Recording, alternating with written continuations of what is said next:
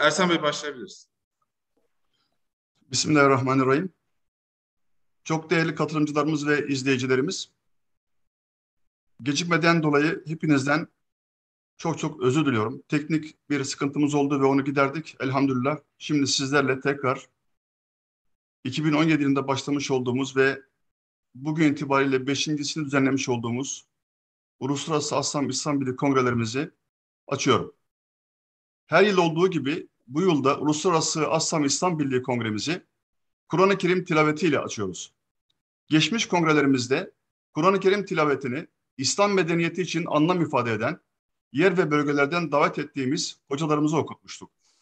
Bu yılda yine İslam alemi için, istifade için Ayasofya Camii İmamı Ferruh Muşter hocamızın güzel sesinden Kur'an-ı Kerim ayetlerini dinleyeceğiz. Şimdi sizleri Ayasofya Camii İmamımız Ferruh Muşter hocamız ile baş başa bırakıyorum. Buyurunuz Ferruh hocam. أعوذ بالله من الشيطان الرجيم بسم الله الرحمن الرحيم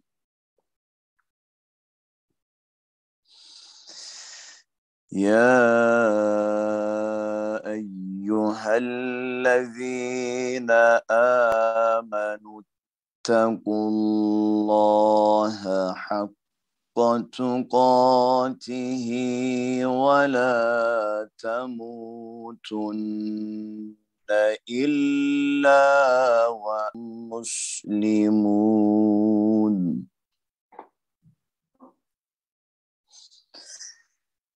واعتصموا بحبل الله جميعا ولا تفرقوا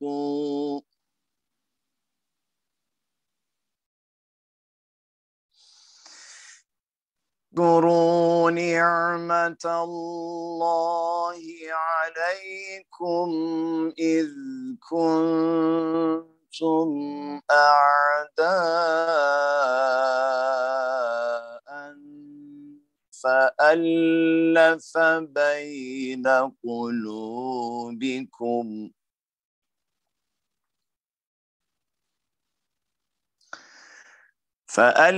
بين قلوبكم فأصبحتم بنعمته إخوانا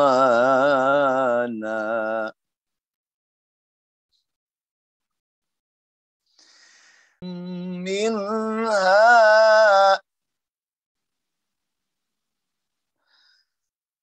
كذلك يبين الله لكم آياته لعلكم تهتدون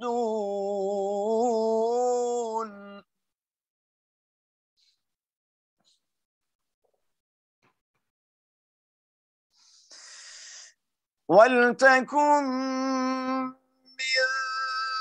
منكم أمة يدعون إلى الخير ويأمرون بالمعروف وينهون عن المنكر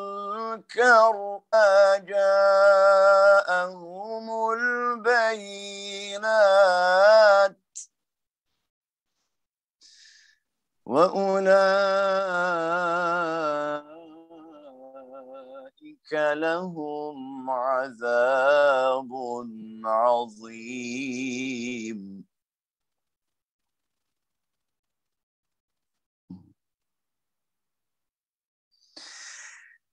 بسم الله الرحمن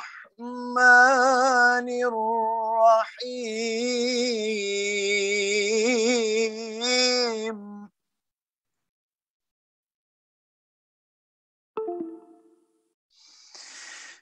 إن الله يأمركم أن تؤدوا الأمانات إلى أهلها وإذا حكمتم بين الناس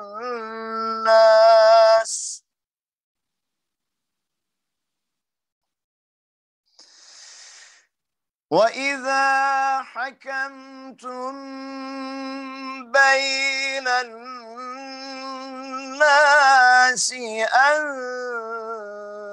تحكموا بالعدل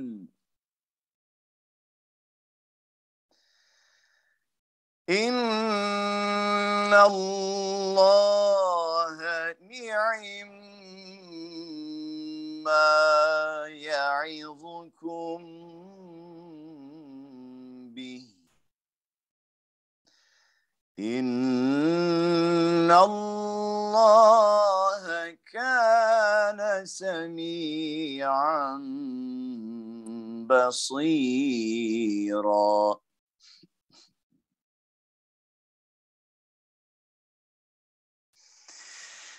يا أيها الذين آمنوا أطيعوا الله وأطيعوا الرسول وإلى أولي الأمر منكم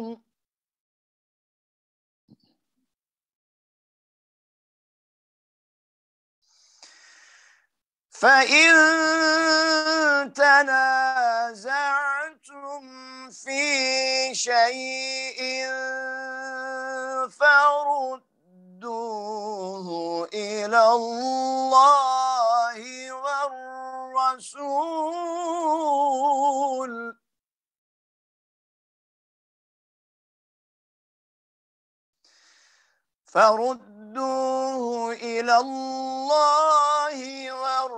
والرسول إن كنتم تؤمنون بالله واليوم الآخر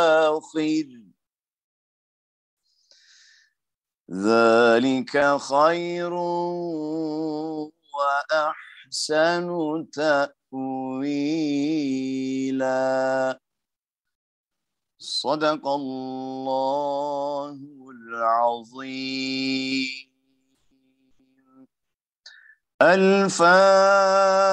الفاتحة.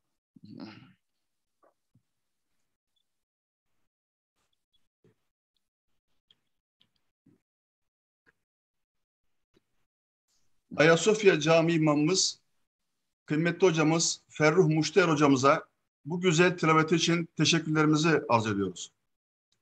Değerli katılımcılarımız ve izleyicilerimiz, Üstad Necip Fazıl Kısakürek'in ifadesiyle aksiyon adamı Fatih Sultan Mehmet İstanbul'u fethedip onun kalbi Ayasofya'da namazını eda ettiği zaman Cenubi Fransa'da kırılmış, Viyana'da Batı'yı tekrar dişleyecek olan İslam taarruz kıskacının mihver çivisini eline geçirmişti. Ayasofya işte bu incecik mildir, bu çividir. Onu İslam kıskacına yerleştiren Fatih Sultan Mehmet'tir. Ve eğer ondan sonra kıskaç kapatılamadıysa suç kapatamayanlardadır. İşte bugün bu kör talih kırılmış. Ayasofya müminin alnı ile secdede buluşmuştur. Zannedelim Fatih'in ele geçirdiği mihveri kapatmak ve İslam'ın yeniden dünya siyaset sahnesine çıkışını temin etmek vakti gelmiştir. Bildiğiniz üzere yalnızca İslam ülkelerinde değil, dünyada barışın ve huzurun tesis edilebilmesi İslam ülkelerinin ekonomik ve siyasi anlamda dünya siyaset sahnesindeki yerini almasıyla mümkün olacaktır. İslam dini yalnızca kendi mensuplarının değil, tüm dinlerin ve tüm milletlerin refah ve huzurunun teminatı konumundadır. Allahü Teala Ali İmran suresi 103. ayeti kerimesinde şöyle buyurmaktadır. Hep birlikte Allah'ın ipine sımsıkı yapışın, bölünüp parçalanmayın buyurmaktadır. Bugüne kadar İslam dünyası bölgesinde ve iş meselelerinde var olan sorunların çözümünü Batı'dan bekledi. Ancak Dağlık Karabağ meselesinde görüldüğü gibi 10 yıllarca yıl beklese çözüm asla gelmeyecekti. Ne zaman ki iki İslam ülkesi el ele sırt sırta verdi, Batı'nın maşası Ermenistan Dağlık Karabağ'dan sökülüp atıldı. Nitekim Türk Devletler Topluluğu'nun kurulması son yüzyıldır Batı'nın sömürdüğü Afrika'ya dönülen yüzümüz, gelecek şahlanışımızın birer muştusu değil mi? Bakınız, bir tevafuktur ki kongremizle aynı tarihlere denk gelen ve Cumhurbaşkanlığımızın himayesinde gerçekleştirilen Türkiye-Afrika Ortaklık Zirvesi bunun delilidir. 2017 yılında başlayıp bu sene 5.sini düzenlediğimiz Uluslararası Assam İslam Birliği kongreleriyle özellikle Asya ve Afrika kıtasında İttihat-ı İslam adına akıncı rolünü üstlendik. Ve böylece literatüre Asya ve Afrika kıtalarının birleşimiyle değerli katılımcılarımız ve izleyicilerimizin rolüyle Afrika terimini kazandırdık. Bizler sizlerle beraber akıncı misali öncüler olduk. Artık şunu görmek zorundayız. Biz sırt sırta vermedikçe İslam ülkelerinin sorunları çözülmeyecektir. İşte bu bilinç ve şuurla bugün 5. Uluslararası Assam İslam Birliği Kongresi, İslam Birliği için müşterek dış politika usul ve esaslarının tespiti, Afrika Konfederasyonu Dış Politika Stratejisi Kongresini sizlere takdim etmekten gurur duymaktayım. Şimdi bu anlamda kongremizin açış konuşmalarını yapmak üzere Assam Yönetim Kurulu Başkanımız, Emekli General Sayın Adnan Tanrıverdi Paşa'mıza sözü arz ediyorum. Buyurunuz kıymetli başkanım. Teşekkür ederim Ersan Bey. Bismillahirrahmanirrahim. Elhamdülillahi Rabbil alemin. Vel akıbetil muttakin. Ve la udvane illa alel zalimin. Ve salatu ve selamu ala Resulüne Muhammedin ve ala alihi ve sahbihi ecmain. Afganistan, Amerika Birleşik Devletleri, Bangladeş, Bosna Hersek, Burkina Faso, Çad, Doğu Türkistan, Fas, Keşmir, Kuzey Kıbrıs Türk Cumhuriyeti, Libya, Malezya, Mısır, Nijer, Pakistan, Singapur, Tayland, Türkiye ve Ürdün'den bildiri sunmak üzere ve İslam coğrafyasının her köşesinden dinleyici olarak katılan misafirlerimiz. Dumlupınar Üniversitesi Rektörümüz, İslam Dünyası Sivil Toplum Kuruluşları Birliği Başkanımız, Adalet Savunucular Derneği Başkanımız ve Assam mensubu değerli dostlarım, hepinizi saygı ve muhabbetle selamlarım. Katılımlarıyla kongremizi onurlandıran Ayasofya Camii İmamımız Ferruh Müşter hocamıza, Dumlupınar Üniversitesi Rektörümüz Profesör Doktor Kazım Ünsal hocamıza, Adalet Savunucular Derneği Yönetim Kurulu Başkanımız Profesör Doktor Nevzat Taran hocamıza, İslam Dünyası Sivil Toplum Kuruluşları Birliği Başkanı Avukat Sayın Ali Kurt hocamıza, Yemen Üniversitesi Rektörü Profesör Doktor Abdülmecid Zindani hocamıza, Dünya Müslüman Alimler Birliği Genel Sekreterimiz Profesör Doktor Ali Muhittin El Karadağ hocamıza, Pakistan Savunma Komisyonu Başkanı Emekli Orgeneral Seyit Musa Hüseyin hocamıza, Malezya temsilcisi Şandra Muzaffer Bey'e teşekkürler sunuyorum. Hoş geldiniz. Kongremizi şereflendirdiniz. Anlam kattınız. Teşekkürlerimi sunarım. Kongremizin teknik altyapısını kurup yöneten teknik ekibimize teşekkür eder, selam ve hürmetlerimi sunarım. Bu yılki kongremizi de COVID-19 salgınının toplantı kültürümüzde karıştırdığı, maliyeti ve uygulaması da daha kolay olduğu için video konferans yöntemiyle yapmayı uygun bulduk. Adalet Savunucular Stratejik Araştırma Merkezi Derneğimizi yalnız bırakmayan Dumlupınar Üniversitemize, İslam Dünyası Sivil Toplum Kuruluşları Birliği'ne, Adalet Savunucular Derneği'ne şükranlarımı sunarım. Yurt içinden ve İslam ülkelerinden kongremize bildirileriyle katılan değerli hocalarımıza, yazılı ve görsel basınımızın değerli mensuplarına en kalbi şükranlarımı sunarım. Kongremiz bir sivil toplum inisiyatifidir. Konuşmamı yansıda görülen başlıklar altında sürdürmek istiyorum. 2 numaralı yansıyı koyabilir miyiz?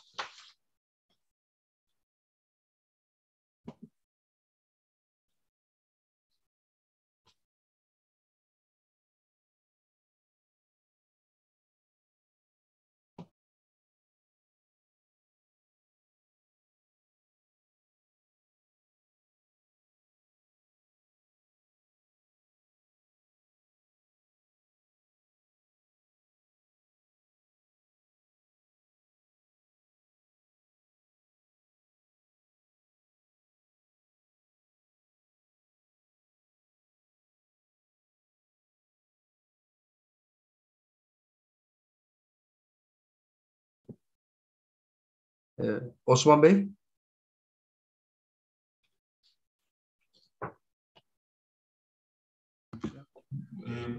Devam ediyoruz. Evet. Ayrıldı, koptu mu acaba bir ara? Hayır başkanım, buyurun devam edin lütfen Peki. siz. Kongremiz bir sivil toplum inisiyatifidir. Konuşmamı yansıda görülen başlıklar altında sürdürmek istiyorum. Kongrenin amacı, İslam coğrafyasının jeopolitik değeri, İslam coğrafyasının içinde bulunduğu durum, İslam ülkeleri birliği sürecinde ASSAM kongreleri, icra edilen 1., 2., 3. ve 4. Uluslararası İslam Birliği Kongre bildirgeleri, 5. Uluslararası ASSAM İslam Kongresi'nde İslam Birliği için müşterek dış politika usul ve esaslarının tespiti ana temasında Afrika İslam Devletleri Birliği dış politika stratejileri başlığında yapılacaktır. Değerli katılımcılar, Uluslararası ASSAM İslam Birliği kongrelerimizin amacı, İslam ülkelerinin ortak bir irade altında toplanması için gerekli müesseseler ve bu müesseselerin olması gereken mevzuatını tespit ederek İslam dünyasına ve karar vericilere bir model sunmaktır. Yarın saat 20'ye kadar devam edecek olan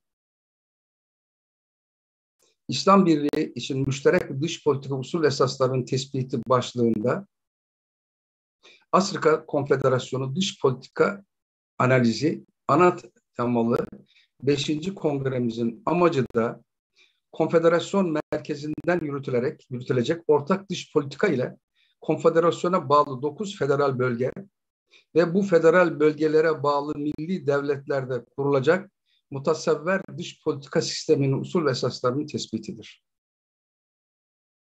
Kongre konusuna geçmeden önce İslam coğrafyasını birlikte tekrar değerlendirmekte fayda umuyorum. 61 İslam ülkesinin 28'i Asya kıtasında, 27'si Afrika kıtasında, 4'ü Avrupa kıtasında, ikisi de Güney Amerika kıtasında bulunmaktadır. İslam dünyasının dayandığı coğrafyayı, İslam ülkelerinin ağırlıklı olarak bulundukları Asya ve Afrika kıtalarını dikkate alarak bu coğrafyanın insanlara verdiği özelliklere işaret etmek ve Avrasya'ya alternatif bir jeopolitik kavram oluşturmak amacıyla İslam coğrafyasını Afrika olarak vasıflandırmak ASSAM çalışmalarının kapsamı içinde bulunmaktadır. Dünya üzerindeki devletlerin 61'ini halkı Müslüman olan ülkeler teşkil etmektedir. 7 milyar 910 milyon dünya nüfusunun 1 milyar 850 milyonunu Müslüman devletlerin insanları, 150 milyon kilometre kare olan dünya karalarının 30.9 milyon kilometre karesinde İslam ülkelerinin toprakları teşkil etmektedir. Dünya petrol rezervlerinin %55,5'una, üretiminin %65'ine, doğalgaz rezervlerinin %64'üne, üretiminin %40'ına sahip olan İslam dünyası, jeopolitik konumu, ortak medeniyet değerleri ve tarihi birikimiyle imkan, gayret ve hedeflerini birleştirerek Afrika coğrafyasında geleceğin süper gücü olmaya namzet bir potansiyele sahiptir.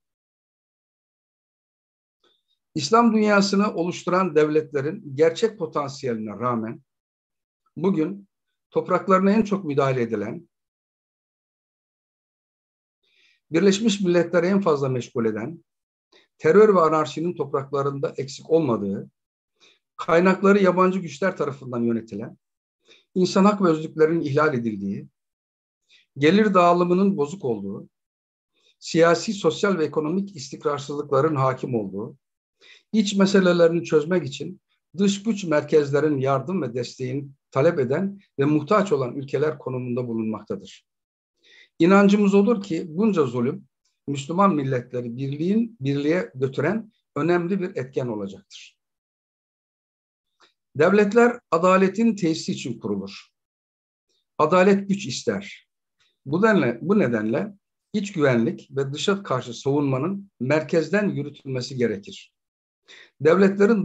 Devletler nezdinde temsil de merkezden yapılmalıdır. Adalet, iç güvenlik, dışa karşı savunma ve dış işlerinin merkezden yönetildiği müşterek bir iradenin hakim olduğu coğrafyada devlet kurulmuş demektir.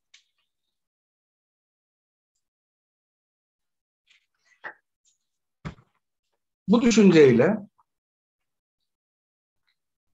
Assam tasavvurunu, Assam kongrelerinin amacını ifade etmek istiyorum.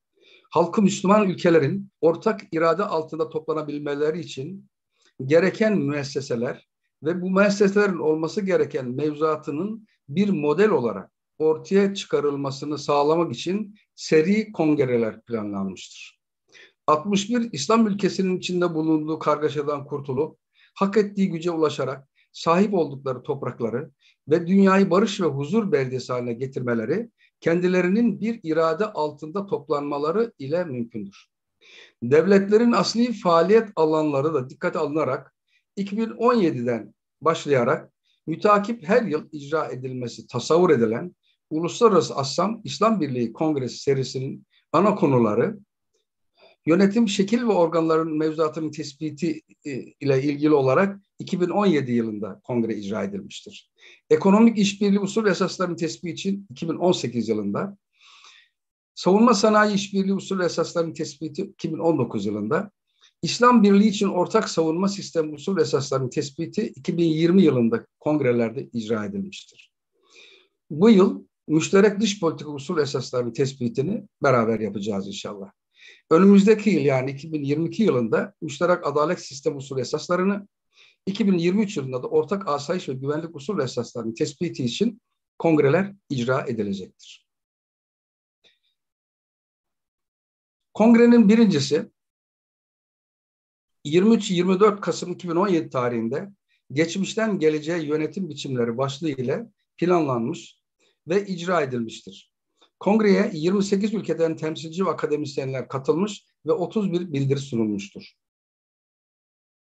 Kongre sonunda yayınlanan bildirgede özetle Müslüman milletlerin refahı, kurdukları devletlerin güvenlik ve bekası, dünyada barışın tesisi ve idamesi, adaletin hakimiyeti ve İslam dünyasının süper güç olarak tarih sahnesine yeniden çıkabilmesi için Asya, Afrika yani Afrika coğrafyasını mihver kabul eden İslam ülkelerinin bir irade altında toplanmasının gerektiğini ve bunun için de İslam ülkelerinin kabinelerinde İslam Birliği bakanlıklarının ihsa edilmesinin ve acilen daimi faaliyet gösterecek İslam ülkeleri Temsilciler Meclisi'nin kurulmasının gerekliliği,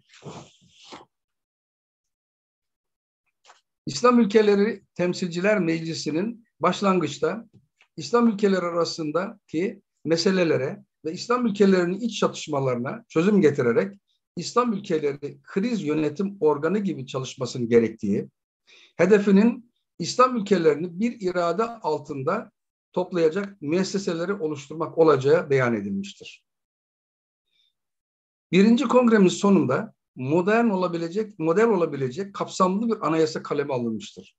63 sayfa ve 181 maddeden oluşan Türkçe, Arapça ve İngilizce dillerinde İslam Ülkeleri Konfederasyonu Anayasası model olarak Assam web sitesinde yayınlanmıştır.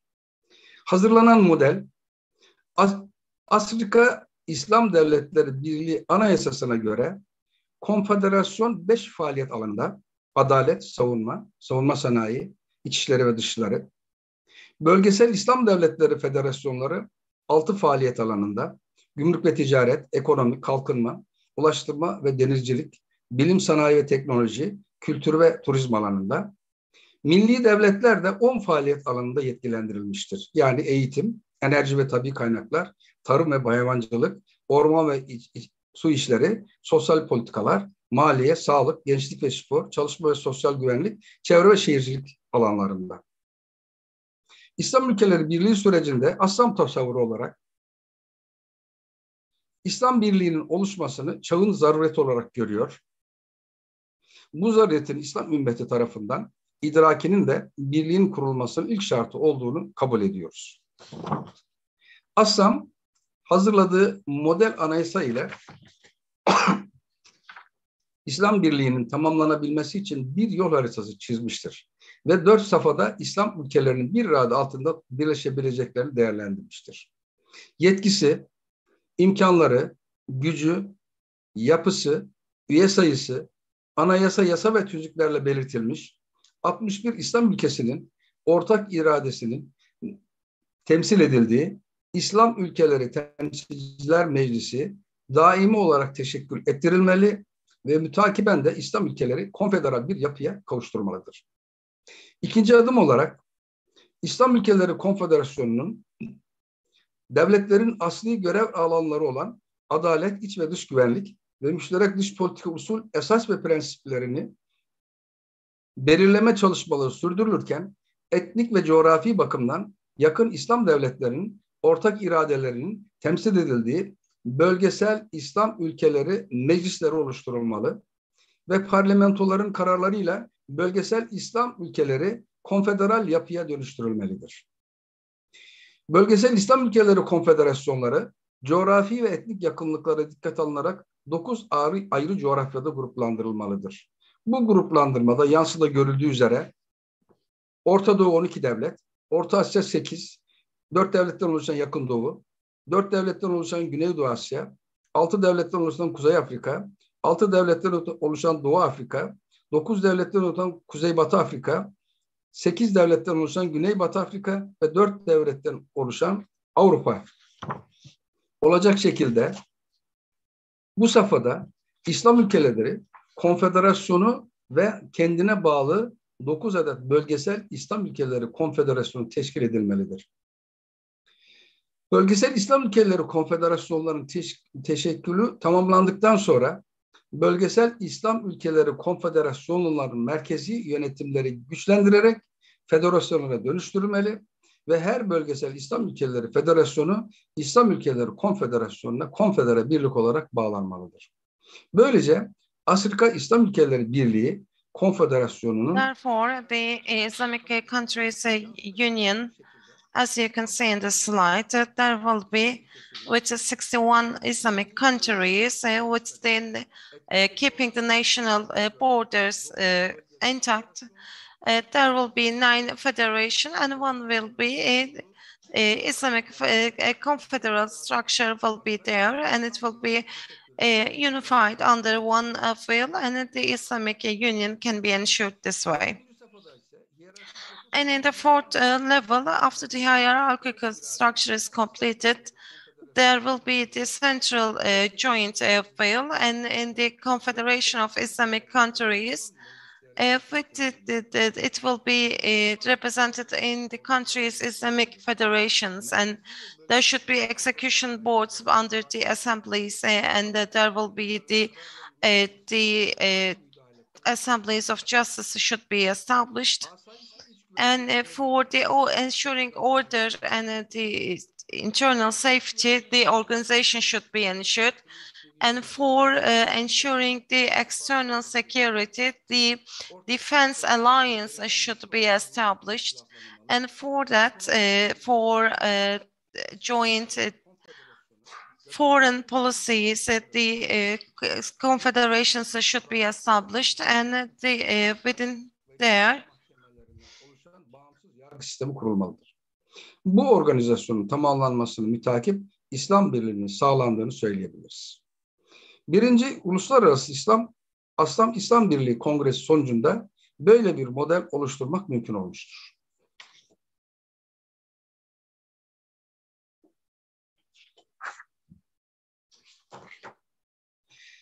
Önemsediğimiz sonuçlar çıkan ikinci kongremizden de özet olarak bahsetmek istiyorum. İkinci Uluslararası İslam Birliği Kongremiz 1-2 Kasım 2018 tarihinde İslam ekonomisi ve ekonomik sistemler ana temasıyla yapılmış kongrede 15 ülkeden 66 akademisyen tarafından 57 bildiri sunulmuştur. Kongrenin sonunda yayınlanan bildirgede İslam ülkelerinin dünya standartlarının üzerinde refah düzeyine ulaşabilmeleri ve ekonomik bağımsızlıklarını kazanabilmeleri için çağın teknolojisini kullanan, üretimi teşvik eden, mal ve hizmet mübadelesine dayalı, faizsiz, emeği sermayeyi tüketiciyi koruyan, adil gelir dağılımı sağlayan, küresel güçlerin hileli yönlendirmelerinden etkilenmeyen, özel para dolaşım sistemine sahip olan, İslam Birliği yolunda ikinci adım olarak İslami bir ekonomik sistemin kurulmasının zaruri görüldüğü, bunun için de İslam ülkeleri arasında gümrük birliğinin tesisi, İslam ülkeleri arasında ortak pazarın kurulması, İslam ülkeleri arasında para birliğinin kabul edilmesi, birlik üyeleri arasında ticaret bölgelerinin kurulması, birliğe bağlı ticaret mahkemelerinin, vakıfların ve ticaret odalarının kurulması, zekat müessesesine ortak bir fon halinde devletlerin kontrolünde kurumsal bir hüviyet kazandırılması, İslami elektronik para biriminin Afrika dinarı oluşturulması, ortak pazar ve ortak üretim ve Ar-Ge teşvik fonu oluşturulması, ortak yatırım fonu ile kaynak planlama çalışması yapılması, Ar-Ge ve inovasyon faaliyetleri için ortak bir kuruluşun oluşturulması, İslam ülkelerinin maden, enerji, tarım, ulaşım ve telekomünikasyon ile gıda sektörlerinde İslam ülkeleri arasında kooperatifler, el birliği sistemlerinin kurulması ve İslami finans kuruluşlarının desteklenmesi, Afrika Bankalar Arası Finansal Aktarma Merkezi, Afrika BAFAM'ın kurulması, üye ülkeler arasında dış ticaret hacmini arttırmaya yönelik tedbirlerin alınması, İslam ülkeleri arasında ticaret merkezlerinin kurulması, tercihli ticaret anlaşmalarının yapılması, İslam ülkeleri arasında dil, din, tarih birleşkesinde oluşan kültürel yakınlığın geliştirilmesi, güçlü bir siyasi iradenin oluşturulması gerektiği deklare edilmiş ve bildirge ASSAM web sitesinde dünya kamuoyunun hizmetine sunulmuştur.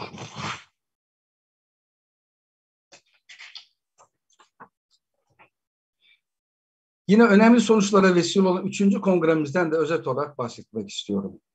Kongremiz 19-20 Aralık 2019 tarihinde İslam Birliği için ortak savunma sanayi üretiminin usul ve esaslarının tespiti başlığında Afrika ortak savunma sanayi üretimi ana temasında 45 İslam ülkesinden temsilcilerin katılımı ile icra edilmiş ve kongrede 10 ülkeden 45 akademisyen tarafından 44 bildiri sunulmuştur. Kongre sonunda bağımsızlığın ve egemen güç olmanın başta gelen şartlarından birinin de ülkelerin kullandıkları silahların kendileri tarafından üretilme zaruretinden hareketle Afrika İslam Devletleri Konfederasyonu kabinesinde Savunma Sanayi Bakanlığı'nın 5 bakanlıktan birisi olmasına ve merkeze bağlı yansıda görülen 9 alt birimden oluşmasının,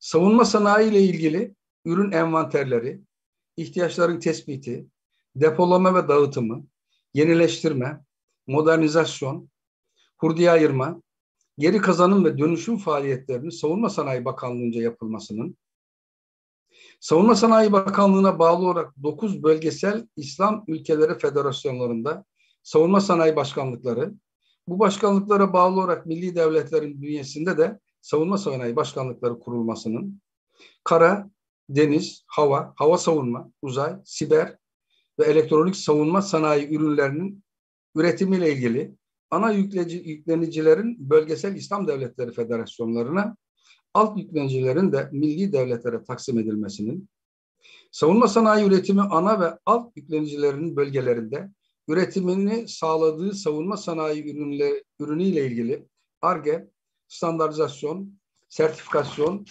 akreditasyon, kodifikasyon ve bakım onarım merkezlerinin teşkil edilmesinin, savunma sanayi ana ve alt yüklenici görevi verilen bölgesel İslam federasyonlarına ve milli devletlere tahsis edilen savunma sanayi ürünleriyle ilgili meslek liseleri, meslek yüksek okulları ve üniversitelerde ana bilim dalları ihsas edilmesinin uygun olduğu belirtilmiş ve hazırlanan bildirgede ASSAM web sitesinde dünya kamuoyunun hizmetine sunulmuştur. Yine önemli sonuçlara vesile olan 4. kongremizden de özet olarak bahsetmek istiyorum.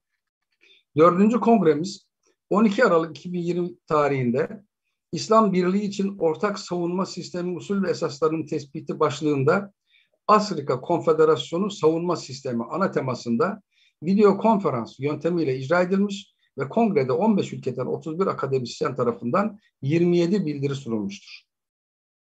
Kongre sonunda yayınlanan bildirgede bağımsızlığın ve egemen güç olmanın başta gelen şartlarından birinin de ilkelerin savunmalarının merkezden yürütülmesinin zaruri olduğu, bu nedenle Savunma Bakanlığı'nın konfederasyon tarafından merkezden yürütülen 5 faaliyet alanından birini oluşturduğu ve Afrika İslam Devletleri Birliği Savunma Organizasyonu'nda Savunma Bakanlığı'nın konfederasyon merkezinde bulunan Genelkurmay Başkanı, Kara, Deniz, Hava Savunma ve Füze, Siber ve Elektronik Güvenlik Komutanlıkları ile 9 bölgesel federasyonun her birinin merkezinde konuşlanmış ordu seviyesinde müşterek harekat komutanlıklarının oluşması tasavvur edilmektedir. Taslak, İslam Ülkeleri Konfederasyon Anayasası'nın 117. maddesinde yer aldığı şekliyle Konfederal Cumhuriyet Başkanlığında Konfederal Cumhuriyet Başkan Yardımcıları, Bölgesel Federal Cumhuriyet Başkanları, Adalet, Milli Savunma, İçişleri, Dışişleri Bakanları, Genelkurmay Başkanı, Kara, Deniz, Hava ve Müşterek Kuvvet Komutanlıklarının katıldığı Konfederal Cumhuriyet Güvenlik Konseyi'nin oluşturulması tasavvur edilmektedir.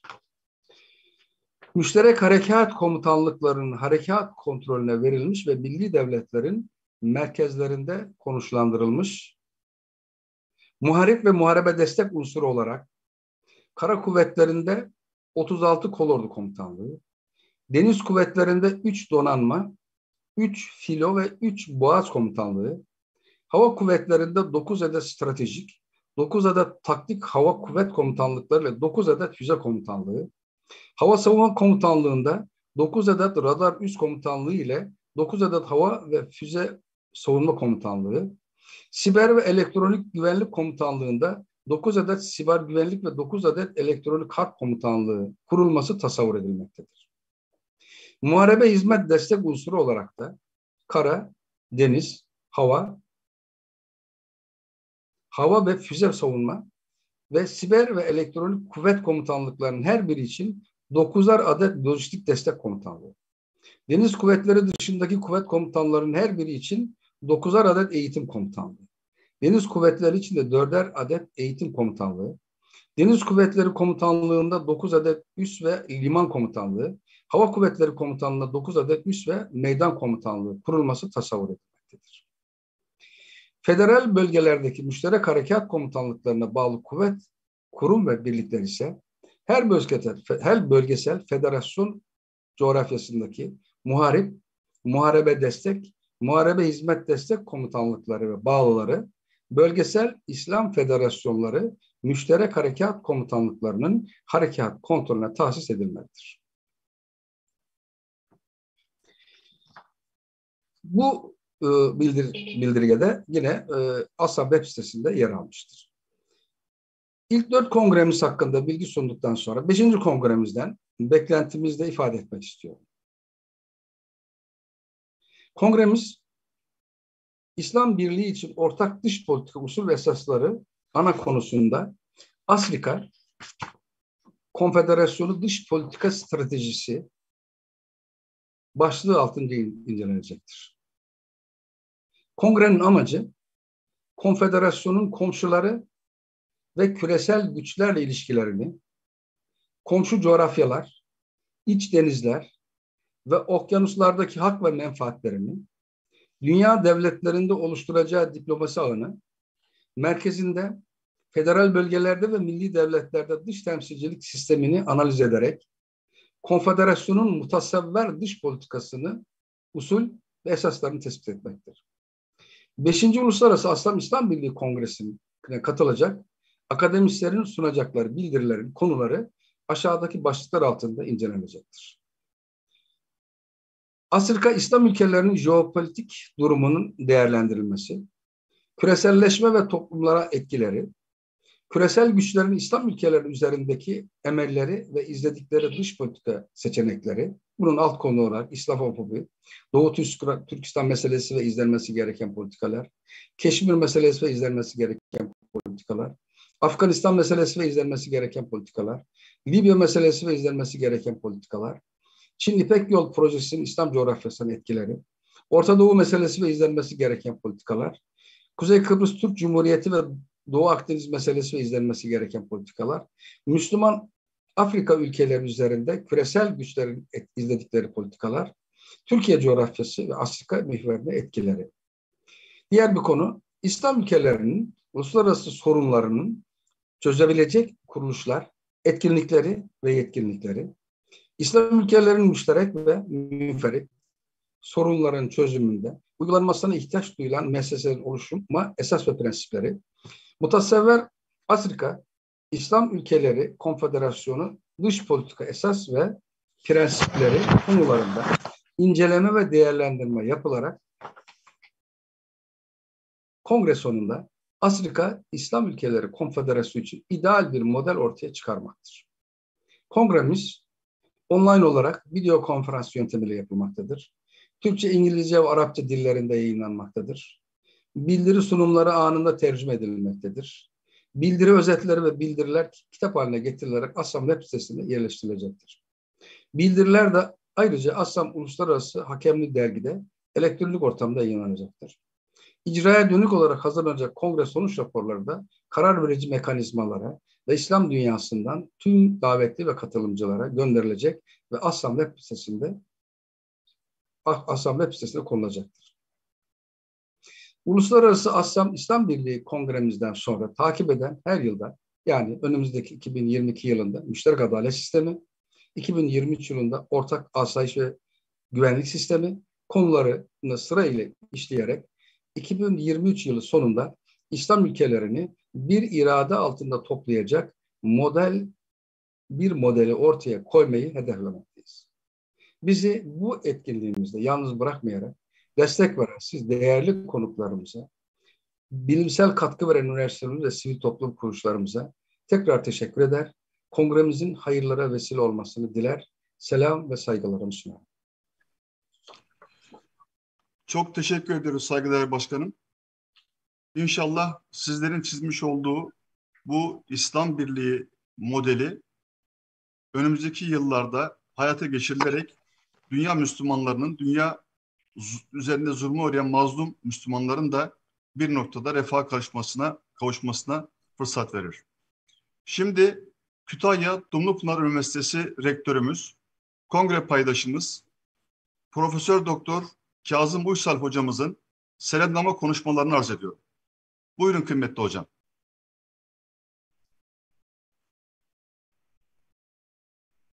Euzubillahimineşşeytanirracim. Bismillahirrahmanirrahim. Elhamdülillahi Rabbil alemin. Vessalatu vesselamu ala seyyidina Muhammedin ve ala alihi ve sahbihi ecmain. Alemi İslam'ın kurtuluşunu İttihad-ı İslam'da arayan, gayesi İttihad-ı İslam olan muhterem kardeşlerim, 5. Uluslararası Assam İslam Kongresi, İslam Birliği Kongresi'ne hoş geldiniz. Şu an sesimi duyan herkesi en kalbi duygularla selamlıyorum. Bu anlamlı kongreyi düzenleyen ve destek veren, başta muhterem Adnan Tarlıverdi Paşam ve çalışma arkadaşları olmak üzere herkese teşekkür ediyorum. Muhterem kardeşlerim, İslam aleminin terakkisi ancak İslam kardeşliği ve İslam birliğinin tesis edilmesine bağlıdır. Asya ve Afrika'nın bahtı İttihad-ı İslam'la açılacaktır. Şahlanışı İttihad-ı İslam'la olacaktır. Allah'ın bize yardımına, bizim İslam kardeşliğini tesis etmemize bağlıdır. Allah'ın bize yardımı, bizim İslam kardeşliğini tesis etmemize bağlıdır.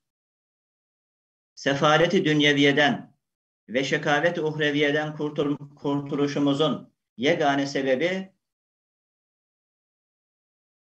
İttihad-ı İslam'dır. Her mümin için İttihad-ı İslam'a çalışmak farzdır. Aziz kardeşlerim, insan fıtratına zıt, materyalist felsefe, insanlık alemini perişan etmiştir. Son asırda insanlık maddi olarak terakki etse de mana olarak tedenni etmiştir. Materyalist felsefe müntesipleri, hakların güçlü olduğu değil, güçlünün haklı olduğu hayvani bir anlayış benimsemiş ve tatbik etmişlerdir. Bunlar kendi milletini evrimin ileri safhalarındaki üstün ırk kabul ederken diğer milletlere hayvana yakın aşağı ırklar olarak bakmışlar ve öyle muamele etmişlerdir. Bundan dolayı insan fıtratına uygun İslam medeniyetine sadece İslam alemi değil, tüm mazlum ve masum milletlerin ihtiyacı vardır. Kıymetli kardeşlerim, bu kısa zaman zarfında İttihad-ı İslam'ın tesis edilmesi için çok önemli bulduğum bazı hususlara kısaca değinmek istiyorum. Birinci olarak, günümüzde çoğu Müslüman inandığı Allah'ı hakiki manada tanımıyor. Taklidi bir iman ve itikada sahip. Müslümanlar ne zaman Kur'an'ın tarif ettiği, varlık aleminin tasdik ettiği Allah'ı gerçek manada tanırsa, işte o zaman kurtuluşa ererler. Müslümanlar ne zaman varlık alemini de Allah'ın bir kitabı olarak görür ve merakla incelerse, yani bilime önem verirse, terakki eder ve İttihad-ı İslam tesis edilir. İnşallah ilmin ilerlemesiyle Kur'an hakikatleri daha iyi anlaşılacak ve fıtrata uygun olan hak dinimiz galebe edecek ve medeniyetimiz galip gelecektir. İkinci olarak, günümüzde İslam aleminin en dehşetli hastalığı ümitsizliktir. Bu da aslında Allah'ı gerçek manada tanımamanın neticesidir. Nasıl bir iman ki Allah'tan ümidi kesmiş, nasıl bir iman ki sonsuz güç ve kudret sahibi olduğuna varlık alemi şahit olan Allah'tan ümidi kesmiş. Nasıl tanıyorsak bizimle öyle muamele ediyor.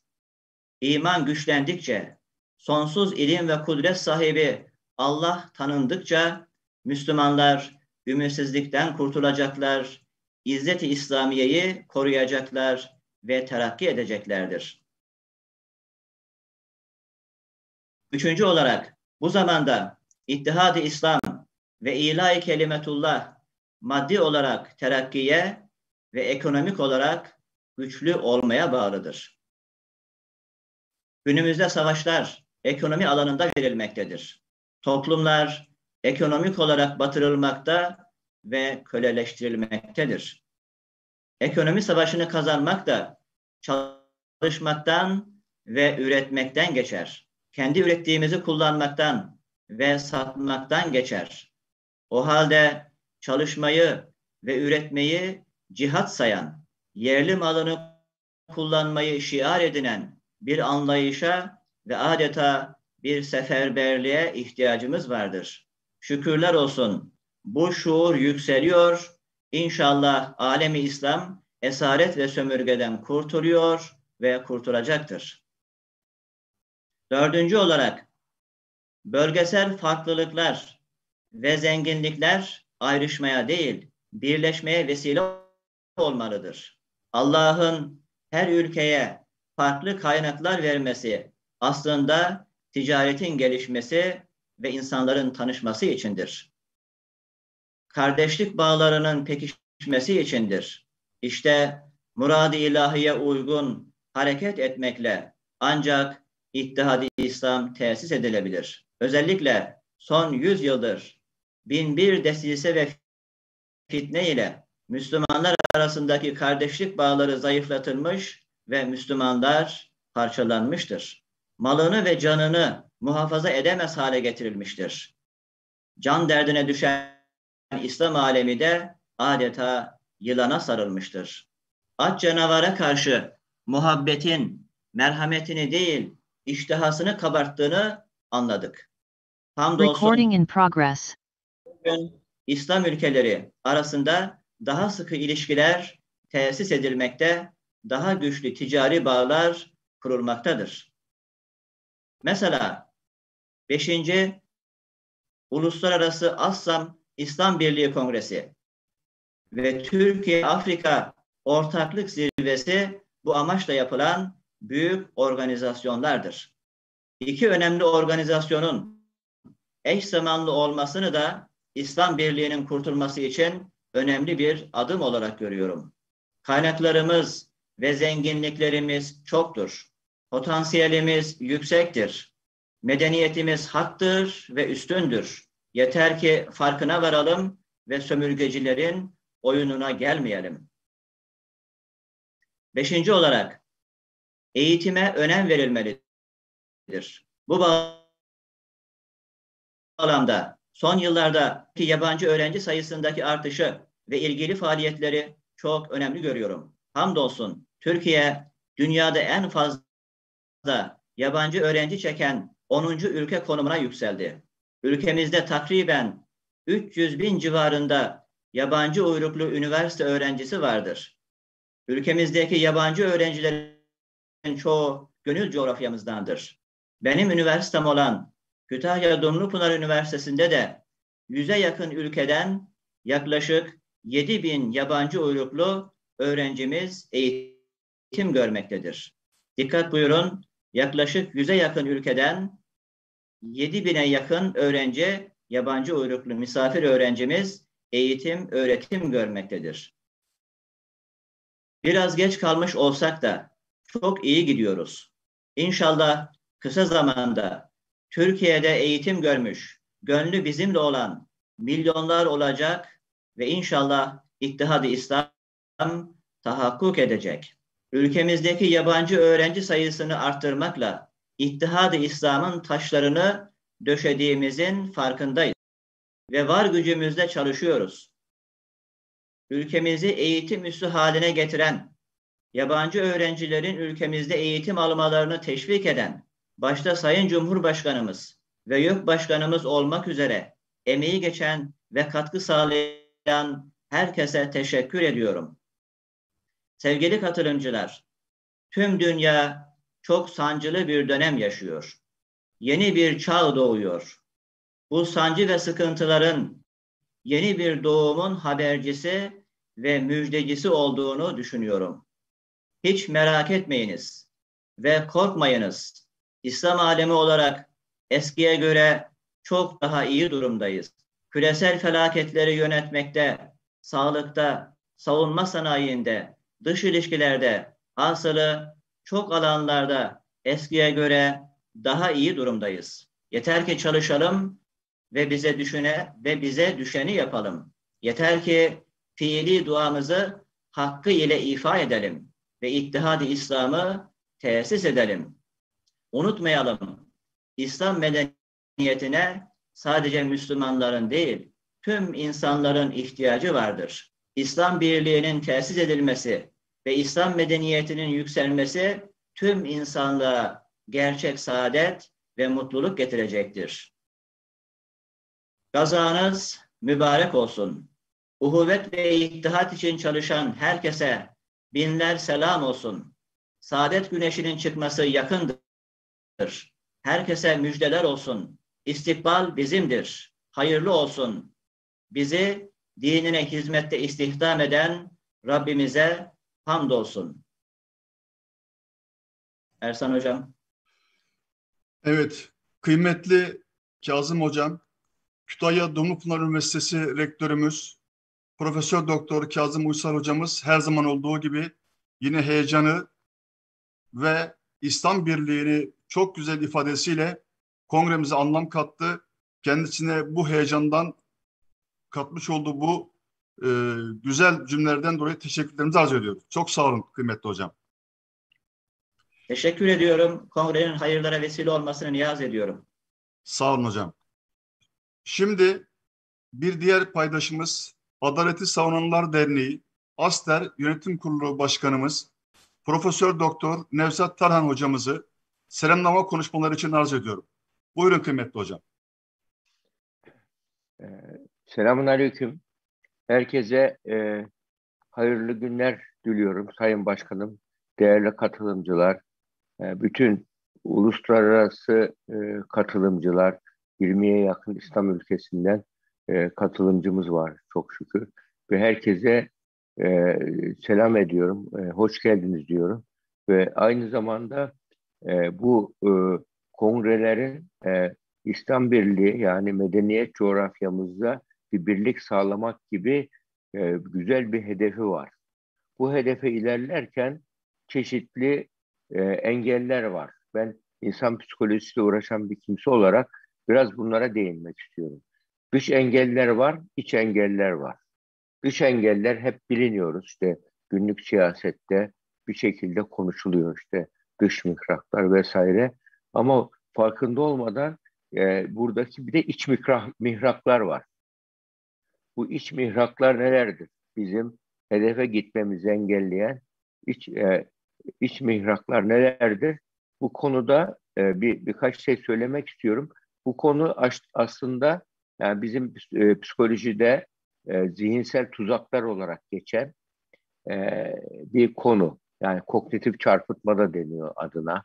Yahut da kişinin beyinde dolaşan psikolojik böcekler de deniyor. Böyle bir şekilde bu insanın düşünce, karar verme mekanizmasını bozuyor. Sağlıklı karar vermiyor, hatalı karar veriyor ve hedefinden uzaklaşıyor. Hedefini değiştiriyor yahut da niyetini değiştiriyor. Bu neden oluyor? Bununla ilgili özellikle daha geniş bir konu tabii ama İslam birliğine mani olan neler var burada? Müslümanların bu konuda yani bizim Türkçe'de bir söz vardır. İğneyi başkasına batır ama çuvaldızını kendine batır tarzında. Yani bir önce kendimizi empati yapabilmek için kendimizi değerlendirmek gerekiyor. Yani zaten öz bilinç diye geçiyor bu. Kendini bilmek. Farkındalık olarak geçiyor. Şimdi bu zihinsel tuzaklar şöyle. 2000'li yıllarda bir psikolog, Kahneman isimli bir psikolog böyle siyasette ve ekonomi alanında davranış iktisadı gibi bir kavramın başlamasına sebep oldu. O zihinsel tuzakları ticarette, ekonomide nasıl bir şirketin batmasını, nasıl şirketlerin başarılı olmasında bunların rolü olduğuyla ilgili çalışma yaptı ve kriz yönetiminde ya da satın alma davranışında psikolojik etkenler tarzında zihinsel tuzakları bir kitap haline getirdi. Piyasada da var kitap. Yani akıllı insanlar nasıl aptalca şeyler yapıyorlar özetle. Ya bu kadar akıllı, bu kadar gayretli, iyi niyetli insanlar niye böyle büyük hatalar yapıyorlar? Bu konuyla ilgili ben bazı şeyler söylemek istiyorum. Çünkü İslam dünyasının şu anda yaşadığı bir kaos var. Bu kaosun düzelmesi için zihinsel dönüşüm olmadan sosyal dönüşüm olmuyor. Sosyal dönüşüm olmadan da siyasal dönüşüm beklemek hayalcilik olur. Nebevi bir tarz değil. Resulullah'ın tarzı nedir? Resulullah'a Mekke emirliği işte verilmiş. Sen Mekke emir ol ama iddiandan vazgeç. İstediğin gibi burada istediğin kişilerle istediğin gibi Mekke'nin emiri ol deniyor. O kabul etmiyor. Halbuki siyasal düşünseydi şöyle derdi. Tamam ben Mekke emiri olayım der. Gücü elinde tutar. Önce güç diyorsak eğer. Önce gücü elinde tutar. Gücü ele geçirdikten sonra herkes Müslüman olacak derdi. Belki de Müslüman olurdu çoğu kimse öyle bir şey olsa. Fakat İslam dini devam etmezdi ki. Yani İslam dininin saflığının bozulmaması için Hazreti Hasan ve Hüseyin şehit olmuşlar. Saflığının bozulmaması için. Onun için onlar direnmişler. Onun için İslam dininin saflığını bozmadan nasıl bunu yaparız? Bunun için hedef birliği olmadan İttihat olmaz. İttihat İslam olmaz. İslam birliği olmaz. Hedef birliği nedir? Nedir? Mesela Osmanlı'ya kadar birçok Selçuklular, Abbasiler hepsi kurulmuş. Bunlar hedef birliğinden ve hedeften vazgeçtikleri an dağılmaya başlamışlar. Ama hedef birliğini Osmanlı kurulurken hedef bilimi olarak ilahi kelimetullah demiş. İzzeti İslamiye demiş. Yani maksatta ittihat olmazsa metodolojide ittihat olmuyor. Maksatta birlik olmadıkça, hedefte birlik olmadıkça insanlar ortak senkron çalışamıyorlar. Onun için önce amaçta birlik sağlamamız lazım. Bir Müslümanın amaçtaki birliği nedir? Önce ilahi rızayı kazanmak. Onun için güç elde etmek, hakimiyet kurmak, cihangirlik yapmak bunlar ara hedeflerdir. Ana hedef değildir. Ana hedefe engelse onları terk edersiniz. Yani bu metodoloji için biz bazı zihinsel tuzaklar var. Mesela bununla ilgili mesela batık bedel tuzağı diye bir tuzak var. Mesela bu batık bedel tuzağı bir zamanlar Fransa ile İngiltere Concorde diye büyük bir uçak, milyar dolar yatırarak uçak geliştirerek ses hızından daha hızlı büyük yatırım yaptılar. Fakat uçaklar çok gürültü yaptığı için havaalanlarında bozdular. Dengeleri bozdular. Direndiler. O uçakların devam etmeyeceği ile ilgili bütün o kadar para yatırdık. Bundan geri adım atamayız diye vazgeçmediler. Daha çok yatırım yaptılar. Batık bedel tuzağı ve en sonunda bir uçağın birisi kötü bir şekilde düşünce okyanusu birkaç saatte geçebilen uçaklardı bunlar. Yani 11-12 saatlik yolculuğu birkaç saatte geçebiliyorlardı. Ve bu uçaklar daha sonra bir dağıldı. Uçuş büyük bir kazayla onun üzerine projeden vazgeçildi. Ama büyük bir batık bedel zihinsel tuzağı diye geçiyor. Bu fazla hırslı olan kişilerde oluyor bu. İhtiras, hırs varsa batık bedel tuzağına düşüyor insan. Açgözlü ve hırslı kişilerde. İkinci bir tuzak mesela yani böyle tek yönlü kanıt toplama tuzağı diye geçiyor. Ya bu tuzakta ne var? Ben bilirim duygusuyla, ben yaparım, ben bilirim duygusuyla, egosu yüksek olan kişilerde bu çok oluyor. Yani o diyor ki kendi fikrine doğru olan kanıtları topluyor. Kendi fikrine doğru olan bilgileri topluyor ve bu bilgiler üzerinde ilerliyor.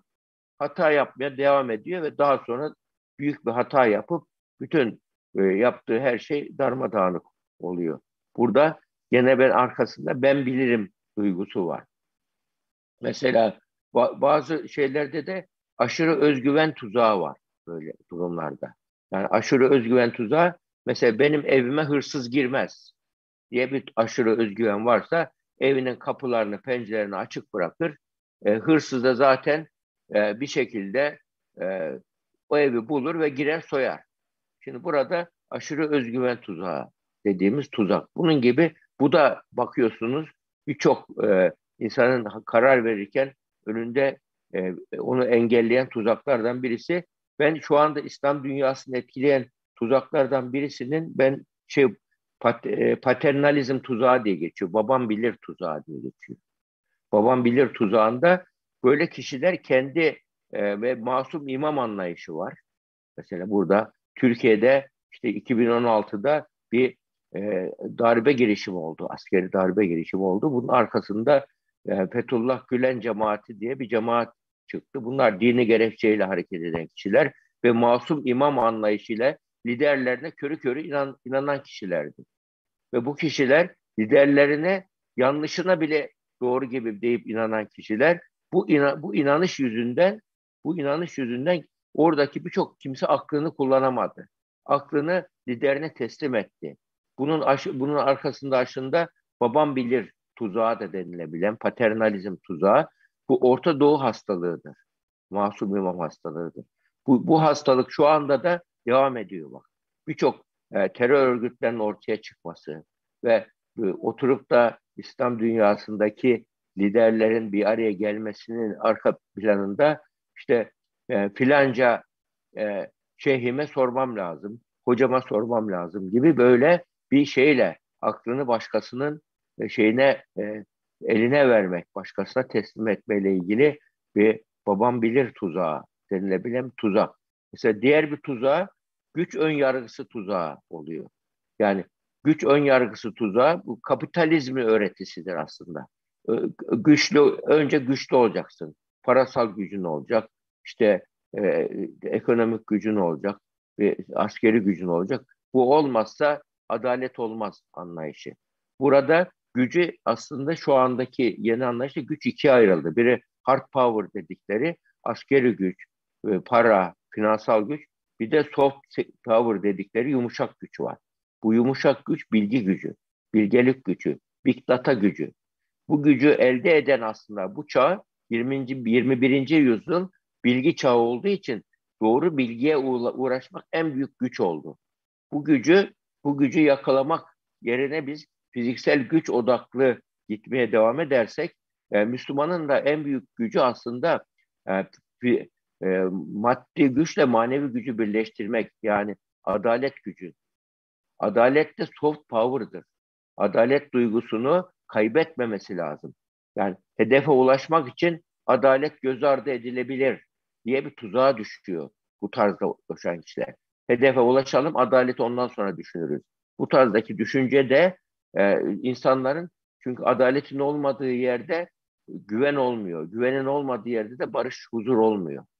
Onun için adaleti Allah'ın Resulü adalet odaklı olduğu için, güç odaklı olmadığı için, güç ve adaleti dengesini kurabildiği için nebevi bir tarz oluşturmuş.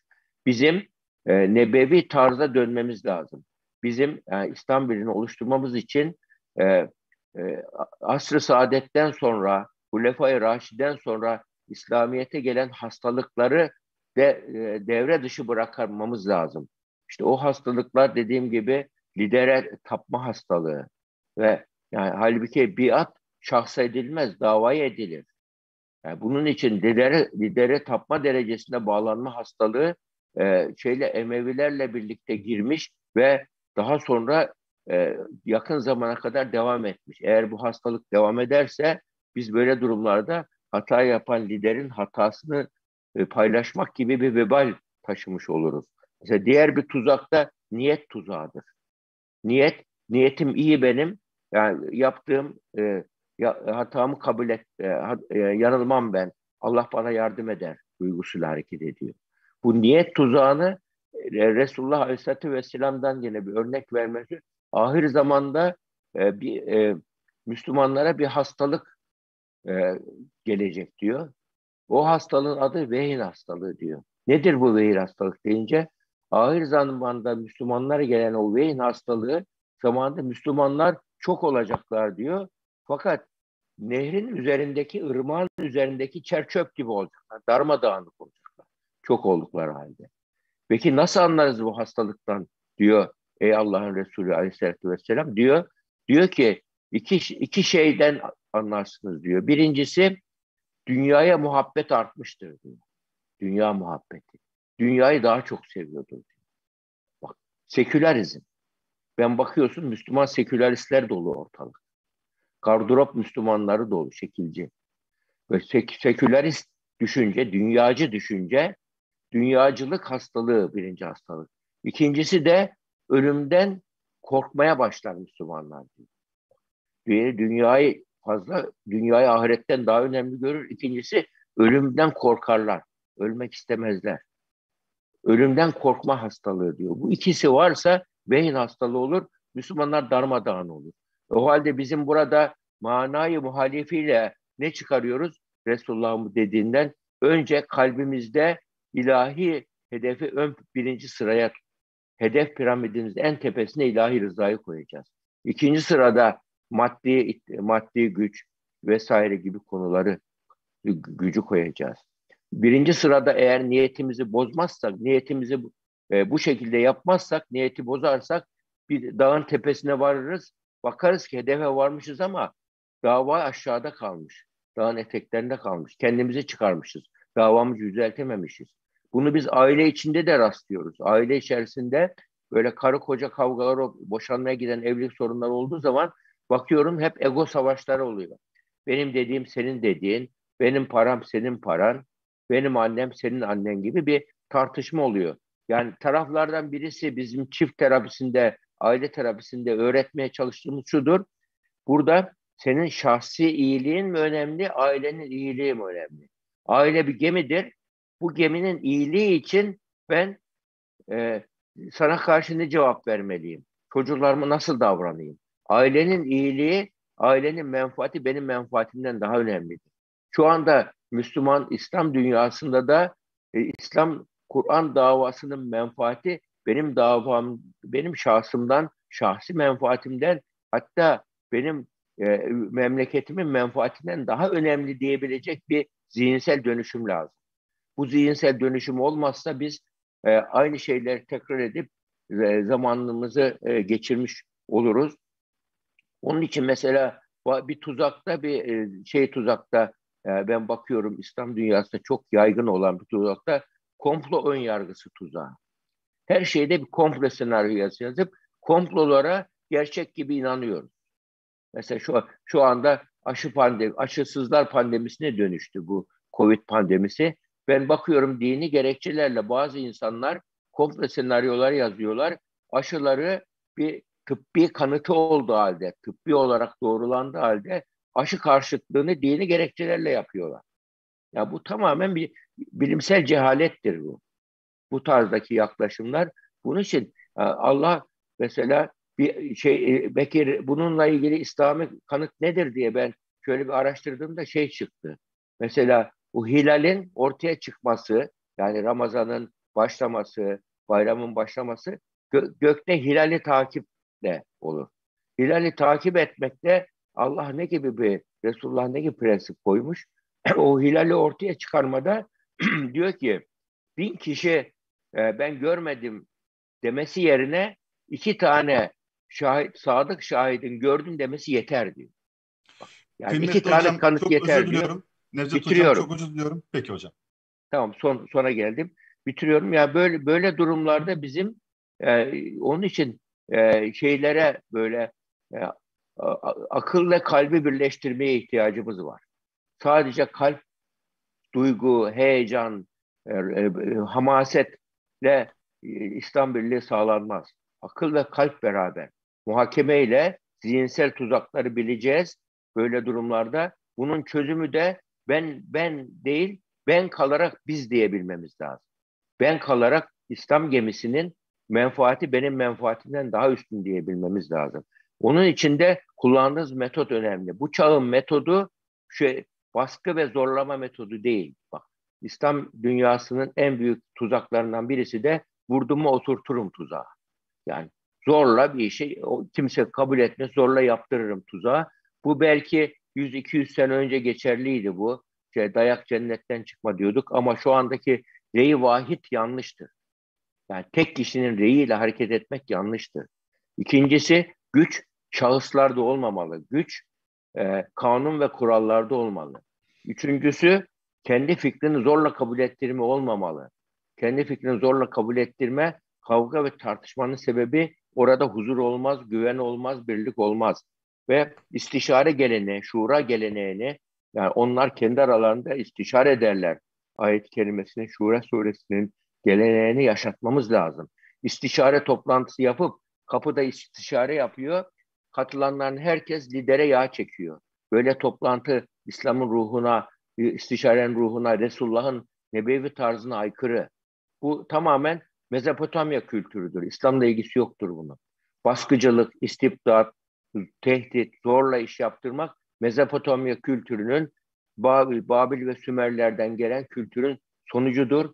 Bu kültürü değiştirmemiz lazım. Eğer bunları değiştirirsek ancak nasıl Osmanlı'nın kuruluşunda böyle Şeyh Edebaliler çıktı, İmam Mevlana'lar çıktı, Anadolu'da irfan kültürünü canlandırdılar, bir zihinsel dönüşüm başlattılar 1200'lü yıllarda ve 1300'lü yıllarda Osmanlı meyvesini verdi. Onun için biz acele sonuç beklemeyelim. Önce kalplerimizi ve zihinlerimizi tedavi edelim. Sonra Allah'ın yardımı gelir, merak etmeyelim diye düşünüyorum. Sabırla dinlediğiniz teşekkür ederim. Çok sağ olun kıymetli hocam. Hocam çok önemli bir konuya temas ettiniz. 4444, 4 tane 4 ayrı ayrı olsa her biri 4 hükmünde ama bir çizgi üzerinde yan yana olduğunda, yani biz olduğunda 4444 kuvvetinde olur. Çok sağ olun kıymetli hocam. Evet. Şimdi yine kongre paydaşlarımızdan İslam Dünyası Sivil Toplum Kuruluşları Birliği Genel Sekreteri Sayın Avukat Ali Kurt Bey'i selamlama konuşmaları için arz ediyorum. Buyurun kıymetli Ali Bey. Bismillahirrahmanirrahim. Elhamdülillah ve salatu ve selamu ala Resulillah.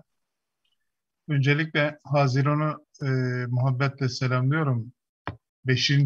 Uluslararası Assam İslam Kongresi, bundan önceki diğer İslam Birliği toplantıları gibi önemli bir konuyu ele alıyor. Dış politika stratejileri, bizim böyle bir devirde ne kadar ihtiyaç duyduğumuz, İslam coğrafyasının bir araya gelebilmesi adına ciddi anlamda strateji geliştirmeye mecbur olduğumuz bir konjonktürün içindeyiz. Belki sene hatırlarsanız İslam Dünyası Malezya'nın başkenti Kuala Lumpur'da KL Summit'te bir araya geldi. Kuala Lumpur zirvesine bir araya geldi. Tabii bir taraftan İslam İşbirliği Teşkilatı gibi son derece önemli ve stratejik bir yapımız var.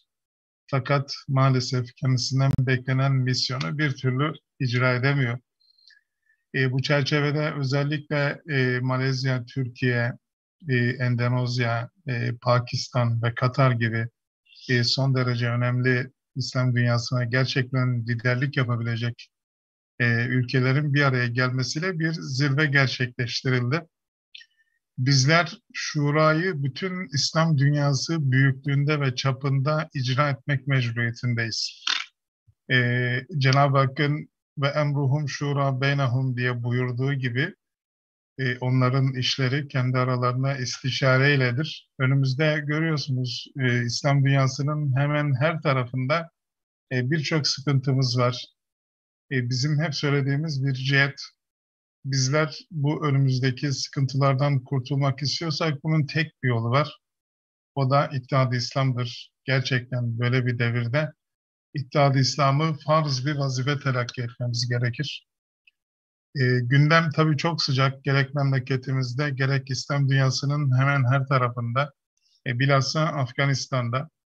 Geçtiğimiz haftalarda Afganistan konusunda neler oldu, genel durum nedir başlıklı bir konferans gerçekleştirdik. Bugün de bakıyorum konuşmacı arkadaşların bir kısmı bu konuya değinecek. Tabii son derece önemli bir konjonktür. Hanefi ve Sünni bir ekolo mensup Taliban yönetiminin kardeş Afganistan'da iş başına gelmesi bizim gerçekten kendilerine yardımcı olmamız da gerektiren önemli bir kavşak. Malum işte Afganistan'da 1973'e kadar devam eden bu 40 yıl gibi süren Zahir Şah yönetiminin ardından Sovyetler Birliği'nin 10 yıllık bir işgali, işte o bitti derken George W. Bush o yönetiminde bu sefer Amerika liderliğinde koalisyon güçlerinin 20 yıl süren bir işgal sürecine şahit olduk hep beraber. Bu 40 yıllık süreçte peş peşe bir sürü işgaller, işte rejim değişiklikleri ama hiç bitmeyen savaşlar ve karmaşa maalesef izlemiş olduk. Halbuki bizim Afganistan'a baktığımız zaman emperyalist hiçbir devlete tutunamadıklarını orada görüyoruz. Öyle ki Rusya bile bu işgalin ardından Sovyet Sosyal Cumhuriyetler Birliği dağılmak zorunda kaldı. Nitekim şimdi Amerika'da çekilmek durumunda kaldı. Ama geriye bakıldığında işte Suriye'deki örnekte gördüğümüz gibi, Irak'ta, Yemen'de maalesef gördüğümüz gibi harabe bir ülke kaldı. Zaten çok zayıf olan İslam dünyasındaki bu savaşlarda bütün birikimlerini de oradaki kardeşlerimiz kaybettiler. Bu durumda tabii bizlerin bu tip coğrafyamızdaki zayıf durumda kalan arkadaşlarımıza, kardeşlerimize çok fazla destek vermemiz lazım geliyor. Sonuçta Amerika'nın bir hezimetle çıkmış olduğu Afganistan'ın arkasında biz sürdürülebilir bir düzenin oluşturulması için İslam dünyası olarak inisiyatif almak mecburiyetindeyiz. OIC, İslam İşbirliği Teşkilatı bu konularda maalesef hep duyarsız davranıyor. Fakat hiç değilse bu yeni dönemde bu sürece destek vermek zorunda. Ben bu noktada bilhassa Kuala Lumpur zirvesine katılan bu inisiyatif çerçevesinde bir araya gelen o 4-5 devletin siyasi barış ve istikrarın temin edilmesi noktasında ciddi sorumluluk üstlenmesi gerektiğine bir kez daha dikkat çekiyorum ve temenni ediyorum ki Taliban yönetimi de inşallah bu yeni dönemde basiret ve ferasetle hareket eder de Senatör şu anda hazır mı? Ve emsali terör örgütleri orada inisiyatiflere geçmezler. Dolayısıyla burada gerçekten biraz önce Nevzat Hocam'ın ifade ettiği gibi tamam, bakın onu alacağım. Yani yemek yiyen insanları benzetiyordu o Vehin hadisinde. Büyük bir tabağın başına toplanarak sofraya birbirlerini davet ettikleri gibi sizin de başınıza üşüşmeleri yakındır. Bakın Efendimizin 1400 yıl evvel haber verdiği şekilde bugün İslam coğrafyasının birçok yerinde maalesef sıkıntı içinde olan ve başına üşüşülmüş böyle kardeşlerimiz var. Az gelişmişlik düzeyinde perişan vaziyetteki kardeşlerimizin yaşadığı bu İslam ülkelerinin bulunduğu şu coğrafyamızda halbuki gayri safi milli hasılası çok yüksek, dünyanın en zengin petrol rezervlerine, maden yataklarına sahip Müslüman ülkelerin yani sadece zekatlarını verseler ihya edecekleri bir tablo içinde Efendimiz o Vehin hadisinde gerçekten Müslümanlara arız olan dünya sevgisinden ve ölüm korkusundan bahsetmişti. Halbuki bugün bizim tek sorunumuz Afganistan değil. Bakın Filistin'de yaramız var bizim, Kudüs'te, Gazze'de. Doğu Türkistan nasıl peki? Oradaki kardeşlerimizin durumu nedir? Çin'in hiç bitmek bilmeyen bir asimile hareketi içindeki oradaki kardeşlerimize bakın sahip çıkamıyoruz. Keşmir'de tasavvur edelim ki Birleşmiş Milletler Güvenlik Konseyi 2 kez referandum kararı almasına rağmen tatbik edemediğimiz, Hindistan'ın tasallutundan kurtaramadığımız bir Keşmir var. Suriye ve Irak'ta yaşananlar gözümüzün önünde. Yemen'e baktığımızda Yemen'in bu savaşlardan önceki hali bile çok iyi değilken şimdiki geldiği noktadaki tabloyu bir tasavvur ediniz. Mısır'daki, ne bileyim Lübnan'da, Sudan'da olanlar ortada. Bizim her yıl gerçekleştirdiğimiz gençlik buluşmalarından bir tanesinde Paten'den bir genç katılmıştı ve şöyle bir değerlendirme yapmıştı. Demişti ki çocuk, bugün bile bizim ülkemizde Paten dediğimiz malum Malezya'nın hemen üstünde Anglo-Sakson siyasetiyle işte Tayland'a peşkeş çekilen bir coğrafya, hep çekilirken bir çıban noktası bırakarak çekilirler ya. O genç diyordu ki bugün bile bir çocuk bizim ülkemizde Patani'de korkar, bir şeyden üzülür, ağlarsa annesi onu şöyle teselli ediyor. Diyor ki korkma evladım, üzülme.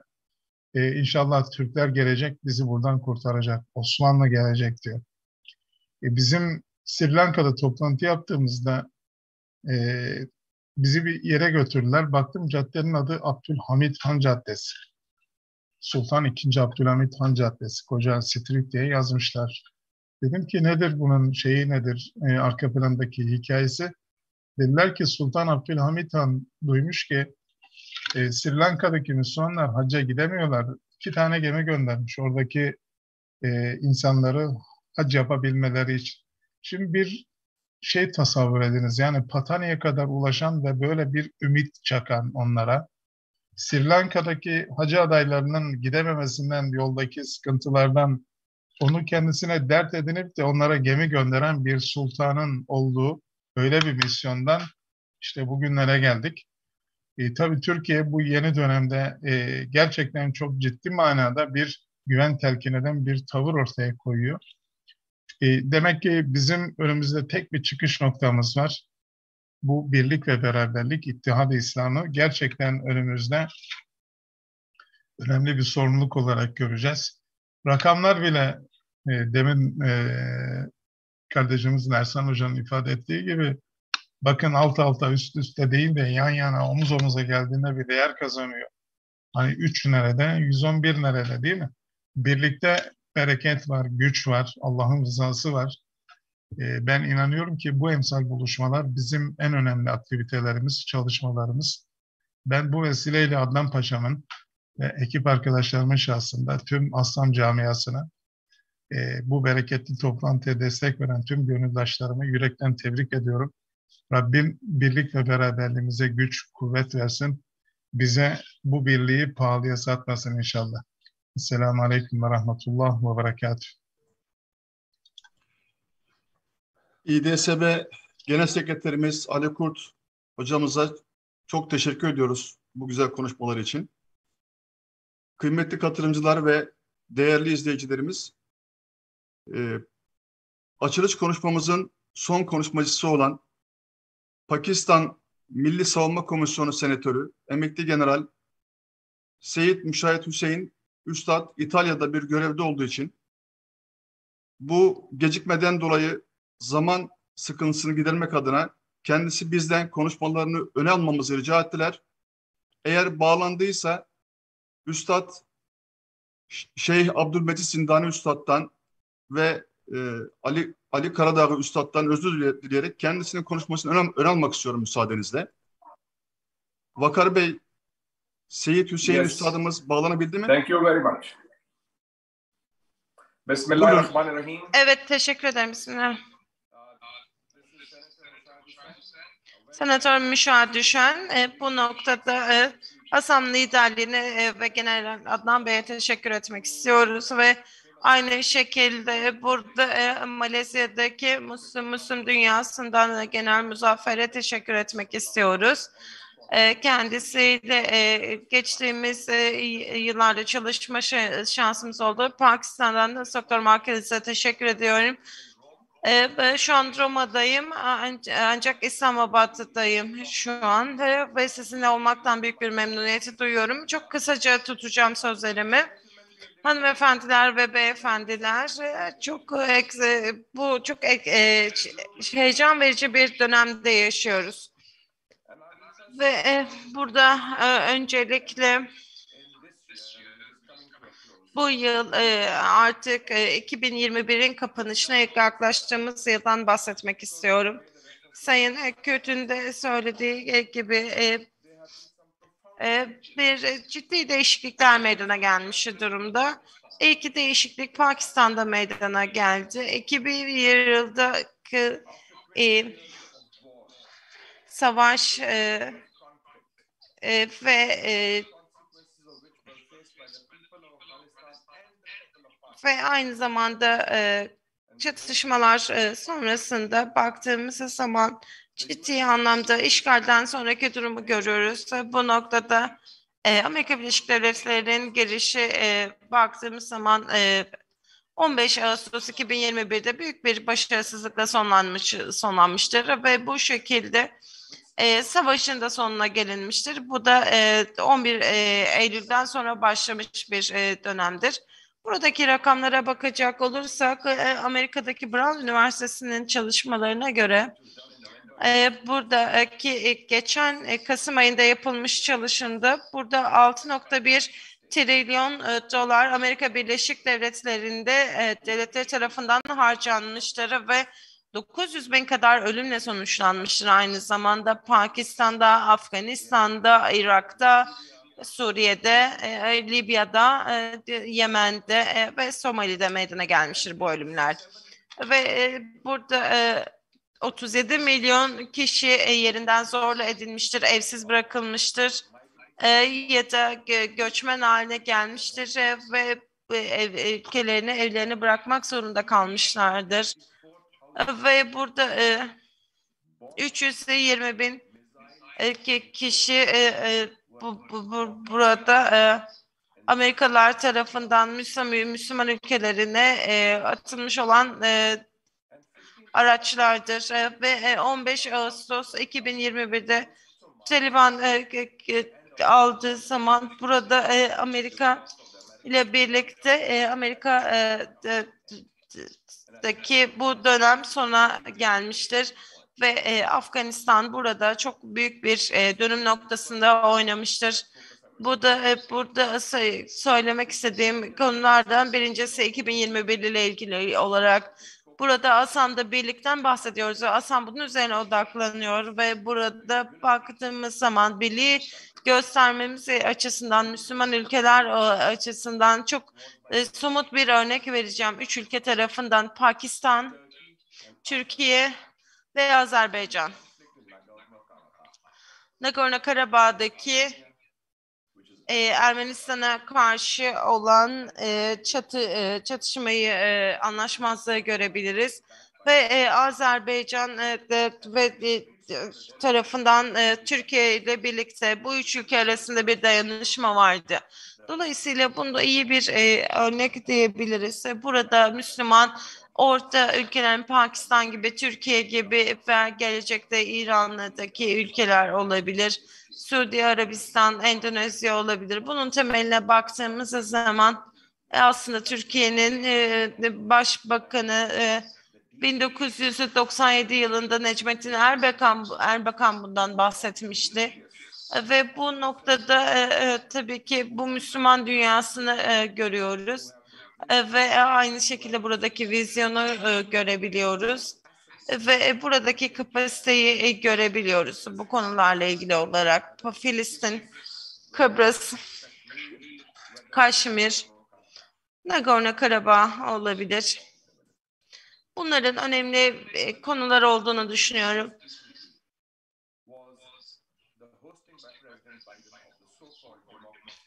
Üçüncü konu ise burada 10 Aralık'ta ortaya çıkmış olan kısmı görüyoruz. Burada baktığımız zaman yeni bir soğuk savaştan bahsediyoruz. Pakistan'dan bahsediyoruz ama biz buna gitmedik.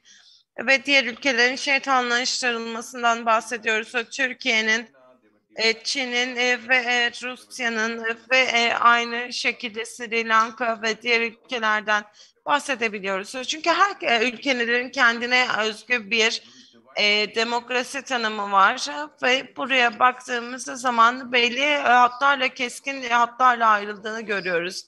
Demokrat teriminin. Çünkü burada jeopolitik bir önemden bahsediyoruz. Hanımefendiler ve beyefendiler. Burada çok önemli bir dönemin başlangıcındayız. Çok önemli kararlar alınmakta ve bununla ilgili olarak da önemli gelişmeler meydana gelmekte ve küresel ekonomik açıdan küresel güçlerde bir dengelerde bir farklılık olduğunu görüyoruz. Ve buraya baktığımızda Doktor Alama Muhammed İkbal'in de konuştuğunu söyleyebiliriz. Ve buraya baktığımız zaman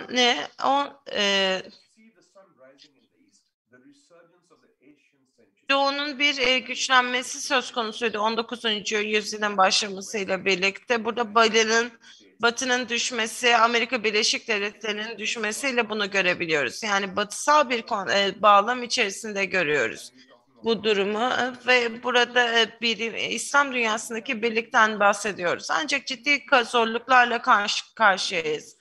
Ve burada şu anki anlaşmazlıkların kökleri 20 yıl önce atılmış diyebiliriz.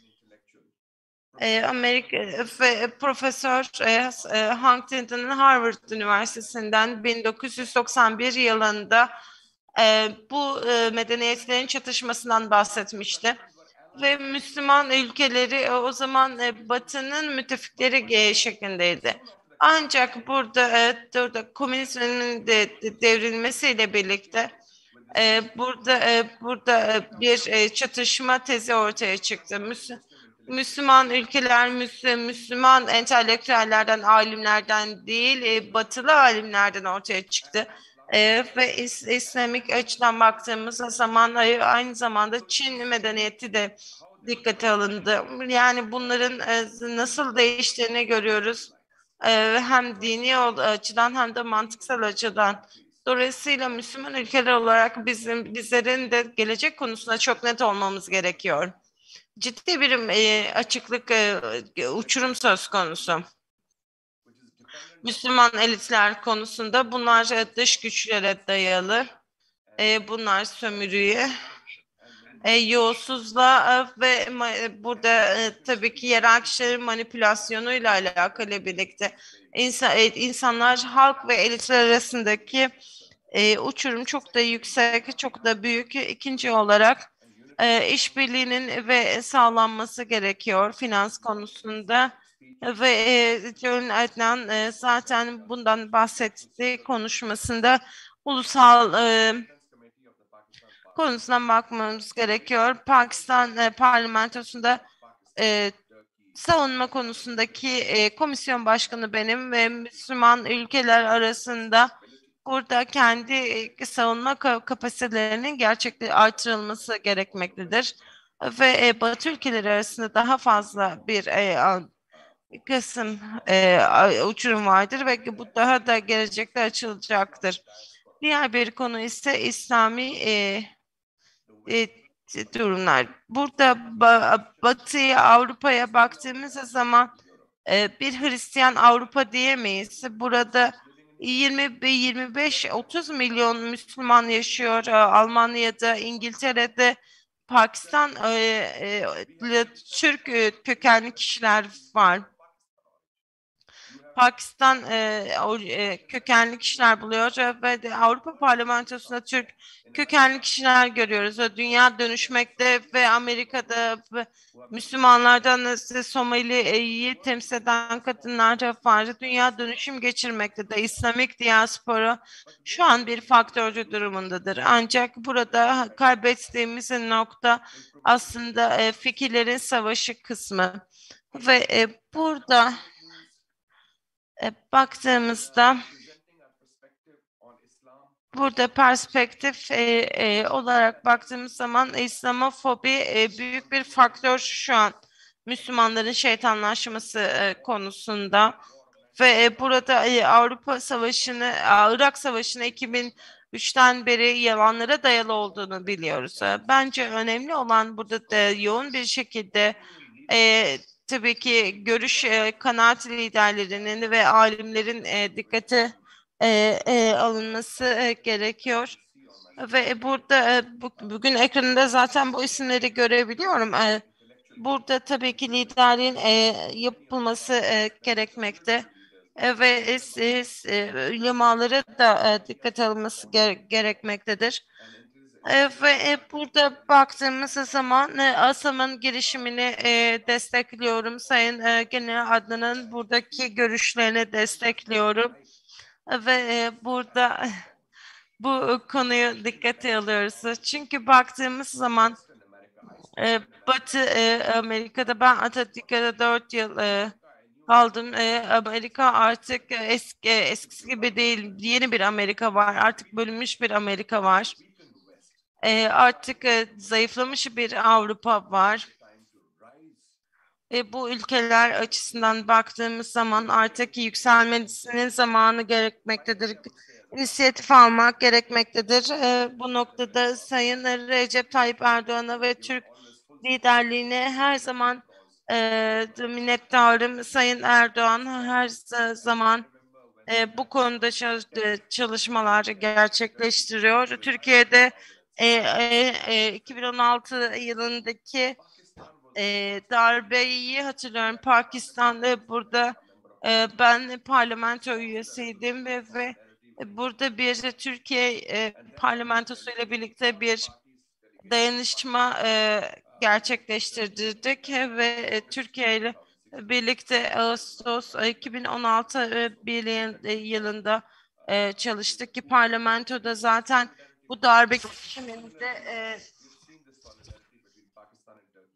etkilenmişti. Burada Pakistan, Türkiye ve Azerbaycan'ı görüyoruz. Kıbrıs'ı görüyoruz ve burada tabii ki Kıbrıs'ın Dışişleri Bakanı'nın da orada olduğunu görüyoruz ve bu ülkelere baktığımız zaman ve Pakistan gibi ülkelerin olduğunu görüyoruz ve İran ve Suudi Arabistan gibi ülkeler yine burada Endonezya, Nijerya gibi ülkeler de bunu dikkate alınabilir ve daha ileride çalışabiliriz. Ve Sayın Erdoğan'ın burada çalıştığını görebiliyoruz. Ve 1997'de İstanbul'da Haziran'da bir toplantıda görüyoruz. Pakistan Kültür ve Bilgi Bakanıydım ve buraya bir toplantı için gelmiştim. Erbakan da burada Türk ordusunun tarafından yumuşak bir darbeyle görevinden alınmıştı. Burada Müslüman ülkelerin buradaki gelişmekte olan ülkelerin ortak bir dünya paylaştığını söyleyebiliriz. Ve bunu ileriye taşımamız gerekiyor. Dikkatiniz için teşekkür ediyorum. Sayın General Adnan'a teşekkür ediyoruz. Adnan liderliğine de teşekkür ediyorum beni davet ettikleri için. Pakistan'a gidiyorum ve bu önümüzdeki hafta Asam'la burada birlikte çalışmak istiyoruz ve size başarılar diliyorum toplantınıza. Teşekkürler. Evet, Pakistan Milli Savunma Komisyonu Başkanı Emekli General Seyit Müşahit Hüseyin Üstad'a çok teşekkür ediyorum. Gerçekten çok önemli bir noktaya temas etti. Türkiye, Pakistan ve Azerbaycan'ın birlikteliği küçük bir İslam birliği olarak algılanabilir. Kendisinin savunma sanayinde ve Müslümanların başına gelmiş olan olaylarda ortaya koymuş olduğu husus bugünkü kongremizin ne kadar isabetli olduğunu gösteriyor. Dış politikasını Müslümanlar artık batıdan değil, kendi işlerinden çıkan fikirlerle oluşturmak durumundalar. İnşallah bunu da Türkiye'nin liderliğinde başaracağımıza inanıyoruz. Çok sağ olun kıymetli üstadım. Size İtalya'daki görevinizde, seyahatinizde başarılar diliyoruz. Şimdi 2014 yılında İslam Dünyası Sivil Toplum Kuruluşları Birliği ile beraber Yemen'e yapmış olduğumuz bir ziyarette kendisini tanımaktan şeref ve onur duyduğumuz ve o dönemde Müslümanların tokat yeme devresinin başladığını ve kendi işlerinde iman içerisinde nifak ehli, nifak içinde iman ehli kalmayıncaya kadar bir sarsıntı olacağını ifade eden ve bugün geldiğimiz süreçte özellikle 2016 yılındaki darbede göstermiştir ki gerçekten Müslümanların içerisindeki nifak ehli artık ayrışmaya başlamıştır. Bize bu ufku veren Yemen İman Üniversitesi Rektörü Profesör Doktor Seyyid Abdülmecid Zindani Üstadı selamlama konuşmalarını yapmak üzere arz ediyorum. Buyurun kıymetli üstadım.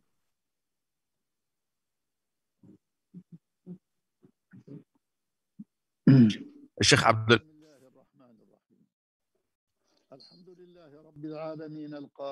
Bismillahirrahmanirrahim.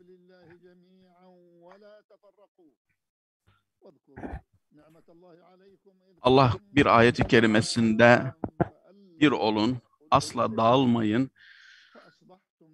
Siz Allah'ın bu rahmeti sebebiyle siz kardeş olduğunuz düşman iken siz ateşin ucunda, ateşe düşmenin ucundaydınız. Allah sizi kurtardı. Allah size bu şekilde ayetlerini size bildirir. Siz bundan öğüt alasınız diye. Siz dağılanlar gibi olmayın. İhtilaf içerine girenler için o gibi olmayın. Onlar için büyük bir azap vardır buyuruyor Allah Kur'an-ı Kerim'de. Efendimiz Aleyhisselatü Vesselam Hazreti Muhammed Mustafa sallallahu aleyhi ve selleme sahabelerine salatü selam olsun. Mümin bir mümin için bir duvar gibidir.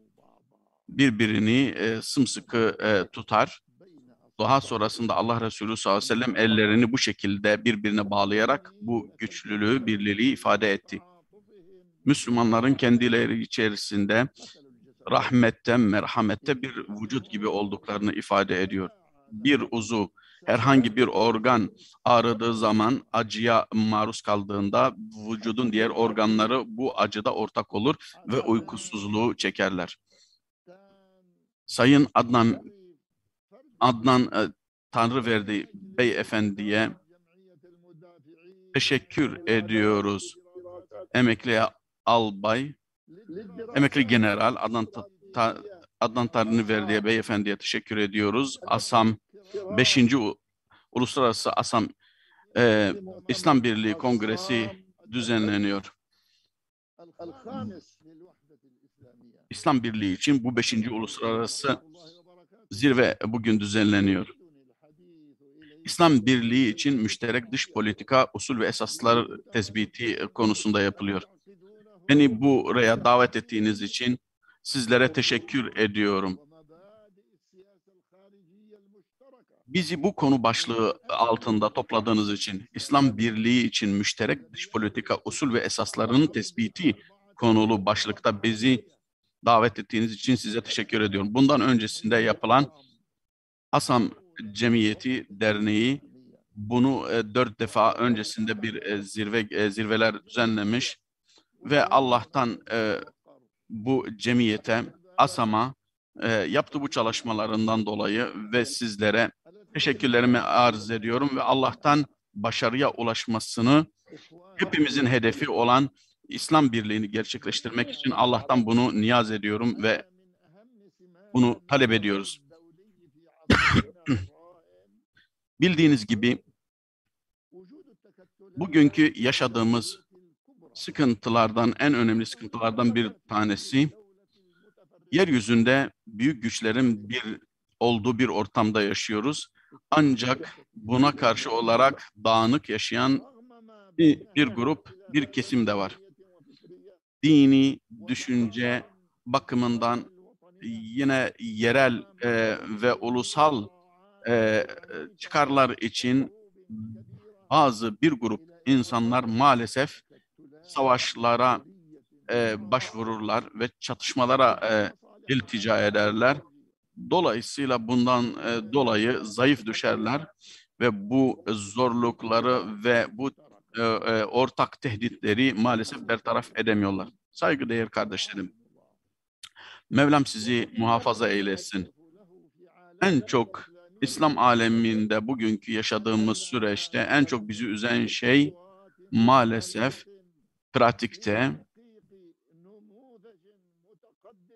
ileri birliği gerçekleştirecek ileri düzeyde bir örnek ortaya koyamadığımızdır. İslam birliğini oluşturacak en temel etmenleri oluşturamadık ve bunlar da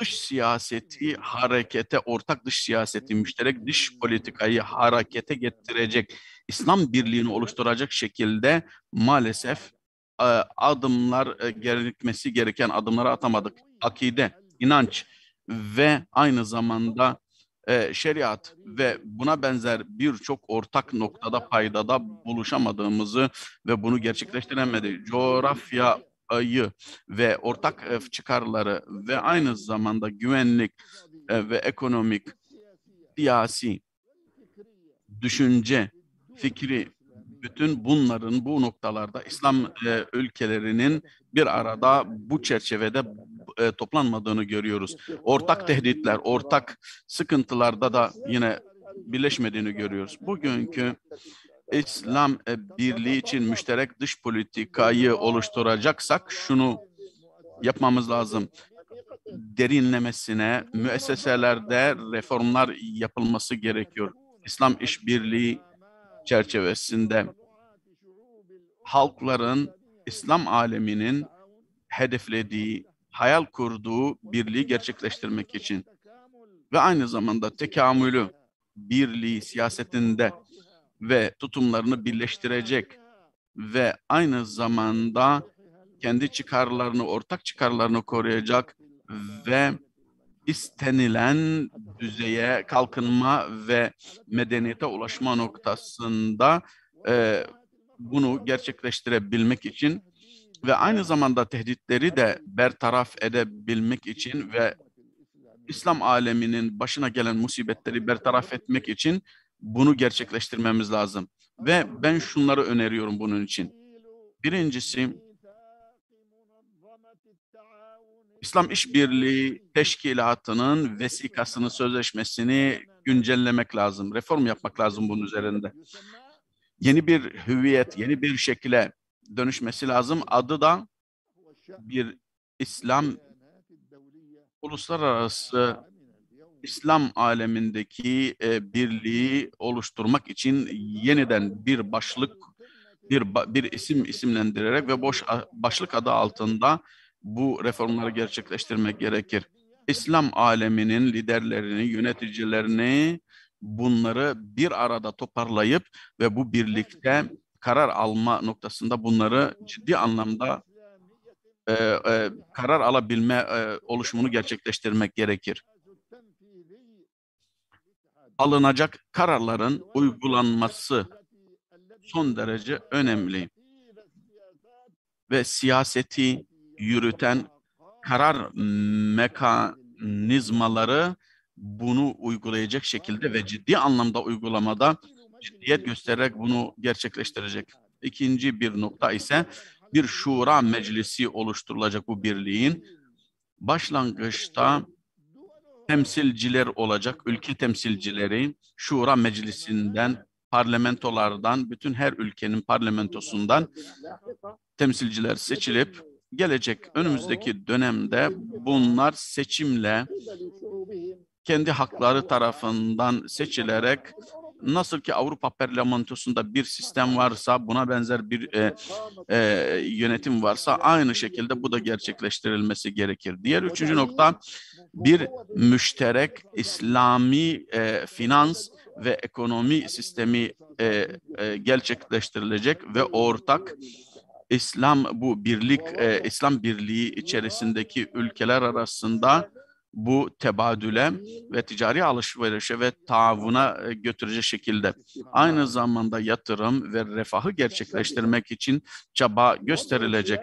Altıncısı, bir dış politika, müşterek dış politika belirlenip ve aynı zamanda dış siyaseti konularında burada görüşmeleri yapacak ve onların adına konuşacak bir temsilci belirleyerek dış ilişkilerde her ülkenin dış siyasetinin ortak noktalarını bir yerde toplayarak burada bir sözcü belirlenecek. Aynı şekilde güvenlik ve askeri konularda da aynı şekilde bir sistem belirleyerek bunun bir temsilcisi yine atanarak ve ortak savunma muahedesini, sözleşmesini yaparak bu şekilde bir adım atılması.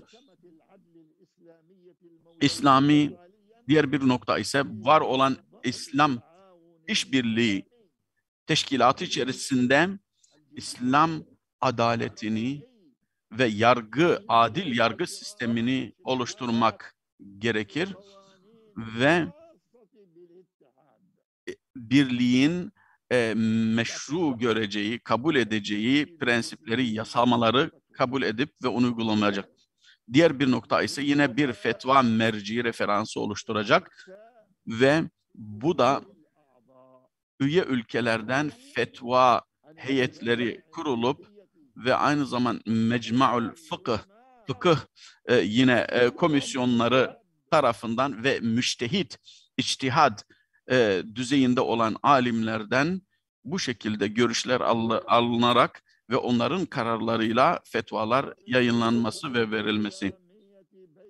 Diğer bir nokta ise ümmet çocukları, evlatları içerisinde bir kardeşlik ilanı ve İslam birliği işlerinde bütün dünyadaki İslam aleminde bulunan Müslümanların arasında bu kardeşliği ilan etmek. Sonuçta aziz kardeşlerim, şüphe yok ki İslam kardeşliği dinimizin en temel prensiplerinden bir tanesidir. Allah Kur'an-ı Kerim'de bütün müminler kardeştir buyuruyor. Ve Efendimiz Aleyhissalatu vesselam Müslümanın kardeşidir. 1,5 milyar Müslüman var dünyada. Kalplerinin derinliklerinden şuna inanıyorlar, tek bir ümmete ait olduklarının hissiyatı içerisindeler. Dolayısıyla İslam kardeşliği, bağlantısını, rabıtasını oluşturmak Müslümanlar arasında İslam'ın en temel uğraştığı ve bugünkü ortak müşterek dış politikanın bunu gerçekleştirmesi için en önemli çalışması gereken şeylerden bir tanesidir. Bu politikaya binaen ümmetimiz artık bir ümit var olarak bütün dünyadaki artık birliğin ve ittihadın gerçekleşmesi noktasında bir inanca sahip olurlar bu şekilde. Sözlerimi bitirirken Allah Resulü sallallahu aleyhi ve selleme salatu selam ve bütün herkese saygılarımı, hürmetlerimi iletiyorum. Allah'ın selamı, rahmeti, bereketi üzerinize olsun. İman Üniversitesi Rektörümüz Profesör Doktor Abdülmecit Zindani Usta'da çok teşekkür ediyoruz. Madde madde çok güzel ifade ettiler İslam ülkelerinin dış politikalarını. Şimdi bizi geçtiğimiz kongrelerimizde de hiç yalnız bırakmayan ve kendisini tanıdığım günden beri beni talebeliğe kabul etmesini de istirham buyurdum.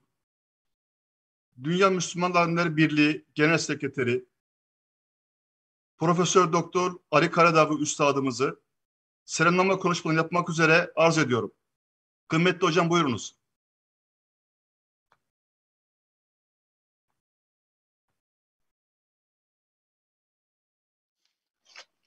Bismillahirrahmanirrahim. Elhamdülillahillezî bi ni'metihi tetimmus salihat. Bütün salih amellerin onun nimetiyle tamamlayan Yüce Allah'a hamdü senalar olsun. Hayırların ve bereketlerin onun rahmetiyle yeryüzüne inen ve onun rahmetiyle hedeflerin ve neticelerin gerçekleştiği Yüce Allah'a hamdü senalar olsun. Bütün kainatta peygamber olarak, rahmet olarak gönderilen Muhammed Mustafa sallallahu aleyhi ve selleme, aline, sahabelerine ve kıyamete kadar onun izinde gidecek olanlara olsun. Saygıdeğer kardeşlerim, beyefendiler, hanımefendiler, sizleri mübarek Allah'ın selamıyla selamlıyorum. Allah'ın selamı, rahmeti, bereketi üzerinize olsun. Burada aranızda bulunmaktan son derece mutlu olduğumu ve şeref duyduğumu ifade etmek isterim. Bu kadar seçkin ve düşünce sahibi şahsiyetler içerisinde bulunmak bana gurur verici ve aynı zamanda sayın kardeşim emekli General Adnan Tanrıverdi ve ona destek veren yardımcıları ve diğer ekiplerine bu güzel organizasyonu yaptıkları için, gerçekleştirdikleri için onlara teşekkür ediyorum. Allah onlardan razı olsun. Allah mükafatlarını versin bu yaptıkları hayırlı amel sebebiyle. Ben yapılan bütün konuşmaları can kulağıyla dinledim. Saygıdeğer kardeşlerimin gerçekten ifadeleri, sunumları son derece güzeldi ve yaptıkları önerilerden, sunumlardan ben de gayet mutlu olduğumu ve bütün dediklerine aynen katılıyorum. Ben kardeşlerimizin ifade ettiği gibi Şeyh Abdülmecid Zindani'nin ifade ettiği noktalara ben de aynı şekilde katılıyorum. Aziz kardeşlerim, herkesce malum olan bir şey var ki İslam bu konuları bazı dengeler, dakik dengeler üzerinde bunları kurmaktadır. Allah kitapla birlikte indirirken aynı zamanda tartıyı, dengeyi, mizanı indirmiştir. Dolayısıyla İslam ibadet terazisi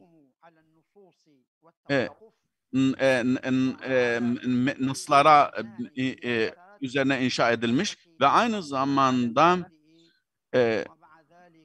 prensipler üzerine ve çıkarlar üzerine, yararlar üzerine inşa edilmiştir. Dolayısıyla bu dengeleri korumak ve bu dengelere riayet etmek son derece önemlidir. Efendimiz Aleyhissalatu vesselam siyaseti uygularken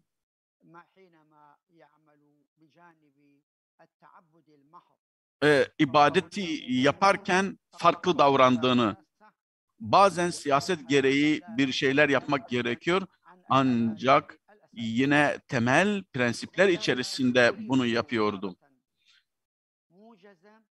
Kısaca Efendimiz Aleyhissalatu Vesselam döneminde dış siyasetin nasıl olduğuna değineceğim ve özellikle Medine-i Münevvere'de nasıl yapıldığına değineceğim. Efendimiz Aleyhissalatu Vesselam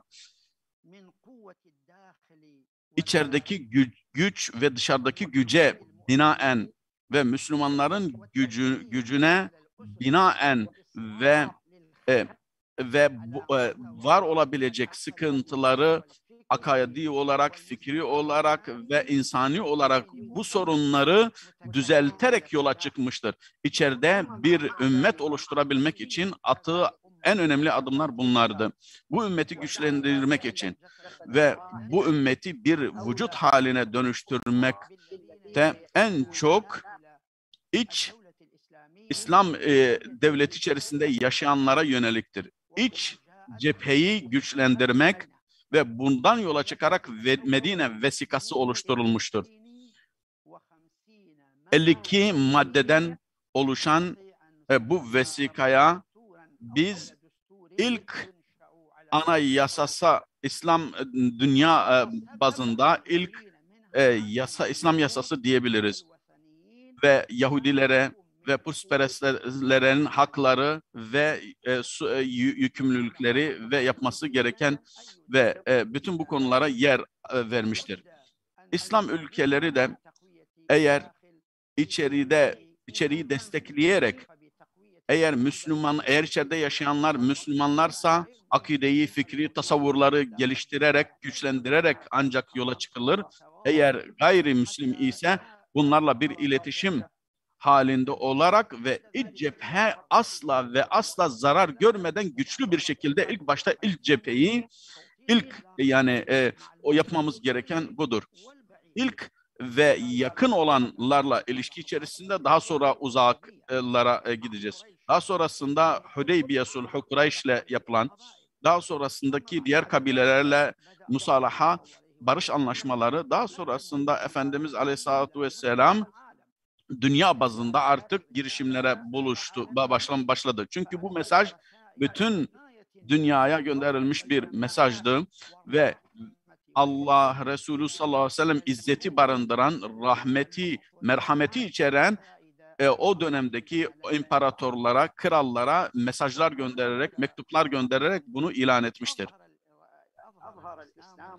İslam, Allah Resulü sallallahu aleyhi ve sellem bütün işlemlerinde, bütün mesajlarında, mektuplarında özgürlüğü ve esnekliğe dikkat çekerek bir üslup kullanmıştır. Buradan yola çıkarak o dönemde İslam üç şeye bölmüş dünyayı. Bir İslam alemi ve iç kısım dediğimiz Yahudiler ve İslam bölgesi içerisinde yaşayanlar ve bütün bunları hep bunlardan yolarak çıkarak dışı da iki kısma ayırmış. Birincisi birçok ortak noktası olan örneğin Hristiyanlar Roma'da ve İslam burada bir esneklik, bir sevgi gösterisinde bulunarak ve aynı zaman zaten Rumların Rum suresinden bunu görüyoruz.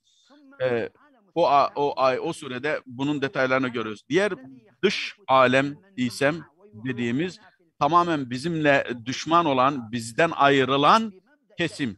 Burada İslam çok büyük hem fikri ve İslami açıdan son derece büyük bir prensiple başlayarak ve dış siyaset buradan yola çıkarak hareket etmiştir.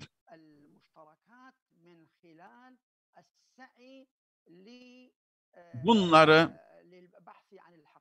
hakikati aramak için, gerçeğe ulaşmak için, hakikate ulaşmak için çaba gösteren alem diye isimlendirebiliriz bunu. Bütün herkes gerçeği bulmak için, hakikate erişmek için çaba gösteren herkes. Dolayısıyla yeryüzündeki bütün herkes bu siyasete girerek bizler ya Müslümanız veyahut da bizler ve sizler putperestler ve bu şekilde hitap ederek bizler veyahut da sizler ya hidayetteyiz veyahut da bir dalaletteyiz, açık dalaletteyiz.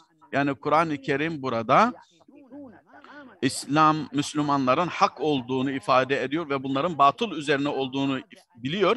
Ancak İslam burada onları diyalog sahasına çekerek hakikati bulmak için, araştırmak için ve hakikate ulaşmak için bunları davet ediyor. Dolayısıyla bu güzel üslup kullanılıyor. Siz bizim yaptığımız hatalardan sorumlu tutulmazsınız diye ifade ediyor.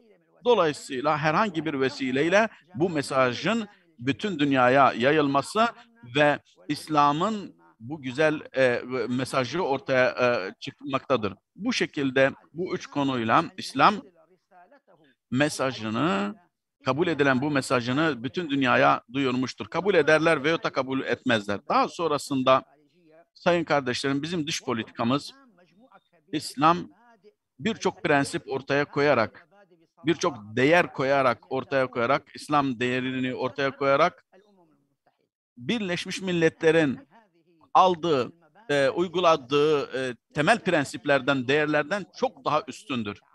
Biz çifte standartlar kesinlikle standart şeklinde hareket etmeyiz. Bizler herhangi bir ülke veyahut da herhangi bir şahıs eğer zalimse mutlaka onu kınarız. Ancak hak üzerine kim olursa akidesine, dinine bakmaksızın eğer zalim değilse o kabul edilir. Dolayısıyla Kur'an-ı Kerim buna dikkat çekerek bir kavmin yani ne olursa olsun olması sizi adaletsizliğe sevk etmesin.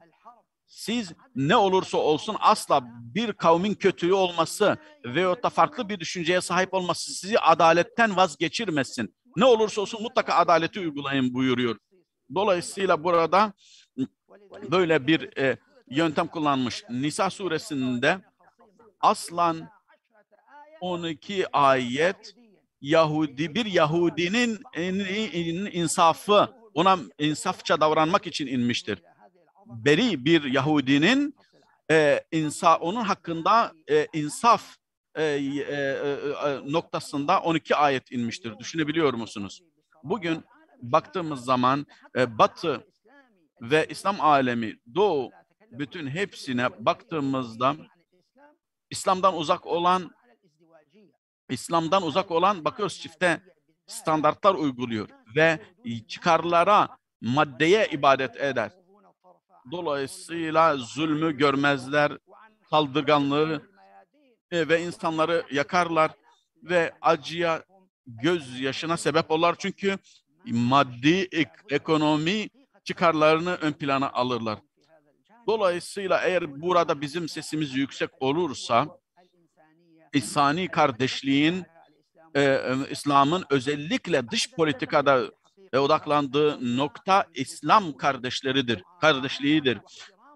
Yine sözleşmelerde vefakar davranmak, bağlı kalmak, buna saygınlık gözüyle yaklaşmak, bu da son derece önemli. İki şahıs Allah Resulü sallallahu aleyhi ve selleme geldiğinde Bedir Savaşı'nda bu iki şahıs Kureyş ordusundan geçmişlerdi ve bir ahitname almışlardı. Ve Efendimiz sallallahu aleyhi ve sellem de bu dönemde bazı güce ihtiyaç duyuyordu. Allah Resulü sallallahu aleyhi ve sellem bu iki şahıs diyorlar ki biz söz almışız sana destek olmayacağımıza dair.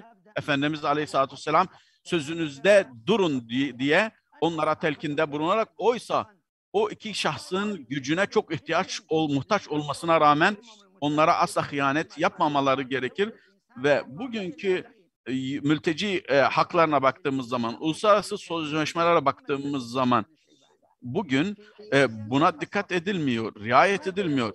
Muahedelere, sözleşmelere asla bağlı kalınmıyor.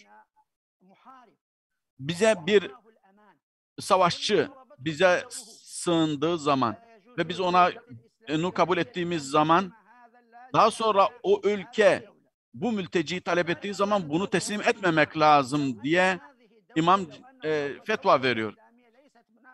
Peki eğer bu durumda eğer İslam ülkesi savaşa bile girsem Allah şöyle buyuruyor. Ona güveni verdiğin zaman o güvene sahip olacaksın ve koruyacaksın. Eğer müşriklerden bir tanesi sana sığınsa Allah'ın kelamını kabul edinceye kadar koruyacaksın. Dolayısıyla bugün maalesef bu çıkarlara yönelmiş Batı ve maalesef bu değerleri göz ardı ediyor. Bugün ben kısa bir özet şekilde İslam'ın geçmişine baktım. Bugün sınırlı dakikalarda şunu ifade edeceğim. Bugünkü dünya yaşadığımız İslam alemi tamamen farklı. İslam alemi içeride baktığımız zaman destekleyen var, tarafsız olan var, mutedil olan var ve İslam aleminde çok farklılık, çeşitlilik görüyoruz. Dolayısıyla bugün biz eğer Sayın Başkan eğer kabul ederse bununla ilgili bir çalışma atölyesi yaparak bu İslam ülkeleri içerisinde birbiriyle ayrı düşmüş, birbiriyle tezat oluşmuş bunlarla ilgili biz nasıl birleştirme çalışmaları yapabiliriz? Ben daha öncesinde birçok öneri sunmuştum ancak Sayın Şeyh Abdülmecid Ezzendani'nin ifade ettiği gibi ben de bunları tekrarlamaya ihtiyaç duymuyorum. Ancak şuna dikkati çekmek istiyorum. Eğer bizler bir stratejik plan ortaya koyarak ve önümüzdeki aşamalı olarak yapacağımız çalışmalar, eğer İslam aleminin müşterek dış politikasını ıslah edecekse, gerçekleştirecekse aslında İslam siyasetini düzenlemek, eğitim sistemini düzenlemek, orada islahatlar yaparak olması gerekir. Siyasi rejimler halklarımızı ifade ederler. İslam aleminde hamdolsun birçok mübarek ülkemiz var. Ancak İslam alemine baktığımız zaman birçok sistem, birçok rejim kendi halklarını temsil etmiyor. Burada yolsuzluğu görüyoruz, zulmü görüyoruz, acılık görüyoruz. Dolayısıyla siyasi sistemi reforme etmek, eğitim sistemini reforme etmek, aynı zamanda dini noktada içtihadi manzumesini, içtihat sistemini yine reform etmek lazım. İslam alemi içerisinde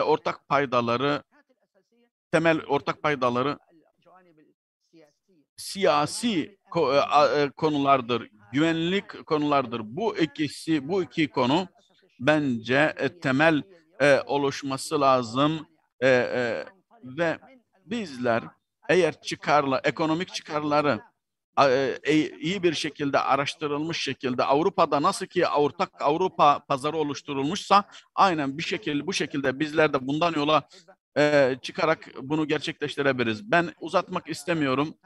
Tekrar sizlere teşekkürlerimi arz ediyorum. Bizi bu konferansa, bu zirveye davet ettiğiniz için inşallah bu kongreden sonrasında bir çalışma atölyeleri oluşturarak önümüzdeki dönemde yapacağımız adımlarda hazır bir şekilde yol haritamız ortada konularak İslam alemiyle veyahut da dış alemle nasıl muhatap olacağımızı, siyasetimizin nasıl şekilleneceğini belirleyerek ifade ettiğim gibi az önce bu şekilde hareket ederek inşallah hepimiz şuna inanıyoruz. Akıbet mutlaka muttakilerin olacak, takva sahiplerinin olacak. Ne kadar bu dinin insanları, mensupları eziyete maruz kalsın mutlaka bir gün başarıya olacaktır. Allah'ın selamı, rahmeti, bereketi üzerinize olsun. Çok sağ olun kıymetli hocam. Ocak ayının ilk haftası bahsetmiş olduğunuz bu çalışma grubunu kurmak üzere toplantı planımızı aldık. İnşallah sizlerle irtibat kurarak bu çalışma ekibini Adnan Paşa'mızın direktifleriyle hayata geçireceğimize dair şüpheniz olmaması gerektiğini ifade etmek istiyorum. Çok sağ olun. Şimdi açılış konuşmalarımız nihayete erdi. Bundan sonra 20 ülkeden katılımcı olarak kongremizde bildiri sunacak olan akademik ve sivil toplum kuruluşu temsilcilerimizin oturumlarına ve sunumlarına geçiyoruz. İlk oturumumuz Kütahya Dumlupınar Üniversitesi Rektör Yardımcımız Profesör Doktor Atilla Batur hocamızın yönetiminde icra edilecek. Ben şimdi kendisine sözü takdim ediyorum. Hepinize saygılarımı sunuyorum. Buyurun Atilla hocam. Çok teşekkür ediyorum başkanım.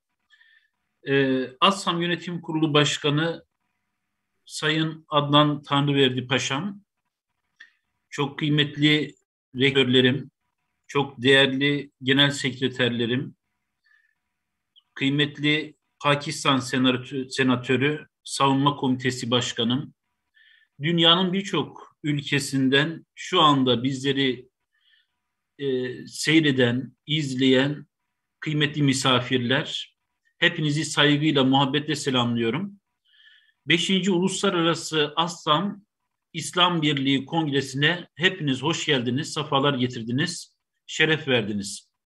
Cenab-ı Hak'tan bu kongremizin hayırlara vesile olmasını diliyorum. Bereketli, hayırlı neticeler çıkmasını temenni ediyorum. Birinci oturumumuza birazdan başlayacağız, ancak açılış konuşması ve açılış bildirisini sunmak üzere Chandra Muzaffer Bey'i Malezya'dan katılıyorlar, teşrif ettiler. Açılış konuşmaları için arz edeceğim. Chandra Muzaffer Bey'in konusu, bildiri konusu birlik, Malezya örneği ve ümmetin karşılaştığı gerçek zorluk. Chandra Muzaffer Bey, hoş geldiniz.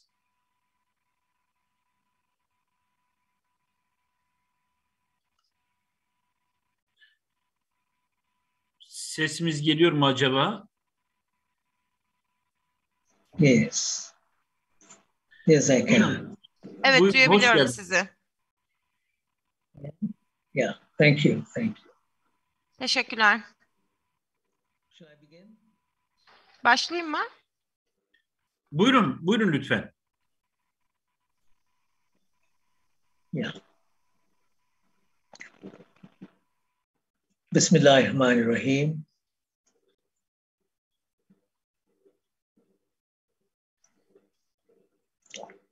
To the distinguished participants, Sevgili katılımcılar, konuklar, bu 5. zirvenin konukları.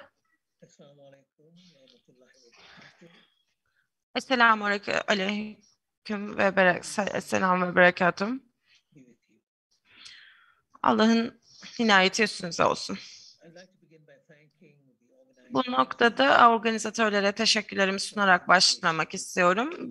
Bana bu daveti getirdikleri için bu toplantının bir parçası olmaktan memnuniyet duyuyorum. Umuyorum ki burada paylaştığım görüşler sizler için faydalı olacaktır. Ve tartışma için bir temel niteliğinde olacaktır. Bu toplantıda, bu zirvede ve başka toplantılarda. Sevgili dostlarım, bu davette konuşmada yapacağım şey şudur.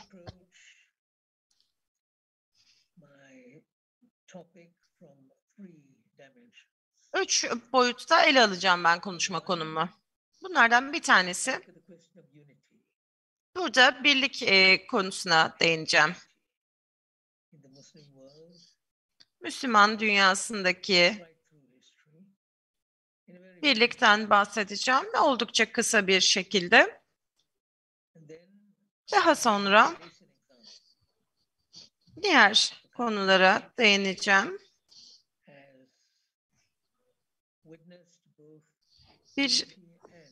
Hem birlik hem de ayrılmayı yaşamış bir ülke olarak bundan bahsedeceğim.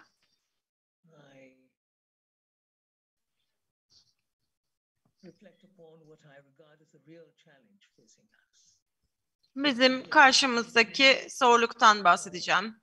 Yani birlik yoksa gerçek zorluk başka bir şey mi? Buna değineceğim. Sunumumun ilk kısmında birlik ve ayrılık durumundan bahsedeceğim.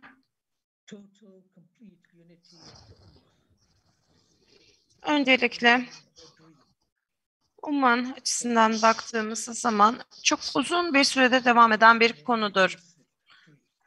Ancak bu bir rüyadır diyebiliriz. Gerçeğe dönüştüremediğimiz bir hayaldir diyebiliriz.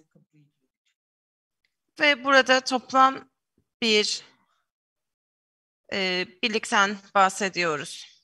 Bu bizim sormamız gereken sorunlardan bir tanesi. Bizim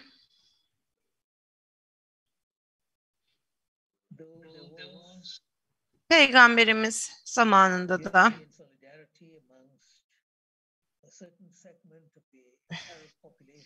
Arap toplumunun belli kesimlerinde birlik vardı. Bireyler ve gruplar söz konusuydu. Bunlar peygamberimizi desteklemiyordu. Yani bunu bir düşünün. Yani bu kişiler peygamberlerin sonuncu peygamberini desteklemiyorlardı.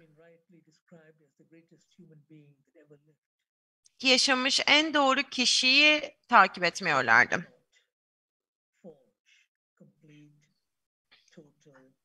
Ancak toplam olarak bir anlaşma birliği yoktu. Ve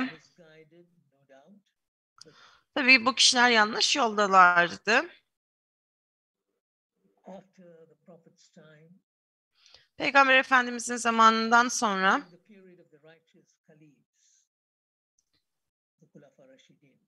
Hulefai Reşid'in zamanında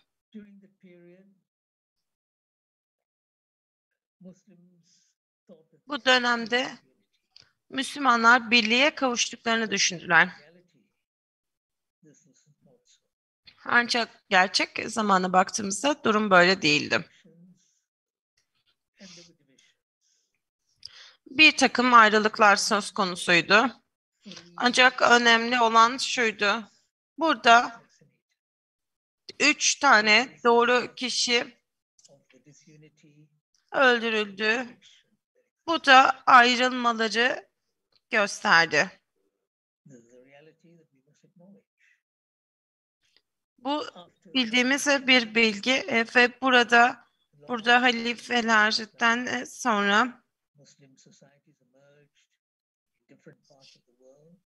dünyada İspanya'dan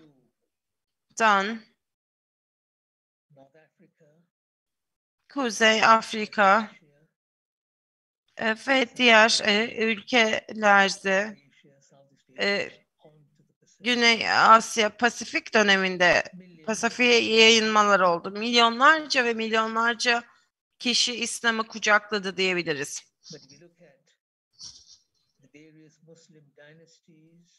Ancak Müslüman imparatorluklarına, devletlerine baktığımız zamansa toplam gerçek bir birliğin olduğu zaman çok kısıtlıydı. Bölünmeler vardı.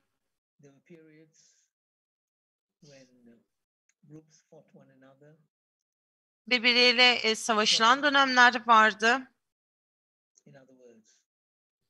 Diğer bir durum açısından baktığımızda anlaşmazlıklar bizim geçmişimizin bir parçasını teşkil etmektedir.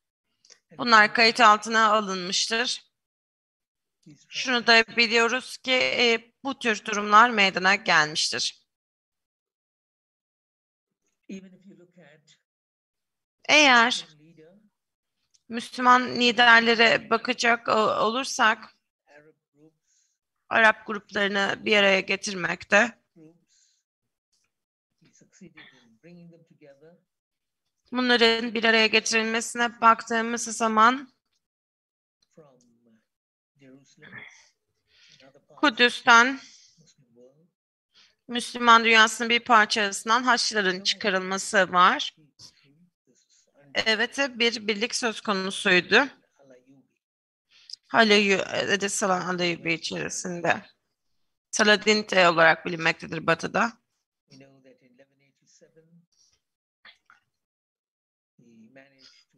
11.178'de Kudüs'ün tekrar ele alınmasını sağlamıştır, ele geçirilmesini sağlamıştır ve bu dönemde ikinci halife döneminde karşımıza çıkmaktadır. Ancak Selahaddin'e baktığımızda da pek çok grupla birlikte hareket etmiştir. Birliği ortaya koymaya çalışmıştır. Ve bununla ilgili olarak Selahaddin Eyyubi'nin birliği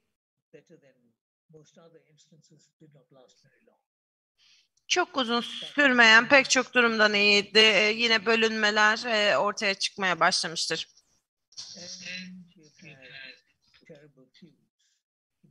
Ve bundan sonra da kötü şeyler Selahaddin'in döneminden sonra meydana geldi.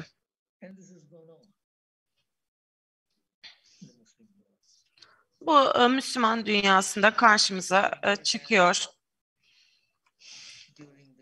Ve burada bu periyoda baktığımızda ise bir ayrışma söz konusudur. Ve burada diğerlerini etkilenmektedir. Müslüman dünyası farklı yapıları ortaya koymuştur. Ve burada manevi oradan baktığımızda durum aynıydı. Ancak siyasi olarak baktığımızda burada tabii ki batılı devletler tarafından müttefikler belirlenmiştir. Bu dönem içerisinde. Kolonizmden sonra, sömürgecilikten sonra birlikten bahsedebiliyoruz. Ancak gerçekten hiçbir zaman bir birliği yerine getiremedik. Bir araya gelmeye çalıştık. Burada Mescid-i Aksa'da meydana gelen şeylerden sonra İslamik Konferans, İslam İşbirliği Konferansı kuruldu. Bununla birlikte Müslüman dünyasının bu bölünmelerin üstesinden gelebileceği ve güçleneceği konuşuldu. Ancak bölünmeler devam etti. Bununla birlikte olarak ayrılmalar meydana geldi. Ve Müslüman ülkeler aslında birbirleriyle savaşmaya başladılar. İslami ülkeler örgütü kurulduktan sonra Irak ve Irak ile birlikte ve Müslüman dünyasında diğer olaylar meydana geldi. Bazıları savaşa yol açtı. Ancak ciddi ve derin bölünmeler söz konusuydu Müslüman dünyası içerisinde. Bu bizim gerçeğimiz diyebiliriz. Bunu akılda tutmak istiyoruz. Yani ne zaman birlikten bahsetmek istersek bunu aklımızda tutmamız gerekiyor. Bir gerçeklikten bahsediyoruz. Ancak bunu da hatırlamamız gerekiyor sevgili dostlarım. Siyasi birlik olmasa da istediğimiz dayanışmayı yerine getiremesek de gerçek şu ki İslami medeniyetler ilerleme kaydetti. İslami medeniyetler genişledi. Dünyanın büyük bir kısmını kapsadı. Ve farklı şekilde genişledi. Ve popülasyonlar açısından baktığımızda Müslüman dünyası giderek güçlendi.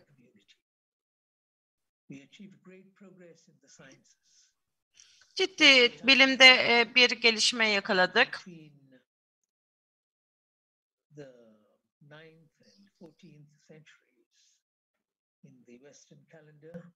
9-14. yüzyıllara baktığımız zaman burada baktığımız zaman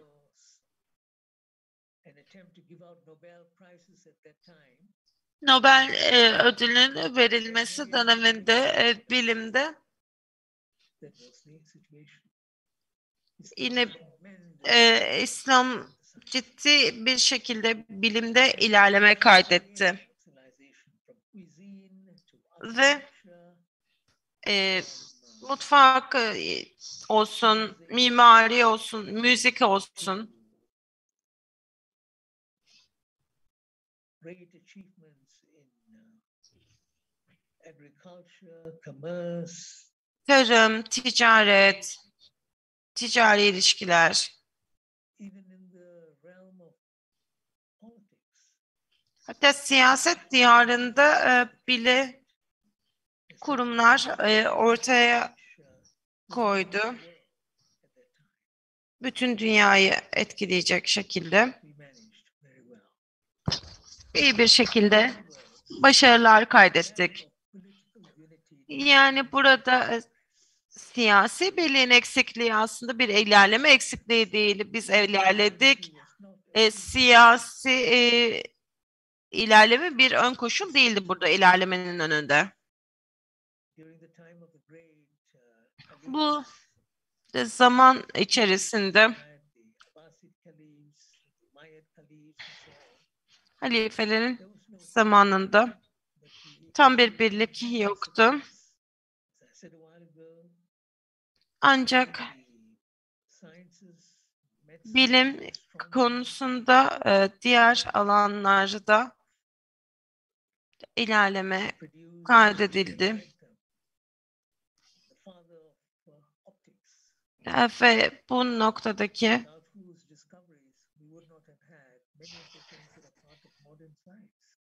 modern bilim açısından pek çok gelişmeler kaydettik.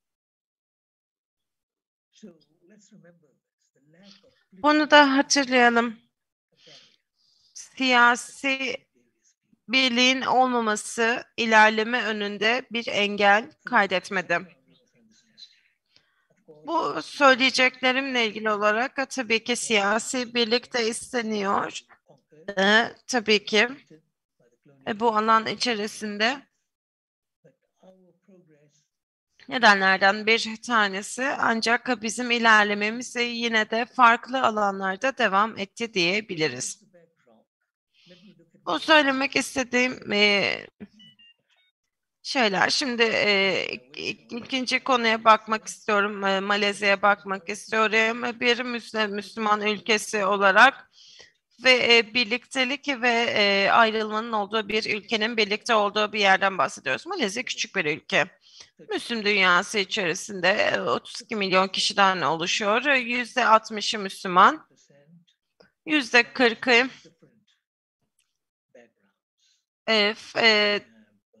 Müslüman olmayan bir alt alandan geliyor. Budistler, Taoistler, Hristiyanlar, Hindular ve benzeri dinlere ait kişiler var. Ancak çoğunluğa baktığımızda Müslüman olduğunu görüyoruz. Ve büyük bir çoğunluğu da Şafii Müslümanıdır. Durumumuz bu şekilde.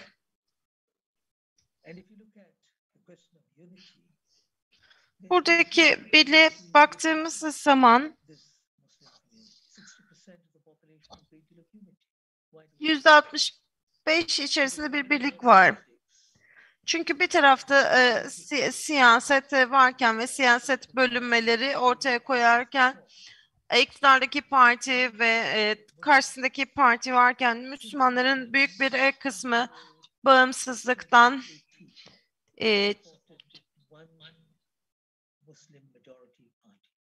tek bir parti 2018'e kadar desteklemiştir, geniş bir çoğunluk. Büyük bir kısmı siyasi anlamda da bir siyasi parti içerisinde toplanmıştır. Burada İslami Parti vardı. Burada baktığımız zaman küçük bir yüzde Müslüman yüzde bunları destekledi. Ancak burada genel bütün Malezyalılar, Müslümanlar genel itibariyle tek parti destekliyordu. Pek çok açıdan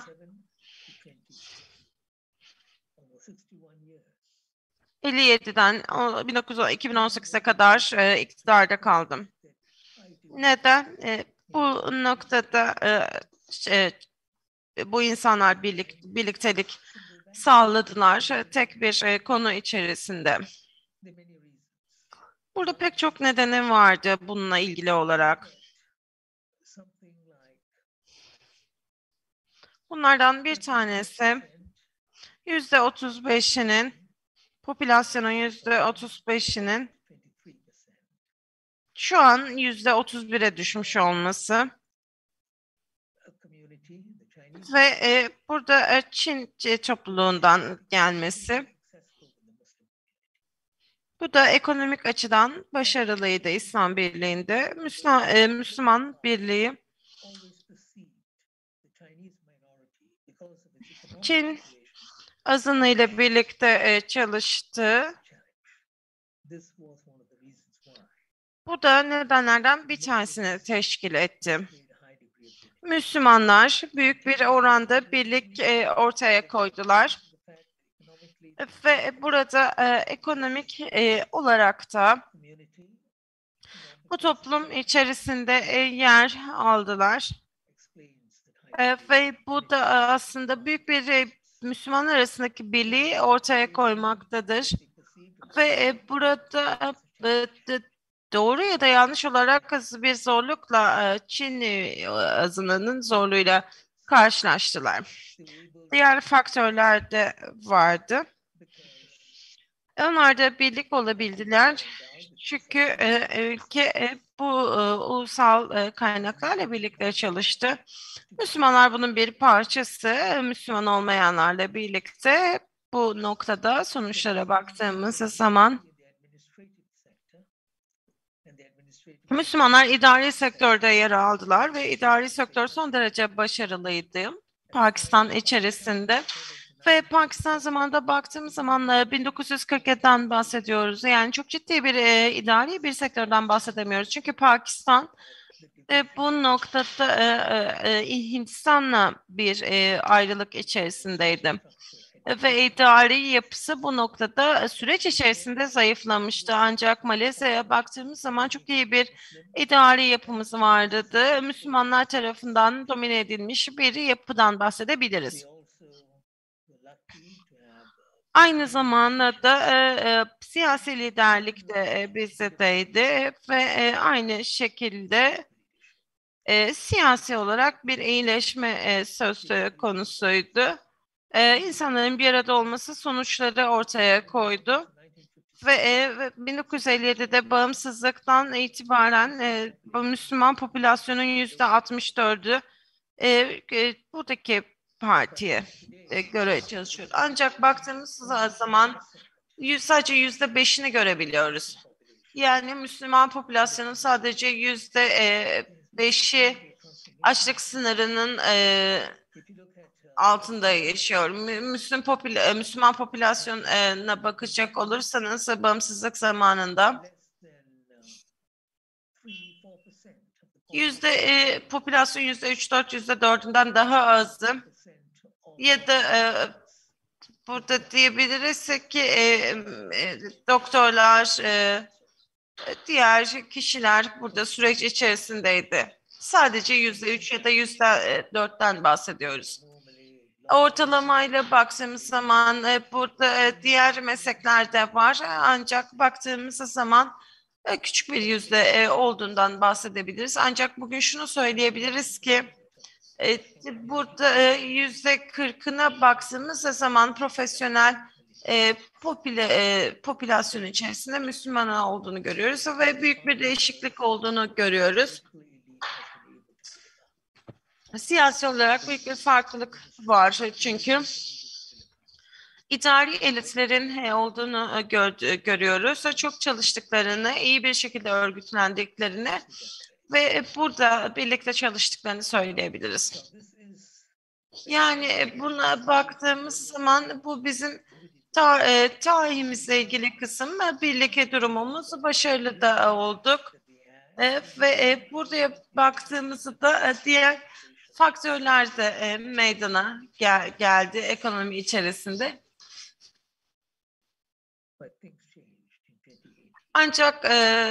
2018'de işler değişmeye başladı.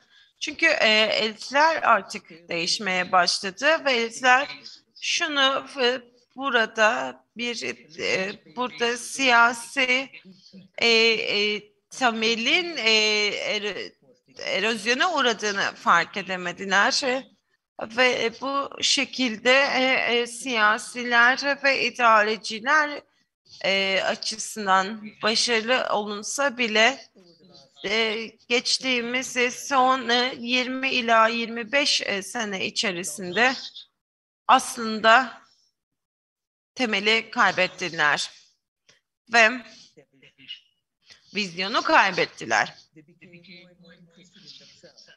Kendileri halk değil, kendilerine daha fazla ilgilenmeye başladılar.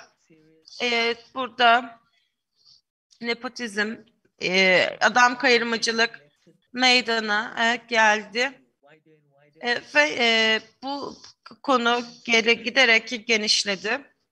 Şunu da söylemek gerekir ki daha önceki dönemin dinamizmi de kaybedildi. 80'lerde, 90'larda hastalık giderek yayılmaya başladı. Kanser gibi diyebiliriz.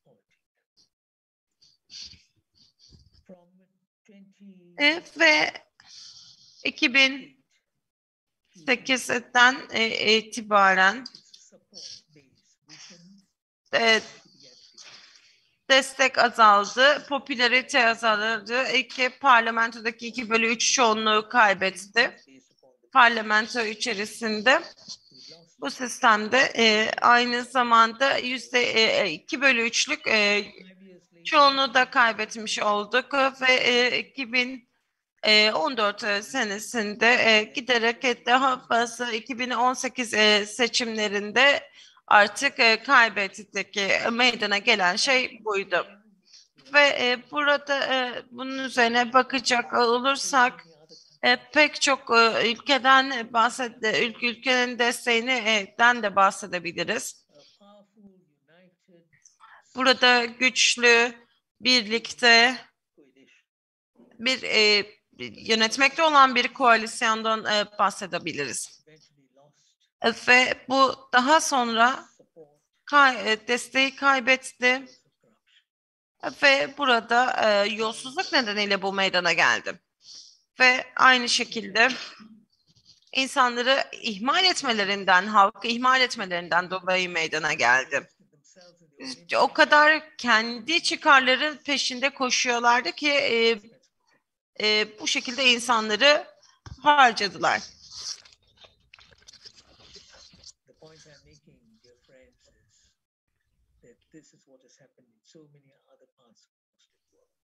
Dolayısıyla sevgili arkadaşlarım, dünyanın birçok yerinde bu gibi durumlara şahitlik ediyoruz. Dünyada baskın gelen bir yolsuzluk söz konusu, özellikle misyonunu kaybettiğinde artık baskın bir hedefe yönelik bağlılık göstermediğinde, bencil olduğunda, hırsların çok arttığında, kendi ailenden çok başkalarına baktığında ve bu durumda nihai olarak desteği kaybediyorsunuz. Bu günümüzdeki Müslümanların ortak kaderidir. Hüküm sürenler gücü aldığında karşımızda bu gibi bir tablo ortaya çıkıyor. İnsanlar size karşı döneceklerdir. Bu nedenle yazılı sunumumda da belirttiğim gibi Müslüman dünyası ile ana sorunumuz birlik olma eksikliği değil, kine ve yolsuzluğa karşı gelme. Kine ve yolsuzluğa karşı nasıl üstesinden gelebiliriz? Bunun sonucunda odağımızı, inancımızı kaybettik ve daha büyük çıkarlara, uluslarımızın çıkarlarına artık etkili bir şekilde hizmet edemiyoruz. Bu yakın tarihimizde bütün dünya çapından almamız gereken bir ders. Tamamen bağlı kalmak çok önemli ve davamıza sadık kalmak aynı şekilde önemli. Zayıflarsanız, zayıf olursanız ve diğerleri bunu fark ederse, zayıf kalırsak, zayıf olursak kontrolümüzü yitiririz ve başkaları bunu görür. Sonuçta aleyhimizde işleyen emperyalist güçler var. Bizi kontrol etmeye çalışan güçler var. Bilerek bizleri bölmeye çalışan güçler var. Fakat şunu söylemek istiyorum. Kararlıysak, değerlerimize tutunmaya, bağlı kalmaya kararlıysak, çünkü İslam dünyası bir değer dünyası, bir adalet dünyası demek. Ve şayet biz bu yolumuzda kararlı olursak, azimli olursak yenilmeyeceğiz. Zaman gelecektir ki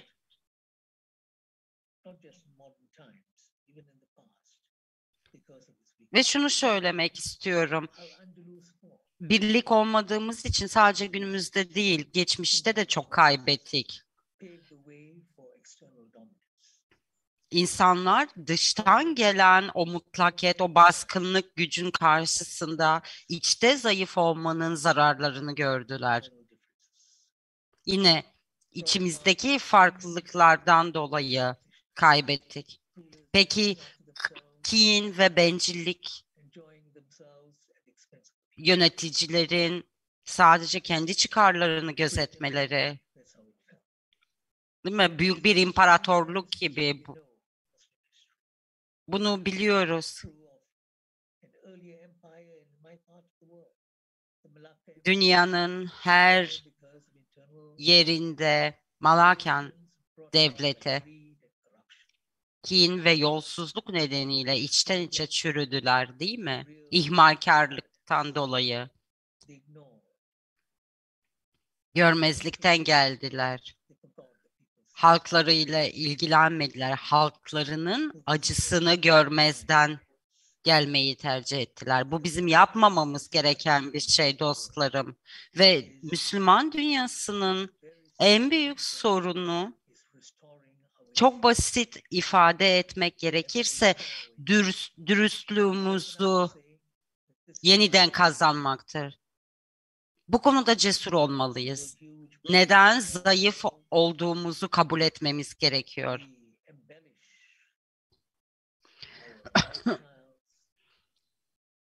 Yaşam tarzlarımızı süslüyoruz, görmezden geliyoruz.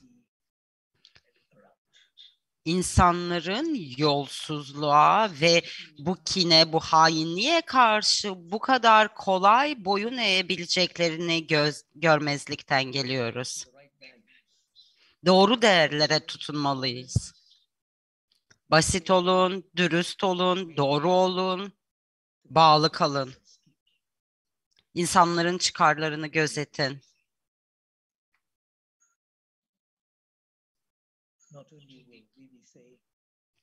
Ancak bu şekilde kurtarılacak.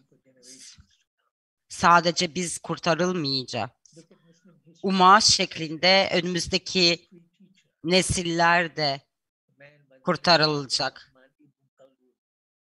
Abdurrahman Ebu Kaluh adında bir tarih öğretmeniniz vardı. Yıllar önceydi.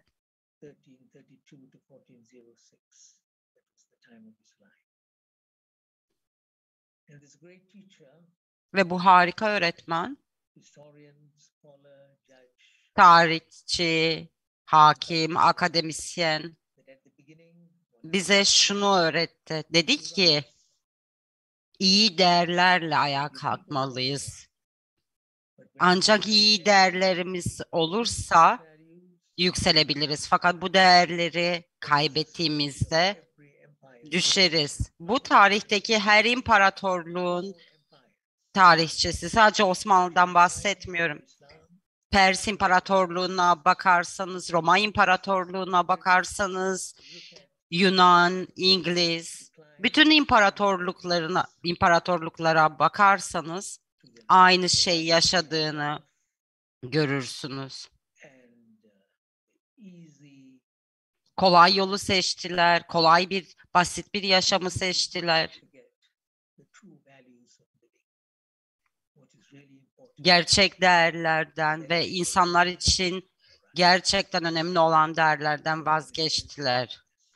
Kur'an bu konuda çok net bir mesaj iletiyor. Gerçeklere, gerçek değerlerinize sıkı sıkıya bağlı kalın diyor bizlere Kur'an. Ve bu değerleri nesilden nesile aktarın. Ve bunu hatırlayabiliriz. Bunu hatırladığımız sürece başarılı olabiliriz. Çok teşekkür ediyorum. Sayın Profesör Doktor We had Professor Doktor. Muzaffer Bey'e çok çok teşekkür ediyoruz. Thank you very much. Çok önemli tespitlerde bulundular. Özellikle birlik düşüncesiyle ilgili tespitler çok çok önemli tespitlerdi. Kendilerine çok teşekkür ediyoruz. Bu birlik düşüncesinin tesisinde özellikle Malezya örneğinden yola çıkarak birliğin nasıl oluşturulacağı ile ilgili çok önemli tespitler ilettiler. Bunları bildirgenin sonuç kısmında da inşallah, değerlendirme kısmında da ayrıca ele alacağız. Yarım saatlik bir gecikmemiz var. Bu gecikmeyi de daha fazla uzatmama adına ben çok söylenecek çok şey var ama bunları sonraya bırakarak hemen birinci oturumumuza başlamak istiyorum. Öncelikle bu oturumumuzda 5 bildirimimiz var. Bu 5 bildirinin toplam süresi 50 dakika. Her bir bildiri sunacak hocamıza 10 dakikalık süremiz var. Kıymetli katılımcılarımızdan, bildiri sahiplerinden bu zamanımıza uymalarını rica ediyorum. İlk konuşmacımız Asef Nuballe. Konusu jeopolitik ve jeoekonomik açıdan Afganistan. Asef Bey hoş geldiniz.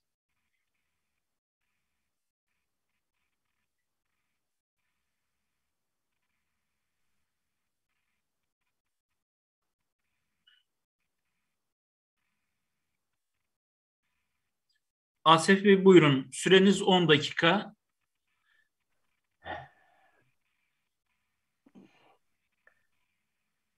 Değerli hocalarım, değerli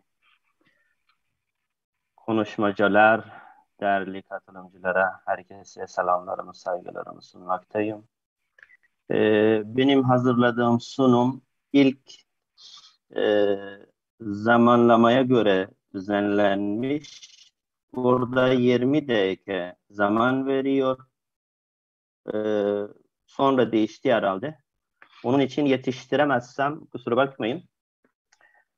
Bu bir konu. Başka konuda biz Müslümanlar hep programdan bahsediyoruz ama icraata gelince kendimiz zaten bunları aykırı işler yapıyoruz. İnsan hakkından ve hakkın nas'tan bahsediyoruz ama bunu maalesef icraatta yapamıyoruz yani. Ben çok lafı uzatmadan bir sunum vardı. Onu paylaşmak istiyorum sizinle.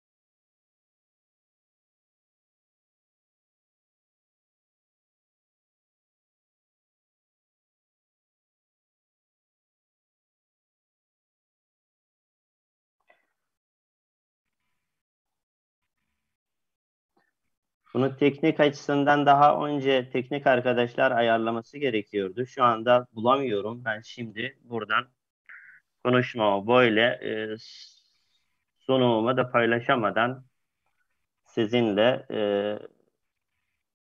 asıl noktaları söylemek istiyorum.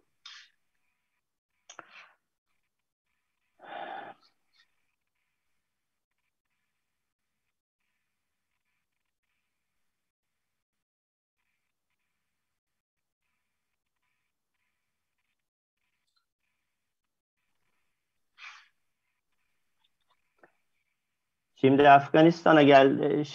İlk önce ben böyle başlayayım. Şu anda İslam alemi maalesef en kritik döneminde, en kötü döneminde. Afganistan'ın haline siz bakın. Irak, Suriye, başka ülkelerin haline bakın. Kendimizi kandırmayalım. Çok kötü durumdayız.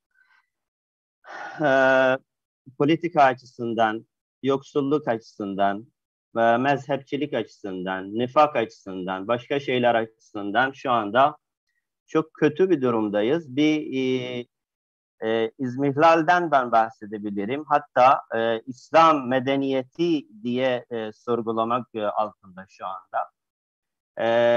Mezhebi hükümetler sorgulamak altında. İyi bir sınav vermedik diye düşünüyorum. Afganistan'a geldiğimiz zaman da görüyoruz. Şu anda durum çok kritik. Önceden Müşahit Hüseyin Bey de konuştu Pakistan'dan. Ve şu anda Afganistan'da biz yoksulluğu görüyoruz. Maalesef kargaşa, problemler, bölgeseldeki problemler devam ediyor. İran, Suriye'de yapıcı bir rol oynamıyor. Ondan sonra Irak'ta aynı şekilde problemler vardır. Suudi Arabiya ile İran arasında problemler vardır. Afganistan aşırıcı gruplar tarafından yönetilmekte şu anda. Ve yani bunlar çok hayırlı mesajlar vaat etmiyor diye düşünüyorum. Afganistan'a baktığımız zaman Afganistan her zaman ilgi çeken bir ülke olarak tarih boyunca rol oynamıştır.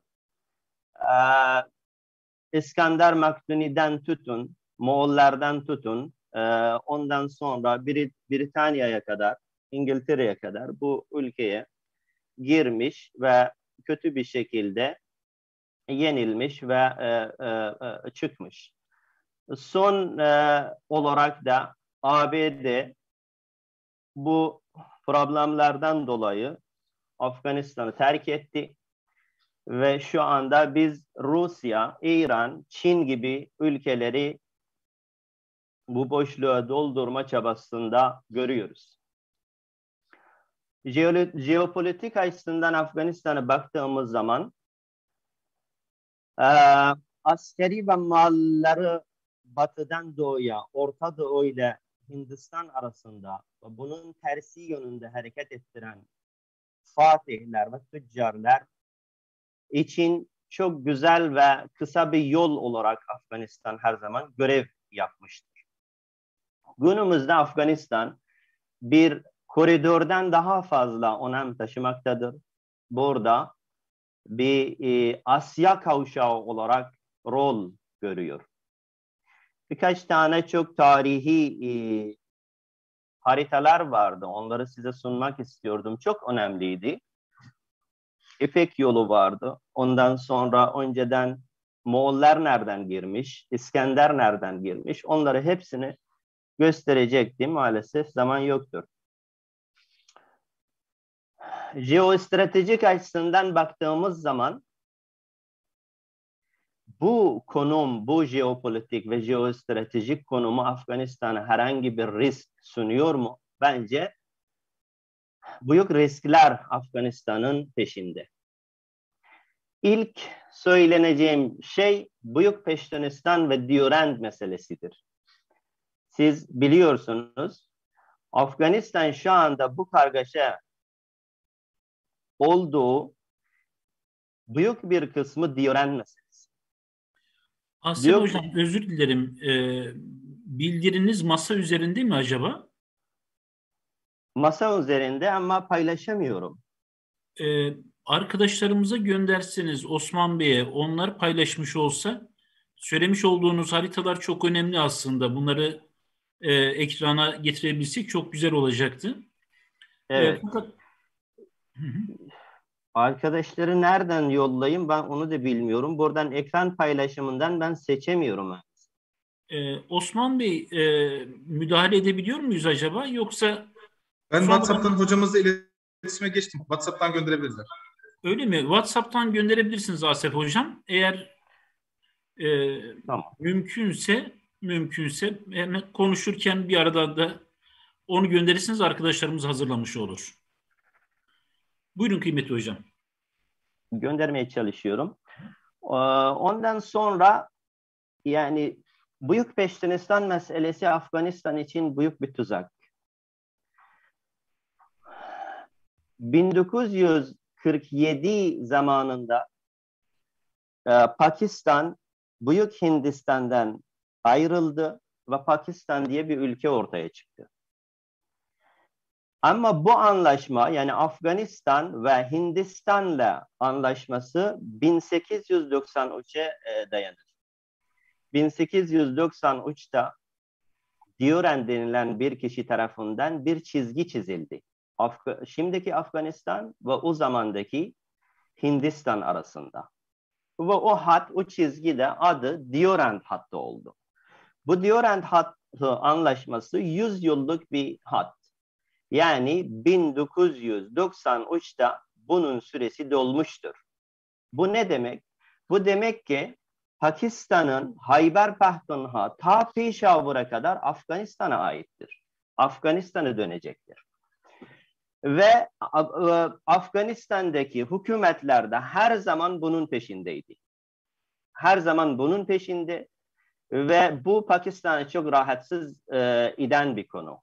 Bunun için hiçbir zaman maalesef Afganistan'a barış gelmedi. Afganistan'a herhangi bir stabil bir hükümet gelmedi. Siyasi bir istikrar gelmedi. Şimdi acaba bu Durand meselesi Afganistan halkına bir hayır getirdi mi? Bence hayır. Şu anda Afganistan denilen coğrafyaya sahip çıkmayan hükümetler Pakistan arazisini, Pakistan toprağını iddia eden hükümet. Şu anda uluslararası içinde de bu topraklar Pakistan'a aittir. Biz kabullenmemiz lazım. Bana göre çoğu musibetler şu anda Afganistan'a gelen bundan kaynaklanan musibetler. Bu bir. İkincisi, Peştinistan diye bir davası var.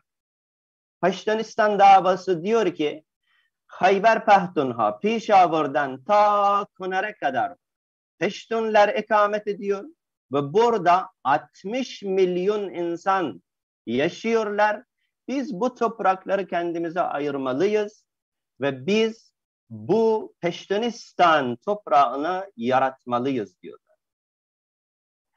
Bunu dediği zaman Afganistan'daki başka ırklar, başka kavimler, başka milletler arka plana gönderiliyor. Göz ardı ediliyor.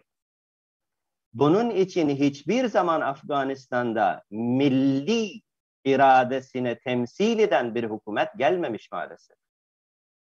Mesela siz Zahir Şah zamanını ve ondan öncesine baktığınız zaman burslar tamamen Hayber Pakhtunkhwa'ya ihtisas ediliyor.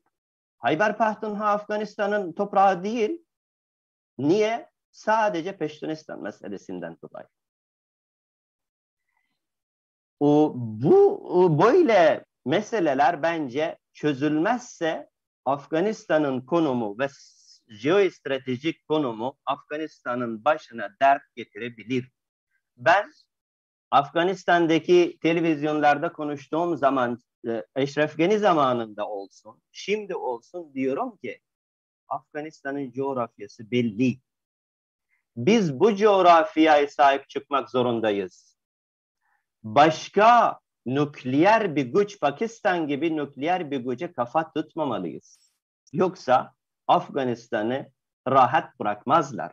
Ve bırakmadılar şimdiye kadar. Şu anda Sayın Hocam Afganistan'da bebeklerini satıyorlar ya açlıktan. Nerede İslam Birliği alemi?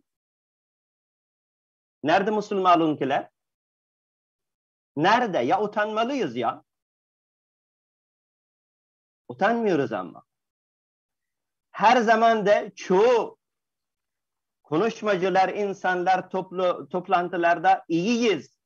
Çok iyi doğru yola gidiyoruz diyorlar. Ama değil. Değil. Bazı yöneticilerimiz batıdakilerin köleliğini yapıyor ya. Suudi Arabistan'daki yöneticilere bakın. Başka ülkelerin yöneticilere bakın. Biz iyi değiliz. Afganistan'da Peştunistan ve Diyoren meselesi çözülmezse Afganistan'a barış gelmez. Hindistan-Pakistan meselesi başka bir jeostratejik meselesi. Hindistan-Pakistan aralarında tarih boyunca bir savaş vardı. Bir Keşmir meselesi vardı. Başka toprak bütünlüğü meselesi vardı. Tüm sorunlarını Afganistan meydanında çözmek istiyorlar. Tüm sorunlarını Afganistan meydanında çözmek istiyorlar. Ve bu milletin hali bu duruma gelmiş. Hindistan başka bir taraftan, Pakistan başka bir taraftan yandaşlarını çekiyorlar ve orada milleti birbirlerini düşürüyorlar. Hindistan-Pakistan meselesi bizi bu hale getirmiş. Başka mesele, çok bunları şey olarak söylüyorum, zaman kısıtlı olduğu için ABD-Çin meselesi. ABD geldi, bu jeostratejik ve jeoekonomik ve jeopolitik konumu güzel Afganistan'a. Ben buraya geliyorum, Çin'i de kontrol altına alacağım. Rusya'yı da kontrol altına alacağım. Ondan sonra İran'ı da kontrol altına alacağım. Yandaşım Pakistan'da yanımda. Ondan sonra bölgeyi yöneteceğim. Baktı bu kadar da kolay değil. Öbür taraftan İran, Rusya, Çin, Orta Asya'daki ülkeler tamamen Taliban'a destek verdi ve Amerika çok rezalet bir şekilde Afganistan'ı terk etti.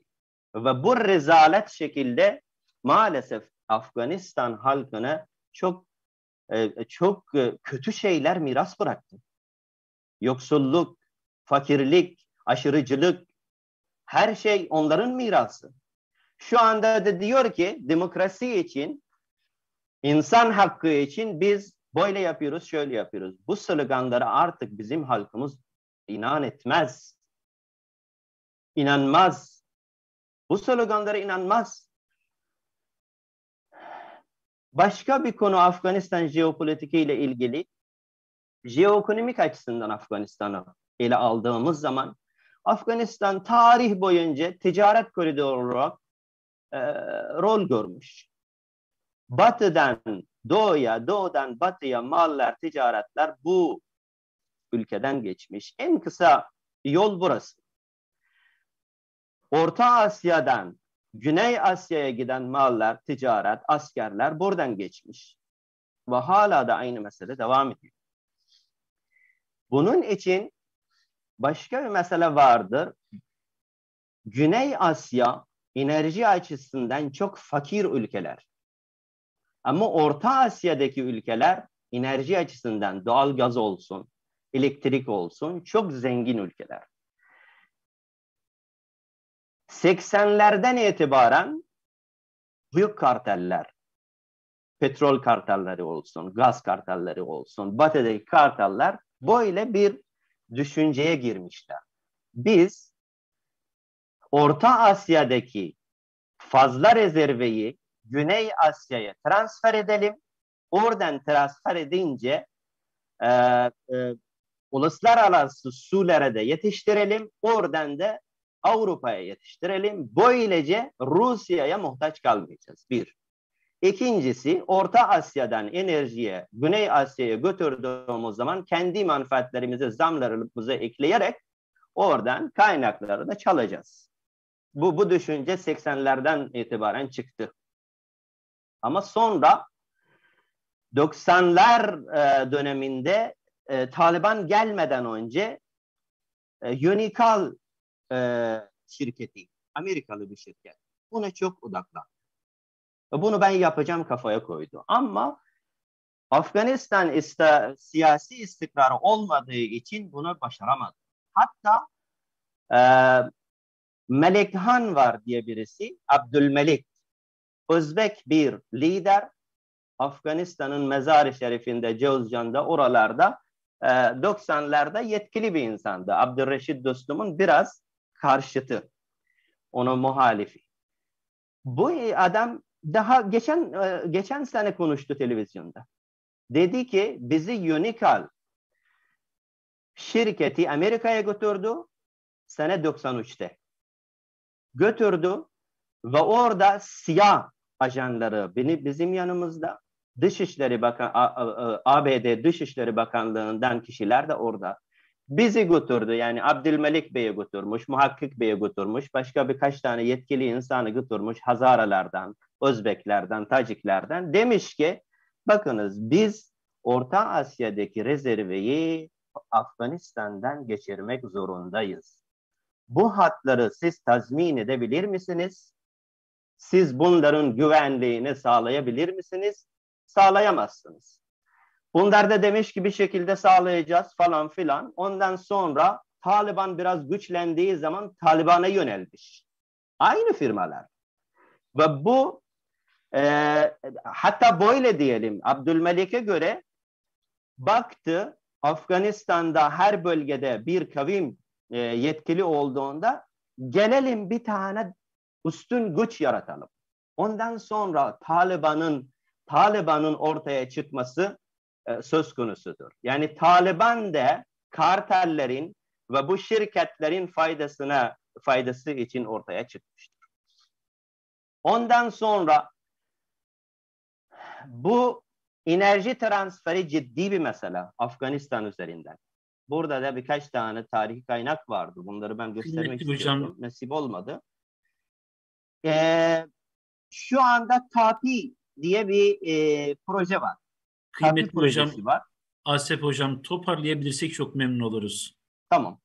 TAPI projesi var. TAPI projesi Türkmenistan'dan, Afganistan'dan, Pakistan'dan Hindistan'a giden bir doğal gaz hattı. Ondan sonra Kasabin var. Kasabin de aynı şekilde bir elektrik fazlalığını Orta Asya'dan Güney Asya'ya transfer ediyor. Şimdi bu projeler kimleri rahatsız ediyor? Bir, Rusya. Birinci olan rahatsız olan ülke Rusya. Niye? Rusya doğal gaz ve enerjiyi bir koz olarak elinde her zaman tutmuş. Ve Avrupa ile bir soruna karşılaştığı zaman enerji kaynağını oradan kapatıyor ve bunu bir koz olarak kullanıyor. Rusya bu projeden çok rahatsız edilen bir ülke. İkincisi İran. İran'da Güney Asya'daki enerji fakirliğini bildiği için İran, Pakistan, Hindistan diye bir doğal gaz hattı tasarladı ve onun için çok büyük hazineler yaptı ama olmadı. Yani bu Afganistan meselesi geldiği zaman İran'da umudunu kaybetti. Başka bir mesele, nadir toprak mineralleri var. Yani 2010'da Amerika'nın çalıştığı zaman dedi ki 1 trilyondan daha fazla Afganistan'da madenler var. Bu madenler içinde lityum da dahil olmak üzere. Lityum biliyorsunuz çok önemli bir madde. Özellikle elektrikli arabalarda, füzeyde, uçaklarda, bu, şu. Çin'de şu anda elektrikli arabalar için ön plana çıkmak istiyor ve bu lityuma ihtiyacı vardır. Lityuma ihtiyacı vardır. Bunun için şimdi bunları hepsini bir yere alalım. Su var. İran yani İran'ın doğusu tamamen Afganistan'ın suya bağlı. Pakistan'ın kuzeyi tamamen Afganistan'ın suya bağlı. Ashraf Ghani geldi ve su meselesini siyasi bir şekilde olarak kullandı. Bu İran'ı rahatsız etti. Ve dedi ki su meselesini siz siyasi olarak kullanıyorsunuz. Onun için İran şu anda yumuşak Taliban'ın karşısında. Niye? Çünkü su meselesi, maden meselesi açısından belki daha olumlu yaklaşacak diyor. Bunun için jeopolitik ve jeoekonomik siyaseti çok değiştirebilir. Bunun kanaatindeyim ben. Ve şu anda Çin Taliban'ı destekliyor. Özbekistan, Orta Asya'daki ülkeler Taliban'ı destekliyor. İran da aynı şekilde Taliban'ı destekliyor. Pakistan zaten Taliban'ın yaratıcısı. Ama bu arada Afgan milletin manfaatleri, Afgan milletin hayrı hiçbir zaman tarih boyunca zaten göz önünde bulundurmamış ve şimdiden ve bundan sonra da bulundurmayacaktır. Afganistan'a büyük bir milli hakimiyeti lazım. Milli hakimiyet. Afganistan halkının manfaatlerini göz önünde bulunduran bir milli hakimiyetimiz lazım. Gelmediği sürece Afganistan'a barış gelmeyecek. Gelmediği zaman da Afganistan'dan yoksulluk gitmeyecek. Gelmediği sürece Afganistan'daki halk perişanlıktan kurtulmayacak.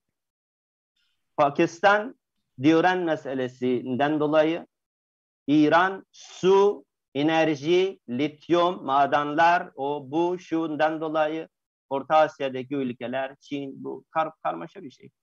Ama bunlar siyaseti şu anda öyle yönlendirmiş ki Çin siyasetin sayesinde bir kutup oluşmuş. Çin yandaşları, yani Çin biliyorsunuz Pakistan'da ne kadar yatırım yapmış. Özellikle Gwadar limanında. İran'da özür dilerim. İran'da 25 yıllık bir anlaşması var. Aynı şekilde Afganistan'da da kullanmak istiyor. Umarım biz sloganı bırakıp sadece lafı bırakıp icraata geçelim ve biz bu konuda Türkiye'ye güveniyoruz. İslam alemin çivisi olarak. Onun için umarım bir şeyler yapalım. Teşekkür ederim.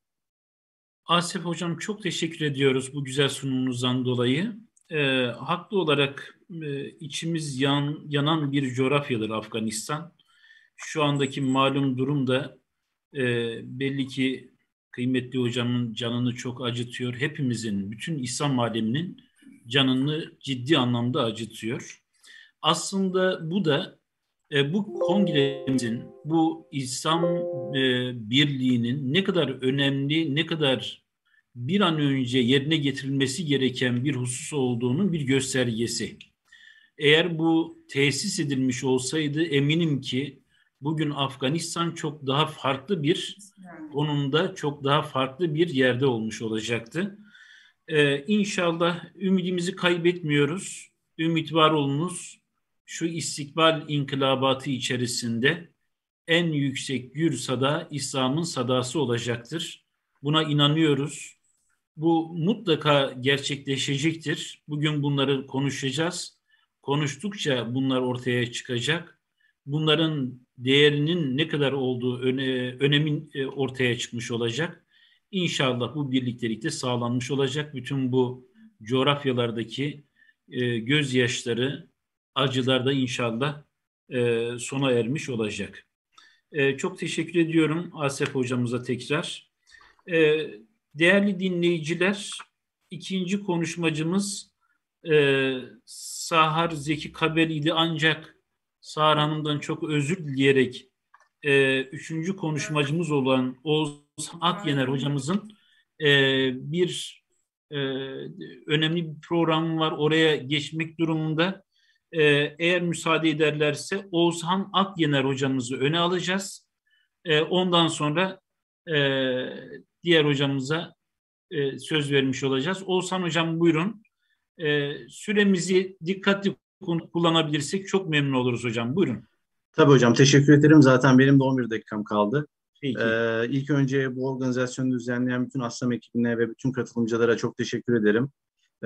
Birçok farklı ülkeden katılım söz konusu. Gerçekten bu bizi memnun ediyor. Bu arada paylaşım yaptığım sunum yansı gözüküyor mu hocam sizde de? Gözüküyor hocam. Tamam, ben hemen başlayayım. Buyurun hocam. Hocam, Asif hocam da gerçi hani Çin ve Amerika perspektifinde güzel bir giriş yaptı. Gerçekten Afganistan'daki mevcut duruma hepimiz çok üzülüyoruz. Yani gerçekten orada insanlar ciddi anlamda kıtlık ve açlığa mahkum durumda. Yani her şeye muhtaç durumdalar.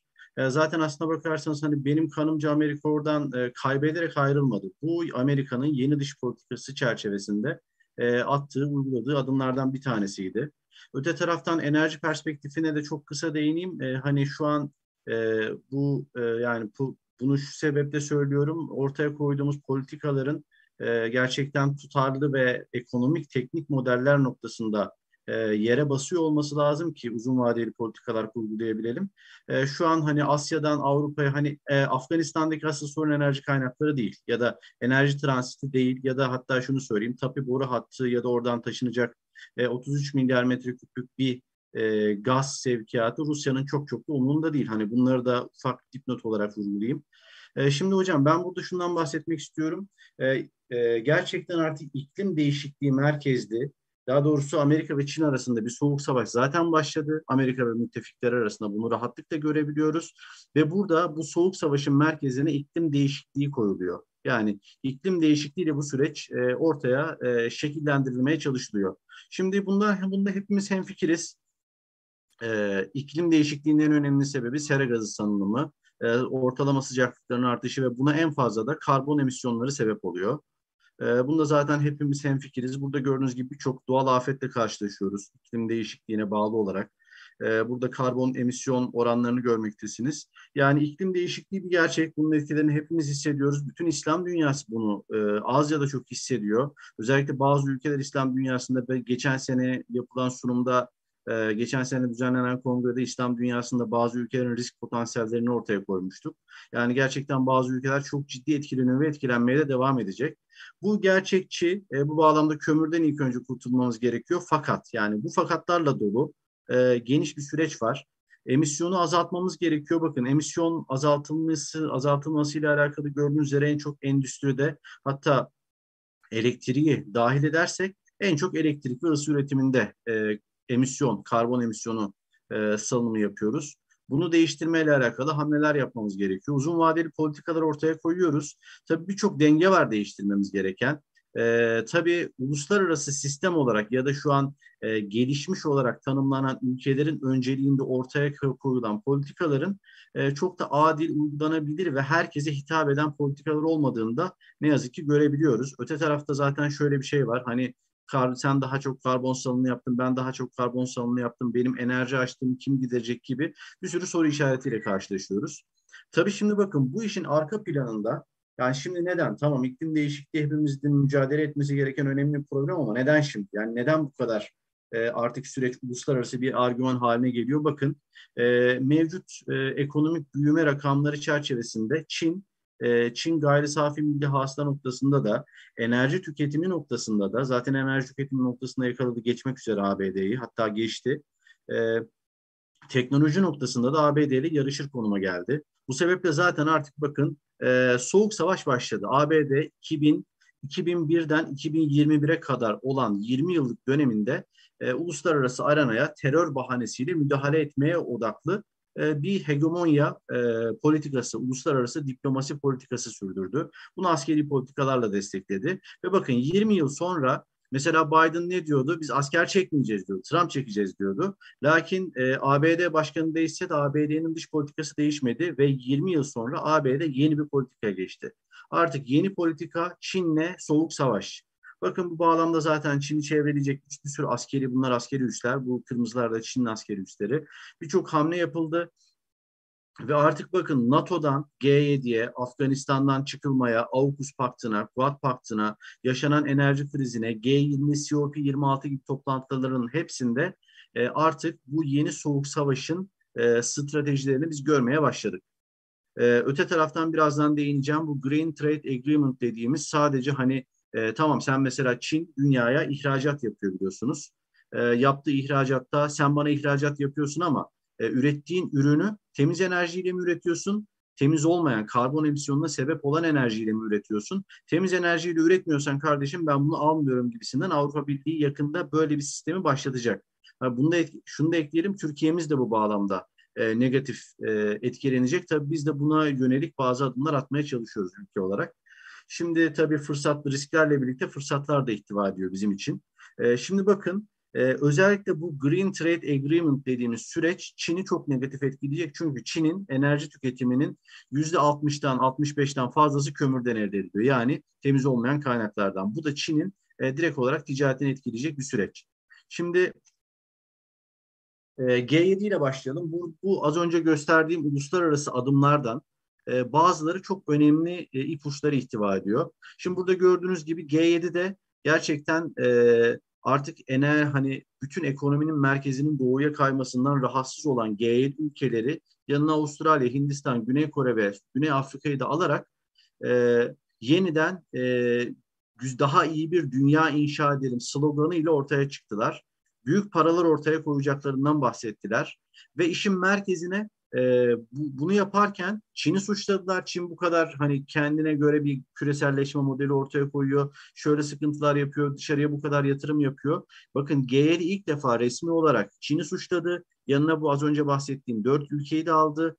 Yeniden bir dünya düzeninden bahsetti. Bu bağlamda ortaya para koyacaklarından bahsetti. İklim değişikliği sürecinde bu sürecin merkezine koydu. Bakın iklim değişikliği. Ve bu bağlamda ortaya koyulan süreçler dahilinde ABD'nin bakın az önce bahsettiğim dış politika adımlarına da dikkat edersek ABD'nin Çin'e karşı ana hedefleri bu şekilde şekillendi.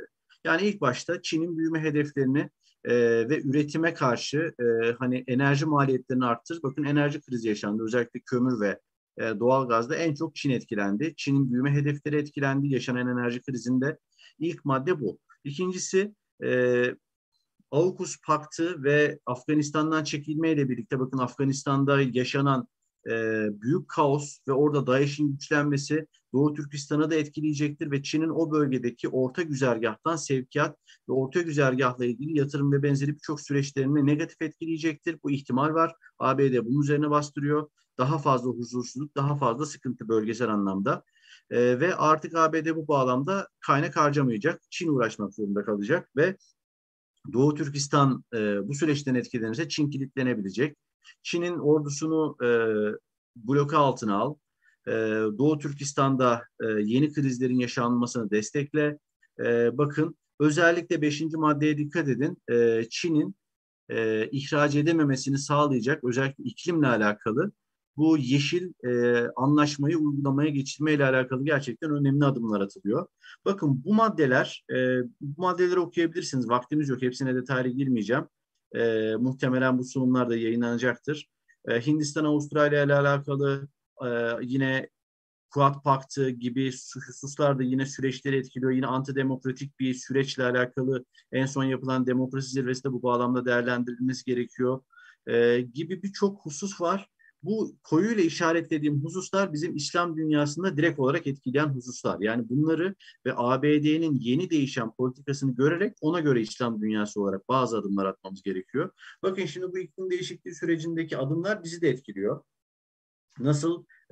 Bizim kaynaklı, şurada zaten görüyorsunuz. Dünya enerji kaynaklarının çoğu İslam dünyası olarak tasvir ettiğimiz coğrafyada. Tam da bu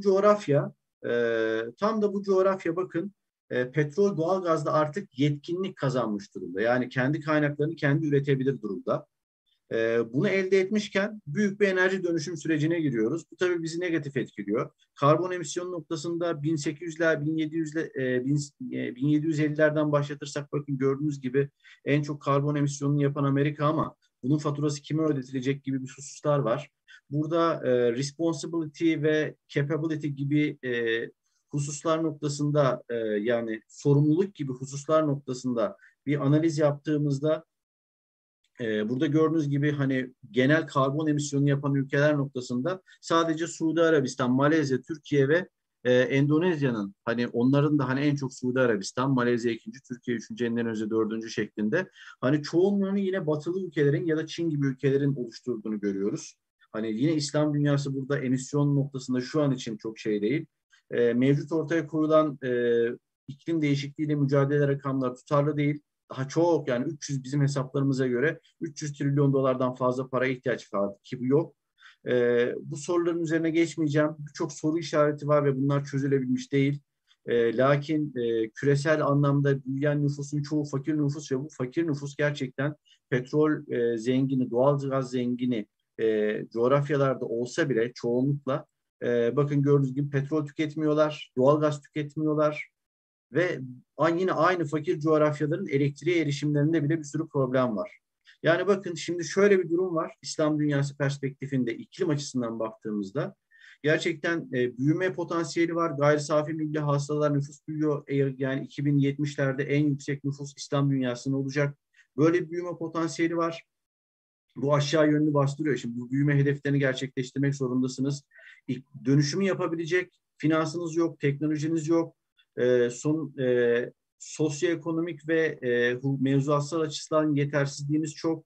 Petrol, doğalgaz konusunda tam yetkinleşmişiz. Hamle yapmamız gerekiyor.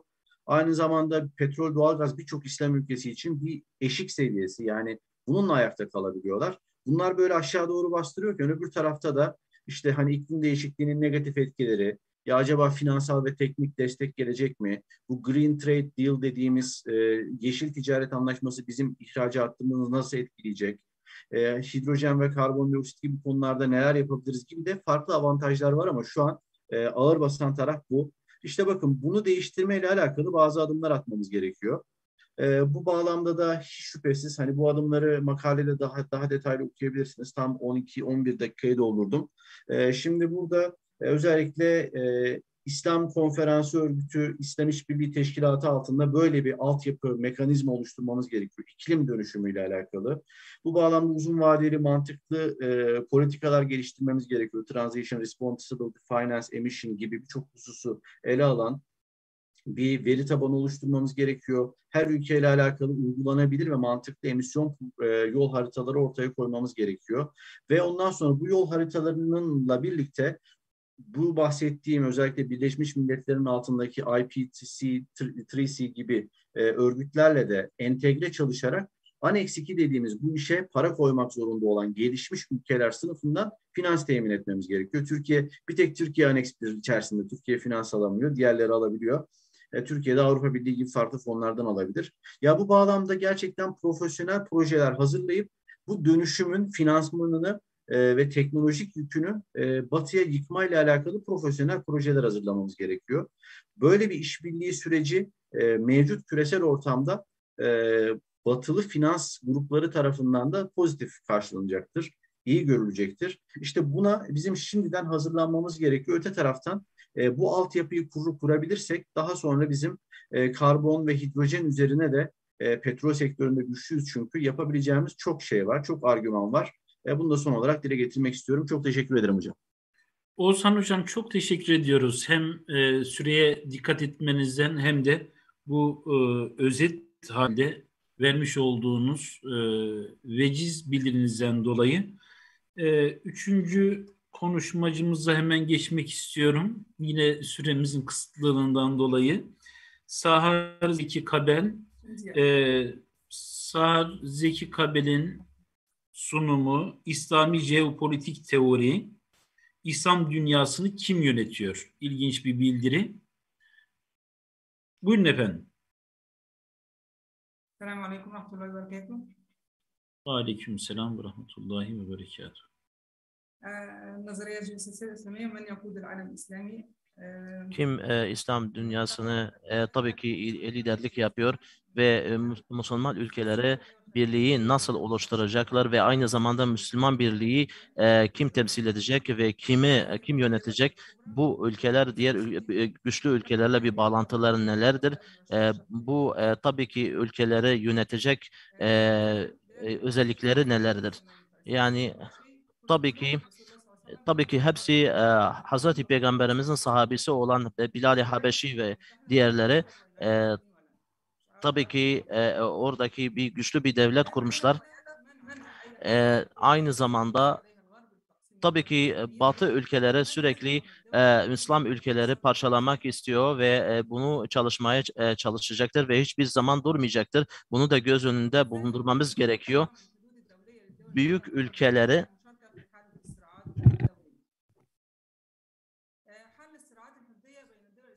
İslam ülkeleri içerisinde sıkıntıları çözerek İslam İşbirliği Teşkilatı içerisinde bunu yapmak gerekiyor. Tabii ki Birleşmiş Milletler ve İslam İşbirliği Teşkilatı içerisinde bir işbirliğine gidilerek bunu bu şekilde bir çözüme gidilir.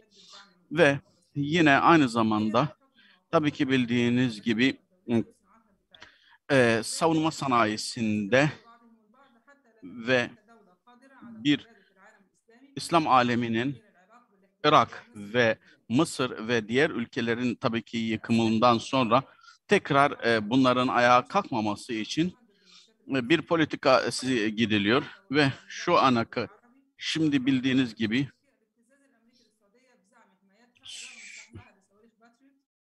Patriot sistemi verilerek ve bu tür bir tür savaşa isyancı Müslüman halkların yok edilmesi, yerlerinden edilmesi ve acı bırakılması, savaşlarında başlatılması.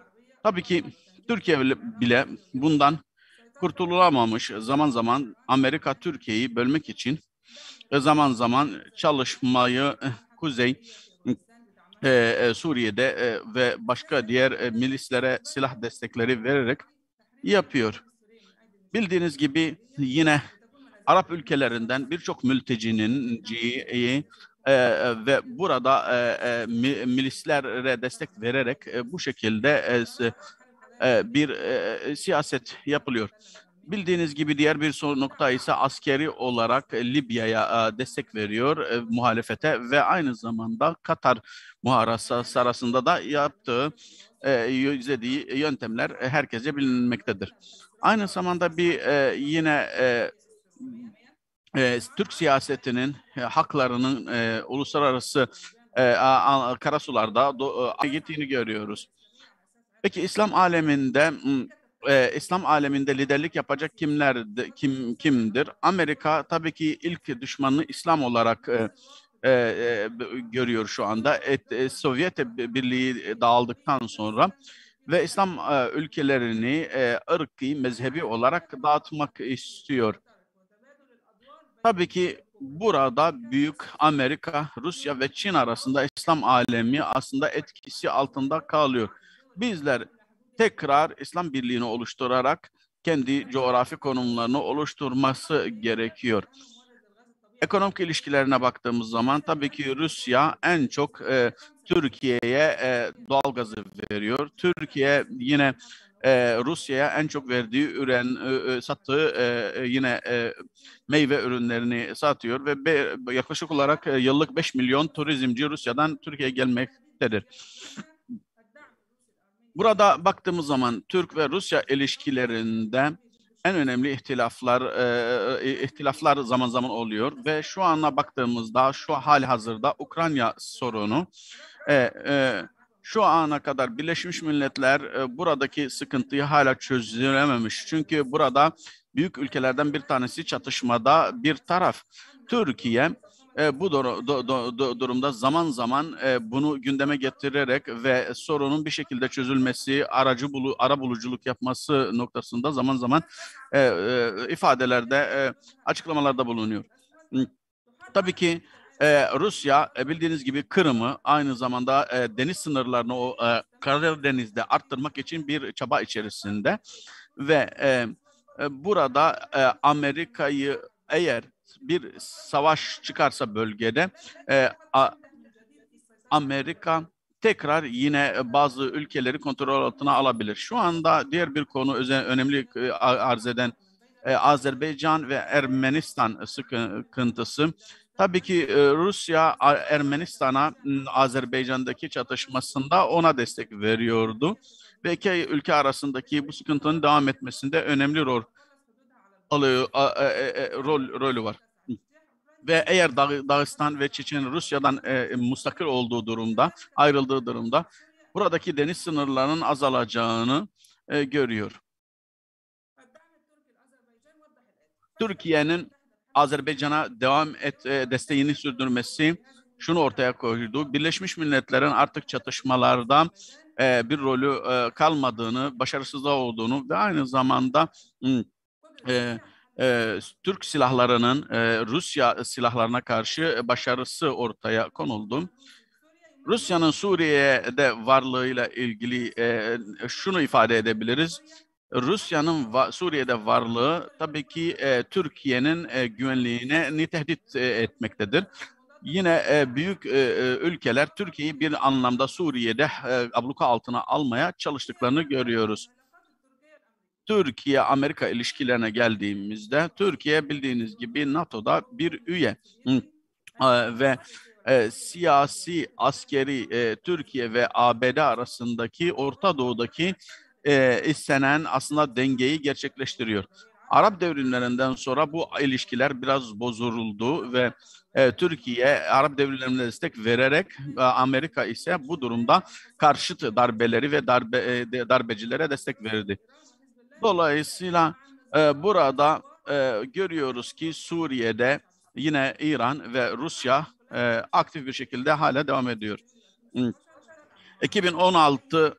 15 Temmuz başarısız darbe girişiminde bakıyoruz ki oradaki askeri darbeyi yapanlara Amerika destek verdi ve burada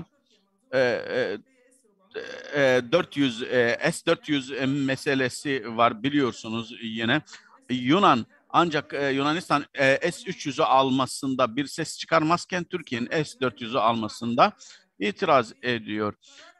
Baktığımız zaman bütün bu ilişkilerden Yunanistan şu anda bir Amerika'nın Türk sınırları üzerinde bir neredeyse üssü haline gelmiştir.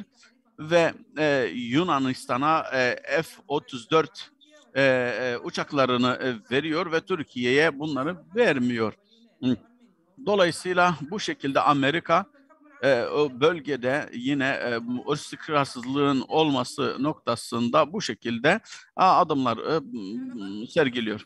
Türk-Çin ilişkilerine baktığımız zaman bunlar tabii ki bildiğiniz gibi Çin büyük ekonomik bir güç ve bunun ilişkileri bütün dünyadaki ülkelerle ilerlemektedir ve bunlardan bir tanesi de Türkiye ve Pakistan ve Arap ülkeleridir. Müslümanlar burada Çin'de bulunan Müslümanlar zaman zaman Uygur Müslümanları zaman zaman sıkıntılar yaşamaktadır. Bundan dolayı yine zaman zaman ilişkiler gerilmektedir. Bizler baktığımız zaman aynı Türk ve İran ilişkilerine geldiğimizde sünnet ve Sünni ve Şiilerin İslam aleminde bir haritada gösterecek olursak tabii ki 150 milyona yaklaştığını ve genellikle Şiaların İran'da bir mezhepsel çatışma içerisinde olduklarını ve bundan dolayı da zaman zaman ülkeler arasında gerginliğe sebebiyet verdiğini görüyoruz. Türkiye, Sayın Hocamız çok seri bir şekilde okuyor sunumu. Gerçekten çok seri bir şekilde yetişebildiğimiz kadar çevirisini yapmaya çalışıyoruz. Yine Türkiye-İran ilişkilerine baktığımız zaman Irak'tan başlayan bir süreç var. İran Savaşı. 8 sene süren bir savaş neticesinde zaman zaman gerginlikler olmasına rağmen ilişkilerin yine de genel anlamda olumlu olduğunu ifade etmek isteriz. Arap devrimleri başladığı tekrar Amerika Irak'ta ve Suriye'de başarısızlığı ortaya konuldu. Ve aynı zamanda İran Sünnileri kontrol almasında sıkıntı yaşadı ve bunu başaramadı. Irak'ta ve Suriye'de. Amerika Rusya'ya Beşar el-Esed'in desteğini sürdürerek bu şekilde bir siyaset güttü. Yine İran'ın Suriye'de ve Irak varlığına ek olarak Yemen'de varlığını görüyoruz. Burada zaman zaman bu varlığından kaynaklı Suudi Arabistan'la bir çatışma halinde ve aynı zamanda İran Arap ülkelerinde zaman zaman bu gelişimini devam ettiriyor. İran aynı zamanda Ermenistan'a Azerbaycan karşısında destek vermektedir. Bu İran'ın siyasetine baktığımız zaman aynı zamanda Afganistan'daki muhalefete de yine destek vermektedir. Bu İran'ın genişleyici siyaseti Arap ülkelerinde ve İslam bölgesinde bizler onunla daha dikkatli çalışmamızı gerekliliğini ortaya koyuyor. Hulasa olarak Amerika İran'ı bir taş olarak kullanıyor ve bunu bir anda 10 kuşu öldürecek şekilde bir taşla 10 kuşu hedeflediğini görüyoruz. Bu sefer Arap ve Türk ilişkilerine geldiğimiz zaman tabii ki Amerika'nın ve Rusya'nın ve İran milislerinin Irak'ta, Suriye'de, Lübnan'da, Yemen'de burada görüyoruz ki bu ilişkileri Arap ülkelerindeki Müslümanlara zaman zaman tehdit oluşturduğunu görüyoruz. Türkiye birçok ülkeyle iyi ilişkiler içerisinde olduğunu ve Türkiye'nin sıkıntıları gerçek anlamda halisane bir şekilde çözmeye yönelik siyaset güttüğünü görüyoruz. Ancak büyük güçler Türkiye'yi Araplardan uzaklaştırarak ve Suriye'yi ve Irak'ı bölerek aynı zamanda Türkiye'yi buralardan çıkarmak istiyor. Ve Mısır aynı zamanda askeri darbeden sonra Batı'da onu bir argüman olarak, bir araç olarak kullanmaktadır. Türkiye'nin şu anda çektiği sıkıntıların bir tanesi ilk çektiği sıkıntı ilk iç muhalefet. Diğer Irak, Suriye'de sınırlarında bulunan milisler ve yine Amerika'nın ve büyük güçlerle zaman zaman Türkiye'ye karşı yaptığı bu sıkıntılı siyaset. Dışa baktığımız zaman yine Suriye'de bulunan yine taraflar ve Rusya ve Ukrayna'nın sorunu Karadeniz'de.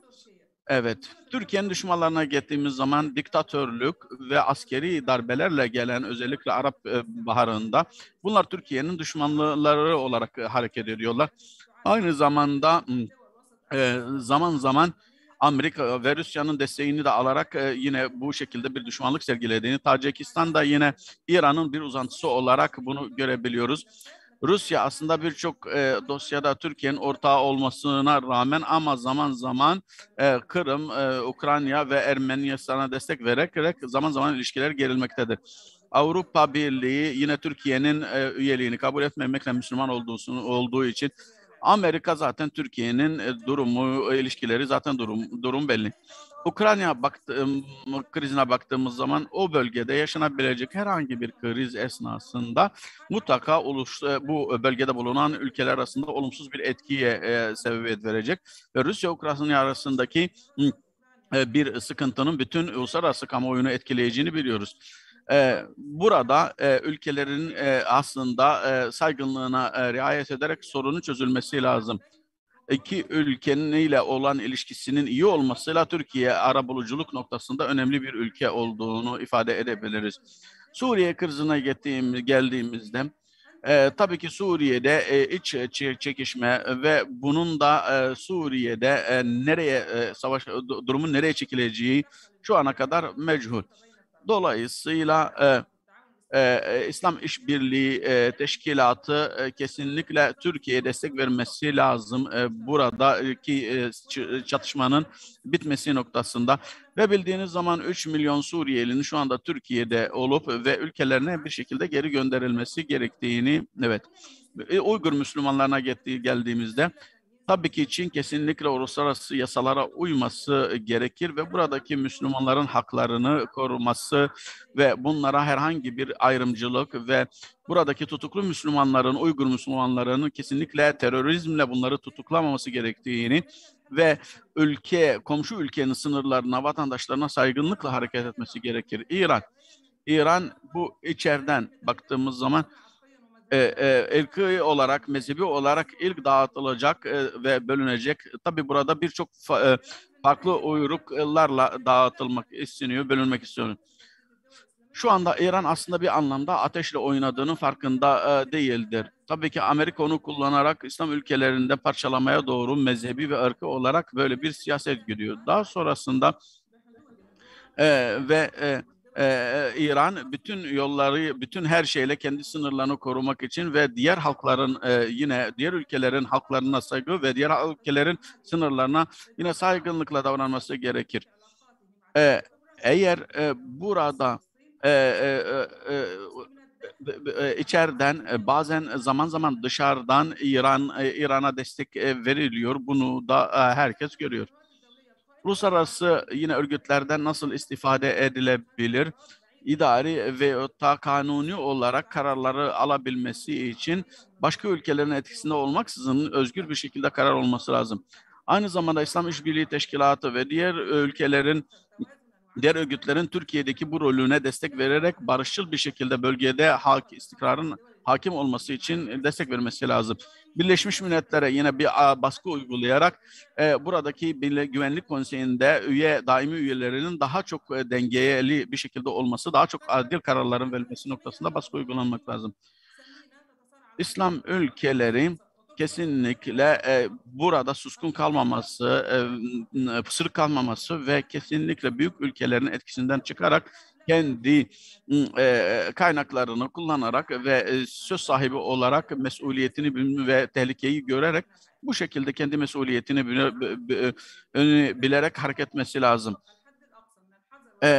Sonuçta şunu ifade ederiz. Yani bir güç oluşabilecekse mutlaka bir mesuliyet bilincisinde ve İslam alemi idrak etse istersen idrak etmesinin artık bir şekilde oyunun içinde ve büyüklerin kurduğu, büyük güçlerin kurduğu bir oyun halinde. Onlar artık bir argüman olarak kullanılabiliyorlar. Bizler bu satranç oyununda eğer kendimiz kararımızı vermezsek ve bir denge oluşturamazsak kesinlikle onların elinde yine bir oyun halinde bir argüman olarak bizi kullanılacaklar. Eğer düşmanı ve doğruyu, dostu ayıramazsak kesinlikle büyük güçler ve bu güçlerin çatışması ve bu dengesizlik ortamında kaybolmuş oluruz. Allah Kur'an-ı Kerim'de şöyle buyuruyor. İnsanlar sizin için bir tarafta toplandığı zaman siz onlara karşı siz de bir olun ve deyin ki Allah bize yeterdir ve onu vekil olarak Allah ne güzel vekildir buyuruyor. Uzattığım için ve seri olduğum için özür diliyorum. Teşekkür ederim. Çok teşekkür ediyoruz Sağır Hocam. Çok güzel bir sunumdu. Nahnu neşkuruki. Bu arada mütercimimize de çok teşekkür ediyoruz. Simultane tercümenin ne kadar zor olduğunu biliyoruz. Bu seri anlatımı bu kadar güzel tercüme eden tercümemize de çok teşekkür ediyoruz. Seher Hanım çok güzel konulara değindi. İki kutuplu dünyayı anlattı. Bir kutubun bir tarafında Amerika Birleşik Devletleri, Rusya ve Çin olduğunu, diğer tarafta da İslam ülkelerini ve İslam ülkelerini tek tek ele alarak bunlar üzerinde çok güzel bir değerlendirmede, incelemede bulundu. Kendilerine çok teşekkür ediyoruz. Özet halinde en son söylemiş olduğu husus da çok önemli. İslam dünyası kendi kaynaklarını kullanıp mesuliyetini bilerek davranmak zorundadır dedi. Aksi takdirde büyük güçlerin oyuncağı olmaktan kurtulamayacaktır. Bu mesuliyeti, bu bilinci mutlaka yaşamamız gerekiyor, bilmemiz gerekiyor. Bu bilinçle zaten bu organizasyonları yapılıyor. Çok teşekkür ediyoruz Seher Hocam. Ağzınıza, yüreğinize sağlık. Şimdi dördüncü konuşmacımız Ali Fuat Gökçe hocamız. Konusu emperyalizmin uydu devlet olan uydu devlet olan bazı İslam ülkelerinin coğrafyasına etkileri konusu. Ali Fuat Hocam buyurun. Hocam sanıyorum Ali Fuat Hoca yok. Onun yerine ben takdim yapacaktım yeni plana göre. Öyle mi? Hocam, özür diliyorum hocam. Fehmi Ağacı hocam. Buyurun evet. Hocam. Buyurun kıymetli hocam. Peki. Öncelikle bütün katılımcılara saygı ve selamlarımı sunuyorum. Benim sunumum Türkiye'nin Taliban yönetimindeki Afganistan'a ilişkin dış politikasıyla ilgili olacak. Evet. Sanırım görülebiliyor. Sunuyu görebiliyoruz kıymetli hocam. Evet. İngiliz siyasi coğrafyacısı Halford Mackinder'e göre Afrika, Asya ve Avrupa'yı birbirine bağlayan Hazar Denizi ile Altay Dağları arasındaki Kapgah bölgesini kontrol eden güç önce Avrasya'yı ve Avrasya'yı kontrol eden güç de dünyayı kontrol edebilir. Buna kara hakimiyet teorisi adı verilmiş. Bu teori İngiliz emperyalist stratejisine göre tasarlanmıştır. Soğuk Savaş esnasında ve sonrasında ise Amerika Birleşik Devletleri'nin düşman güçleri önleme stratejisini ve 11 Eylül 2001 sonrası Afganistan ve Irak'ı işgal etmeye yönelik stratejik kararlarını etkilemiştir. Kartgah bölgesinin güney kenar bölgesini teşkil eden Afganistan, jeopolitik açıdan Asya'nın en kritik bölgelerinden birisidir. Avrasya'nın önemli ekonomik ve kültürel merkezleri olan Hindistan, Çin, İran ve Orta Asya bölgelerini birbirine bağlayan, merkezi jeopolitik konumu nedeniyle bu bölgelere nüfuz etme imkanı sağlayan ve tarihin ilk dönemlerinden beri büyük güçlerin kontrol etmek istedikleri stratejik bir coğrafyadır. 19. yüzyıl sonlarında Afganistan, Britanya ve Rus imparatorlukları arasında büyük oyunda stratejik mücadele alanı olmuştu. Hindistan'ın kuzeyden güvenliğini sağlamak isteyen Britanya İmparatorluğu, Afgan Emirliği ile 1838-1919 yılları arasında 3 defa savaşmış ve çoğundan Afgan halkı zaferle çıkmıştır. Afganistan'da kontrol sağlayamayan İngilizler 1919 Rawalpindi Anlaşması ile Afganistan'ın bağımsızlığını kabul etmek zorunda kalmıştır. Savaş alanları yansıda görülmektedir. Daha çok Kabil civarında, Peşavar bölgesinde ve Kandahar bölgesinde cereyan etmiştir. Afganistan'da kömür, bakır, demir, lityum, uranyum, altın, çinko, kurşun gibi kıymetli madenlerle doğalgaz ve petrol bulunmaktadır. Keşfedilmemiş maden yataklarının 900 milyar ile 3 trilyon dolar arasında değere sahip olduğu tahmin edilmektedir. Türk-Afgan dostluğu Kurtuluş Savaşı öncesine dayanmakta ve siyasetten bağımsız olarak süregelmiştir.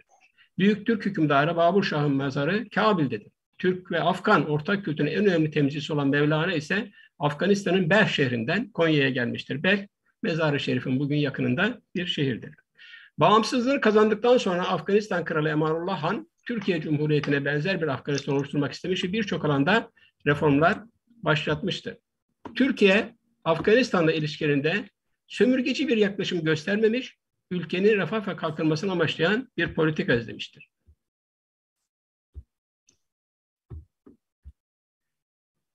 Türkiye 11 Eylül sonrası Amerika Birleşik Devletleri öncülüğünde düzenlenen askeri harekette Birleşmiş Milletler misyonu altında kurulan Uluslararası Güvenlik Yardım Gücü yani ISAF komutasını üstlenen ilk 3 ülkeden biri olmuştur. Afganistan'da barış ve güvenliğin tesisinde aktif rol oynamış, 2006'dan itibaren ise bölgesel imar ekipleriyle Afgan halkına önemli hizmetler sunmuştur.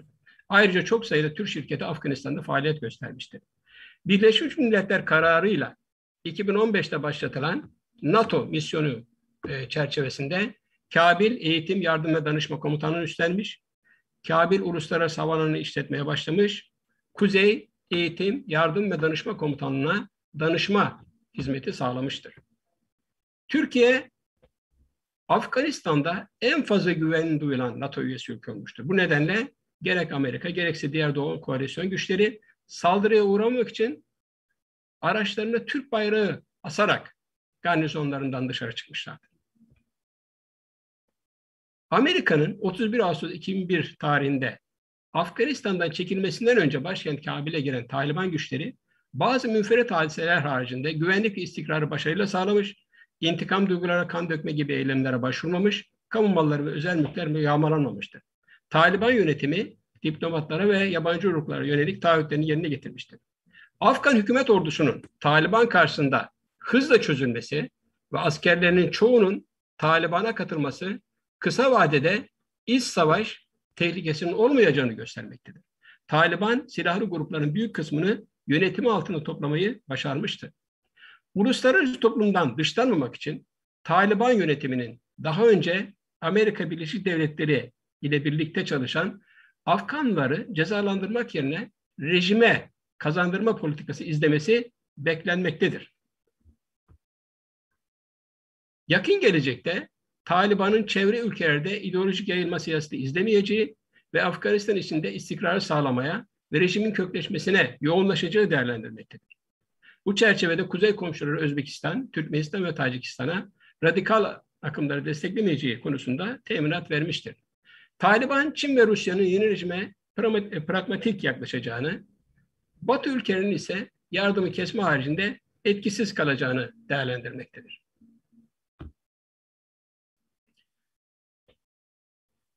Tarihsel olarak küresel güçlerin müdahil olduğu bütün coğrafyalarda radikal akımlar ve terörist gruplar güçlenmektedir. Özellikle İslam coğrafyasında bu şekilde tezahür etmiştir. Küresel bir güç olan Amerika Birleşik Devletleri Afganistan'dan çekilmesinden sonra ülkenin bölgesel ve uluslararası güçlerin rekabet alanı olmaya devam edeceği söylenebilir. Eğer bir dış siyasi müdahale, etki olmadan Afganistan topraklarında kapsamlı bir siyasi çözüm sağlanırsa, Afganistan'da terörist grupların ve radikal akımların önlenmesinde önemli katkılar sağlanabileceği değerlendirilebilir.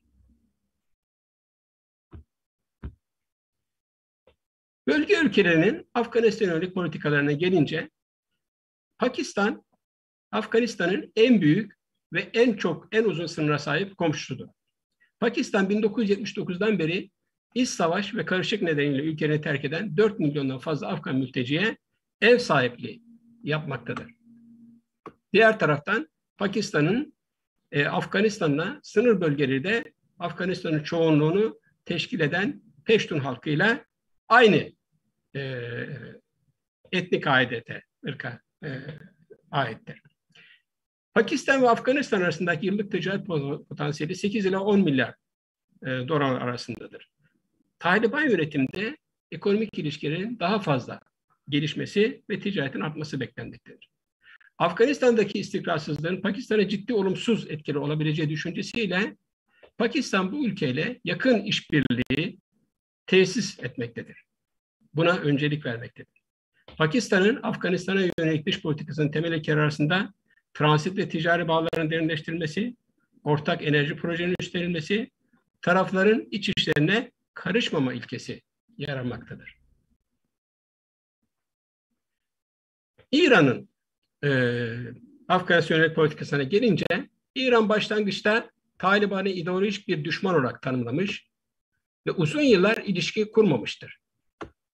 Amerika'nın 2001'de Afganistan'ın işgali sonrasında ise Taliban'la sınırlı bir işbirliğine başlamıştır. İran, Amerika'nın Afganistan'dan çekileceğini açıklayınca Taliban'a yönelik politikalarını revize etmeye başlamıştır. İran'daki reformcu gruplar ise Taliban'la mücadeleyi savunmaya devam etmektedir.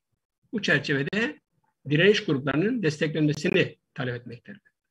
Taliban'ın İran'ın çıkarları için oluşturduğu riskler şunlar olabilir.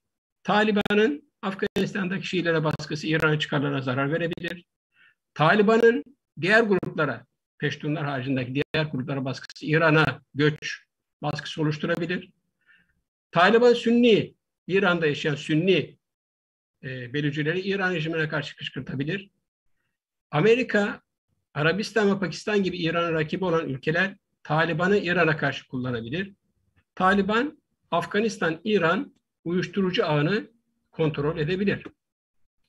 Netice itibariyle İran'ın çıkarlarını korumak için Taliban ile işbirliği yapmayı tercih edeceği değerlendirilmektedir.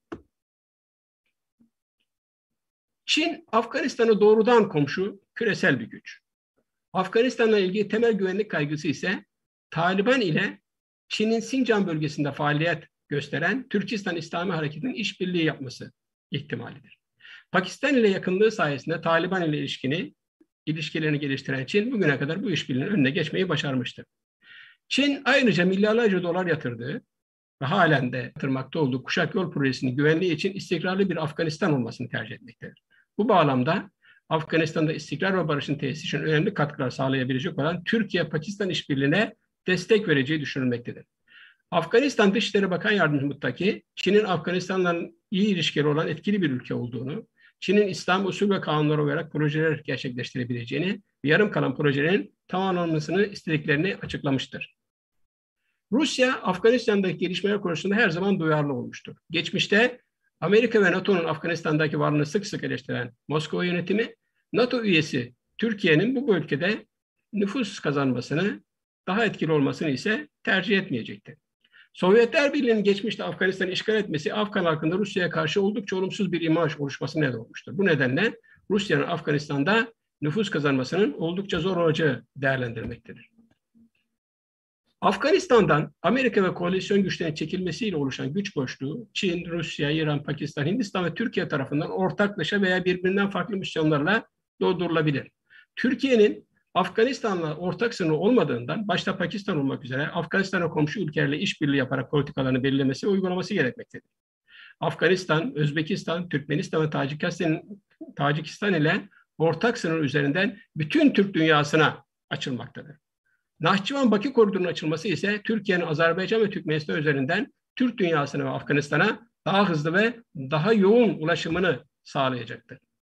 İran, Rusya ve Çin'i bypass ederek Afganistan'ı Türkmenistan, Azerbaycan ve Gürcistan üzerinden Türkiye'ye bağlayan Lapis-Lazuli koridoru uluslararası enerji transit hattı olarak bölgenin jeopolitik önemini daha da arttırmaktadır. Bu Lapis-Lazuli ismi Afganistan'daki değerli taşlardan gelmektedir ve bu taşlar binlerce yıl aslında Afganistan'dan Türkmenistan, Hazar Denizi üzerinden Rusya, Kafkaslar, Anadolu ve Avrupa'ya ihraç edilmiştir. Bu yolun tekrar açılması, realize edilmesi Türkiye'nin gerek Orta Asya'ya gerek Afganistan'a süratle ulaşımını sağlayacaktır. Türk Konseyi Devlet Başkanları 8. Zirvesi'nde Hazar geçişli Uluslararası Doğu-Batı Orta Koridoru boyunca taşımacılık işlerini kolaylaştırmak için önemli bir adım olan Türk devletleri teşkilatı üye ülkeler arasında uluslararası kombine yük taşımacı anlaşmasının sonuçlandırılması talimatı verilmiştir. Bu bağlamda Türkmenistan'ın gözlemci ülke olarak Türk devletleri teşkilatına katılmasının Lapis-Lazuli Koridoru projesinin süratle revize edilmesine olumlu etki yapması beklenmektedir. Türkiye'nin Afganistan'da bölgesel ve küresel aktörlerle işbirliğine gitmesi, ülkenin uluslararası topluma entegre olması açısından önemlidir. Bu kapsamda özellikle yeraltı kaynaklarının müşterekten işletilmesi ihtiyacı bulunmaktadır. 14 Ekim 2021'de Türkiye'ye gelen Afganistan Dışişleri Bakanı Vekili Muttaki'nin Afganistan ve Türkiye'nin tarihsel bağları olduğunu, Türkiye'nin sahip olduğu imkanlarla Afganistan'da farklı alanlarda yatırım ve bazı projeleri hayata geçirme ve Afganistan'ın yenilenmesi çalışmalarında iyi bir rola sahip olabileceğini ifade etmesi, Türk-Afgan ilişkilerinin geleceği hakkında olumlu beklentileri artırmıştır. Muttaki, Afganistan'da Taliban hükümetinin henüz hiçbir devlet tarafından tanınmamasını ise Afganistan halkının haklarının gasp edilmesi olarak değerlendirmiştir. Afganistan ile iyi ilişkilere sahip ülkelerin yeni devletin tanınmasını öne çıkmasını istediklerini ve resmen tanınmamasının DAEŞ'e yaradığını ifade etmiştir. Bazı Afganların güvenlik sorunları değil, ekonomik sorunlar nedeniyle ülkeyi terk ettiğini ileri süren Muttaki, bunların geri dönüşleri için ekonomi iyi olması gerektiğini ve bu kişilerin Afganistan'ın ekonomik gelişmesinde olumlu rol oynayabileceğini ifade etmiştir. Afgan gücünün uluslararası bir krize dönüşmemesi için ülkeler arasında işbirliği yapılması gerekmektedir. Özellikle göçe hedef olan ülkeler arasında. Bu kapsamda Türkiye, İran, Pakistan ve Avrupa Birliği ülkelerinin inisiyatifi ele alması önemlidir. İran'ın geçici sığınmacı kamplarına destek verilerek Türkiye ve Avrupa Birliği'ne ulaşmadan Afgan sığınmacı akımının durdurulması önem arz etmektedir. Türkiye, Afganistan'ın yeniden inşa sürecinde rol alarak Türkiye'ye olabilecek muhtemel Afgan göçü konusunda da gerekli tedbirleri önceden alabilir. Afgan göçünün yönetimiyle ilgili en ciddi sorun ise Avrupa Birliği üyesi ülkelerin göçün önlenmesi için gerekli tedbirler almasında sorumlu davranmamasıdır.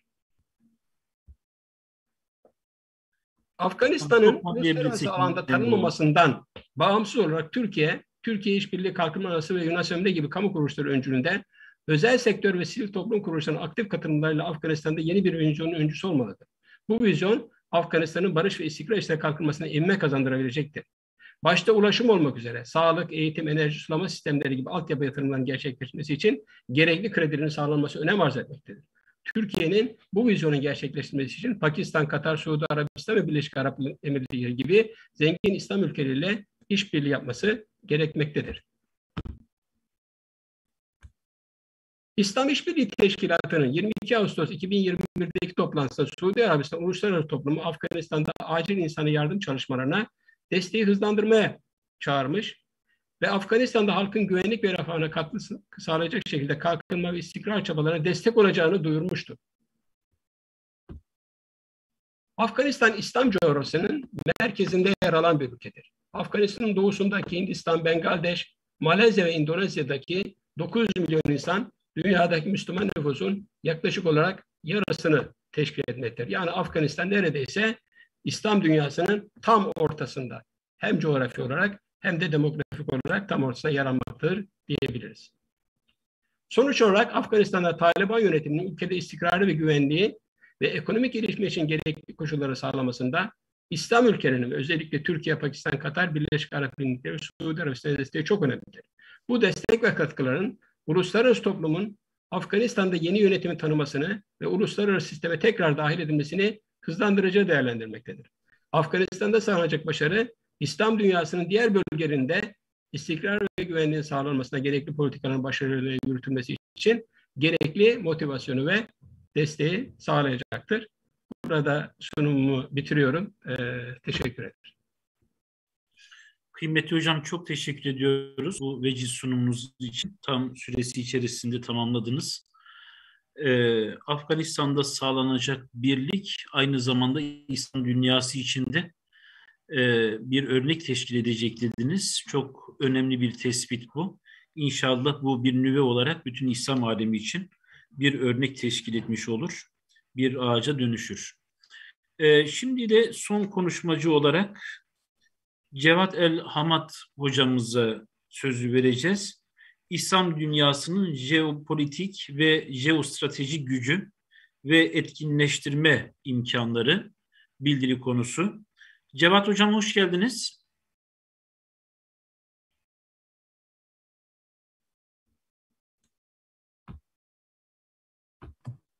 Bismillahirrahmanirrahim. Bismillahirrahmanirrahim. ASAM ve oturum başkanına teşekkür etmek istiyorum. Çok önemli bir konuyu ele alıyoruz ve Türkiye'nin bir çabasını, özel çabasılarından bir parçası haline gelmiştir bu toplantı ve bu ASAM merkezi çok önemli fikirleri ve derin tartışmaları ele alıyor ve benim araştırma yani jeopolitik ve ekonomik gelişmeleri ele alıyor ve bu araştırma İslam aleminin kalkınmaya ve uluslararası ilişkilerinin önemli rollerini ele alıyor. Bu araştırmanın önemi yeni gelişim ve kalkınma başlıklarını ortaya koyuyor. Askeri anlamda ve insan kaynakları anlamında ve İslam aleminin kendi rolüne geri dönebilmesi için olanak sağlama olanağını ortaya koyduğundan dolayı çok önem arz ediyor ve tabii ki bu kapsayıcı bir güç inşa etmek için bir adım atılmasıyla başlaması gerekiyor ve aynı zamanda dünyada rekabet gücünü kazandırılması anlamında önemli adımların atılması gerekiyor ve herkesin bildiği üzere ve 100 yılı aşkın gerilemeden sonra birçok araştırma yapıldı bu konuyla alakalı. Bu araştırma ilk önce stratejik ve jeostratejik ve jeopolitik anlamda tarihsel boyutuyla İslam aleminin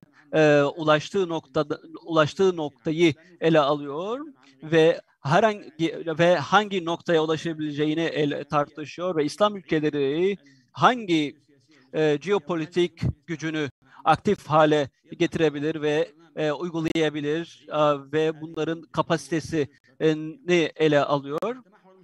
Bu tabii ki araştırmanın en önemli ele aldığı meselelerden birisi İslam aleminin uluslararası bir jeopolitik ve stratejik boyutuna uygun olmayan bir güçsüzlüğe sahip olduğunu söyleyebilirim ve birçok bilim adamı ve araştırmacı ve akademisyen İslam aleminin jeopolitik ve stratejik boyutunu daha yani sadece yerel boyutta önem arz etmediğini ifade ediyor veya jeopolitik Ratzen veya Kinder'ın ele aldığı teoriler İslam aleminin veya birçok coğrafi bölgesine ve birçok sadece İslami bölgesine ele alırsak bile uygun olduğu bir teori olduğunu söyleyebiliriz. Jeopolitik tabii ki jeopolitik boyutuyla tabii ki İslam alemi bunları göze aldığında uluslararası jeopolitik güce sahip, uluslararası jeopolitik güce sahip olabileceğini düşüncesindeyim. Ve bu, tabii ki bu jeopolitik boyuttan bahsederken kapsayıcı olması gerektiğine dair düşüncelerimi aktarmak isterim. Ve aynı zamanda her ülkenin ve her bölgenin stratejik ve bölgesel bir güce sahiptir ve bu her kendi özel güç bütün olan İslam birliğine ve İslam ülkelerine katkı sağlamaktadır ve özel bir dinamike yöneltmektedir. Dolayısıyla İslam dünyası dünyanın ortak bir parçası haline getirir. Ona tabi olmaktan ziyade dolayısıyla 20. yüzyıldan itibaren kaybettiği pırıltısını geri alabilmesi için önemli adımlar atabilmesi için bunların farkında olması gerekiyor. Tabii ki Türkiye'nin deniz, nehirler ve su kaynakları, hayvan kaynakları ve aynı zamanda tarımsal kaynakların çok zengin olduğu bir bölgeden bahsetmemiz gerekiyor.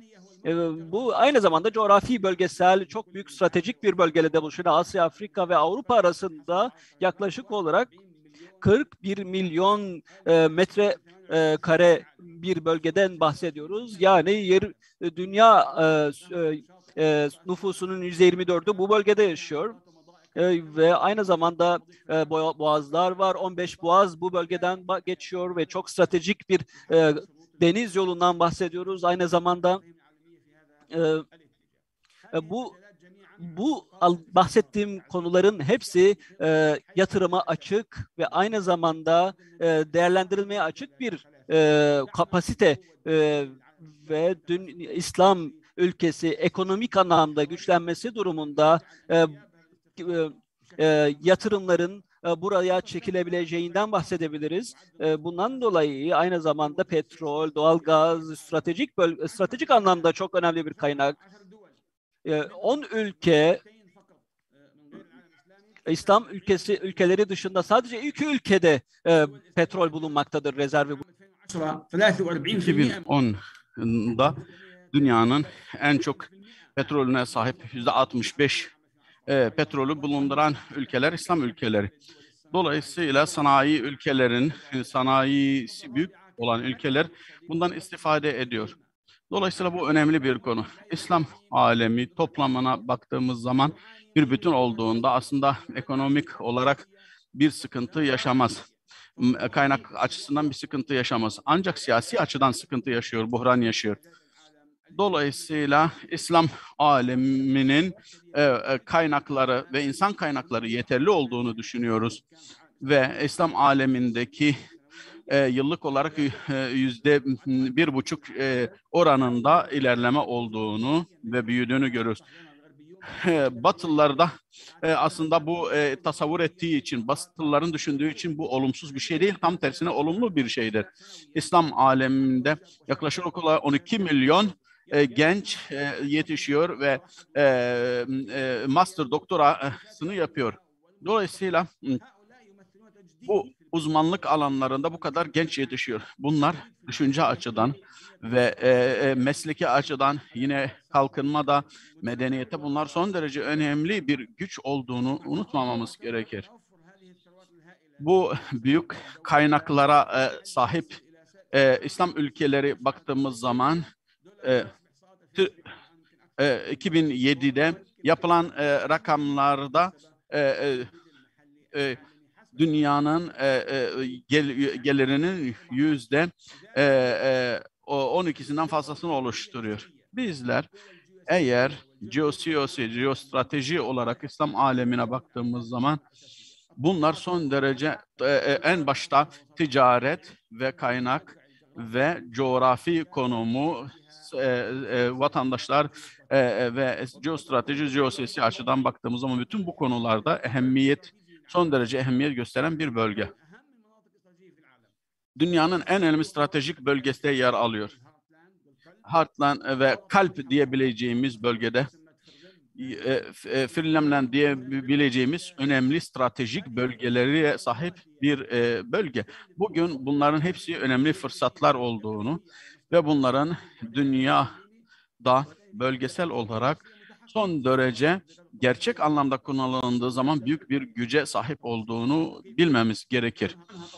Tabii ki buna ek olarak başka güçler de buna eklediğimiz zaman, başka avantajları da düşündüğümüz zaman büyük bir güç ortaya çıkıyor. Topluca hareket edildiği zaman genellikle fert olarak yapılan çalışmalar güçlü bir şekilde beraber Türkiye, Malezya gibi, İran, Endonezya gibi, Pakistan gibi ülkeler birleştiği zaman bu tecrübenin ne kadar büyük olacağını biz biliyoruz ve bunun için oluşmaması için savaş veriliyor, mücadele veriliyor. Uluslararası uzmanlar birçok İslam ülkelerinde zaman zaman bu tür önerileri bulunmaktadır. Aynı zamanda bu birlik oluştuğu zaman diğer büyük güçlerle bu sefer diyaloğu, itibarı çok farklı olacaktır.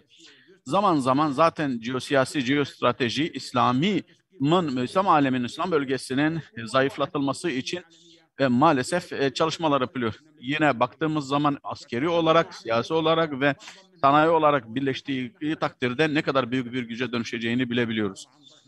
Tabii ki yine bazı zaman yine alternatifler oluşturarak çıkarlar, yine önde çıkarlar ve yaralar ön plana çıkarak Avrupa'yla ve diğer büyük ülkelerle ilişkiler geliştirilebilir.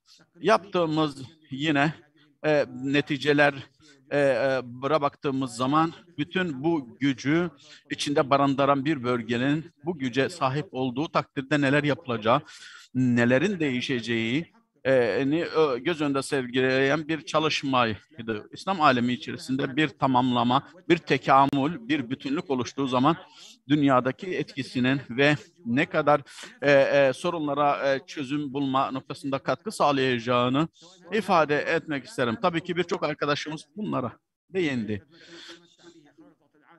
Yine İslam aleminin defalarca arkadaşların ifade ettiği gibi bu birlik en önemlisi engelleri ortadan kalkarak ikincisi olarak Müslüman ümmetinin topraklarını, halklarının çıkarlarını gözeten bir sürekli çaba olması lazım ve eğer böyle bir şey oluşturduğu zaman özgür düşünce, uzmanlar, ilim sahipleri ve birlik oluşması için ve zorlukları ve sıkıntıları çözmek için hem geosiyasi, geostrateji olarak son derece önemli sunumlar, önemli çözüm önerileri ortaya koyacaktır.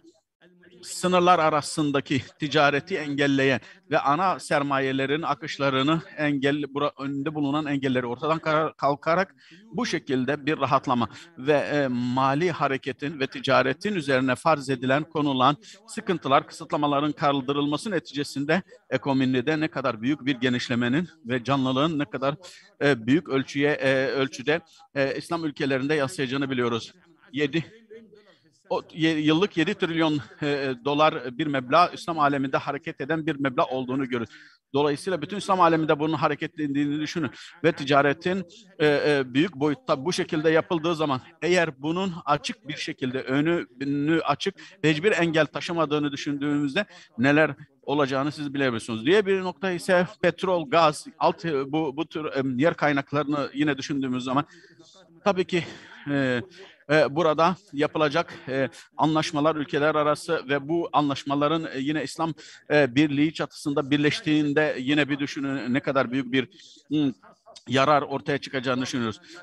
Tabii ki bildiğin gibi bazı İslam ülkelerinin enerjiye ihtiyaç var, bazılarında ise fazla enerjiye sahip olduğunu biliyoruz. Buralara öncelikli yer verilecek yine yatırımlar. Diğer bu bir nokta ise İslam alemi içerisinde başka ülkelere gitmemek için yine Avrupa'da büyük yatırımlar yapılıyor. Yine başka ülkelere, Çin'e örneğin büyük yatırımlar yapılıyor. Bu yatırımlar eğer İslam ülkelerinde kendi aralarında yapıldığı zaman yine sanayi, tarım, eğitim, sağlık, teknolojiye, ulaşım, bütün hepsi zaten Kuala Lumpur formunda bunlara değinildi. Toplantı sınavı yapıldı. Ancak şu ana kadar maalesef uygulamada şu ana kadar gerçekleşmedi. Yine İslami ortak gücün kullanılması, oluşturulması, yine savunma noktasında kara, deniz, hava, bütün bunlarla ilgili çok detaylı sunumumda yer vermişim. İslami bir bahriye gücü, bir deniz gücünün oluşturulması ve İslam aleminde son derece önemli bir güce sahip dönüşeceğini biliyoruz. Bunlar kullanıldığı zaman, bunlar fırsata dönüştürüldüğü zaman tabii ki 30 sayfalık bir sunumum. İnşallah yayınlandığı zaman bütün detaylara buradan bakabilirsiniz. Siyasi eğer bir kütle birleştiği zaman üçüncü bir güce dönüşecek. Tabii ki hem Batı ve Doğu arasında önemli bir köprü oluşacak ve tekrar sizlere teşekkür ediyorum beni dinlediğiniz için. Tabii ki çok detaya inemedim. Daha sonradan isteyen detayları okuyabilir. Teşekkür ediyorum. Cevat Hocam çok teşekkür ediyoruz. Ağzınıza, gönlünüze sağlık. Çok güzel bir sunum oldu. Vaktinizi de çok kıymetli kullandınız. Bunun için de ayrıca teşekkür ediyorum. Cevat Hocam çok önemli konulara değindi. Özellikle kaynaklarımızın ve fırsatlarımızın farkında olmalıyız. Bir olduğumuzda ne kadar büyük bir güce de sahip olduğumuzu herkes görecektir dedi. Bu temennilere inşallah diyoruz. Bunun da yakın olduğunu ümit ediyoruz. Çok teşekkür ediyoruz. Tabii bu bildiriler özetlerle geçiştirilecek hususlar değil, her biri ayrı bir konferans konusu olabilecek kapasitede ve ehemmiyette konular. Bunları inşallah kısmi olarak Sayın Paşam dinliyor. Bunlarla ilgili lokal çalışmalar da yapılması gerekiyor. Artık bu hususta ortaya çıkmış oldu. Böyle bir ihtiyaç da söz konusu. Bunları daha lokal olarak incelememiz gerekecek. Vaktimiz tabii çok vaktimizi aşmış durumdayız. Dolayısıyla ben ikinci oturumu hiç ara vermeden ikinci oturumu yönetmek üzere sözü Sayın Profesör Doktor Ensar Nişancı Hocama bırakmak istiyorum. Ensar Hocam, sistemdeyiz herhalde.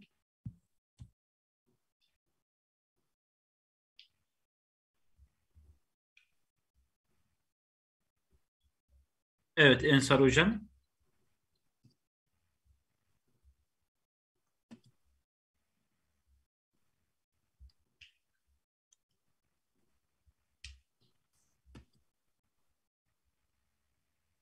Evet, Osman Bey, Ensar Hocam sistemde midir acaba? Evet hocam, sistemde. Evet. Bağlantıda herhangi bir sıkıntımız yok, değil mi? Hocam teknik bir sorun yaşamış, birazdan bağlanıyor. Öyle mi? Peki. Bize de en azından birkaç kelam etme fırsatı da doğmuş olacak. Buyurun. Hocam bağlandığında sözü kendilerine vereceğiz. Değerli katılımcılar, çok önemli konulara... Eğer bilseydim vakti ben kullanacaktım. Hocam çok kıymetli konulara değindiniz. Bütün katılımcılarımız çok önemli konulara değindiler. Bu anlamda ben diğer geçen yapılan kongrelerde de çok önemli konular sunulmuştu. Bu yılki bildirilere baktığım zaman artık gerçekten de çerçevesi iyi çizilmiş, çok iyi hazırlanmış bildirilerin geldiğini görüyoruz. Bundan da fevkalade memnuniyet duyuyoruz. İki üniversitemizin birlikte yaptığı ve ASSAM'ın organize etmiş olduğu bu önemli kongre inşallah yavaş yavaş nihai amaçlara doğru yol almış olacak. Çok önemli konular çok teferruatlı olarak inceleniyor, irdeleniyor. belki birçoğu bilmiş olduğu, bildiğimiz konular ama o kadar ince detaylar işleniyor ki bütün bunların hepsi üzerine durulması gereken hususlar olarak önümüze çıkıyor. Atilla Hocam. Buyurun Atilla Hocam, isterseniz siz Abdülkadir Turan Hocamızı takdim edin. Ensar Hocam bağlanıncaya kadar Abdülkadir Hocam sunumlarını yaparlarsa zamanı daha iyi kullanmış oluruz, değil mi hocam? Olur, peki. Peki. Ensar Hocam'ın bağlanması biraz zaman alacak mı hocam? Öyle görünüyor. Şimdi Abdülkadir Turan Hocamızın sunumu var sırada. Peki. Evet. Abdülkadir Turan Hocamıza sözü bırakalım. Kıymetli hocam buyurun.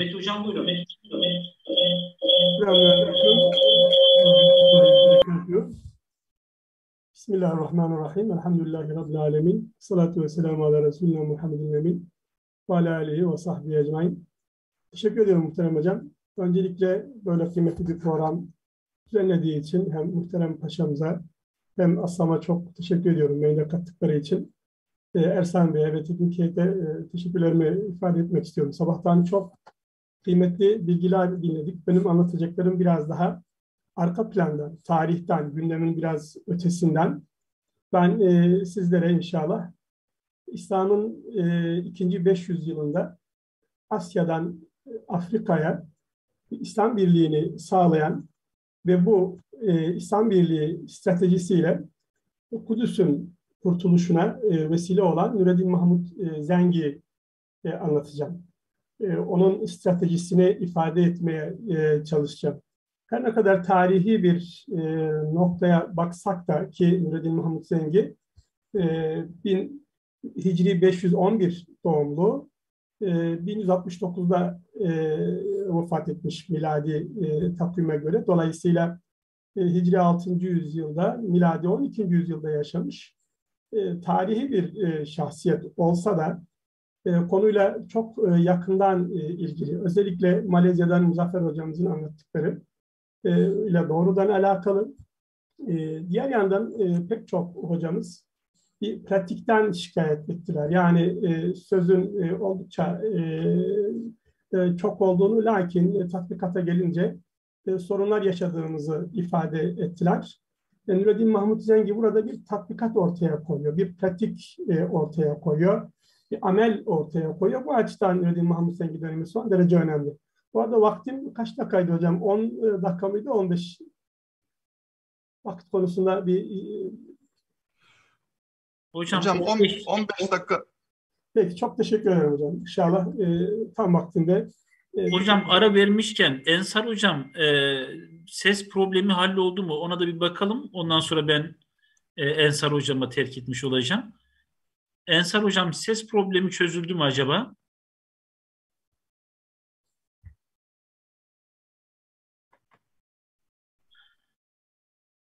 Evet. Hocam lütfen buyurun. Buyurun teşekkür ederim hocam. Şu öncelikle bir Nureddin öncesinde nasıl bir durum vardı ki bir birlik stratejisi ihtiyacı doğdu.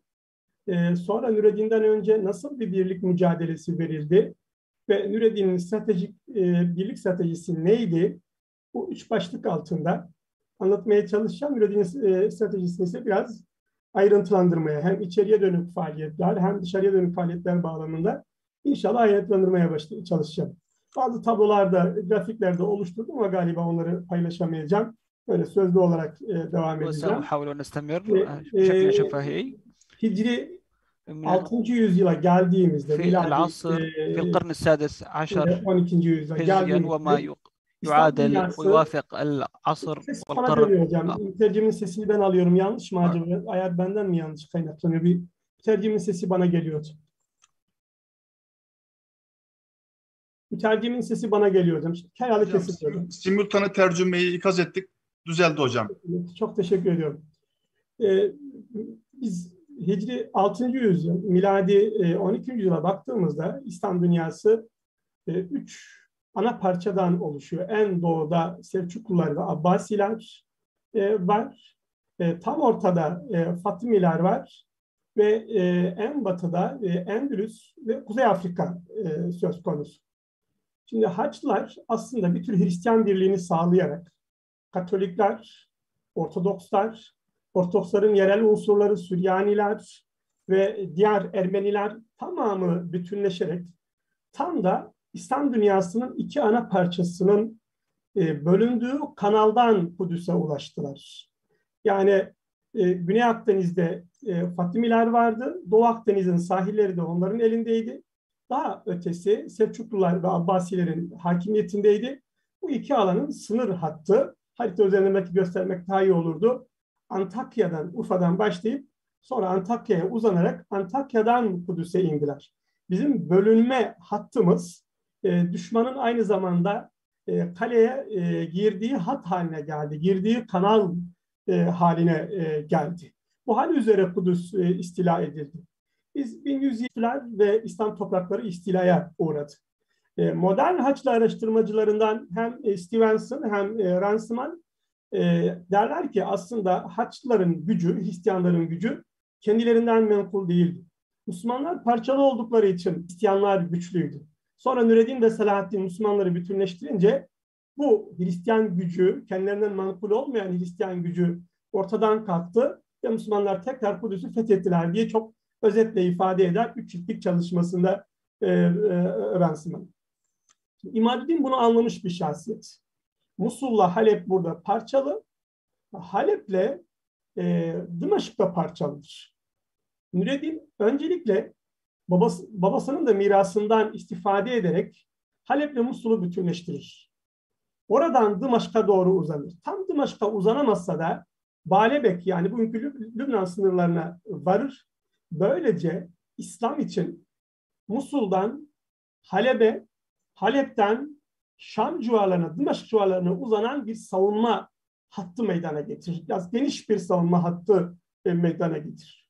Bu hat üzerinden İslam aleminin doğusundaki büyük zenginlikleri, insan gücünü sınıra aktarır. Antakya'dan Kudüs'e doğru uzanan o zafiyet hattımıza aktarır ve burada güçlü bir savunma meydana getirir. Lakin İmaduddin bu çalışmaları ilk Haçlı kontluğu olan Urfa Haçlı kontluğunun yıkılmasına vesile olsa da devamına vefa etmez. Çünkü Caber Kalesi'ni fethetmeye çalışırken, zapt etmeye çalışırken katledilir, şehit edilir ve toprakları iki oğlu arasında paylaştırılır. Musul'da Seyfettin Gazi, asıl Atabek, Halep'te Nureddin Mahmud Zeng. Hem düşmanların hem dostların beklentisi burada iki kardeşin birbirine düşmeleridir. İki kardeşin İslam Birliği ile alakalı ilk adımı burada birbirlerine düşmemeleridir. Daha önce Selçuklu geleneğinde sürdürülen o şehzadeler arasındaki çatışmaları bir daha yaşatmamalarıdır. Aksine Musul-Halep dayanışmasını sonuna kadar sürdürmeleridir. Böylece ortaya esaslı bir İslam Birliği fikriyatı doğar. Ve Nureddin burada etrafındaki ulema ve etrafındaki ümerayla bizim görebildiğimiz kadarıyla adım adım çizilmiş bir birlik stratejisi ortaya koyar. Zihni son derece nettir. Şuna inanmıştır. Birlik sağlanırsa zafer sağlanır. Zaferin şartı birliktir. Bunun için tam olarak stratejiyle ifade edilebilecek bir proje ortaya koyar. Bütün unsuru, devletin bütün unsurlarını birliğe hizmet edecek şekilde organize eder. O şekilde teşkil eder. Daha baştan ifade edeyim ki bu birlik stratejisi kapsayıcıdır. Sosyoekonomik, sosyokültürel hayatın bütün alanlarıyla alakalıdır. Bir kitabeyi herhangi bir mimari esere asarken Nureddin İslam Birliği'ni burada gözetlediği gibi devasa bir Darül Hadis'i açarken de İslam Birliği'ni gözetler. Haçlılara karşı bir harekata giriştiğinde, bir fethe giriştiğinde yine birliği gözetler. Birlik bütün alanlarla alakalı veya bir sufiye hürmet ederken birliği gözetler, bir ulemayı yanına alırken yine birliği gözetler. Tam olarak kapsayıcı bir birlik. Yine bu birlik bir yanıyla içeriden dışarıya dönüktür, öte yandan dışarıdan içeriye dönüktür. Nasıl? Öncelikle Nureddin içeride bazı sosyal ve ekonomik faaliyetlere giriş. Onları anlatacağım inşallah. Bir adaleti birliğin esası haline getirir. Hani adaleti birliğin esası haline getirir. Bir toplumsal bütünleşme sağlar. Bununla çevre yönetimlerin dikkatini çeker, çevre halkların dikkatini çeker, ülkesini diğer Müslüman unsurlar için, diğer Müslüman topluluklar için bir çekim alanı haline dönüştürür. Ortaya çıkan bu yapıyı Haçlı istilasına karşı seferber eder. Haçlı istilasına karşı kazandığı zaferleri yine daha önce oluşan o iç ve çevre bütünlüğünün genişlemesi için kullanır. Ve bunu bütün titizliğiyle idare eder, bütün titizliğiyle yönetir. İçeriye dönük nasıl bir faaliyeti var ifade edeyim. Öncelikle hakim olduğu Halep'te Şii bir sosyal yapı vardı. Yönetim Sünni Müslümanlardaydı. Nureddin burada ehli sünnet toplumunun, Müslümanların asıl kesimini, ana akımını oluşturan ehli sünnet Müslümanları üzerinden yeni bir toplum inşa etmeye çalışıyor. Ama bu yeni toplumu inşa etmeye çalışırken Gazali'nin ehli tıbbi hassasiyetini dikkate alarak yıpratıcı olmamaya çalışıyor. Bir kanlı sürece meydan vermeden Şii toplumun sosyal yapı üzerindeki, Şiilerin sosyal yapı üzerindeki tahakkümüne son veriyor. Bu noktada İsmaili unsurlara karşı, ki bunlar Haçlılarla işbirliği yapıyordu, daha sert bir tutum içindeyken diğer unsurlara karşı biraz daha yumuşak bir tutumla alabildiğine titiz bir şekilde belki hiç kimsenin kanının dökülmesine sebep olmadan Halep'te bir ehli sünnet hakimiyeti, sosyal yapıda bir ehli sünnet hakimiyeti inşa ediyor. Kendisi bir Hanefi mezhebi mensubu, bu konuda fakih bir şahsiyet ama baş kadısı Şafii'dir. Kendisi hiç şüphesiz Türktür, Aksungur Türkiye'nin torunudur. Lakin başkomutanı Selahaddin Eyyubi'nin amcası Esedüddin Şerkuh'tur. Farklı toplum unsurlarını bir araya getiriyor. Örneğin buradaki Türkmen unsurlarla Kürtler arasında ciddi bir koordinasyon sağlıyor. Bunları bir araya getirip tek çatı altında bir İslam toplumu olarak yekbeden haline getirme konusunda büyük bir başarı ortaya koyuyor. Adaleti sistemin temeline oturtarak toplumla devleti barıştırıyor. Bizzat kendisi de mahkemeye çıkıyor ama her tarafa darül adiller kurarak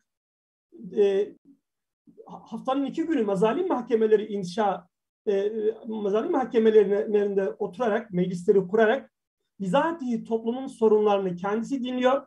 Toplumu o güne kadar yaygın olan ümeranın zulmünden, haksızlığından kurtarıyor. Böylece bir toplum devlet bütünleşmesi meydana geliyor. Yine o güne kadar ulema ile sufiler arasında sorunlar vardır. Ve gazadan yoksun bir sufilik oluşmuş, entelektüel bir ulema sınıfı meydana gelmiştir. Nureddin hem Şafiiler hem Hanefiler için medreseler inşa eder ama her medresenin yanına bir de tasavvuf dergahı kurar. Böylece zikirle ilmi bütünleştirir, bir çifte kanat oluşturarak burada bir uçuş imkanı meydana getirir. Yine sanatla esasen ilim birbirinden kopmuştur. Dönemin şairleri daha çok zevk-ı sefaya yönelmişlerdir. Halbuki Nureddin'in çok başarılı bir şekilde hemen hemen her adımını ve her zaferini birer şaire anlattırdığını görüyoruz. Bu aynı zamanda biraz atıl durumda kalan Arap unsurun bu birliğe katılmasına da vesile olmuştur. Zira şairlerin mühim bir kısmı Arap'tı ve biraz sistem dışı kalmışlardı. Bu sanat üzerinden, sanat etkinliği üzerinden onları da bu birliğe dahil edecektir. Dışarıya baktığımız zaman ise Nureddin Halep'e hakim olduğunda babası İmaddin Zengin'in hemen ardından 1146'dan sonrasından bahsediyoruz miladi takvimle. Zengin toprakları istilaya uğradı. Urfa eski Haçlılar tarafından, oraya hakim eski Haçlılar tarafından istila edildi. 2. Joscelin tarafından. Dımaşk Atabekli Balebek'i istila etti ve Antakya Haçlıları da yakın çevrelerini istila ettiler. Herkesin beklediği Nureddin öncelikle Müslüman istilasına karşı bir tepki göstermesiydi. Nureddin böyle yapmadı. 10.000 Türkmeni yanına alarak Urfa'ya karşı bir harekat düzenledi. Urfa'nın ikinci kez istila etmesinin önüne geçti. İlk zaferini Haçlılara karşı kazanarak Müslümanların gönlünde taht kurdu. Buna karşılık Dımaşk, Boriler, Tuğtekinler Atabegliğinin Baalebek'i istila etmesine, Hama'ya uzanmasına göz yumar göründü. İkinci harekatını ise Antakya Haçlılarına karşı Şerkuh'un komutasında Raymon'da karşı yaptı. Orada da muzaffer olunca onun az önce anlattığım içerideki faaliyetleriyle dışarıdaki faaliyetleri bir bütünlük kazandı. Ve etraftaki Müslüman emirliklere başta Dımaşk olmak üzere şu mesajı verdi. Gelin birlikte cihad edelim. Gelin bir olalım ve düşmanımıza karşı koyalım. Buna biz rahatlıkla şunu diyebiliriz. Müslümanlar arası birlik ve istilacılara karşı harekat stratejisi diyebiliriz. Eğer bu çağrıma katılırsanız benim size karşı hiçbir menfi tutumum olmaz. Eğer katılmazsanız onlara destek vermediğiniz sürece sabredelim. Bunu gerçekten ulema üzerinden, sufiler üzerinden inandırdı. Yine Nureddin'in burada büyümesi elbette iki tarafı endişelendiriyordu. Birisi Anadolu'da Selçuklular kendilerini hala Büyük Selçukluların mirasçısı gibi görüyorlardı. Halep çevresinde bir sultanlığın doğmasından endişe ediyorlardı. Öte yandan yine Şam Selçukluların mirasçısı olan Dımaşk Boriler Atabegliği de endişeliydi. Nureddin hem 2. Mesud'un kızıyla evlendi, Anadolu Selçuklu Sultanı, ve onun Antep yöresine uzanmasına göz yumdu. Hem Dımaşk Atabey'in vezirinin kızı İsmet Hatun'la evlendi. İki tarafı da sulh içinde durdu. Fakat daha sonra Dımaşk'a uzanmak zorundaydı. Zira onunla Kudüs arasında Dımaşk vardı. Ve Dımaşk'a şu mesajı açıkça verdi. Benimle birlikte Haçlılara karşı mücadele ederseniz ben sizinle işbirliği yaparım, ittifak yaparım. Gayem topraklarınızı istila değildir. Bunu yapmadıklarında Dımaşk'ı zapt etti. Dımaşk'ı zaptıyla birlikte ancak Abbasi halifesi onu Melikul Adil diye onun sultanlığını kabul etti. Ancak Dımaşk'ı zapt edip Şam'da bir Müslüman birliği teşkil etmeye başlayınca bu kez Bizans'ın dikkatini çekmeye başladı. Ve Bizans İmparatoru Manuel Halep üzerinden Nureddin'in topraklarını istilaya kalkıştı. Nureddin çok stratejik davranarak henüz küçük bir devletken ve henüz Abbasi halifesi tarafından tanınmışken Manuel'le karşı karşıya gelmemeye çalıştı. İbn Asakir'in çok nezih ifadesiyle bu sorunu diyor bir buğday başağının dahi kırılmasına izin vermeden halletti. Manuel Halep'ten İstanbul'a geri döndü. Nasıl? Mısır'daki Şii Fatımi yönetimiyle işbirliği yaptı. Dedi ki biz Haçlılara karşı, Hristiyanlara karşı madem Müslümanız gelin bize destek verin. Bu süreçte daha önce Hristiyan istilasına karşı duyarsız duran Fatımi yönetimi ona destek verdi. Ama Nureddin yapı olarak her imkanla beraber her sorunu da birlik yönünde kullanan bir stratejistidir. Sadece imkanları değil, sorunları da o yönde kullanan. Bu Mısır'la kurduğu temas onun Mısır'ı tanımasını sağladı. Mısır'daki zafiyetleri öğrenmesini sağladı. Daha sonra Mısır'daki iç ihtilaflar ki devleti bitirme noktasına getirmişti. Onu Mısır'a davet ettiğinde Şerkuh ve yeğeni Selahaddin Eyyubi'nin komutasında onun Mısır'a yönelmesine vesile oldu. Yapılan 3 seferin ardından Fatimi hilafeti, Fatimi imameti son verdi. Böylece 290 küsür yıldır İslam dünyasındaki büyük parçalılık son buldu. Abbasi sancağı Kahire'de dalgalanarak tarihsel bölünmeyi bitirdi. Ama bu tarihsel bölünme aynı zamanda Güney Akdeniz'de Doğu Akdeniz'i bütünleştirdi. Asya'dan Afrika'ya doğru bir açılım sağladı. Anadolu'yla da bir uyum söz konusu olunca burada Akdeniz'i kuşatan bu yeni birlik hem batılı istilacılara karşı bir savunma gücü oluşturdu hem bir fetih imkanı oluşturdu.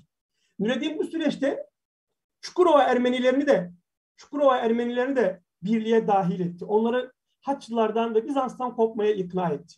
Onları ikna ettikten sonra Abbasi halifesine gönderdiği mektupta efendim diyor, artık Kudüs'ün ve İstanbul'un fethi yakındır diyor. Kudüs'ün ve İstanbul'un fethi yakındır. Bu süreçte yine bir minber inşa ediyor. Bunu Halep Camisi'ne koyuyor. Artık Kudüs'ü fetih gayesini açığa vuruyor. O güne kadar açığa vurduğuna dair elimizde hiçbir kanıt yok. Son derece soğukkanlı hareket ediyor. Sanki güncel bir sorunla uğraşıyor gibi görünüyor ama daima zihin dünyasında bir uzak hedef vardır. Bu nokta disiplinini koruyarak hiçbir şekilde sırrını ifşa etmiyor. Dolayısıyla biz mesela 1164'lerden önce henüz Mısır'da tahakküm etmeden önce biz çok da Nureddin'in Kudüs'ten bahsettiğini görmüyoruz. Öyle bir gündemi yokmuş gibi davranıyor. Güç bulduktan sonra bunu yapıyor. Yine kardeşi Mevdut vefat ettiğinde Musul'da kendisi Musul'u bu oluşturduğu birliğe katarken Selahaddin Eyyubi Hazretleri'nin kardeşleri, yeğenleri Hicaz'ı, Yemen'i, Sudan'ın bir kısmını ve Libya'yı bu birliğe katıyorlar.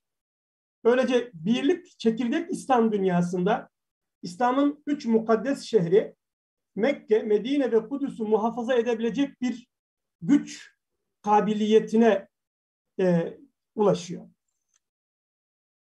Daha önce buradaki sorun esasen Müslümanların parçalı olmasıydı. Müslümanlar bu şekilde bütünleştikten sonra Haçlılara karşı harekat ki büyük ölçüde Selahaddin'e artık bırakılıyor. Nureddin bu yaşlılık döneminde kendisini zikre, ibadete ve ülkenin kalkınmasına vermişken o dönemde çok yaygın olan depremlerin yol açtığı felaketleri giderme yönünde kendisi uğraşırken alanı Selahaddin için açıyor Haçlılarla mücadeleyi ve Kudüs'ün fethine giden yol bu şekilde açılmış oluyor. 1174'e geldiğimizde Nureddin Hazretleri vefat ediyor. Lakin onun oluşturduğu ortam Selahaddin tarafından sürdürülüyor. Böylece burada Kadir Hocam biraz toparlayabilir miyiz? Elbette hocam, bitiriyorum. Birkaç cümleyle bitiriyorum inşallah. Tamam. Oluşan İslam Birliği, Nureddin döneminde oluşan İslam Birliği Eyyubiler tarafından sürdürülüyor. Memluklar tarafından sürdürülüyor. Burada sadece Haçlıları bertaraf etmiyor. Aynı Calut'ta Moğollara karşı zaferi de kazandırıyor. Aynı Calut'ta Moğollara karşı zaferi de kazandırıyor. Zira Aynı Calut'taki Memluklar esasen Meliküssalih Necmettin Eyyub'un Memluklarıdır. Hepsinin isminin sonunda Es-Salihi unvanı vardır. Biz Osmanlı döneminde Yavuz Sultan Selim merhumun dönemine geldiğimizde Osmanlı Yavuz Selim'in komutasında buraya yönelerek bu birliği 1918'e kadar sürdürme imkanı buluyor. Burada bunun bu kadar uzun sürmesindeki asıl mesele Nureddin Müslümanlara birliğin hem mümkün, ne kadar umutsuz olursak olalım, hem mümkün hem karlı olduğunu ispatlıyor. Dolayısıyla kendi döneminde, hemen bitiriyorum hocam, bir iki cümleyle. Kendi döneminden sonra zihinler daima birlikten yana işliyor. Birlik aleyhindeki fikirlerse daima kaybediyor. Galiba Nureddin'in bu projesi bizim için, bu stratejisi mühim bir örneklik teşkil ediyor. Makale yayınlandığında görülecek, oradaki grafikler inşallah görülür. Sabırla dinlediğiniz için çok teşekkür ediyorum. Esselamu Aleyküm ve Rahmetullahi ve Berekatuhu. Abdülkadir Turan hocamıza çok teşekkür ediyoruz. Şimdi liberal paradigmanın diktatörlüğü altında temel veya köklü farklılıklar, Müslüman dünya görüşü ve yurt dışındaki tehdit konu başlığıyla doçent doktor Admir Milosmanovic hocamızın sunumunu arz ediyorum. Bu arada hemen hatırlatmak istiyorum. Apatrit, vatansız anlamında kullanılan bir kelime. Buyurun Admir hocam.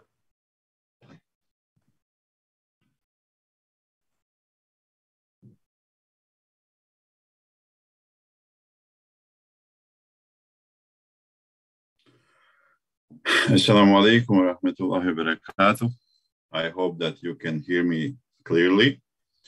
Umarım beni rahat bir şekilde duyabiliyorsunuzdur. Evet hocam, duyuyoruz. I suppose that I should speak slower. Biraz yavaş konuşmam gerektiğini düşünüyorum. Söylediğiniz gibi başlangıçta bugün çeşitlilikten bahsedeceğim ve burada aslında liberal paradigma altındaki kultive edilen çeşitlilikten bahsedeceğim. Burada Müslüman dünya görüşü apartheid olarak ülke içinde ve dışarıdaki tehditten bahsedeceğim. Neden böyle bir terminolojiyle başlıyorum?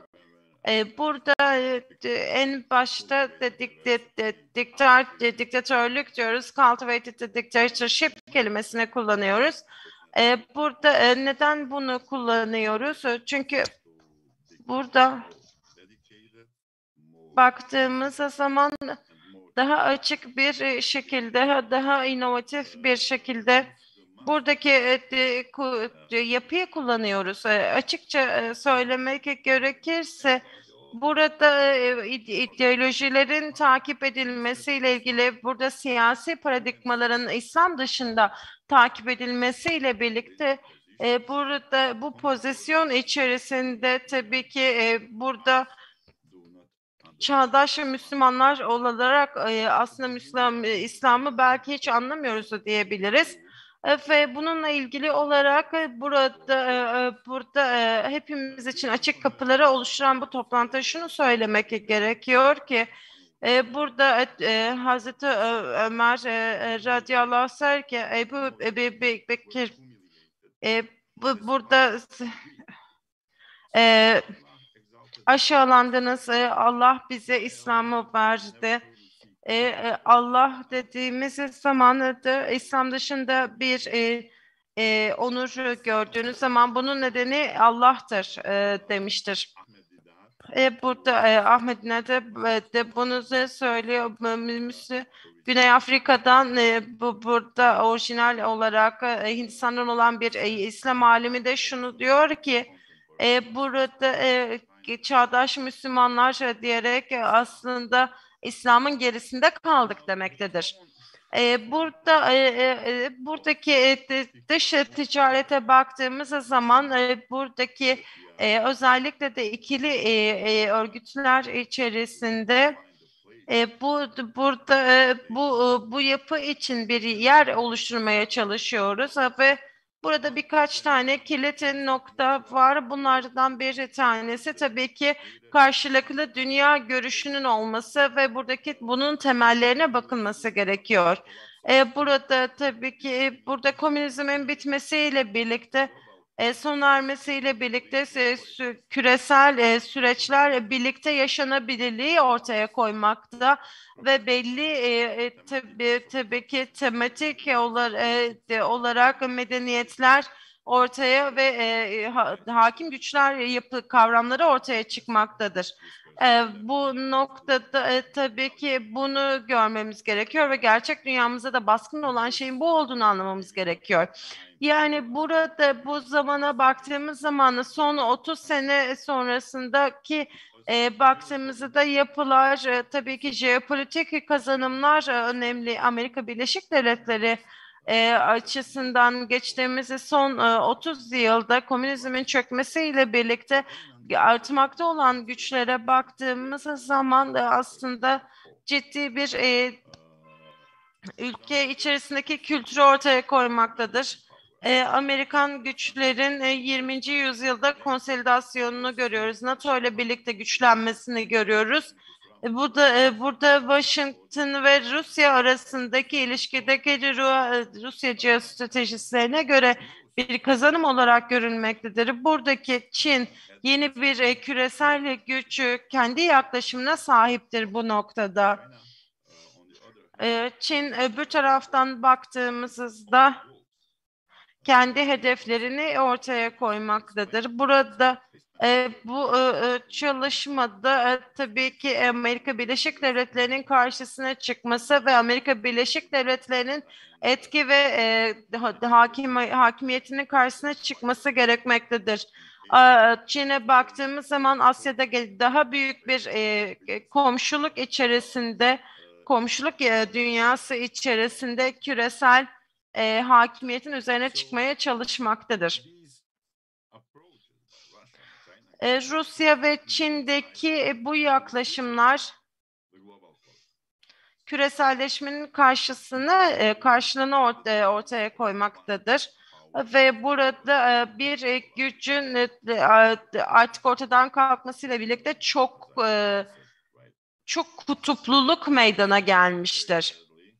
Ne yazık ki çok üzücü olan şey şu ki çok açık olan şey burada aslında bir yeterlilik görüyoruz. Buna baktığımız zaman sadece bir güç yapısı olarak değerlendirilmiyor. İşin içinde baktığımız zaman enerji kaynakları var, evet. Ama siyasi güce baktığımızda bu gücü görmüyoruz. Ne yazık ki bunun böyle olmadığını söyleyebilirim. Aynı zamanda bu yıllar içerisinde ve yakın geleceğimize baktığımızda tabii ki şunu fark edeceğiz ki liberal uluslararası yapıların çöküşünü göreceğiz.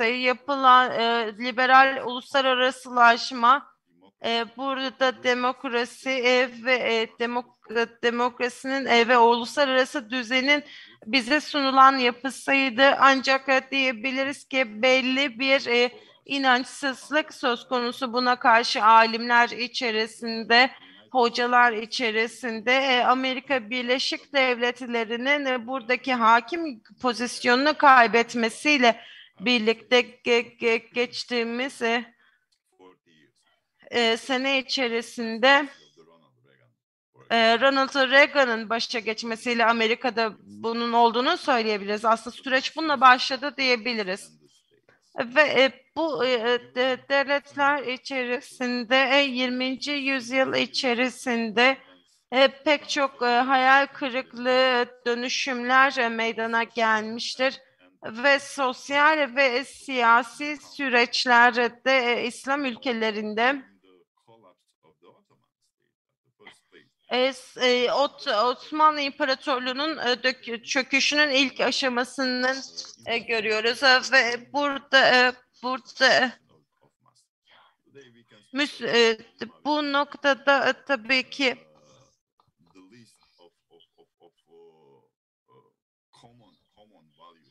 ortak değerlerin kaybedilmesinden bahsedebiliriz Müslüman ülkelerinde. Ancak Müslüman toplumları ile ilgili olarak şunu söyleyebiliriz ki 20. yüzyılda aynı zamanda bu yapının değiştiğini söylemek mümkün. Neden? Çünkü öncelikle Müslüman toplumlardaki alimler burada Fransız ve İngiltere ve Amerika'daki politik görüşlerden etkilenmektedir. Ve Müslümanlar da kendi dezoryantasyonlarını görmektedirler. Ve burada İslam fikirleriyle uyumsuzluk söz konusudur modern İslam'la birlikte. Şunun da farkındayız ki burada tabii ki uluslararasızmı, ilahileşme konusu, sosyalizm ve liberalizmin sonunda ortaya çıktığını görüyoruz ve bunların da aslında süreci yöneten yapılar olduğunu söylemek mümkün. Şimdi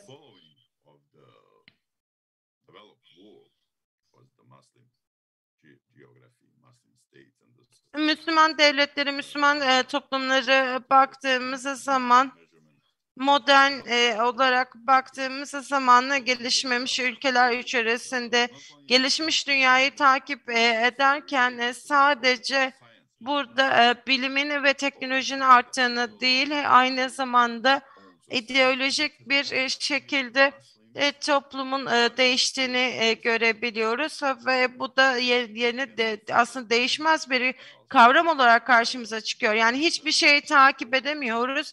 Sadece Batı bazı ülkelerde bildiğiniz üzere sadece komünist ideoloji devam ediyor. Eğer toplumlarımızı ve devletlerimizi eğer modern ve gelişmiş ülkeler seviyesine çıkarmak istiyorsak böyle bir istek var. Yani bu dünyadaki bu ise baktığımız zaman İslam'ı doğrudan etkiletmektedir ve burada kendi umudunu kaydetmektedir. Bu nedenle apartheid kelimesini kullanıyorum, yani vatansız kelimesini kullanıyorum. Buna baktığımız zaman aslında kendi yapısı içerisinde yine geçtiğimiz son 30-40 yıl içerisindeki yapıyı görüyoruz ve bazen tabii ki gereksiz yollarla da birlikte aslında bir tehdit olarak karşımıza çıkıyor. Bu da hem bu dünyanın hem içerisinde hem dışında karşımıza çıkıyor. 20. yüzyılın başında ve sonunda baktığımız zaman İslam içerisinden aslında pek çok tartışma İslam'la birlikte meydana gelmektedir. Müslüman devletler arasında ve İslam'ın tabii ki geleceği açısından, Müslümanlar açısından baktığımızda böyle bir yapı var. Ancak şunun altına çizmemiz gerekiyor ki Müslüman dünyasında bu dünya üzerinde aslında köklerimize dönmemiz gerekmektedir. Ve buradaki temel prensiplere baktığımız zaman içerisinde bütün Müslümanlar açısından değerlendirmemiz gerekiyor. Bunu da bu noktada İslami temelcilik de baktığımız zaman bu fenomene ve bu özelliklerine baktığımız zaman çok belirsiz bir şekilde değerlendirilmektedir. Şüphesiz ki İslami temelcilik önümüzdeki tek yoldur. Bunu eğer tabii ki burada temellere de dönmemiz gerekiyor. İslami öğretilerin temeline bakmamız gerekmektedir ve geçtiğimiz 10 yıl içerisinde bundan bahsettiğimizde tabii ki burada İslamların Müslüman içerisine bakmamız gerekiyor ki yabancı ideolojilerde bu değişiklikleri görebiliriz. Bu bakış açısıyla biraz da şunu tartışmak istiyorum. Burada sosyal değişimi Müslüm ülke toplumlarda bahsetmek istiyorlar. Bir Müslüman olmayan bir kişi şunu söylemişlerim. Burada sosyal değerlerine baktığımız zaman kapitalizm ve sosyalizm ve materyalist değerlerinde İslami aşırı tutuculukta bir yolsuzluğun olduğunu görüyoruz ve kendi geçmişine hapsetmiş durumda. Ancak buradaki bağımsızlığa baktığımız zaman böyle bir izolasyon mümkün değildir. Bu nedenle köktencilik, temelcilik tabii ki diğer ideolojilerin etkisini görmemiz gerekiyor ki bunlara da aslında baktığımızda İslam'ın temelleri olarak yaklaşılmaktadır. Aslında bu söylediklerim Profesör Marla Nagula tarafından yere getirilmiştir. Hırvat profesör tarafından ve İslam hareketi ve İslami fundamentalizm, köktencilik ya da aşırı tutuculuğun temelini ortaya koymuştur. Ve burada yapılması gereken şey Müslümanlar kendilerini eğer açmak istiyorlarsa ve kendilerini bu modern dünyada konumlamak istiyorlarsa bunları yapmak gerekiyor. Kendimizi kapatıp gözümüzü kapatamayız. Bizim tabii ki bu dünyaya girmemiz gerekmektedir. Ve buradaki politik, sosyal değerleri dikkate almamız gerekmektedir ve bunları hakim yapılar olarak ortaya koymalıyız. Ve burada tabii ki şunu söyleyebiliriz ki burada İslami köktencilik de çünkü burada köklere, temellere dönmenin desteklenmesi lazım. Tabii İslami nesillere baktığımız zaman aslında progresif bir yapısı olduğunu da görmekteyiz. Bununla birlikte tam manasıyla İslam'da Kur'an-ı Kerim'e kendimizi bırakmak, teslim etmek gereklidir. Dolayısıyla böyle bir durumda herhangi bir rejim modern tabiriyle kendini İslami olarak belirlediği zaman Batı demokrasisinin veya herhangi bir sosyalizm gibi, komünizm gibi ideolojilerden kendini ayrıştırmak zorundadır. Dolayısıyla yeni otokratik rejimlerin yaratmış olduğu bu reputasyon kendileri için yaratılmış bir reputasyon değildir. Tüm bu ideolojilerin aslında itibarı diğerleri tarafından yaratılmıştır. Dolayısıyla söz konusu imajın aslında hele ki kendini muhafazakar olarak tanımlayan Müslümanlara yönelik onları öcüleştirmeye yaraşan imajın kırılması çok önemlidir. İslam dünyasındaki sosyal, toplumsal hareketlere bakacak olursak sürekli bir öze, esasa dönme arayışı olduğunu görmekteyiz. Fakat bunu bazen maalesef sanki karanlık çağa dönmek gibi algılayan ve yorumlayanlar var. Ve bunun toplumsal olarak kabul edilemeyeceğini ileri süren ve böyle bir algı yaratmaya çalışanlar bulunmakta. Dolayısıyla bu daha anakronistik bir bakış açısını beraberinde getirmekte. Özellikle şöyle mukayeseler yapılabiliyor. Acaba biz gelenekselciliği mi sadece destekliyoruz? Orta çağa mı dönmeye çalışıyoruz gibi sorgulamalar yapılıyor. Bunun da daha kötüsü şöyle bir durum var. Yasal olarak bunlar müeyyidelere aslında tabi tutulabilmekte. Özellikle sosyalist diktatörlüklerde bunu görüyoruz. Sosyopolitik düzenden bağımsız olarak karşılıklı bağımlılığın olduğu bu dünyada artık Batı liberal düzeninin tahakküm edilmeye çalışıldığı komünizmle savaşın süregeldiği Soğuk Savaş döneminde aslında İslami hareketlere büyük şüpheyle bakılmıştır. Fakat bu dönemde de İslami hareketlerin öze, esasa dönmeye çalıştığını ve siyasette gerçekten o dönemde makyavelist yaklaşımların kendine zemin bulduğunu görmüş olduk. Şüphe yok ki Makyavelizmin ve radikalleşmenin artmaya başladığını görüyoruz günümüzde. Fakat bunun tüm toplum kesimlerine yansıdığını da söylememiz lazım.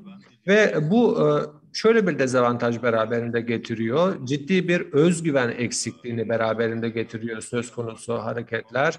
Ve her düzeyde bu özgüven eksikliğini maalesef görüyoruz. Yani halklar düzeyinde bunu görebiliyoruz. Ve siyasi zeminde, ekonomik zeminde de bu özgüven eksikliğini maalesef görebiliyoruz. Fakat liberalizmin bu tesis etmiş olduğu hegemonik düzenin kendi yaratmış oldukları çeşitliliği gözeten aslında düzeni de halale uğrattığını görmekteyiz.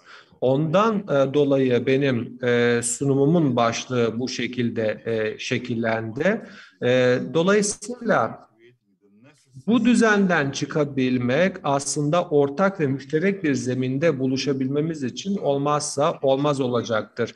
Bu paradigmasal değişimi yapabilmek önemlidir ve Müslümanlar için ASAM gibi platformlarla birlikte, hele ki ASAM müşterek yaklaşımları tesis etmek istiyorsa ilk öncelikle bu düzenin değiştirilmesi gerekli olacaktır. Yavaş konuşmamı yapacağım diye söz vermiştim. Bilmiyorum sözümü tutabildim mi? Belki tutamadım. Ama uzun lafın kısası nihayete erdirecek olursam konuşmamı ne yapacağız? Şimdi ilk etapta ortak müşterek bir dış politikanın tesisi için gerekli çabayı göstermemiz gerektiği kanaatindeyim. Ve bununla birlikte az evvelden dile getirmiş olduğumuz ilkeler çerçevesinde, yani Kur'an ve sünnet çerçevesinde söz konusu müşterek dış politikaların şekillenmesi gerekecektir. Ve tabii ki Müslümanlar olarak bizlerin bu toplumsal tutarlılığı tesis etmemiz gerekir. Gerçekten Müslümanların ortak zeminde buluşabilmesi için bu ilkeleri tesis etmek çok önemli. Tabii ki bunun eski dönemlerde etnik çerçevede nasıl tesis edildiğini biliyoruz ama modern çağda da bunu uygulayabilmemiz lazım ki modern çağ bize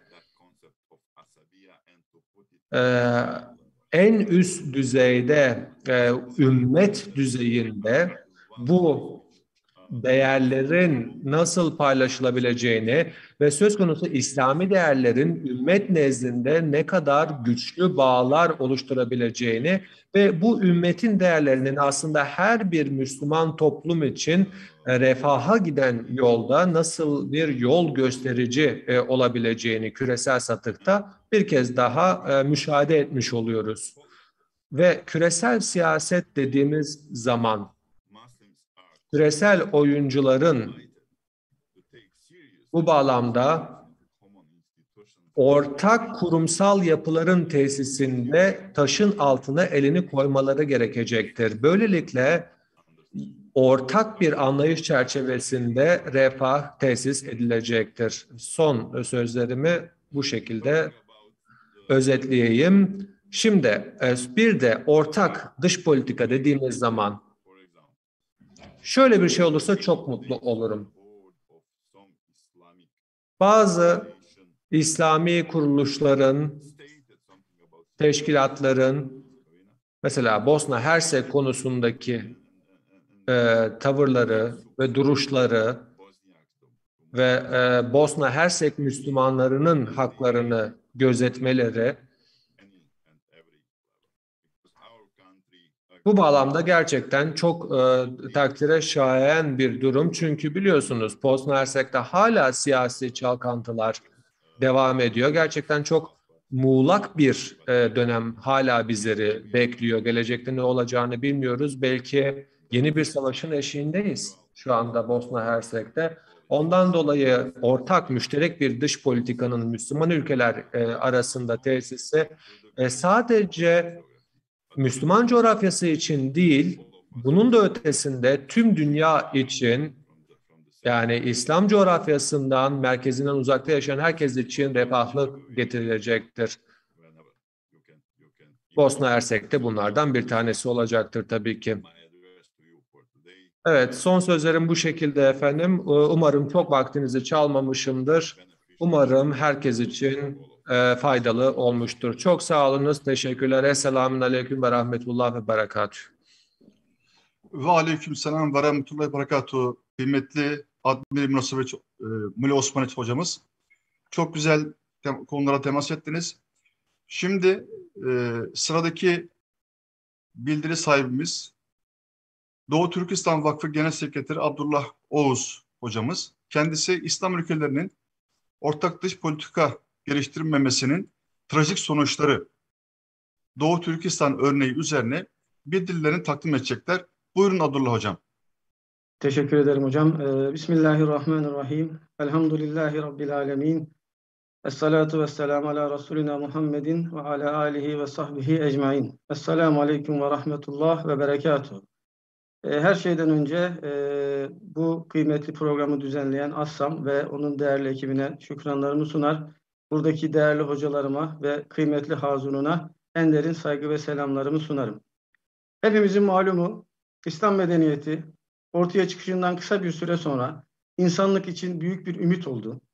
Sadece askeri ve siyasi gücüyle değil, aynı zamanda sanatıyla, mimarisiyle, estetiğiyle, yani ayrıca entelektüel birikimiyle, yani felsefesiyle, kelamıyla ve diğer bütün bilimsel gelişmeleriyle o dönemlerde insanlığa ümit ve gelecek vaat etti.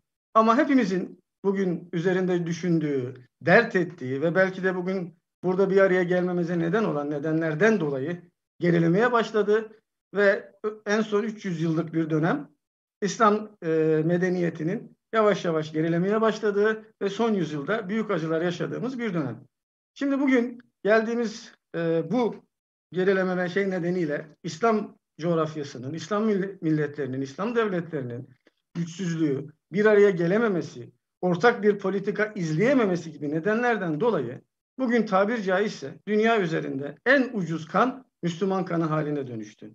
Bugün İslam coğrafyasının hemen hemen her köşesinde zulüm, gözyaşı ve insan hakları ihlallerinden bahsetmek mümkün maalesef.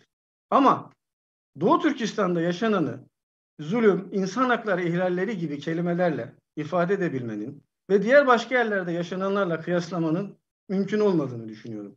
Çünkü bugün Doğu Türkistan'da yaşanan benzerini aslında daha önce 15. yüzyılın sonunda ve 16. yüzyılın başında Endülüs'te İspanyol Engizisyonunun o coğrafyadaki Müslümanlara uyguladığı sistematik, bilinçli bir asimilasyon ve yok etme politikasıyla karşılaştırabileceğimizi düşünüyorum. Aslında Doğu Türkistan'daki Müslümanlar Çinlilerin bu sistematik asimilasyon ve yok etme politikasıyla ilk defa karşılaşmıyorlar.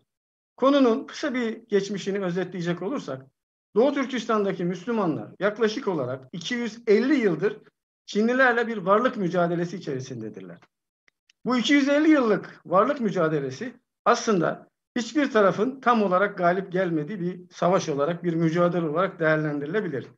Bizim taşımızdan baktığımız zaman bu dönemde yüzlerce silahlı bağımsızlık mücadelesi vermiş olmamıza, 1870'li yıllarda, 1933'te ve 1944 yılında bağımsız devletler kurmuş olmamıza rağmen sürekli ve devam eden bir devlet kuramamak burada bizim başarısızlığımız olsa da bu dönem içerisinde elinden gelen bütün gayret ile buradaki Müslümanların dini ve etnik kimliğini yok ederek onları Çinlileştirme amacına ulaşamayan Çin'in de tam anlamıyla burada başarılı ve muvaffak olduğunu söylemek mümkün değildir. Bu 250 yıllık varlık mücadelesi dönemi içerisinde en önemli zaman dilimlerinden bir tanesi 1870'li yıllarda Doğu Türkistan'da kurulan Yakup Han Bedevlet tarafından inşa edilen bağımsız devletin 1873 yılında Osmanlı İmparatorluğu'na bağlılığını bildirmesi ve Sultan Abdülaziz tarafından bunun kabul edilerek Doğu Türkistan topraklarında Osmanlı adına hutbe okutulup para basılarak Doğu Türkistan'ın bir Osmanlı toprağı haline dönüştürülmesidir. Tabii biz özellikle bu hamleden sonra Doğu Türkistan bölgesinde sadece Çinlilerle değil, aynı zamanda dünyanın o dönemdeki iki büyük emperyalist gücü olan Rus ve İngilizlerle de mücadele ettik. 1878 yılında Doğu Türkistan'daki bağımsız devletin yıkılışı Çin, İngiliz ve Rus emperyal güçlerinin ortak operasyonuyla gerçekleşmiş. Çin ordusunun iaşesini Ruslar karşılamış, finansal ihtiyacını da bugün hala faaliyette olan HSBC karşılamıştır. 1875 yılında Doğu Türkistan'ı işgal eden Zonguldak ordusunun yaklaşık olarak 10 milyon ons gümüş giderinin 5 milyon onsu HSBC tarafından kredi olarak karşılanmıştır. Dolayısıyla iki büyük emperyalist ve o dönemdeki Doğu Türkistan'ı işgal etme amacı güden Çinlilerin ortak operasyonları sonucunda Doğu Türkistan bağımsızlığını ve istiklalini kaybetmiş. Burada bir şey daha hatırlatmak isterim. Doğu Türkistan'ın işgale uğradığı 1878 tarihi aynı zamanda Türkiye'de 93 Harbi olarak bilinen 1877-1878 yani 93 Harbi'nin aynı tarihlere denk gelmesi de kanımca hiçbir şekilde tesadüf olmayıp dünyadaki büyük emperyalistlerin hem Türkistan bölgesindeki hem de Osmanlı coğrafyasındaki güç savaşlarının beraber yürütüldüğünün bir delilidir.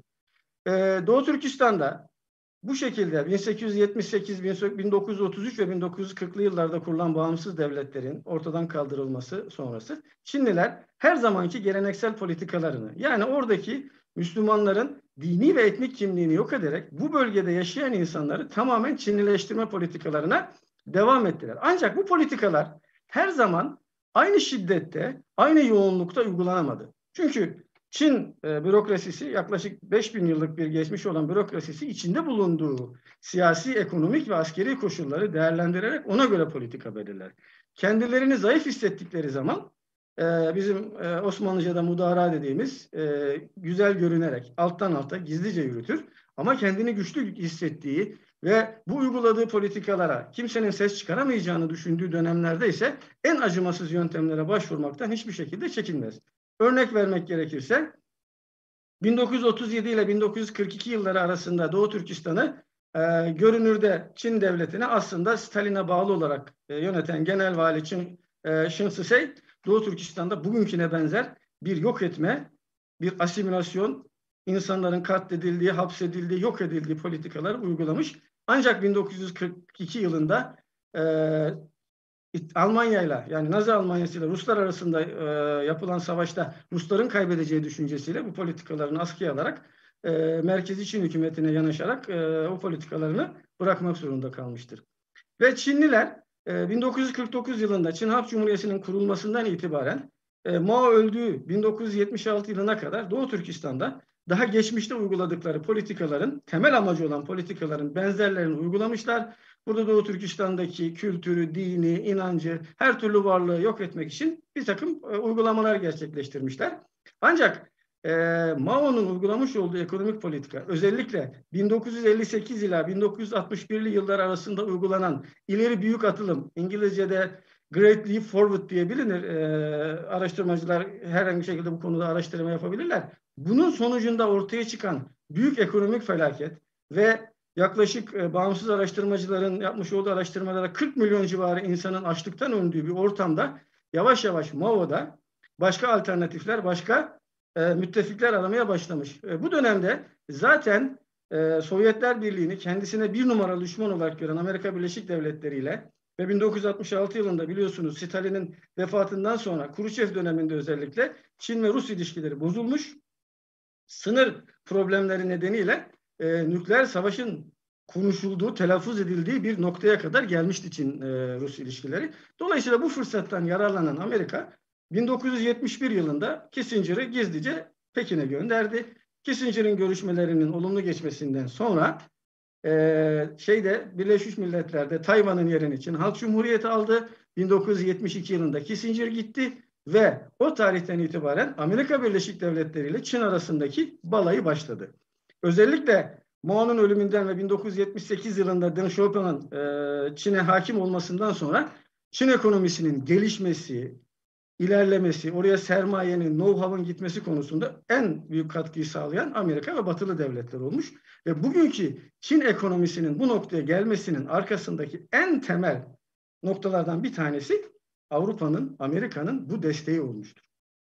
Dolayısıyla bu dönemde özellikle Sovyetler Birliği'nin Afganistan'dan çekileceğini ilan ettiği 1998 Nisan ayındaki Cenevre Konferansı'na kadar hem Doğu Türkistan'da ve diğer noktalarda zulüm ve baskı politikaları biraz gevşetildi. Ancak bu tarihten sonra Amerika'nın önünde Sovyetler Birliği tehlikesinin ortadan kalkması ve yeni dünya düzeninde esas düşmanın İslam ülkeleri ve Müslüman kitleler haline dönüşmesinden sonra özellikle 1990'lı yıllardan itibaren Amerika'nın yavaş yavaş ısıttığı terörle mücadele politikaları Çin tarafından yine Doğu Türkistan'da uygulanmış. Yavaş yavaş Doğu Türkistan'da o bahsettiğimiz 78-88 yılları arasındaki görece rahat dönemde verilen bütün haklar yavaş yavaş geri alınmış ve özellikle 2001 yılındaki 11 Eylül saldırılarıyla Amerika'nın terörle mücadele politikasını zirveye taşıdığı dönemden itibaren Çinliler de terörle mücadele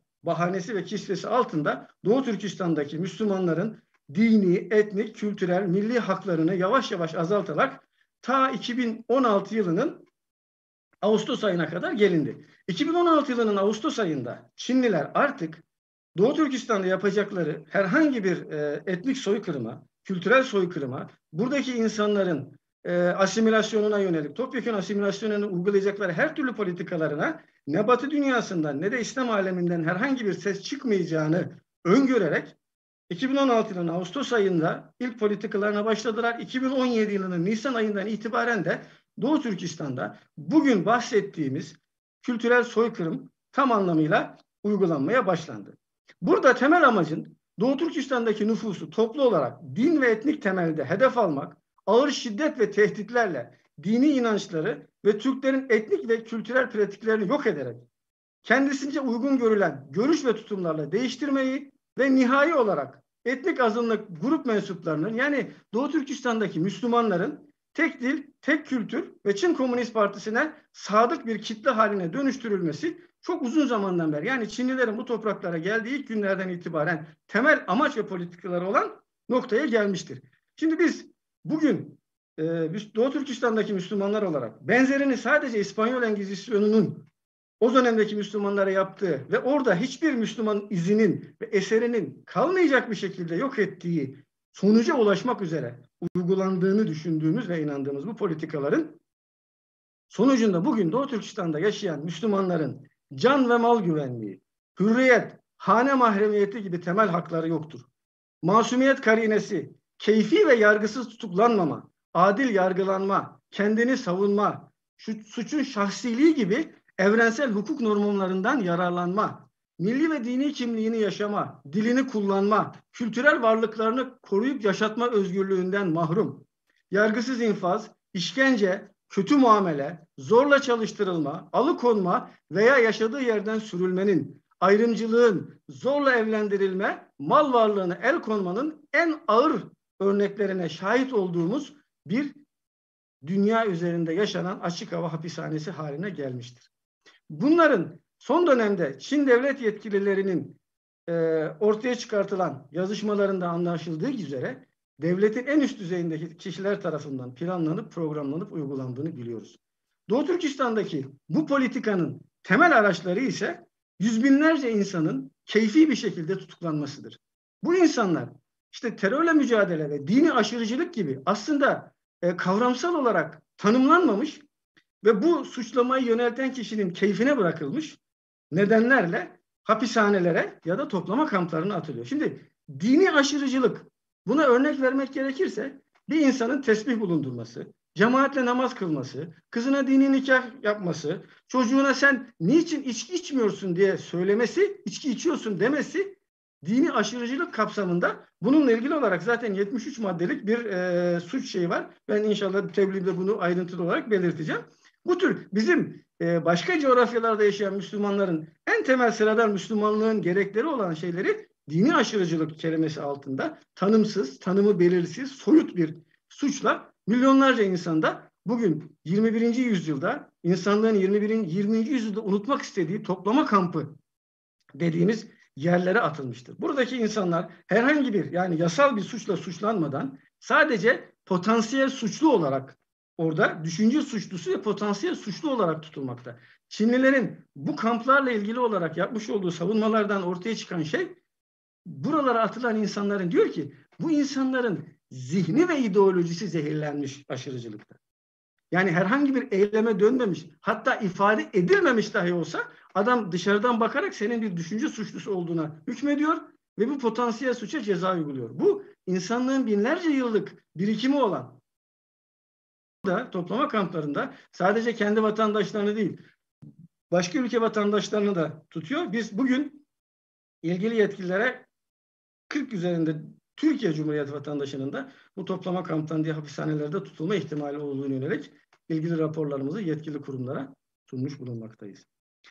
Şimdi bu toplama kamplarında yani 18 yaşından 80 yaşına kadar insanın, zenginin, fakirin, eğitimlinin, eğitimsizin, ondan sonra futbolcunun, sanatçının, her türlü insanın bulunması bize şunu düşündürtüyor. Yani buralardaki insanların eğitim, bazılarının çok iyi Çince, İngilizce bilmesi, bunların eğitime ihtiyacı olmadığını, bazı insanların zenginli olması, bazı insanların futbolcu ve sanatçı gibi olması, bunlara bir iş ihtiyacının olmadığını, bu kampların ve bu şeylerin temelde Doğu Türkistan'daki insanların dönüştürülmesi ve dönüştürülmeyenlerin de bir şekilde ortadan kaldırılmasına yönelik politikaların temel merkezi olduğunu hepimize göstermektedir. Bu toplama kamplarının dışında çocuklar, yani çocuk yuvaları adı altında 500 bin ila 1 milyon arasındaki çocuk da ailelerinden alınarak kendi kültüründen ayrı Çinliler olarak yetiştiriyor. Biliyorsunuz son dönemlerde şu Kanada'daki yerlilerin kiliselerin yatakhanelerinde ne şartlarda dönüştürülüp kendi etnik bir temizliğin yapıldığı ortaya çıktı. Aslında benzeri şeyler. Yani orada şu an itibariyle herhangi bir ölüm söz konusu olmasa bile o çocukların dönüştürülmesi demek zaten o milletin geleceğinin başka bir hale dönüştürülmesi ve Çinileştirilmesi demek. Şimdi dışarıdakilerin hayatı ise her alanda gözetim teknolojisinin son ürünlerinin kontrolünde, tepelerinde her daim sallanan tutuklanma veya kampa gönderilme korkusuyla yaşadıkları, cep telefonlarının, hayatlarının her anının kontrol edildiği bir ortam. İnsanlar sadece işte hapishanelerde, toplama kamplarında, dışarıda değil, aynı zamanda hayatının her alanını kontrol etmek isteyen bu rejim tarafından evlerinin mahremiyetinde de kontrol ediliyor. O nasıl oluyor? O da evlerine gönderilen Çinli kardeş aileler vasıtasıyla. Yani bu şekilde siz hayatınızın her alanında hiçbir boşluk bırakmadan, aynı bu 1984 romanındaki distopyada olduğu gibi tamamen bir gözetim altında o rejimin istediği insanlara dönüşmek zorunda kalan canlılar olarak yaşamak zorundasınız. Aynı zamanda Doğu Türkistan'a Çinli göçmenler, Doğu Türkistan'daki özellikle genç kızların ve gençlerin Çin'in iç bölgelerine çalıştırmak üzere gönderilmesi, zorunlu kürtaj, kısırlaştırma gibi politikalarla da Doğu Türkistan'daki nüfusun azaltılmasına yönelik bütün uygulanan bu politikalar çok açık ve net bir şekilde Doğu Türkistan'da bir asimilasyon politikasının, bir kültürel soykırım politikasının uygulandığının net ve açık bir göstergesidir. Aslında bakarsanız Çinliler de uygulamış oldukları işte hapishane, kamp, çocuk kampı, kardeş aile kampanyası gibi şeyleri inkar etmiyorlar. Sadece işte ya onu şunun için yapıyoruz, bunun için yapıyoruz, işte yok kamplara eğitim veriyoruz gibi insanın aklıyla ve vicdanıyla dalgayla açıklamalarla bu meseleleri ortaya çıkarmaya çalışıyorlar. Bizim inancımız şudur: Çin yaptığı bu soykırımı sadece Doğu Türkistan'a karşı yapmıyor. Çünkü bu Çin'in Doğu Türkistan'da hedef aldığı aslında Doğu Türkistanlıların temelde İslami kimliğidir. Şimdi Çinliler geçenlerde Beyaz Kitap diye bir şey yayınladılar. Sık sık yapıyorlar bunu. Bu Beyaz Kitap'ta şöyle bir cümle geçiyor: Doğu Türkistan'da yaşayanlar aslında Müslüman değildi, zorla Müslüman yapıldılar. Bunlar Türk de değil, zorla Türkleştirildiler diyor. Buradan amaç şu: bu adam aslında dolaylı olarak benim burada yapmak istediğim temel amaç bunların Müslümanlığı ve Türklerini ortadan kaldırmayı itirafı olduğu düşüncesi bizde oluşuyor. Aynı zamanda bakın son dönemde Çin Devlet Başkanı'nın şöyle bir açıklaması var. Diyor ki Çin Devlet Başkanı, biz bütün dinleri Çinlileştireceğiz.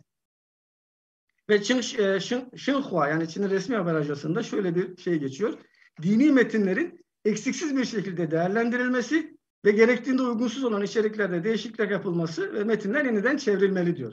Yani her şeyi Çinlileştirecek, Çinli olmayan, Çin'e özgü olmayan her şeyi ortadan kaldıracak. Buna Doğu Türkistan'daki Müslümanların dini ve milli kimliği de dahildir. Şimdi bu asimilasyondan sadece Doğu Türkistan'daki insani varlığımız değil, aynı zamanda camilerimiz, mezarlıklarımız gibi kültürel varlıklarımız da nasibini almaktadır. Bugün şöyle basit bir şey söylenebilir: Kaşgar şehri Karahanlılar Devleti'ne başkentlik yapmıştır. Ama bugün Kaşgar'da Karahanlılar Devleti'ne ait neredeyse hiçbir tarihi eser yoktur. Benim kişisel kanaatim şudur: Çin'in bu soykırımı bu kadar fütursuzca yapabilmesinin en önemli nedeni karşısına çıkacak, birleşmiş, ortak bir dış politika üretebilen, tek vücut, tek ses bir İslam birliğinin olmamasıdır. Ve Çin'in de bunu önceden bilerek, analiz ederek yaptığını düşünüyoruz. Doğu Türkistan, bakın bugün bir turnusol kağıdı olmuş durumdadır. Bugün İslam dünyasının içinde bulunduğu durumu bütün vehametiyle ortaya koyan bir turnusol kağıdıdır. Biliyorsunuz Ali İzzet Begoviç'in şöyle bir şey var: her şey bittiğinde hatırlayacağımız düşmanlarımızın yaptığı değil, dostlarımızın sessizliği olacak demişti. Bizim Doğu Türkistan'da yaşadığımız bundan daha acı.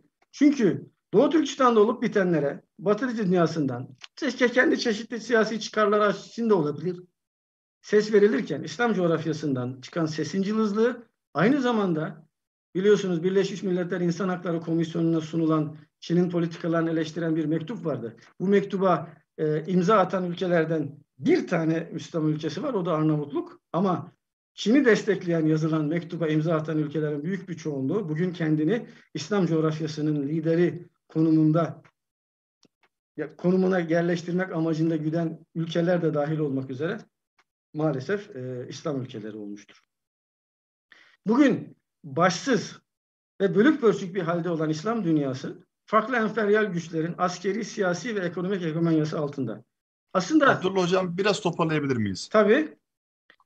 Şimdi burada biz şunu istiyoruz. Eğer bugünkü bu sessizliğin nedeni ekonomik, siyasi, stratejik, politik nedenler olabilir. Şunu söylemeye çalışıyorum ben. Sizin kardeşiniz, Müslüman kardeşiniz soykırıma uğratılırken, ha tamam siyaset, strateji vesaireyi kabul ediyoruz. Ses çıkaramayacak bir hale geldiysek eğer, bizim Müslüman olmamızın ne farkı kaldı? Biz zaten Doğu Türkistan'dakiler kimseyi, hiçbir devleti ve kurumu, kuruluşu Çin'le düşman olun, Çin'le savaşın ya da Doğu Türkistan'ın bağımsızlığına destek verin demiyoruz. Bizim söylediğimiz orada yok edilmek istenen, tamamen bütün unsurlarıyla ortadan kaldırmak istenen bu Müslüman topluluğa sahip çıkılmasıdır. Yani Peygamber Efendimizin bir hadisi şerifi var. Müslüm İman 78. hadis. Ebu Said el-Hudri radıyallahu anh'ın rivayetidir. Resulullah sallallahu aleyhi ve sellem'i şöyle derken işittim. İçinizden biri bir kötülük görürse onu eliyle, buna gücü yetmezse diliyle değiştirsin. Buna da gücü yetmezse kalbiyle ona karşı kin ve nefret beslesin. Bu imanın en asgari gereğidir.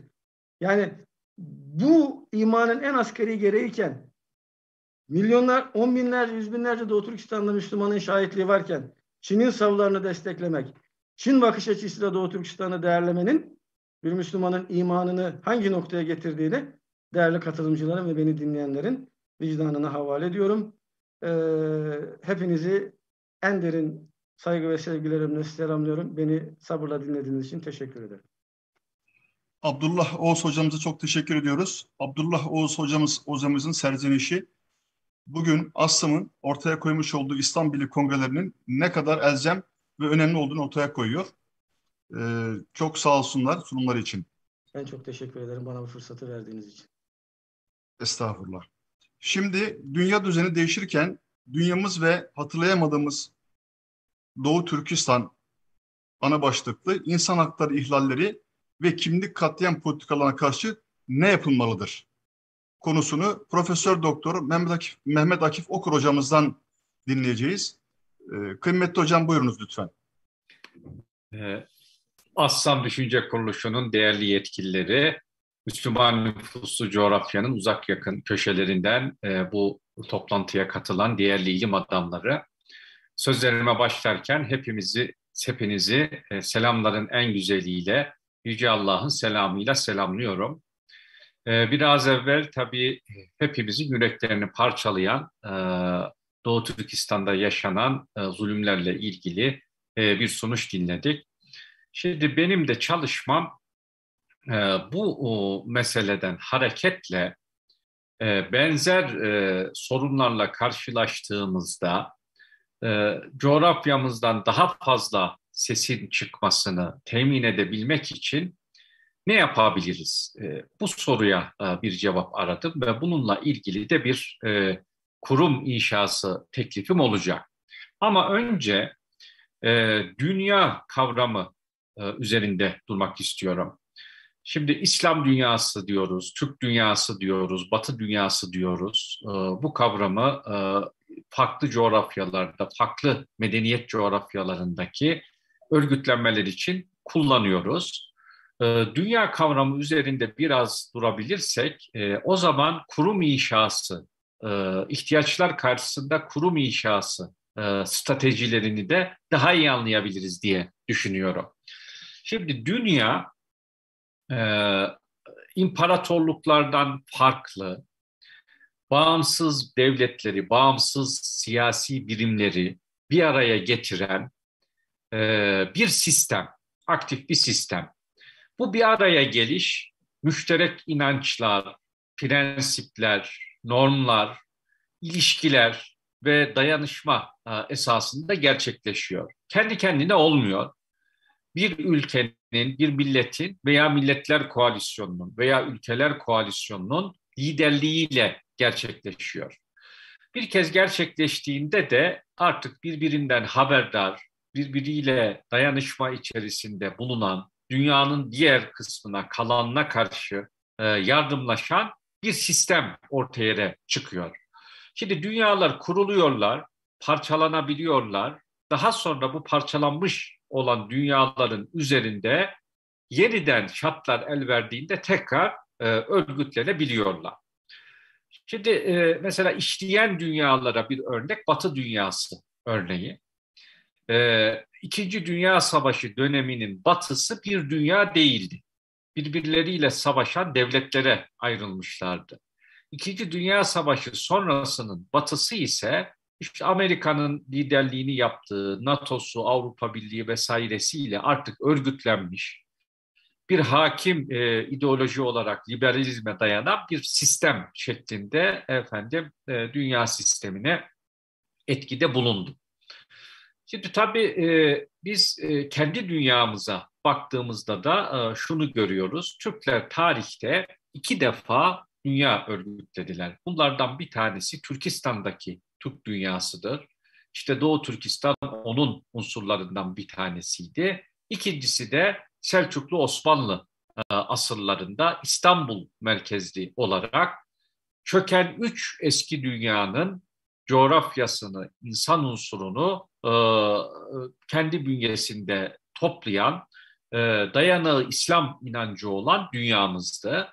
Bunlar Türkistan'daki çöken Türk dünyası, onun insan unsuru göçlerle Hazar'ın güneyinden Anadolu coğrafyasına doğru aktığı, Anadolu ve Ön Asya'ya doğru.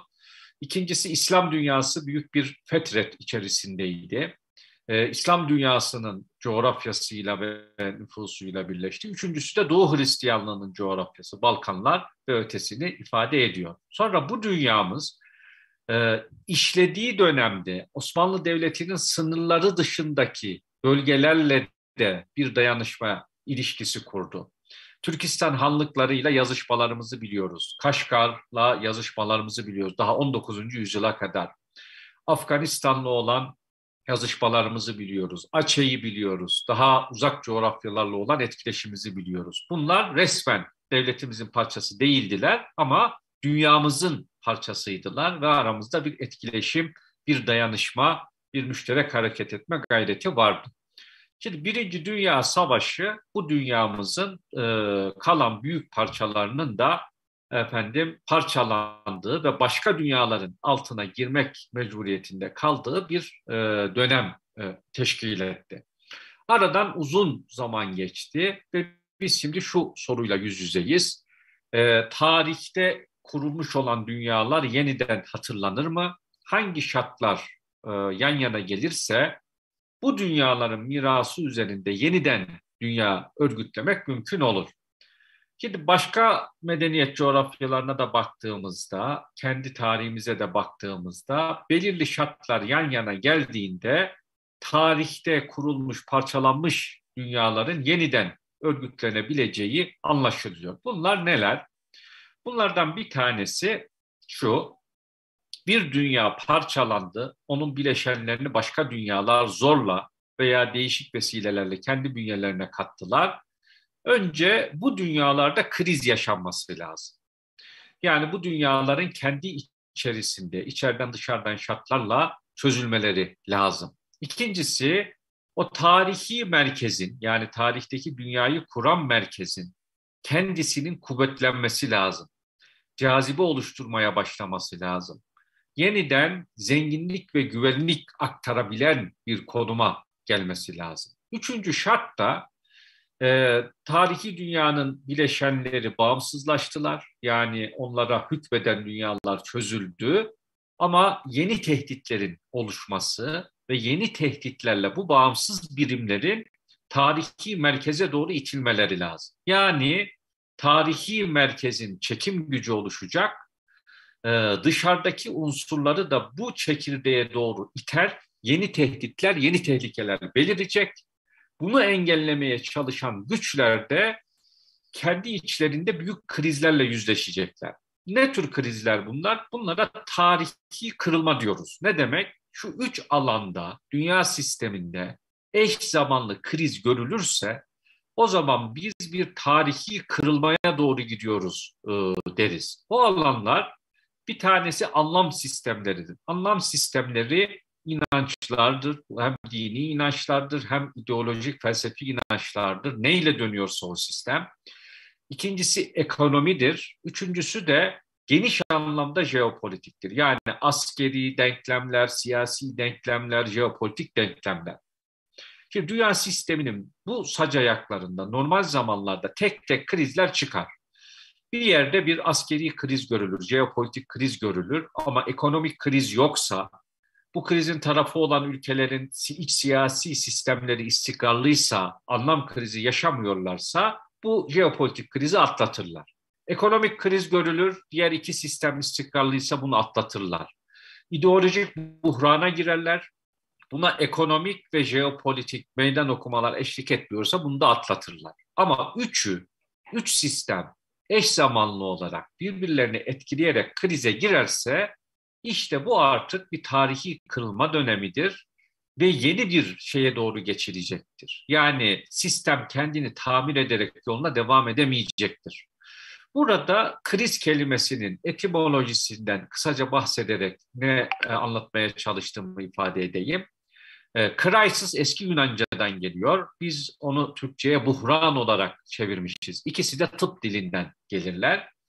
Ve tıp da hasta olan bir kişinin hastalığının ileri safhası manasına gelir. Yani hastanın ateşi var, bu 1-2 derece çıktığında tekrar bir buhran evresine doğru geçiyor denir. Buhran ne zaman biter? Hastanın ateşi 1-2 derece düşünce ama hasta iyileşmemiştir. Ekonomiden şöyle düşünelim, işte dövizin fiyatı 3 lira fırladı. Bu bir krizdir. 3 lira inince kriz normalleşti deriz ama ekonomi sağlığına karışmamıştır. Yani döviz hesabını merkezine almayan, üretime dayalı bir ekonomiye geçmişseniz bir sağlığa geçmişsinizdir. Artık orada bir yeni ekonomi modeli ortaya da çıkmıştır. Bunun gibi tarihi kırılma sonrasında da kimse artık kriz öncesi anı, yani 3 lira düşürelim de devam edelim, hastanın 2 derece ateşi düşsün de yolumuza devam edelim diye düşünmez. Yeni bir safhaya geçilmiştir. Ekonomi yeniden tasarlanır, siyaset, anlam sistemleri yeniden tasarlanır, jeopolitik yeniden tasarlanır. Şimdi dünya sistemine biz baktığımızda bu üç kulvarda kriz enerjisinin biriktiğini, krizlerin çözülmeden üzerlerine yeniler eklenerek devam ettiğini görüyoruz. Nedir onlar? Ekonomik alanda neoliberal küreselleşme kırıldı. Bu ideoloji, bu anlam sistemi bir buhranın içerisine girdi. Dünyanın farklı bölgelerindeki farklı güçler kendi anlam sistemleriyle bu parçalanmanın içerisinde mevzi tutmaya çalışıyorlar. Ve bu sistemler kendi içinde kriz üretiyor. Yani Avrupa'ya, Amerika'ya bakıyoruz ama aynı zamanda Rusya'ya, Çin'e baktığımızda da kendi içlerinde devam eden bir kaynama ve görüyoruz. Tartışmalar, yoğun tartışmalar. Ekonomik bakımdan yine krizli dönemleri yaşıyoruz. Yani küreselleşmenin kurduğu altyapı değişiyor, tahrip oluyor.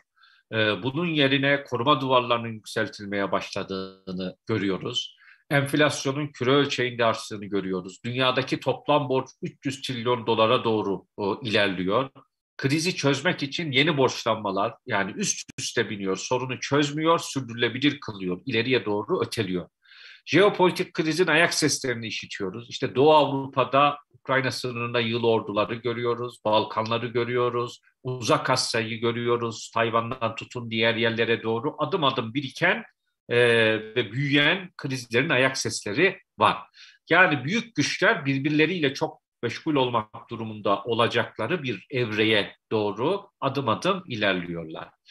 Peki ne var? Tarihteki dünyamızın unsurları muhtelif dönemlerde bağımsızlıklarını kazandılar. İşte Orta Doğu'da, Müslüman nüfuslu coğrafyada İkinci Dünya Savaşı sonrasından başlayan, adım adım gelen, Sovyetlerin yıkılışıyla, demir perdenin erişiyle, Kafkasya ve Türkistan coğrafyasında kazanılan şekli bağımsızlıklar var. Bunlar 30 yılda içi doldurulmaya çalışıldı ve bugün şunu görüyoruz. Coğrafyamızın bazı yerlerinde iç kavgalar var. Müslüman nüfuslu coğrafyanın. Buralarda bir araya gelip müşterek kurum inşa etmek bugün için kolay değil. Ama özellikle Türkistan havzasında bu devletler artık 30 yıllarını doldurdular. Üstelik kuvvetlenen Çin'in, kuvvetlenen Rusya'nın, kuvvetlenen Hindistan'ın baskılarını da hissetmeye başladıkları için dayanışma arzusu içerisindeler. Dolayısıyla bu bölgede bir kurumsallaşma için bugünün şartları olumlu. Şimdi buna bir örnek, itme ve çekme etkisi işlediğinde ne olur'a bir örnek 2. Karabağ Savaşı ve burada kalınan zaferdir.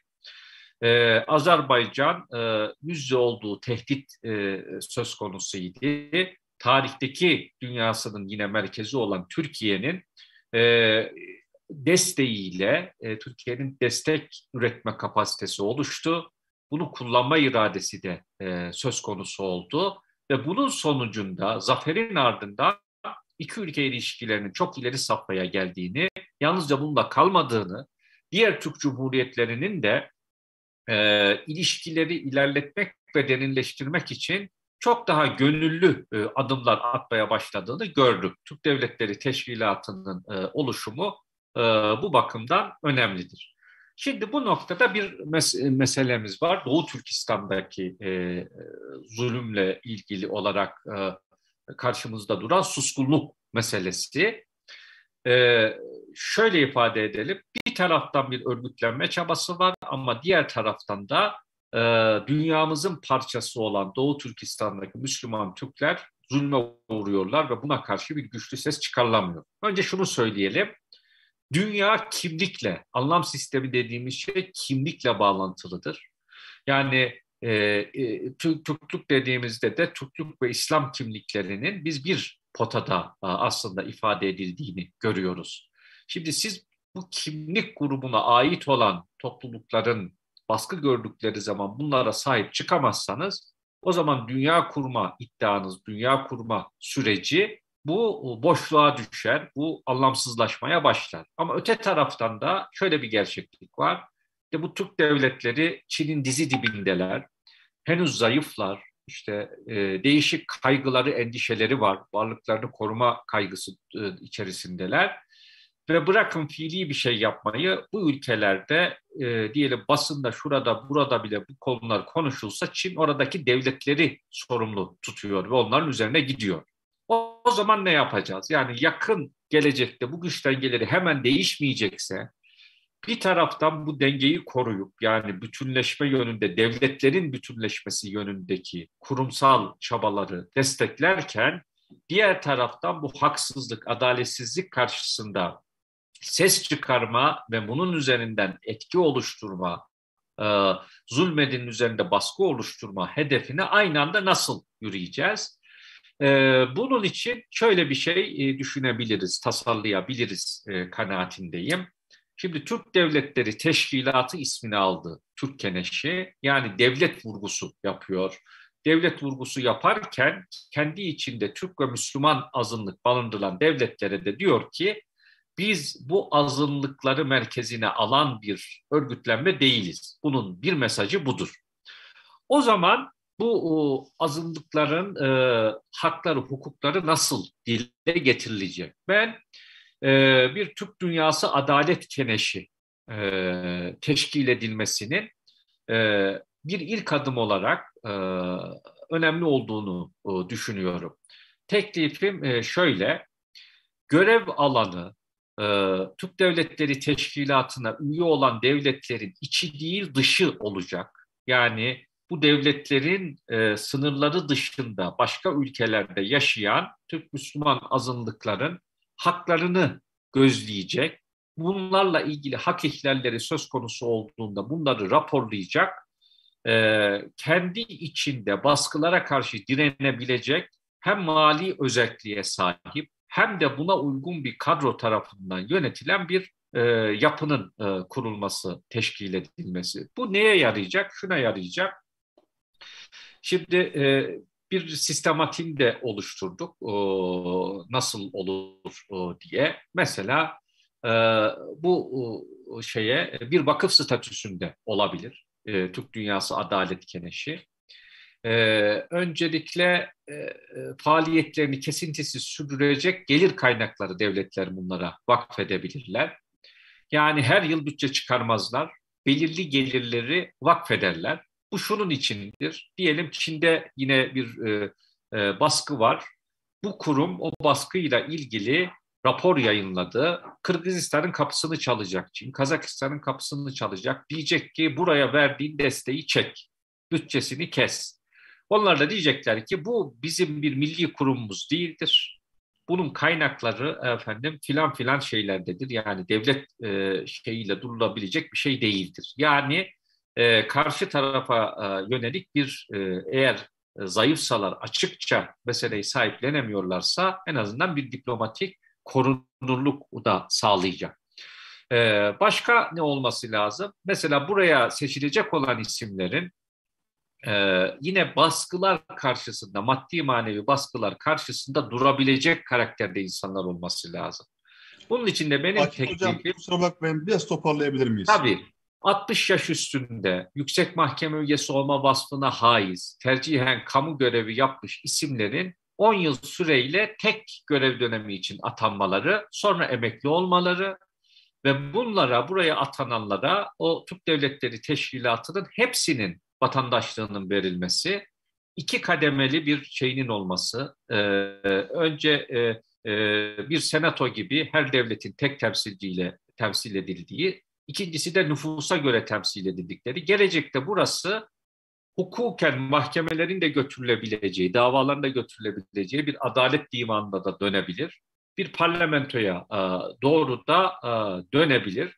Böyle bir kurumumuz olsaydı bugün Çin'in yapmış olduğu baskılara karşı eğer devletler değişik ekonomik, siyasi vesaire sebeplerle açıktan tavır alamasalar bile bu kurum kendi bilgileriyle konuşurdu. Batı'nın bilgileriyle konuşuyorsunuz, eleştirileri orta yerden kalkmış olurdu. Yani kendisini araştırma imkanları olacak bu kurumun. Bunu kamuoyuna duyururdu. Kamuoyundaki oluşacak olan duyguları da hükümetler gerekçe olarak gösterip Çin'e bakın efendim bizim sistemimiz bu tepkiler bizim sistemimizin içerisinde bir şey yapmanız lazımı daha kolay önlerine koyabilirlerdi. Gelecekte yeni meselelerle karşılaşacağız. Yalnızca Çin'den kaynaklanmayacak. Diğer ülkelerde de Hindistan'ından tutun diğer yerlere kadar bu sorunlar var. O yüzden böyle bir mekanizmayı önden kurmak bu tür sorunlar çıktığında en azından kamuoyu oluşturabilmek, doğru bilgilerle, sağlıklı bilgilerle oluşturabilmek bakımından faydalı olur ümidindeyim. Çok teşekkür ediyorum. Burada sözlerime son veriyorum. Mehmet Akif Okur hocamıza çok teşekkür ediyoruz. Çok çok sağ olsun. Net olarak madde madde koyduğu ortaya. Doğu Türkistan meselesiyle ilgili uygulamaların neler olacağıyla ilgili. Şimdi Keşmir'le ilgili bir konumuz var. Her zaman bizi yalnız bırakmayan, kongrelerimizde mutlaka bildirisiyle katkı sağlayan emekli General Doktor Şahit Haşmat hocamızın Keşmir sorunu ve izlenecek politikalar üzerine bildirisini arz ediyorum. Buyurun Şahit Haşmat hocam.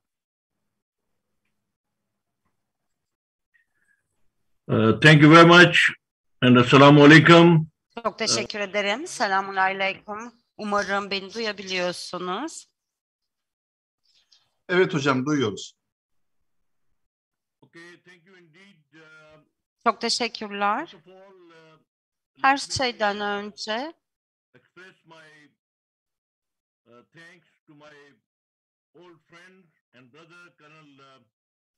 buradaki bütün kardeşlerime, ASAM organizasyonu düzenleyen bütün ilgili taraflara teşekkürlerimi iletmek istiyorum. ASAM'a düzenlemiş olduğu İslam Dünyası'nın birliği konusunda bu 5. kongresinden dolayı çok teşekkür etmek istiyorum. Profesör Celal çok teşekkür etmek istiyorum. ASAM bu bağlamda hem akademik hem de İslam dünyasının ekonomik gücü konusunda çok güçlü politikalar ve inisiyatifler başlatıyor. Önümüzdeki dakikalarda Kaşmir sorununa değineceğim. Bu İslam dünyasının gerçekten kanayan bir yarasıdır. Ve biliyorum ki her Müslümanın kalbini acıtan bir konudur.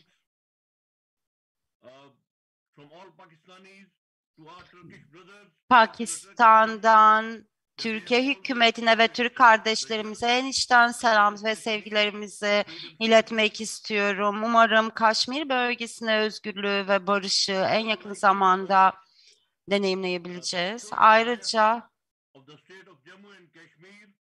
size Kaşmir bölgesiyle alakalı bir harita göstermek istiyorum. Biliyorum ki hepiniz bu konuya aşinasınız fakat sadece hafızalarımızı birazcık tazelemek istiyorum. Buradaki mücadeleye dikkatini çekmek istiyorum. Bu konunun BM'ye nasıl yönlendirildiğini ve açıkçası BM'nin nasıl bu konunun vahamiyetine dair nasıl görmezden geldiğini, bu BM'nin bu konudaki çabalarının nasıl sonuçsuz kaldığını tekrardan hatırlatmak istiyorum ve son olarak yapılanların yeterli olup olmadığını tartışmak istiyorum. Bayanlar ve baylar, slaytta da görebileceğiniz üzerine Kaşmir'deki durum bu şekildedir. Kaşmir farklı bölgelerden oluşuyor. Güneyde Hindistan var. Batıda Pakistan var. Batıda Çin var. Ve yine kuzeybatıda Afganistan var. Keşmir bölgesinin geçmişine dönecek olursak 75 yıllık bir tarihten konuşabiliriz. İngiliz sömürgeciliğinden kurtulmalarının üzerinden 75 yıl geçti. Keşmir o zamandan bu yana bağımsız bir bölgeydi. Fakat 89'da İngiltere'nin sömürgeciliğinden, himayesinden çıktı. 5 milyon özgürlüğüne kavuştu. Burada akılda tutmamız gereken şey şudur. Milyonlarca insanın hayatından bahsediyoruz ve bu insanların büyük bir çoğunluğu Müslümandır. Çok büyük zulümlerle karşı karşıya kaldılar. Çok büyük bir acımasızlıkla karşı karşıya kaldılar. Pakistan söz konusu olduğunda İngiliz himayesindeki Hindistan 1947'den bu yana bağımsızlığını kazandı. Buradaki yöneticilere Pakistan'a katılıp katılmama opsiyonu tanındı. Fakat burada bir ön şart vardı. Buradaki coğrafi konum ve insanların isteği, her şey Keşmir'le alakalıydı ve buradaki Müslüman nüfus ki bu yaklaşık %85 oranındaydı. Pakistan'a gelmek istediler. Buradaki yöneticiler, Keşmir mağara bölgesinin yöneticileri o zamana kadar daha önceden mümkün olmayan şekilde bu konuda bir anlaşmaya imza attılar. Fakat şunu hatırlatmak istiyorum, Hindistan buna cevap vermedi ve Keşmir'in yine Mahara ile birlikte Pakistan'a geri katılması konusunda oy birliği vardı. Keşmir'in bağımsızlığı konusunda tartışmalar vardı. Buradaki Burada bir sürü Müslüman kardeşlerimiz katledildi, masum insanların canları alındı ve hepsi Keşmir'in bağımsızlığı ilan edilmek adına yapıldı. Pakistan kontrolü içerisinde bağımsızlığı bu bölgenin daha sonrasında ilan edildi. Yine Baltistan bölgesi kuzey batıya düşmekte. O da bağımsızlığını kazanmak için 1947 yılında mücadeleye girişmiş oldu. Tabii temel itilaflar Keşmir'in Hindistan'a bağlanması söz konusu olduğu zaman ortaya çıktı. O dönemde Pakistan zaten çok ciddi problemler ile boğuşmakta olduğu için Keşmir'e yardım edebilme gibi bir seçeneği yoktu. Maharajat Hindistan'da daha sonrasında iltica etmek durumunda kaldı ve Maharaja'nın Hindistan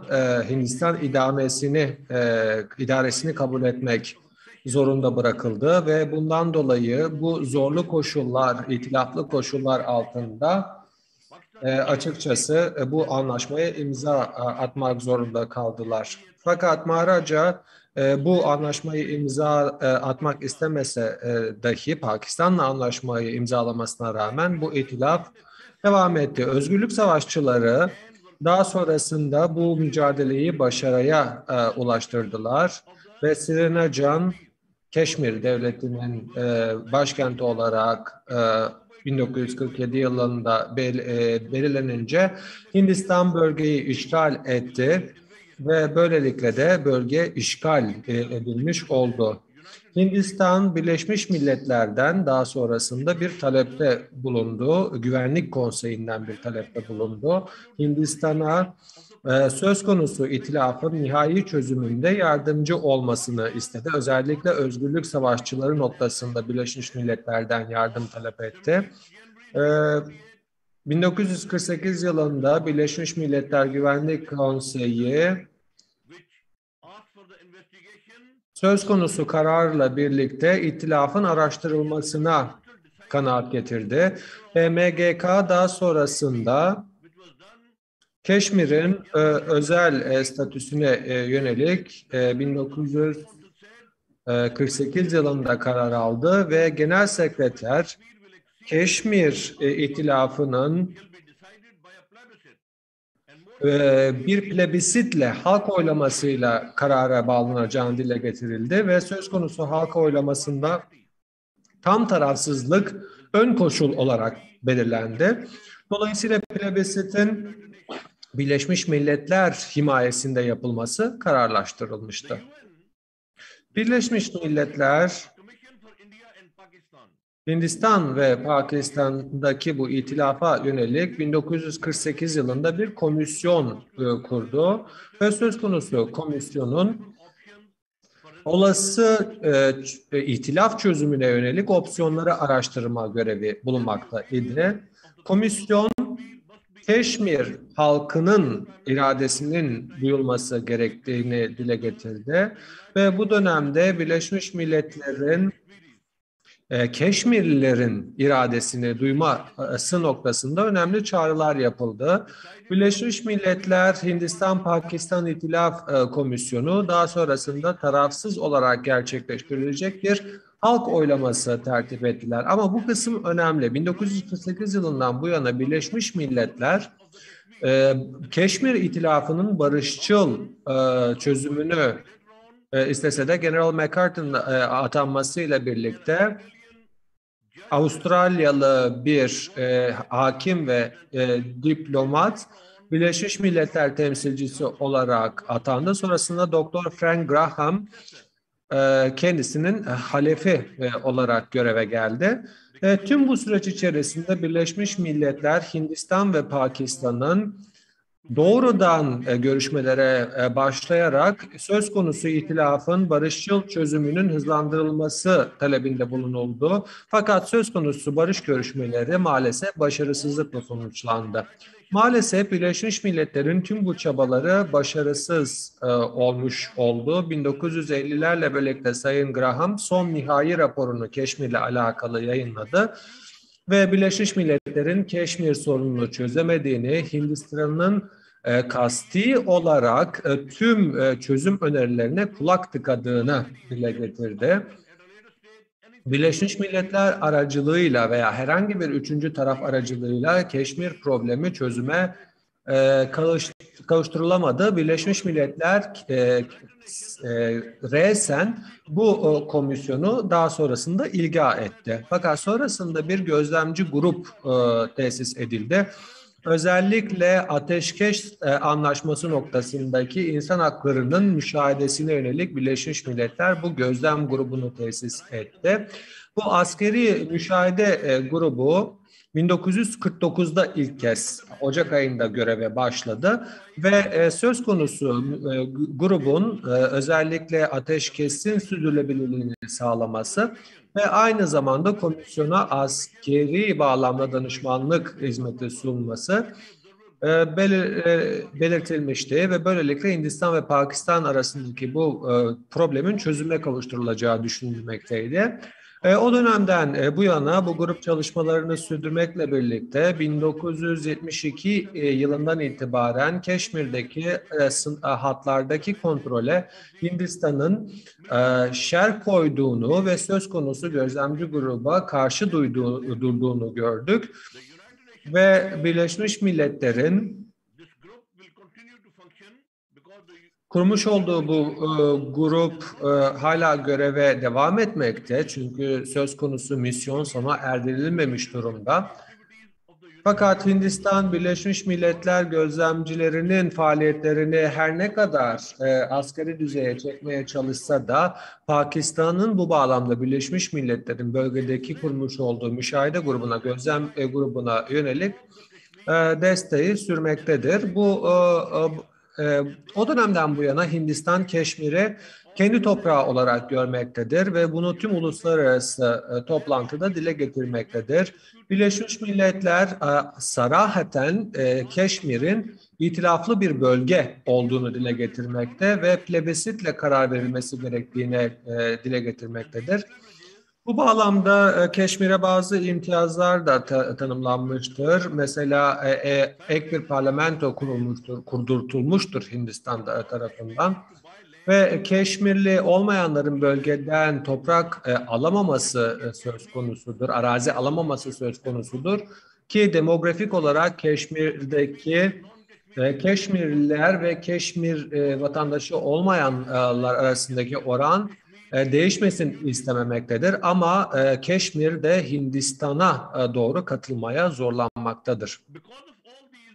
Şimdi tüm bu Hindistan'ın eylemleri dolayısıyla Keşmir'in özgürlük mücadelesi hali hazırda devam etmektedir.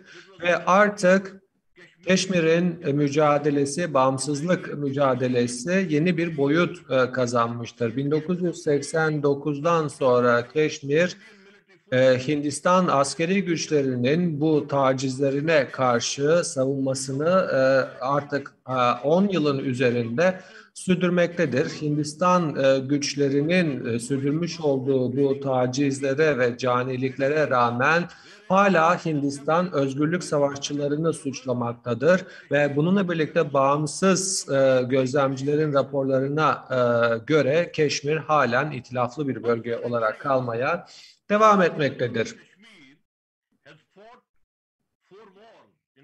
Keşmir 84, 91, 94 ve öncesinde 4 savaş geçirmiştir.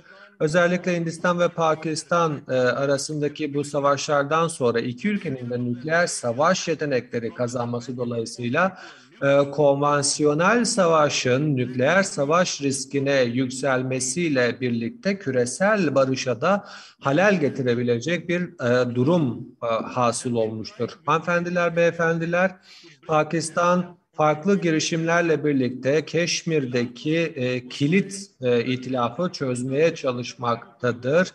Bu bağlamda 4 noktalı bir çözüm aslında önerilmiştir. Fakat maalesef son dakikada Hindistan yine Pakistan'ın bu önerisini reddetmiştir. müzakerelerdeki bu öneriler reddedildiği için Keşmir İtilafı'nın çözülmesine yönelik altın bir fırsatta maalesef kaçırılmıştır. Eş zamanlı olarak Hindistan hala uluslararası toplumu bu bağlamda kandırmaya çalışmaktadır ve Keşmir'deki faaliyetleri bir terör eylemi olarak gösterme gayreti içerisindedir. Söz konusu çabaların ve eforun aslında 11 Eylül sonrasında da manipüle edilerek özgürlük mücadelesinin Hindistan tarafından terörizm faaliyeti olarak sunulmaya çalışıldığı görülmektedir. Birleşmiş Milletler Sözleşmesi'nde de açık ve sarih bir şekilde dile getirildiği üzere özgürlük mücadelesi meşru bir haktır. Dolayısıyla örneğin Afganistan'ın Amerika Birleşik Devletleri tarafından yasa dışı bir şekilde işgal edilmesi sonrasında dahi bu bölgedeki özgürlük mücadelelerinin ki Keşmir'deki özgürlük mücadelesinin de meşru bir hak olarak tanınması önemlidir. Bugün Keşmir dünyadaki en kötü askeri bölgelerden biri haline gelmiştir. 9.000 üzerinde aslında muharip ekip bölgede bulunmaktadır. Ve Hindistan askeri güçleri bölgede tam manasıyla bir apartheid rejim ve kontrol kurmuşlardır. Ve bununla birlikte özellikle Keşmir gençlerine, sivillere yönelik kullanılan bu bağlamda havalı tabancalarla dahi körlükler, aynı zamanda kadınlara yönelik bölgede sonu ardı kesilmeyen tecavüzler ve bölgede yaşayan halka yönelik bu zulüm ve Hindistan'ın artık soykırıma varan söz konusu faaliyetleri Birleşmiş Milletler gözlemci kuruluşlar tarafından dahi kayıtlara geçmiş bulunmaktadır. Bu bağlamdaki son aslında agresif faaliyet Birleşmiş Milletler 35A maddesinin ihlaline yöneliktir. Daha evvel dile getirdiğim üzere Keşmir'in özel bir statüsü bulunmaktadır. Bu özel statü aslında Keşmirlilere bir teminat sunmaktadır. Fakat, pardon, bir şey mi dediniz?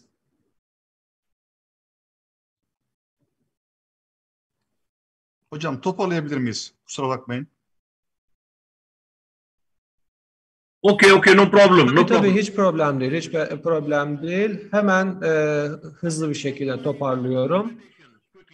Öneri kısmıma geçiyorum toparlamak adına hızlı bir şekilde. Hepinizin bildiği üzere bu problem... Şimdi öneri kısmında toparlayacağım Keşmir İtilafı'na yönelik. Keşmir İtilafı günün sonunda hala çözülememiştir. Bu bağlamda Hindistan'ın politikaları bunun ardında yatan sebeptir. Müslümanlar maalesef İslam dünyası beklendiği şekilde Keşmir problemine cevap verememiştir. Dolayısıyla Birleşmiş Milletler'in ve Keşmirlilerin ve Pakistanlıların birlikte çalışması bu itilafa bir çözüm getirmesi gereklidir. Ve özellikle Birleşmiş Milletler kararlarında olduğu gibi bir plebisit ile karar verilmesi gereklidir. Özellikle Birleşmiş Milletler Güvenlik Konseyi'nin Hindistan'ın bölgedeki faaliyetlerini sona erdirmesine yönelik bir çağrıda bulunması gerekir. 317 ve 35A maddelerinin ihlali durdurulmalıdır. Tüm agresyon ve şiddet bölgede durdurulmalıdır ve barış müzakereleri uzun vadeli bir çözüm için yeniden başlatılmalıdır. Dolayısıyla tüm Müslüman ülkeler ve İslam İşbirliği Teşkilatı adiliyet ve hakkaniyet için Keşmirlilerin yanında durmalıdır. Bununla birlikte Keşmir Farkındalık Forumu'nun başlatmış olduğu bir girişim vardır. O da Keşmir Farkındalık Mecra'nın kurulması ve tüm bu mecraya ve Keşmir savaş suçlarına yönelik tüm Müslüman dünyanın bunun farkında olması gerekecektir.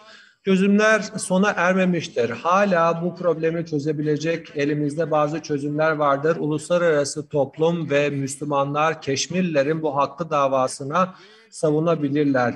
başka bir trajedi Srebrenica bir kez daha olsun diye beklemeyelim. Birlikte harekete geçelim. Şimdi harekete geçelim. Sağ olunuz. Çok teşekkürler Şahit Haşmat Hocam, değerli sunumlarınız için. Şimdi bir sonraki oturumu yönetmek üzere Profesör Doktor Atilla Doğan Hocama sözü takdim ediyorum. Atilla Hocam, buyurun lütfen. Öncelikle Haziran'ı saygıyla selamlıyorum. 5. ASAM Uluslararası Konferansı'na hoş geldiniz diyorum. Süreyi bayağı aştık gibi duruyor. Bizde de 5 konuşmacı var. Ara vermeden başlamak istiyorum. Birinci konuşmacımız Şila Yusuf, Taliban'ın dönüşü, ulus inşası üzerindeki çabalarının eleştirel bir analizi. Kendisini konuşması yapmak için davet ediyorum. Buyurun.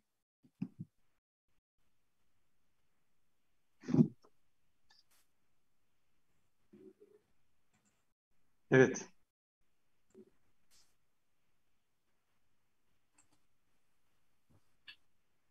Seste mi sorun var? Mikrofonu kapalı Şeyli hocamızın. Öyle mi?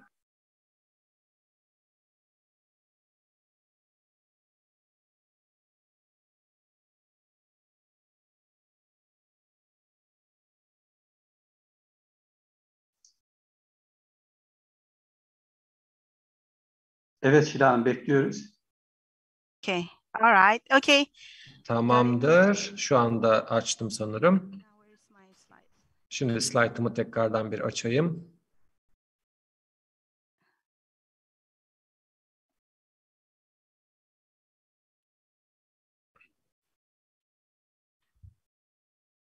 Sorry, I don't know where my Kusuruma slide. bakmayın. Şimdi sunumumu göremiyorum. Tamam galiba. Tamam. Öncelikle Ersan Bey'e, Osman Beylere beni davet ettikleri için teşekkür ederim. Beni konuşmacı olarak davet ettikleri için de teşekkür ederim. Sayın Adnan Bey'e ve ekibine de yakın işbirliği içerisinde ve verimli bir şekilde çalışma fırsatını ASAM'la bize sağladıkları için teşekkür etmek isterim. Türkçe kolay gelsin, Allah'ın rahmeti de üzerinize olsun diyerek bu sözlerle konuşmama başlayacağım. Çok sağ olunuz.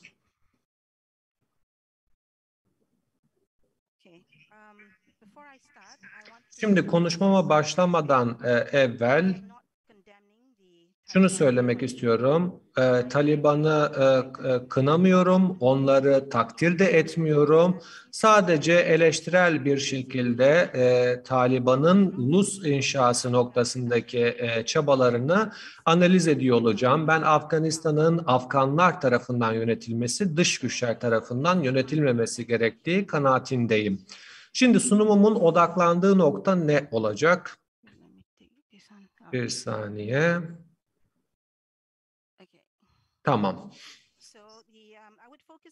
Şimdi sunumumda Taliban'ın ele alması gereken problemlere değineceğim. Daha sonrasında ulus inşasında karşılaşılan problemleri ele alacağım ve Müslüman ülkelerin Afganistan'ın yeniden inşasındaki rolüne ve Afrika'nın İslam Birliği'ndeki rolüne değineceğim.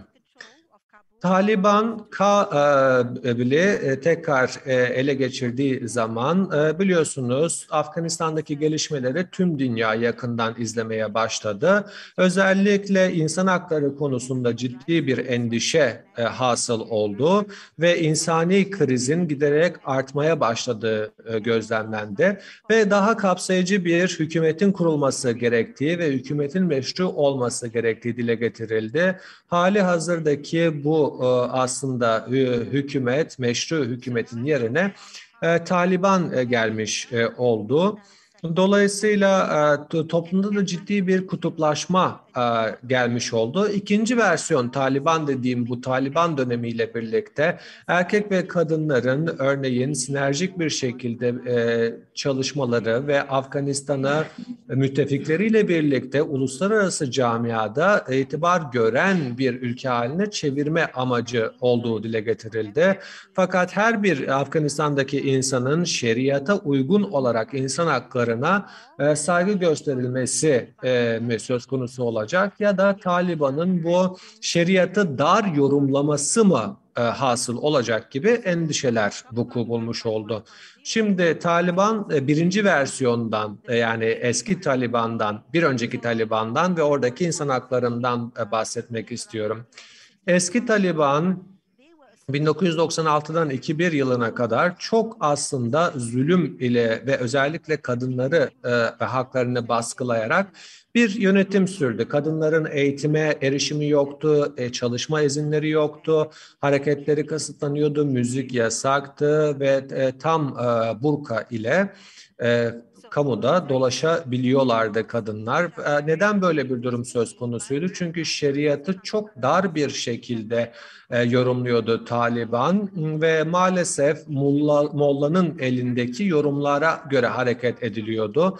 Ve bununla birlikte tabii ki Hanefine mezhebine uygun olarak Güney Asya'da ve Hindistan'daki şekliyle daha da aslında dar bir şekilde yorumlamaya çalışılıyordu. Dolayısıyla gelenekselci veya oldukça tutucu bir aslında görüş olarak değerlendirilmekteydi Taliban'ın bu yorumlaması. Peki kadının İslam'daki rolü ve statüsü nedir? Kur'an'da bu aslında sünnette aynı şekilde açık bir şekilde dile getirilmektedir. Kadının bu bağlamdaki rolüne ilişkin Kur'an'da ve sünnette söz konusu durum net bir şekilde dile getirilmiştir. Özellikle hesap verilebilirlik ve özgür irade noktasında kadın ve erkeğin eşit olduğu ve Kur'an'da ve sahih hadislerde kadınlara verilen önem ön plana çıkmaktadır ve bildiğiniz üzere cennet annelerin ayaklarının altındadır anlayışı mevcuttur. Yine Erik Ra'da da dile getirildiği üzere eğitim tüm Müslümanlar için aslında geçerlidir. İlk ayette de dile getirildiği üzere okumak ve dolayısıyla eğitim her Müslümanın hakkıdır. Ve hatta yine Hazreti Şerif'te de hadisi şerifte de dile getirildiği üzere ilim Çin'de de olsa gidip arayınız diye vurulmaktadır. Dolayısıyla aynı şekilde sevgili Peygamberimizin eşinin de bu bağlamda önemli bir rol edildiğini ve bu bağlamda da çok önemli bir girişimci olduğunu unutmamamız gerekir. Dolayısıyla Taliban döneminde ve İslam tarihinde de dahi İl-Muqtadil-Liban'ın özellikle iyi bir özellikle yönetim noktasında önemli bir rol oynadığını görmekteyiz. Abbasi halifeliği döneminde de yine önemli görevler yerine getirildiği görülmektedir. Yine Hazreti Muhammed sallallahu aleyhi ve sellem döneminde yine Hazreti Hatice ile birlikte özellikle kadınlara önemli bir rol verildiği görülmektedir. Fakat daha İslamofobiye dayanan bakışlarda İslam'ı sanki Müslüman kadınların sürekli baskı altında olduğu, erkeklerle eşit haklara sahip olmadığı gibi Müslüman kadınları özgürleştirmek gerekiyormuş gibi bir bakış açısı yaratılmaya çalışılmıştır. Bu bağlamda aslında Müslüman kadınlarla alakalı şöyle önemli bir gelişme vardır. Aslında günümüzde pek çok kadının, batıdaki pek çok kadının sahip olmadığı hakka Müslüman kadınlar sahip olmuştur. Dolayısıyla tüm bu gelişmelere rağmen Batı dünyası maalesef bir mit yaratmakta ve kadınların baskı altında olduğu yanılgısını oluşturmaya çalışmaktadır. Bu bağlamda kadının İslam alemindeki rolü birinci dini bir rolü ve görevi bulunmaktadır ve geleneksel olarak da kültürel normlar çerçevesinde ve kadının biliyorsunuz bu bağlamdaki görevleri ve rolleri oldukça bellidir. Fakat Taliban dar bir yorumla kadını zayıf olarak göstermeye çalışmaktadır. Bu bağlamdaki kadının rolü pek çok aslında İslam ülkesinde geleneksel olarak ele alınmaktadır. Özellikle muhafazakar toplumlarda aslında maalesef Kur'an'daki değerlerin de ötesinde dar bir bakış ile kadın rolü ve sorumlulukları yorumlanmaktadır. Dolayısıyla aslında buradan hareketle kadınların daha fazla koruyup kollanması gerektiği açık olmakla birlikte bu hem Kur'an'da hem de sünnette dile getirilmektedir. Fakat Taliban'ın yaptığı şey, tekrar altını çizmek isterim ki, kadına daha büyük bir güvenlik sağlamak, fakat bununla birlikte onun özgürlüğünü sınırlamaya yöneliktir. Suudi Arabistan da aslında böyle bir bakış açısına sahipti. Biliyorsunuz kadınların ehliyet alma hakkı dahi yoktu ki bu şu anda aslında birazcık daha esnetildi. Dolayısıyla kadınların belli haklardan yoksun olduklarını Taliban rejiminde gördük ki bu haklardan bir tanesi de eğitim hakkı idi. Bu geleneksel bakış açısı dolayısıyla İslam her zaman kadının özgürlüğünü sınırlayan bir dinmiş gibi algılanmaya başlandı. Batı medyası bu bağlamda kendi gündemlerine uyduğu için Müslüman kadınların tahakküm altında tutulan veya karar verme özgürlüğünden yoksun bir insan gibi yansıtmaya çalıştı ki bunun aslında İslam'la hiçbir alakası olmadığını kimse bilmiyordu. Yine Nisa suresinde de kadına yönelik tam bir bölüm ayrıldığını unutmamamız gerekir. Kadının bu bağlamdaki toplumsal statüsü oldukça açıktır ve özellikle söz konusu kısıtlamalar maalesef Kur'an'ı yanlış yorumlayan kişilerin politikalarının bir sonucu olarak karşımıza çıkmaktadır ve maalesef Batı'nın aslında ekmeğine yağ sürmektedir. Kadınlar toplumun önemli bir parçasıdır ve dolayısıyla kadınların dahliyeti olmadan tam bir toplumdan bahsedemeyiz. Dolayısıyla buradan hareketle şimdi yeni Taliban'a bir değinmek isterim. Bakalım onların kadın haklarıyla alakalı perspektifi nasıl? Ağustos ayından bu yana Taliban daha esnek bir şekilde kadın eğitimine yaklaşmaya başladı. Önceki baskıcı yöntemlerini bir kenara bıraktı. Kadınların eğitime devam edebileceklerini fakat karma eğitimin karşısında olduklarını dile getirdiler. Abdülbaki Hakani kadınların eğitim alabileceklerini fakat ayrı eğitim almaları gerektiğini, tıp sektöründe yani tıbbi eğitim alabileceklerini dile getirdiler. Fakat kadınlar için ayrı hastaneler, aynı üniversiteler, ayrı medreselerin kurulacağı dile getirildi.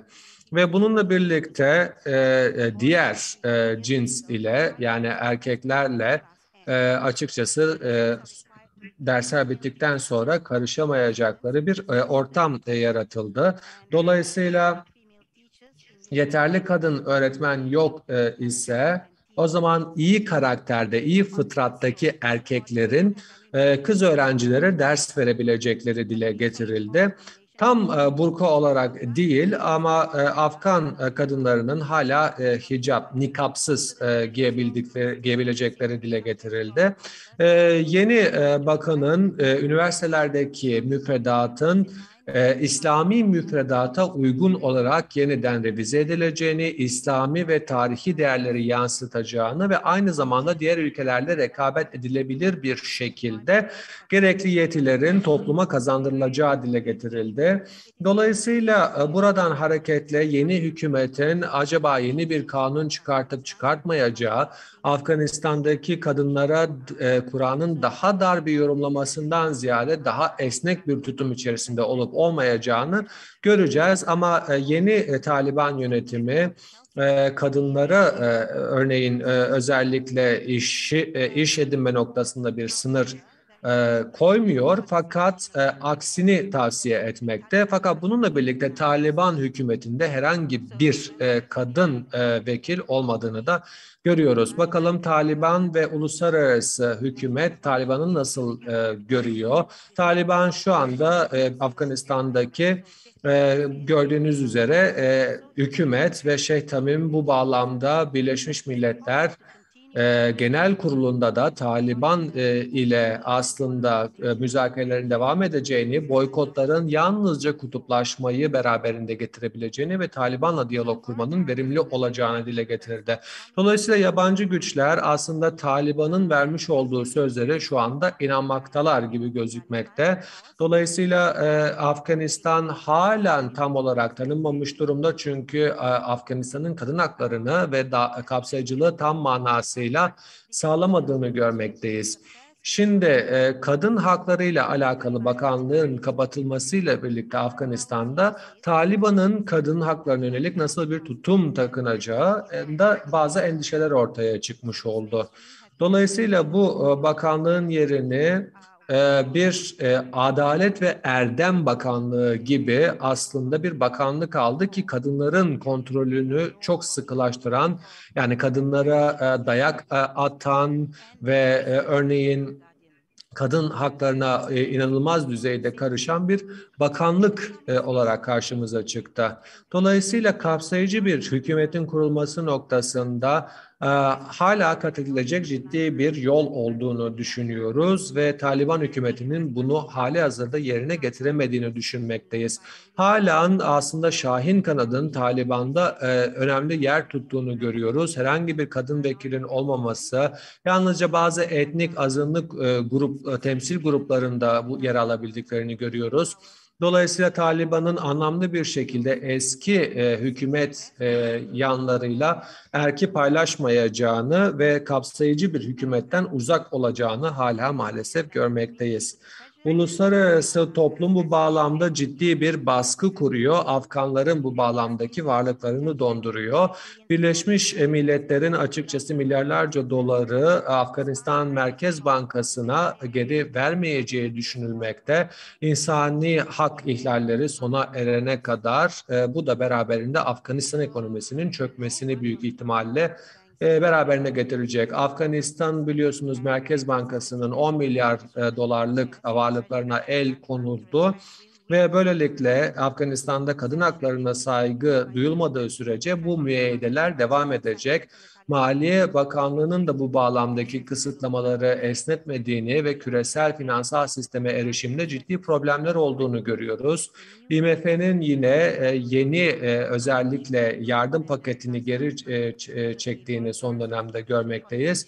Dolayısıyla bunun gerekçelendirmesi şöyle: Amerika Birleşik Devletleri diyor ki uluslararası olarak kabul görmüş bir hükümet kurulmadıkça söz konusu varlık dondurulması sona ermeyecek. Dolayısıyla IMF de Afganistan'a yardım noktasında harekete geçemeyecek uluslararası olarak bu kurum, bu hükümet tanınmazsa. Dolayısıyla Afganistan'daki insani yardım yine çok önemli. Aslında söz konusu diğer Afganların, örneğin uzanmaya da çalışıyorum, 15 dakikam kadar kaldı gördüğüm kadarıyla. Başka yerlerde yaşayan Afganların eve yolladıkları paraların da iletilememesi ciddi bir problem. Malezya, Afganistan'ın yeniden inşasında pek çok ülkeyle ittifak halinde çalışmakta. Şu anda Dışişleri Bakanı özellikle Afganistan'a yönelik yeni bir elçi atanmasıyla birlikte Afganistan Ulusu İnşası'nda ciddi bir rol üstlenmeye başladı. Abdurazzam Aman özel İslam İşbirliği Teşkilatı'ndaki özel elçi olarak uluslararası platformlarda Afganistan Ulus İnşası noktasında çalışmaya devam ediyor. Ve Afganistan'a insani yardım sunmaya çalışıyoruz ki Afganistan'ın yeniden inşası mümkün olabilsin. Malezya'daki sivil toplum örgütlerinin çok aktif bir rol oynadığını görüyoruz ve bununla birlikte konferans sonrasındaki kararları da bunun yansıdığını görmekteyiz. Önde gelen sivil toplum kuruluşları, akademisyenler, diplomatlar yeni hükümetin bu bağlamda karşılaştığı sıkıntıları görüyoruz ve fonksiyonel ve kapsayıcı bir hükümetin ancak ve ancak halkın temel haklarını, temel ihtiyaçlarını karşılayabileceğini, güvenliği temin edebileceğini ve ekonomik kalkınmayı sağlayabileceğini düşünüyoruz. Bununla birlikte farklı etnik grupların tanınmasının önemli olduğu kanaatindeyiz ve stratejik olarak ve kaynak açısından önemli Afganistan'ın yeniden inşası bizim için önemli olacaktır. Bu bağlamda bir kez daha altını çizmek isteriz ki Afganistan İslam Cumhuriyeti egemen bir ülke olarak kendine özgü kültür, kimlik ve siyasi sistemi haiz bir ülkedir. Dolayısıyla bu bağlamdaki Afganların kontrolündeki bir hükümet bizim için önemlidir. Özellikle kapsayıcı hükümetle birlikte pürüzsüz bir geçiş olması gerekir. Son 3 dakikanız Sayın Şila.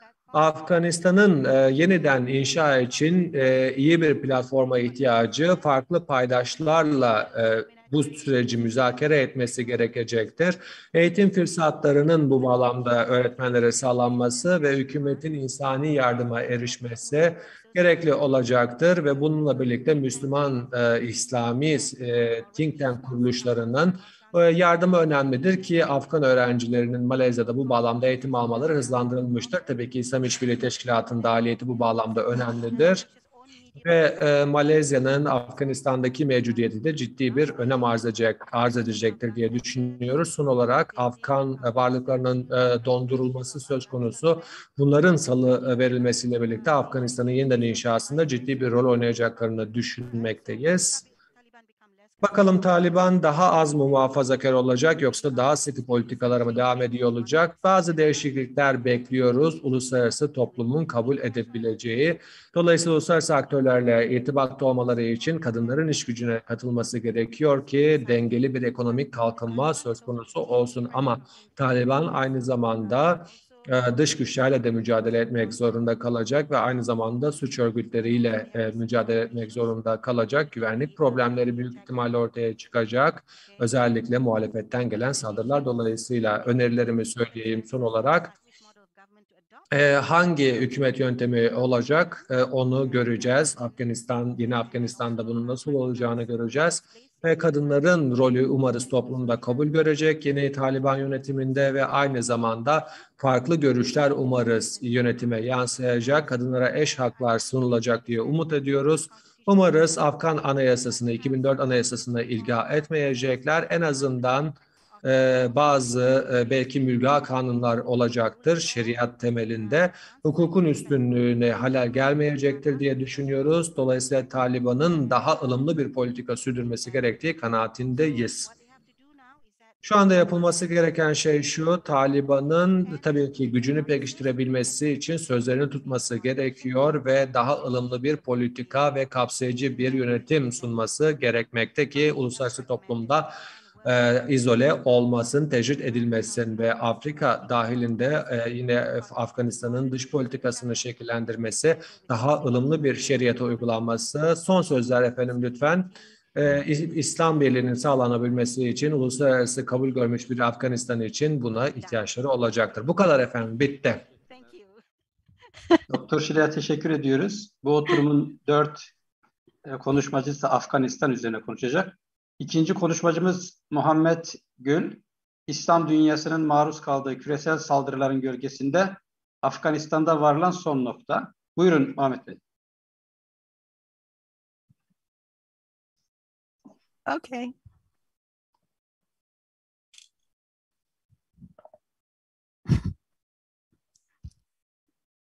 Doktor Şile ekran paylaşımını kaldırırsak.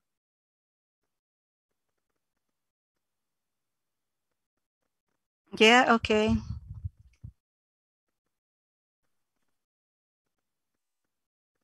Thank you.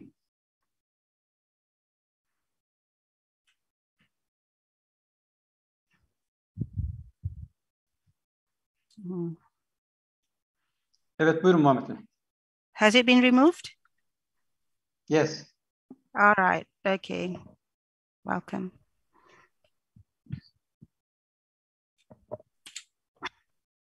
Evet Muhammed Bey, sizi dinliyoruz.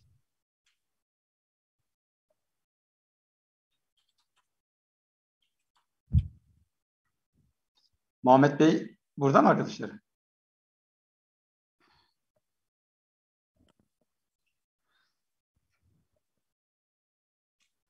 I don't see him. I see, but Burada Muhammed burada Gurbe. fakat duymuyor bizi herhalde. Bir irtibata geçebilir miyiz? Mehmet Hocam mikrofonunuz kapalı.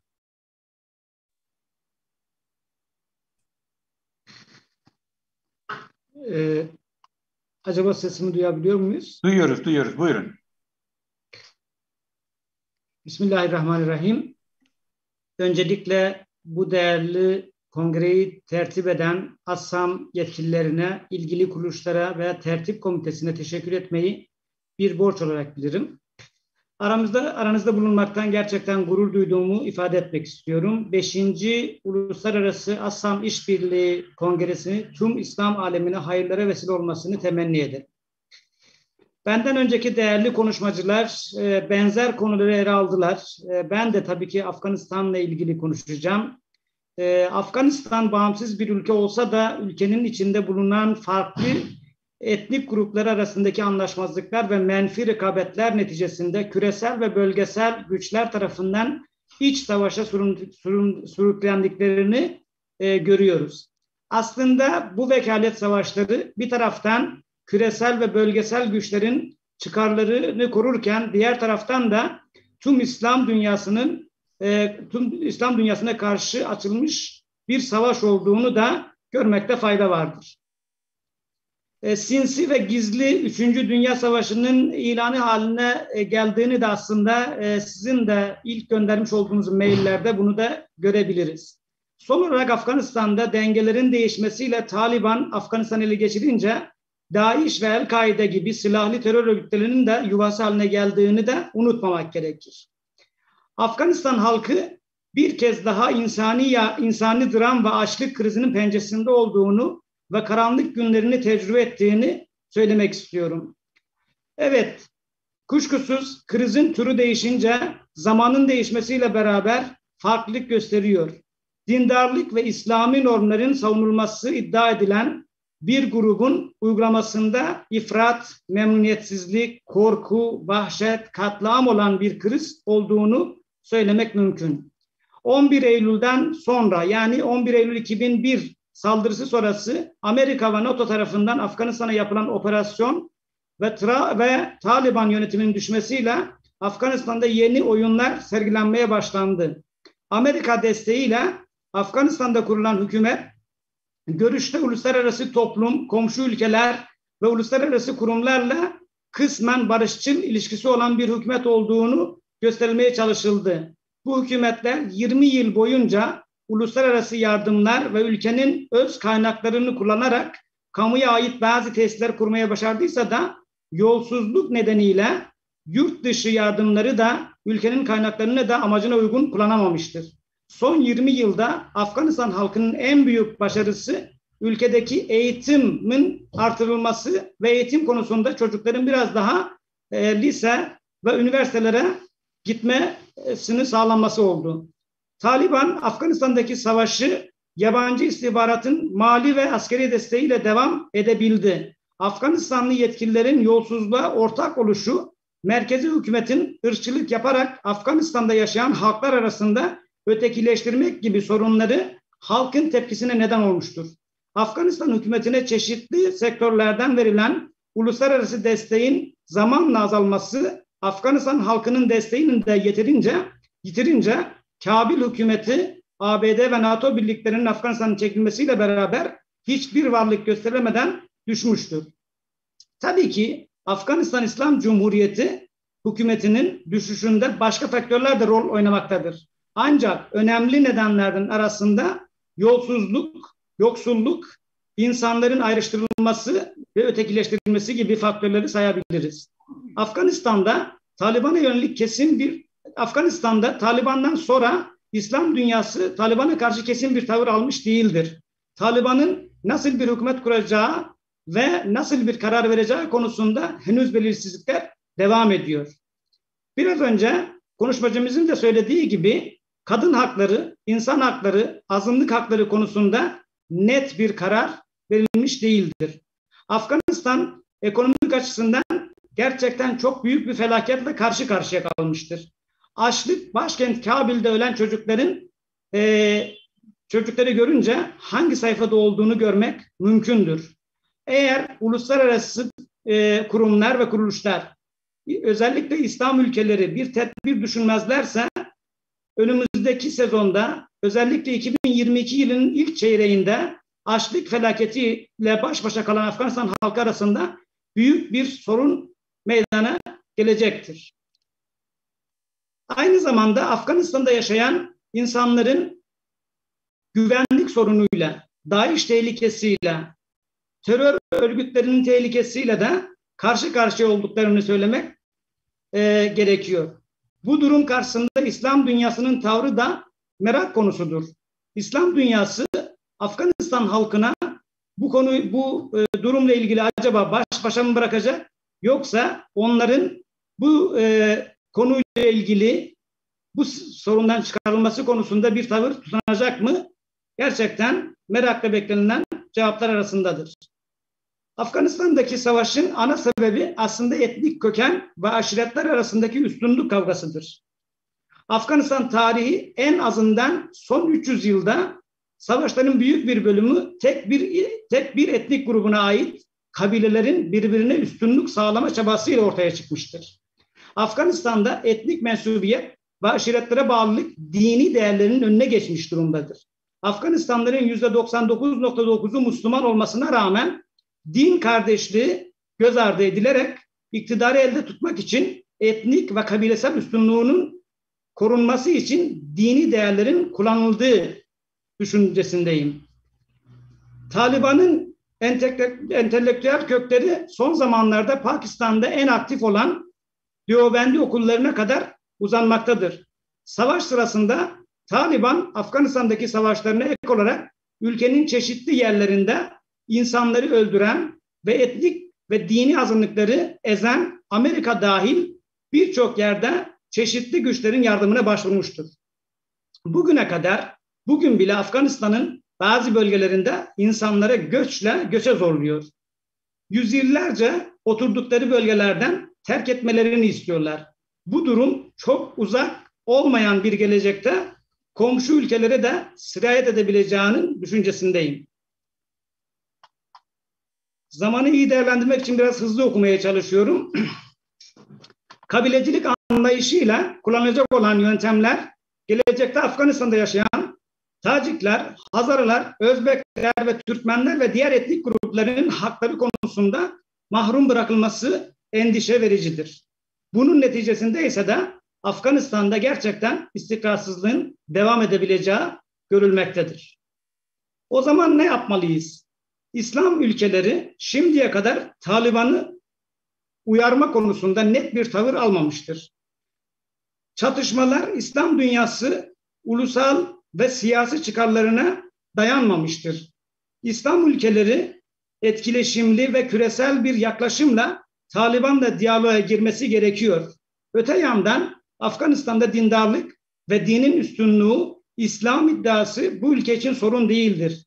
Çünkü Afganistan halkının geneli Müslüman ve İslam ilkelerine inanan topluluktur. Asıl zorluk kolektif İslam bir kimliğin olmamasıdır. İslam'da İslami kimliğin yeniden inşasına ihtiyaç vardır. Afganistan'da tabii ki. Son olarak da gerçekten ASAM'ın bu dönemde bu faaliyetini, bu girişimini destekliyorum. Umarım İslam dünyası Taliban'la iletişime geçerek, diyaloğa geçerek daha ılımlı, daha toparlayıcı bir hükümet kurarak, her kesimden insanları içinde bulundurarak güzel bir hükümet kurmasını sebebiyet verecektir. Ve bu açlık döneminde Afganistan halkına yardım elini uzatacaklardır. Hepinize teşekkür ederim. Sağ olun, var olun. Muhammed Bey, teşekkür ettik sunumunuz için. Erken de bitirdiniz. Üçüncü konuşmacımız Ramazan Bey. Konusu da yine ona yakın bir konu. Afganistan'da son 30 yılda sosyal ve siyasal istikrarsızlığı etkileyen faktörlerin gözden geçirilmesi. Buyurun Ramazan Bey.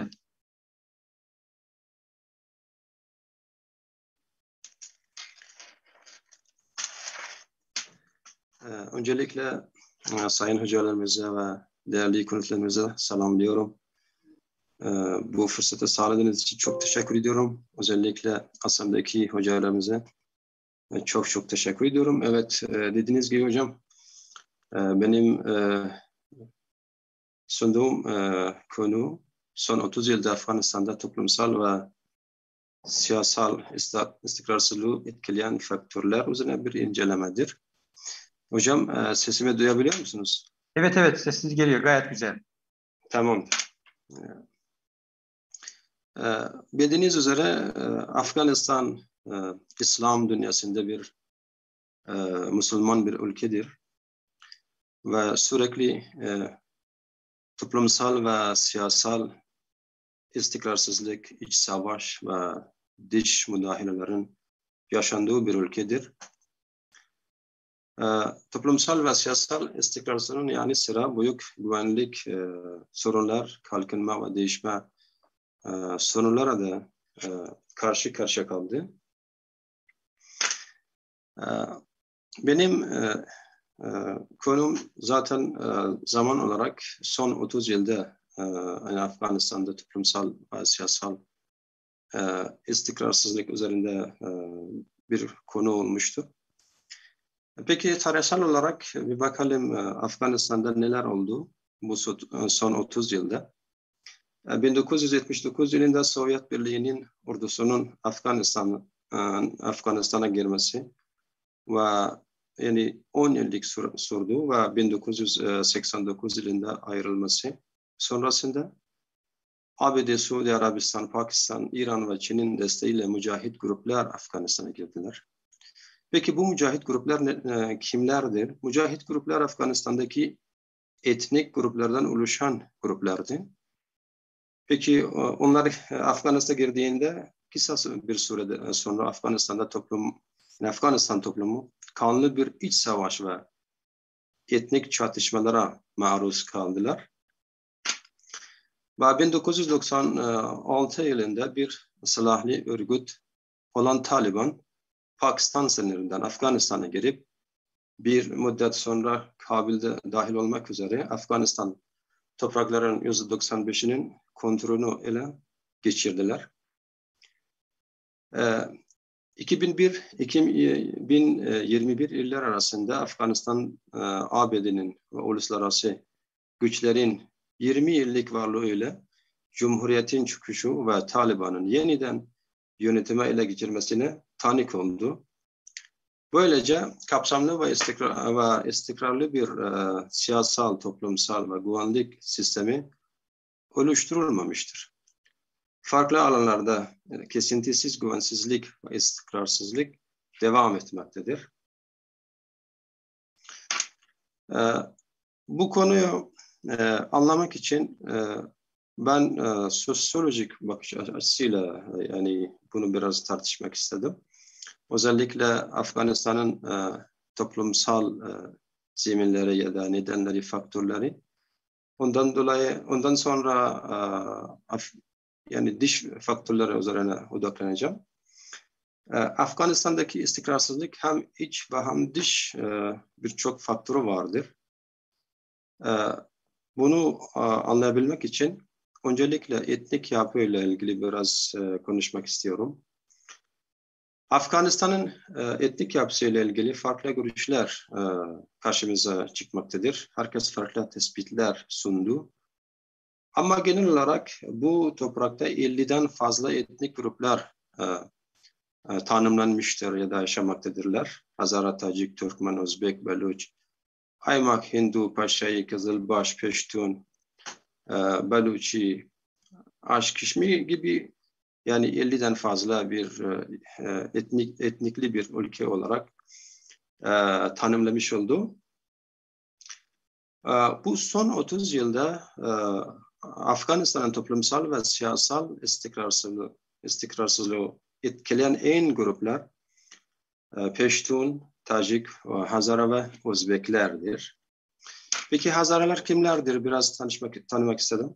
Hazaralar Afganistan'ın nüfusunun yaklaşık %25 oluşturan Afganistan'ın kadim etnik gruplardan biridir. Hazaralar dil olarak Farsça konuşmaktadırlar. Hazaralar Müslümandır. Dini olarak Şii ve Sünni gruplara ayrılmaktadırlar. Bugün Hazaracat olarak Afganistan'da kullanılan bir terimdir. Bu terim Hazara etnik gruplar için geçerlidir. Yani Afganistan tüm bölgelerde yaşamaktadırlar. Afganistan dışında yani diğer ülkelerde Pakistan, İran, Avustralya, İsviçre, Finlandiya, Kanada, Amerika, Norveç'te, Türkiye'de böyle bu ülkelerde de yaşamaktadırlar. Seyyid Esker Musavi dediği gibi onun Hazarayı Afganistan kitabında şöyle açıklamak istedi ki Hazaralar Büyük İskender'in zamanından beri Afganistan'da yaşamaktadırlar. Yani kadim bir etnik grubudur. Diğer etnik grup Taciklerdir. Bu büyük etnik gruplardan oluşan sorunlar ya da istikrarsızlık. Tacikler Farsça, Tazik veya Tazi isimlerden oluşturulmaktadır. Ve Tacikler dil olarak Farsça konuşuyorlar. Dini İslam ve çoğunlukla Sunni. Taciklerin içinde bazı Şiiler, özellikle İsmailler de vardır. Ondan sonra Özbeklerdir. Özbekler bildiğiniz gibi Kuzeydoğu Asya'nın Güney Sibirya ve Kuzey Çin, Orta Asya'da bu bölgelerde yaşamaktadırlar. Ama Afganistan'ın kuzey bölgelerinde bulunan Özbekler Afganistan'daki 4. ya da 3. büyük etnik grubudur. Afganistan'daki Özbekler genellikle Güney Amu ve Kuzey Hindukuş'ta yaşamaktadırlar. Onlar da dil olarak Özbekçe dili kullanmaktadırlar. Dini İslam ve mezhep olarak Sunnidir. 4. grup büyük etnik gruplardan Afganistan'daki olan gruplar Peştunlerdir. Peştunler onlarla ilgili farklı görüşler vardır, farklı tespitler vardır. Bazen diyor ki Peştunların Aryan'dır. Bu görüş ilk kez Avrupalı bilim adamlar tarafından önerildi. Bazıları diyor ki Peştunlar Arap'dır, yani Arap olduğu görüşü de bir tespittir.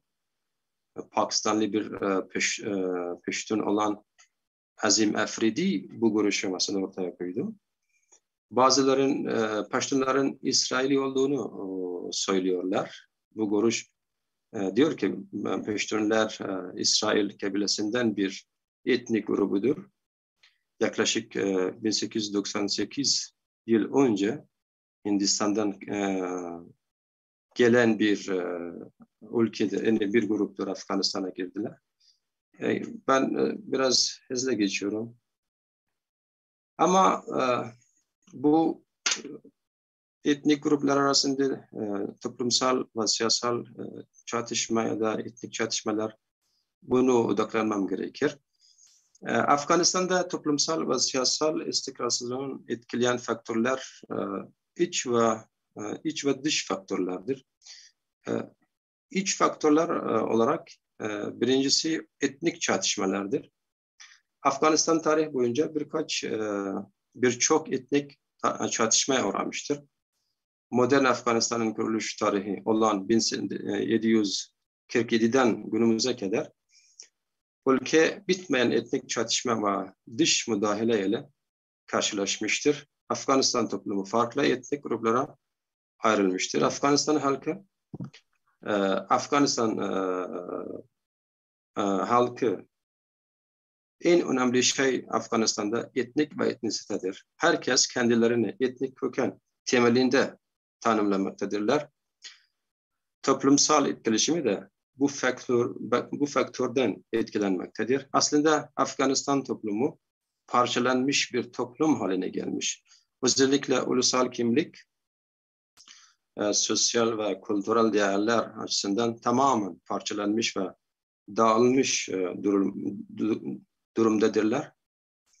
Bu ayrım ve etnik bölünme büyük etnik çatışmaya yol açtı. Afganistan'da girdiğiniz zaman herkes kendi etnik kökeni olarak size tanımlamış olacak. Yani ben kimim, ben Özbekim, ben Hazarayım, ben Piştunum, ben Tacikim, ben Afganım demezler. Öyle bir sorunumuz var. Özellikle ulusal kimliğimiz yok. Mesela Afgan kelime üzerinde büyük bir tartışma var Afganistan'da. Afgan kelimesi bazen derler ki mesela o Tacikler ya da Paştun Özbekler Afgan kelimesi biz kabul etmiyoruz çünkü bizim için geçerli değil, o Paştunlara geçerlidir. Öyle bir sorun var. Afganistan'da etnik çatışma ve etnosentrizm sorunu Afganistan'ın tüm tarihi aşamalarında görülmektedir. Ancak çatışmanın zirvesi Davud Han hükümetinin düşmesini, oradan ve cihatçı gruplar meydana gelmesiyle birlikte daha da yoğunlaştı. Bu zamandan bugüne kadar etnisite ve etnosentrizm Afganistan'da büyük bir sorun haline geldi. Ülkede farklı etnik gruplar bir araya geldiğinde grupların ekonomik kaynaklara ve daha da önemlisi siyasi fırsatlara ulaşabilmek için birbirleriyle rekabet halindedirler. Bu rekabet giderek iç savaş ve etnik çatışmaya ulaştı. Afganistan tarihi boyunca şiddetli bir etnik rekabetle karşılaşmıştır. Bu rekabet daha da çok ekonomik kaynaklara ve özellikle siyasi güç ve hakimiyet pozisyonlara ilgilidir. Yani baskın etnik gruplar her zaman ekonomik ve politik kaynakları elde edip diğer etnik gruplara eşit paylaşmaya reddetmişler. Dolayısıyla tarih boyunca iç savaşa ve etnik çatışmaya uğramıştı. 1992 ta 1996 yıllar arasında Kabil'deki iç savaş bildiğiniz üzere ve etnik çatışmalarda Afganistan toplumu büyük insani felaketler yaşadı.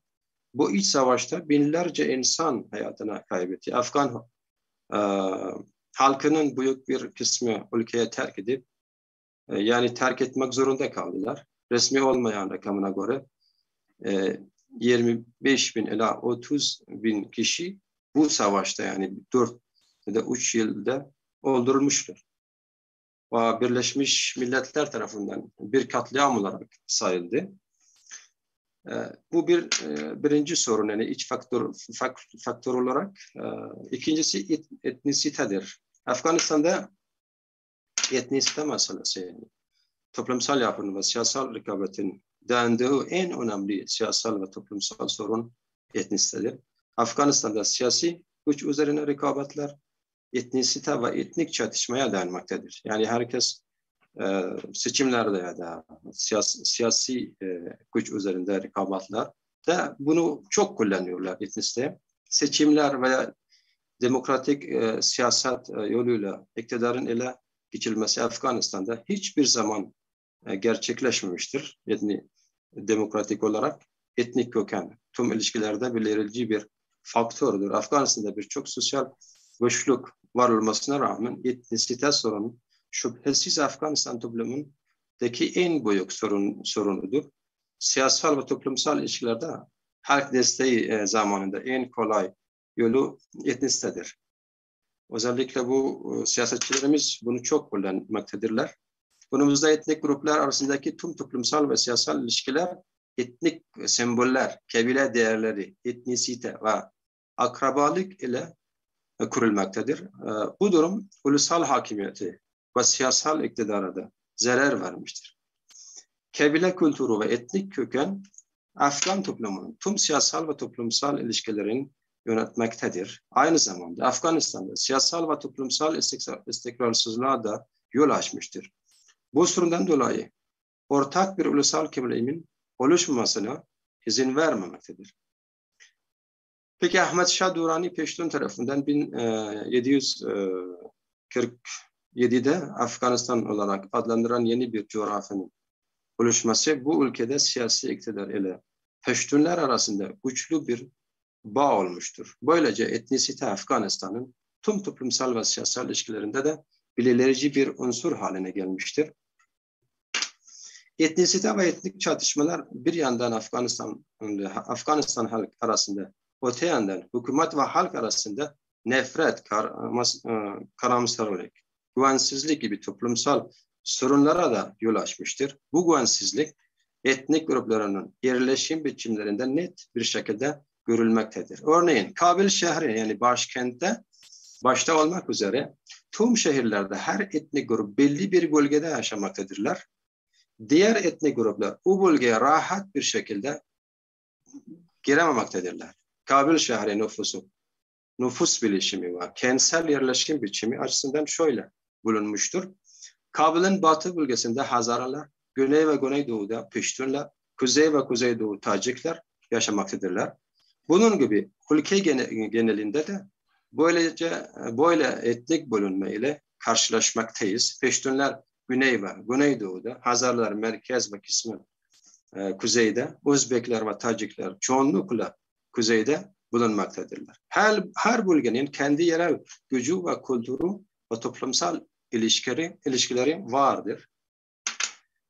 Fakanstan'da diğer bir sorun, yani iç faktör olarak etnik politika ve iktidar mücadelesidir. Bu faktör toplumsal ve siyasal istikrar üzerinde çok etkili bir faktördür. Afganistan'da iktidar dolaşım biçimi özellikle her zaman huzurlu ve barışçıl bir şekilde oluşmamaktadır. Afganistan'ın siyasi tarihinde iktidar ve siyasal egemenliği elde etmek sürekli darbe, şiddet ve savaş yoluyla olmuştur. Afganistan merkezi bir siyasi sistemin olmaması nedeniyle sürekli istikrarsızlığa uğramıştı. Her etnik grup belli bir bölgeye yönetmektedir. Böylece ülke parçalanmış bir ülke haline geldi. Her etnik grup kendi liderliği ve egemenliğine sahiptir. Bu nedenle siyasi ve toplumsal düzenin ortadan kalkılmasına ve ülkenin istikrarsızlığa sürüklenmesine neden olmuştur. Ülkenin siyasi sistemi ve yapısı etnik ve etnisiteye dayanmaktadır. Afgan yöneticiler ve politikacılar siyasi iktidarını sürdürebilmek için etnik çatışmaları ve etnisiteye bir araç olarak kullandılar. Bu yüzden halk arasında güven, birlik, beraberlik ve kardeşlik gibi toplumsal değerlerin sağlanması tamamen başarısız olmuştur. Öte yandan farklı etnik mezhep ve siyasi gruplar bulunması nedeniyle her etnik grubun siyasi talepleri aynı değildir. Her mezhep ve her etnik grup kendine has bir sistem ve yönetimi savunmaktadırlar. Toparlayalım Ramazan Bey. Efendim hocam? Toparlayalım bir 2-3 dakikaya. Tamam. Dış faktörler özellikle dünya büyük güçlerin rekabet meydana Afganistan'ı dünya büyük güçler bir rekabet meydanı olarak kullanmaktadırlar. Rusya, bildiğiniz üzere Amerika, Suudi Arabistan, Pakistan ve İran özellikle bu ülkeler yani her zaman Afganistan'a müdahale ediyorlar. Şöyle şeyden başlayalım. Afganistan'ın tarihi tartışmalar, Pakistan ile Afganistan'ın tarihi tartışmalar. Pakistan bildiğiniz üzere yani Afganistan ve Pakistan yakın olduğu için her zaman sürekli burada büyük tartışmalar var. Pakistan'ın Afganistan'la ortak tarihi çıkarları vardır. Afganistan'daki siyasal, toplumsal, ekonomik ve kültürel değişimler Pakistan'daki iç sorun durumu etkilenmektedir. Tam tersi Afganistan için de geçerlidir. Ondan dolayı vaktimiz dar olduğu için bunları kısaca anlatmaya çalışıyorum. Evet. Pakistan, Amerika, İngiltere ve Suudi Arabistan mali yardımıyla bildiğiniz gibi Taliban hareketini kurmuşlardır. Aynısı Pakistan, Afganistan'da bir stratejik derinliğini elde etmek amacıyla Afganistan'a müdahale ediyorlar. Burada askeri stratejik derinliği var. Şimdi vakit az olduğu için açıklayamadım. Hemen ekonomik stratejik derinliği de vardır. Peştunistan ve Devran Hat çatışması vardır orada. Çünkü sanırım iki tarafta Peştunlar yaşamaktadırlar. nüfus olarak çoğunlukla Pakistan'da, diğeri Afganistan'da yaşamaktadirler.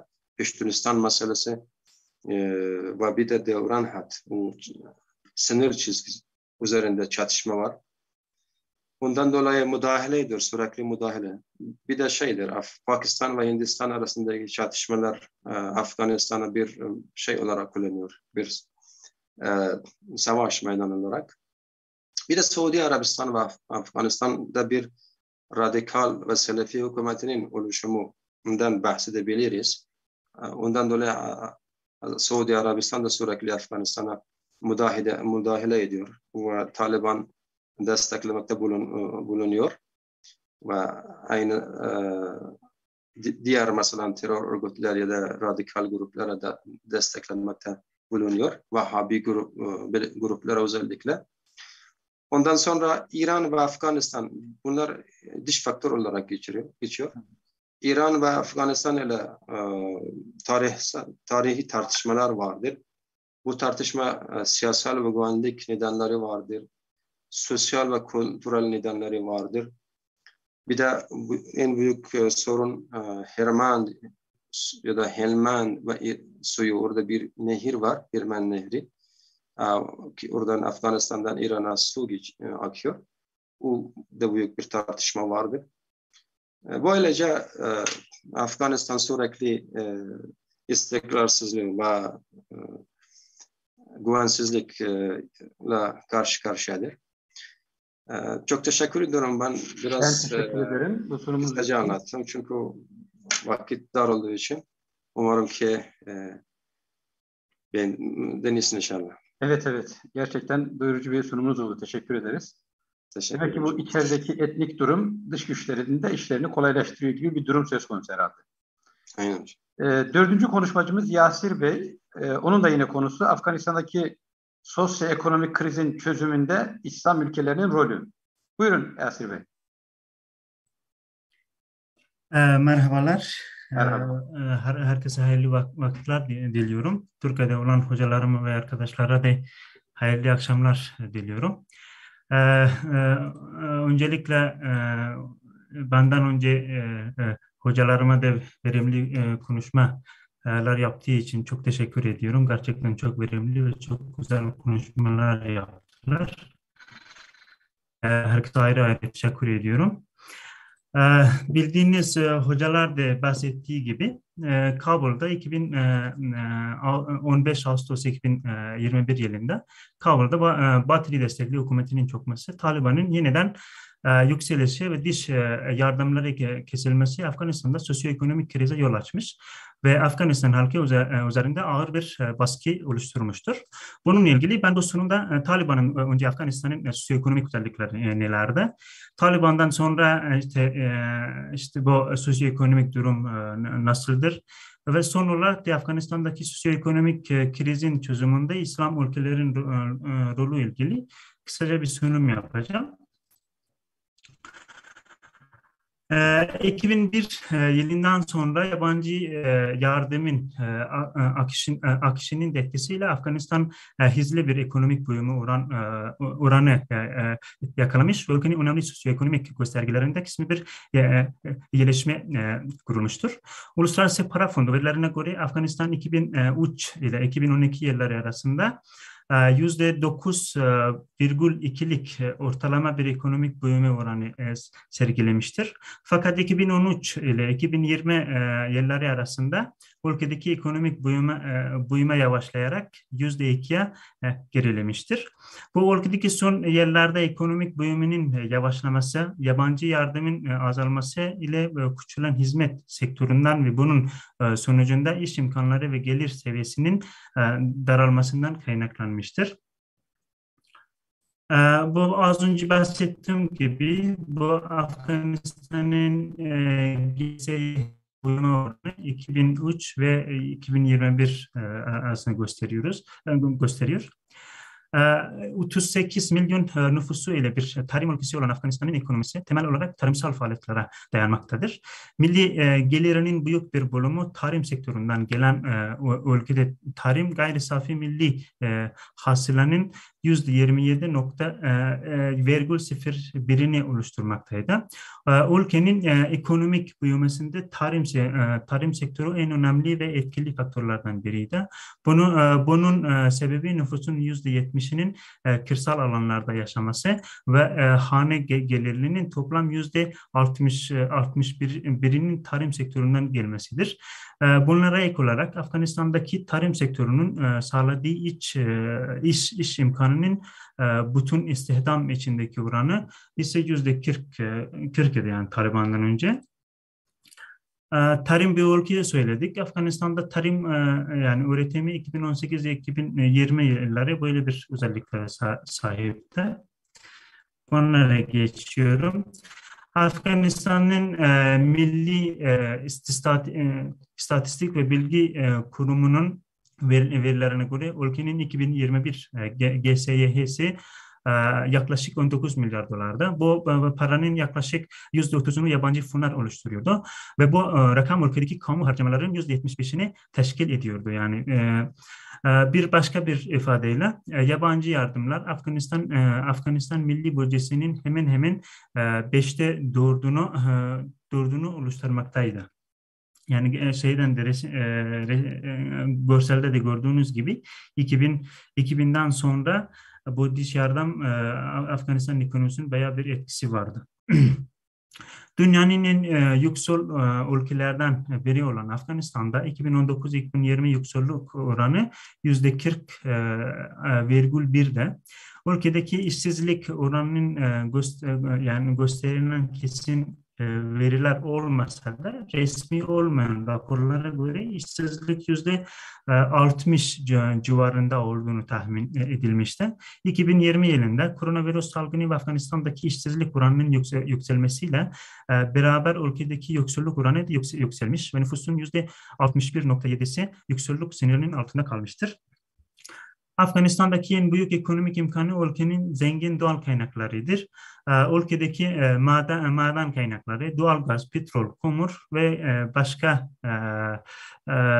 diğer madenler yani nadir toprak elementleri içermektedir. 2022 verilerine göre ülkedeki doğal kaynaklarının bulunduğuna rağmen bu sektörün toplam GSYH'deki payı yalnızca %1,5'te. Bu haritada da Afganistan'daki madenleri gösteriyor. Yani Afganistan'daki önemli maden bölgeleri nerededir? Çok zengin bir doğal kaynaklara sahip bir ülkedir Afganistan. Taliban'ın yükselişinin ardından Afganistan sosyoekonomik durumu nedir? Afganistan'da Taliban'ın yeniden yükselişi Afganistan'da sosyoekonomik krize yol açmış ve Afgan halkın üzerinde ağır bir baskı oluşturmuştur. 15 Ağustos 2020'den sonra Afganistan'daki ekonomik zorluklar nelerdir? Bunlar resmi veri olmadığı için biz bir Afganistan vatandaşı olarak oradaki bizim ailemiz, arkadaşlarımız var. Yani onlardan bilgi alarak böyle bir yani zorluklar oradaki halk böyle bir zorluklarla karşı karşı. Örnek olarak birçok işletmenin kapanmıştır. Bankacılık faaliyetleri aksamıştır. Ondan sonra da ülkedeki nakit para azalmıştır. Diş yardımının askıya alındı. Çoğu devlet memuru işsiz kaldı. İşsiz olmayanlar da işte bugüne kadar yani maaş alamadılar. Enflasyon oranı da artmıştır. Birçok temel malın enflasyon oranı işte %100'e ulaşmıştır yani. Afganistan para biriminin diğer çok kaybetmiş. Yani 81'den 130'a kadar yükselmiştir.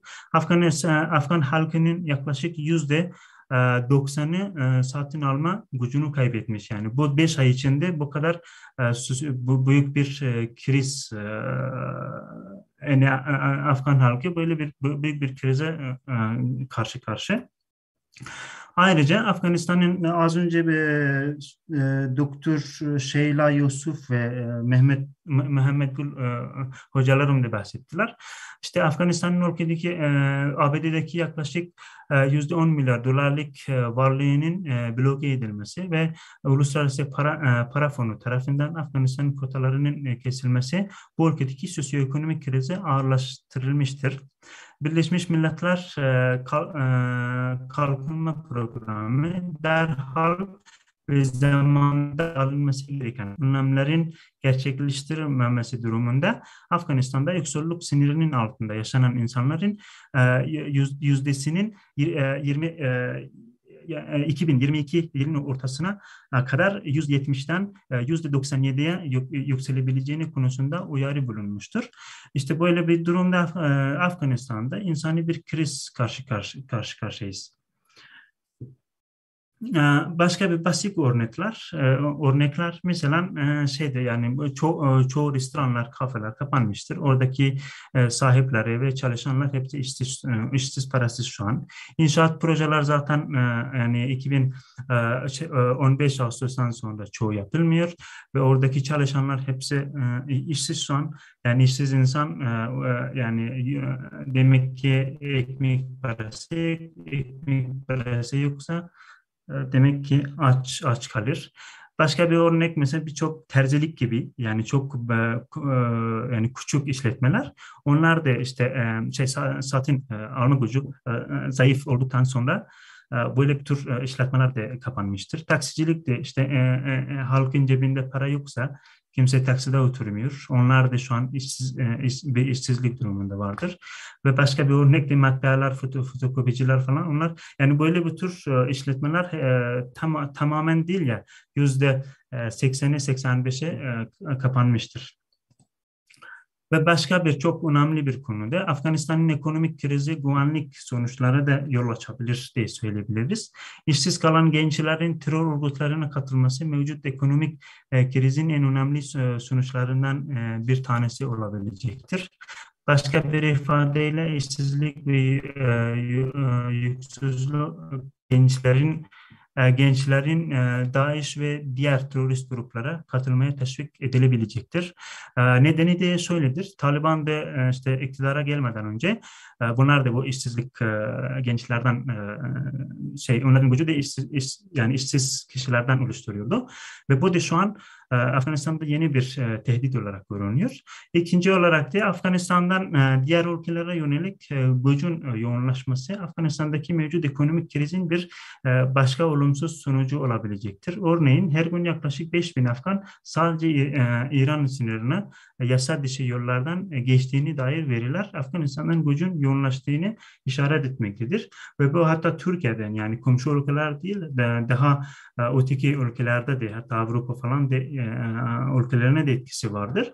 Bu da işte bu durum devam ederse demek ki bu kriz daha fazla yoğunlaştırabilecektir. Afganistan'ın Afganistan vatandaşlarına yönelik siyasi ve ekonomik ayrımcılığı halkın devlet yapısına yönelik güvensizliği artıracak ve bu durum orta uzun vadede istikrarsızlık kaynağına dönüşebilecektir. Araştırmalar Taliban kabine üyelerinin %92,5'inin ve valilerin %79,4'ünün Peştun olduğunu ve hepsinin yani %100 Taliban üyesi olduğunu göstermektedir. Dolayısıyla Taliban'ın Peştun olmayan etnik gruplara ve Taliban yanlısı olmayan siyasi gruplara yönelik ayrımcılığı ülkedeki bir çatışmanın tırmanması riskini artırabilecektir. Afganistan'daki sosyoekonomik kriz çözümünde İslam ülkelerinin rolü olacaktır.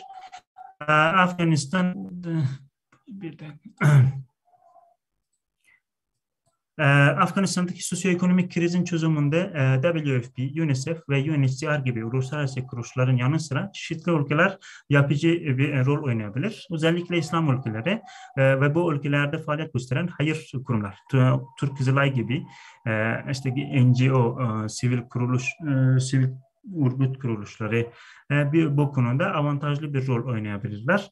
Ayrıca İslam ülkeleri Afganistan'a uluslararası yardım çekmek ve ülkeyi aşırı yoksulluktan kurtarmak için uluslararası kurum ve kuruluşlarda lobi görevi bir görev olarak yapabilirler. Ayrıca Türkiye gibi ülkeler madenlere ve diğer altyapı projelerine yatırım yaparak ülkenin ekonomik büyümesine katkı bulunabilirlerdir. Ben Türkiye örnek olarak söyledim. Başka İslam ülkeleri arasında zengin ülkeler de bu konularda katkı gösterebilirler. Pakistan, İran ve Orta Asya ülkeleri de dahil olmak üzere komşu ülkeler transit koridorlar sağlayarak Afganistan'da insani yardım sürecini de kolaylaştırabilirler. Yani bu çok önemlidir. Komşu ülkelerin hem de bu şeyden 90'lı yıllarda hem ondan önce savaşlarda hem de şu andaki durumu çok önemli bir rol oynayabilirler. Ama önemli olan nedir? Bu yardımlarda ayrımcılık yapmamak, yani Afganistan'da az önce bahsettiği gibi farklı şey var, etnik gruplar ve mezhep gruplar var. Onlara ayrımcılık yapmadan yardım etmek gerekiyor. Ve şeffaflık konusunda bütün yardım eden ülkeler yani hassasiyet göstermesi çok önemlidir. Çünkü bazı haberlere göre bunların teyit etmesi zordur. Çünkü biz ülkenin dışındayız. Yani Taliban dışarıdan yardımlarını sadece kendi adamlarına dağıtıyor ve bu konu çok yani sonuçları iyi olmayacak. Ve başka da önemli olan faktör şu an yani bu açlığı Taliban'ın kritik bir sorunudur. Yani Taliban isterse de bu ekonomik sorunu kendi başına çözemez. Çünkü para yok. Yani para yoksa onlar da bir şey yapamıyorlar.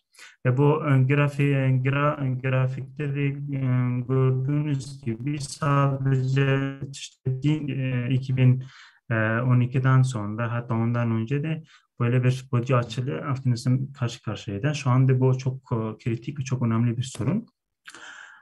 Son olarak da işte böyle bir şey atasöz değil ya çok önemli bir cümle. Buradaki bir taksimin arkasında yazıyor. Hayat acıdır, gelecek belirsiz. Bu da Afganistan'ın şu anki durumu bir tarif ediyor. Yani böyle bir sosyoekonomik durumla gerçekten Afgan toplumu çok acı bir hayatla yaşıyorlar.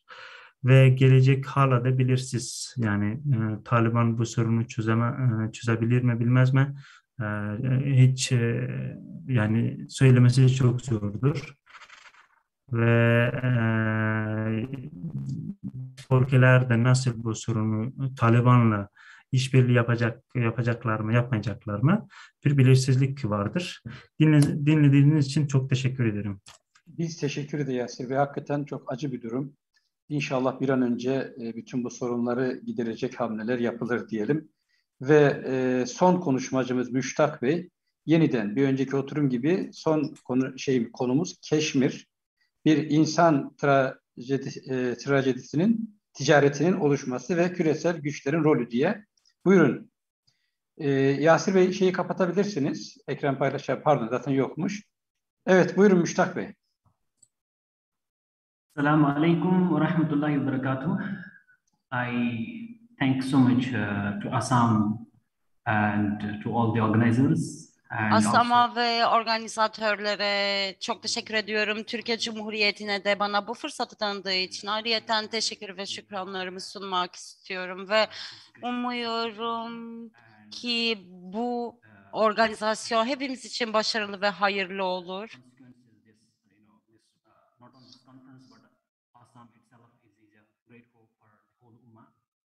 Ve umarım Assam bütün umma için çok faydalı ve yararlı bir etkinlik düzenlemiş olur. Keşmir bölgesine konuşacağım. Bu konu daha önceden konuşuldu. Dolayısıyla ben de sunumumu bu bağlamda yeniden çerçeveletmek durumunda kalacağım. Fakat bunu yaparken umuyorum ki vaktinizi çok almam inşallah.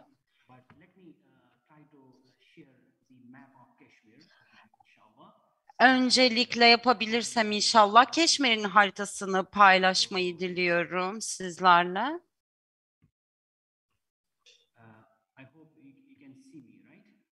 Görebiliyor musunuz paylaşımımı?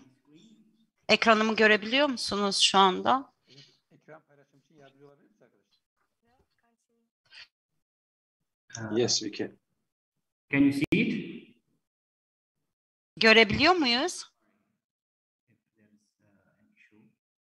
Sorun varsa üzgünüm.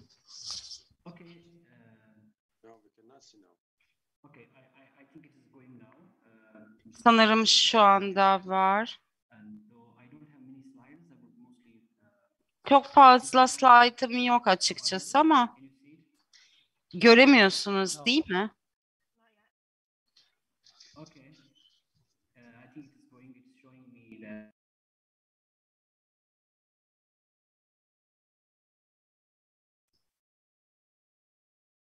Bağlantı kesildi. Çevirmenler ses alamıyor şu anda. Evet arkadaşlar, yardımcı olabilir misiniz?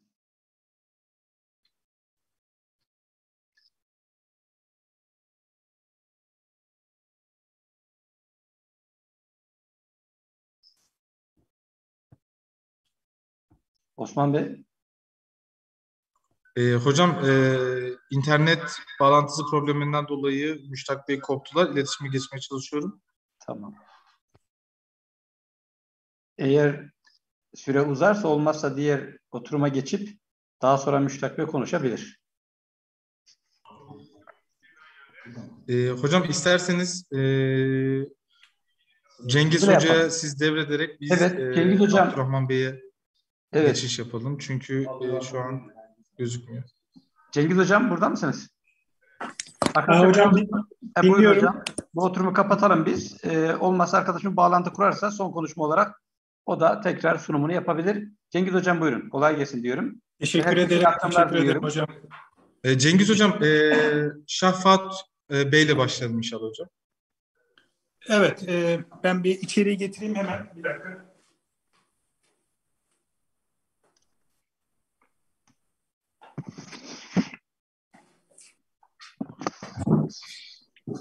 Evet, teşekkür ederim. Evet. Şafat Bey'le başlayalım hocam. Başlayalım. Kendisi burada mı?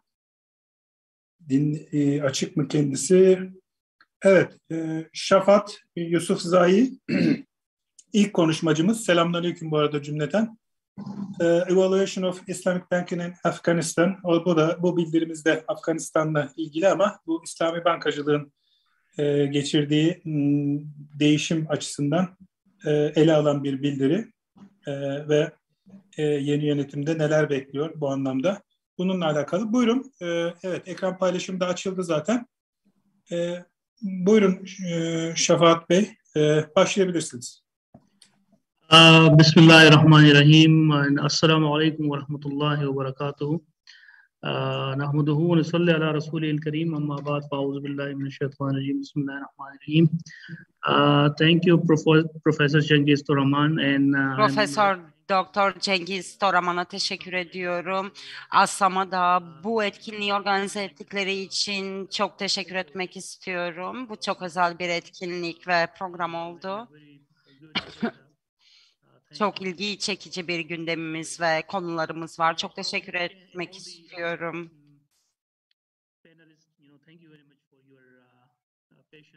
Tüm panelistlere ve katılımcılara sabırları için teşekkürlerimi iletmek istiyorum. Benim adım Şahat Fahat. İstanbul Sabahattin Zaim Üniversitesi'nde araştırmacı olarak çalışıyorum. Pakistan'dan Tayland'a İslamik bankalarda çalıştım, Afganistan'da çalıştım. Ayrıca Orta Doğu'da bir takım projeler yürüttüm. Burada Afganistan'daki İslamik bankacılığın gelişimi ve yeni rejim açısından yeni yollar ve zorluklar var. Çünkü bildiğiniz üzere İslami bankacılıkta yeni bir politik rejim var. Bankacılık sisteminiz efektif bir şekilde 2007 yılında başladı ve son 10 yıldır bu şekilde devam ettirilmektedir. Biz bu çerçevede bu konudaki zorluklar nelerdir? Afganistan'da İslami bankacılığın karşı karşıya kaldığı zorlukları ele alıyor olacağım. Afganistan Müslümanların çoğunlukta olduğu bir ülke olup nüfusu yaklaşık 34 milyondur. İnsanlar genellikle geleneksel bankacılıkla mevduatlarını yatırmıyorlar ve nüfusun %99'u Müslümandır. Şeriat nedeniyle bu ülkenin yasaları düzenlenmektedir. Afganistan'ın finansal sektörü ülkenin gelişiminde önemli bir rol oynamaktadır. Yakındaki Orta Doğu'nun finansal hizmet pazarlarında milyar dolarların şeria kanunlarına göre yönetildiğini görüyoruz.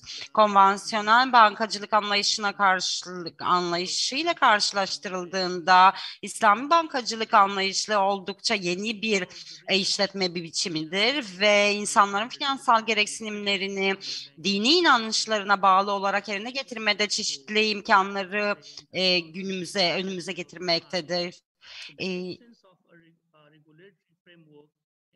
Bu bağlamda regülasyonların ve bir çerçevenin olmaması ve aynı zamanda iyi çalışan politik süreçlerinin olmaması bu konuda büyük bir sorun. Makalemde de bu konuyu yeni İslami bankacılık anlayışı ve yönetmeklerini kullanmaya çalışan yeni hükümetin nezdinde bu konuyu açıklamaya çalışacağım.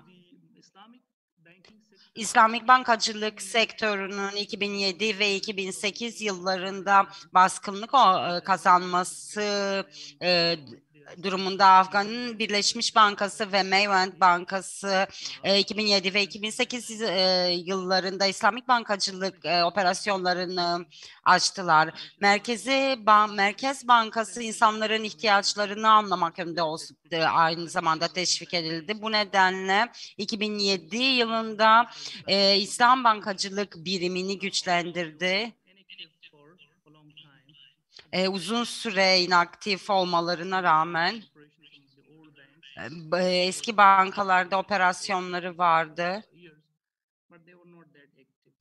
Fakat aktif değillerdi. İnsanların bankacılık sistemi hakkında yeni ticari bankaların 2000'lerin başına dahil edilmesinden dolayı çekinceleri vardı. Çünkü faiz nedeniyle. Çünkü faiz şeria kanunlarının altında yasaklanan bir unsurdur.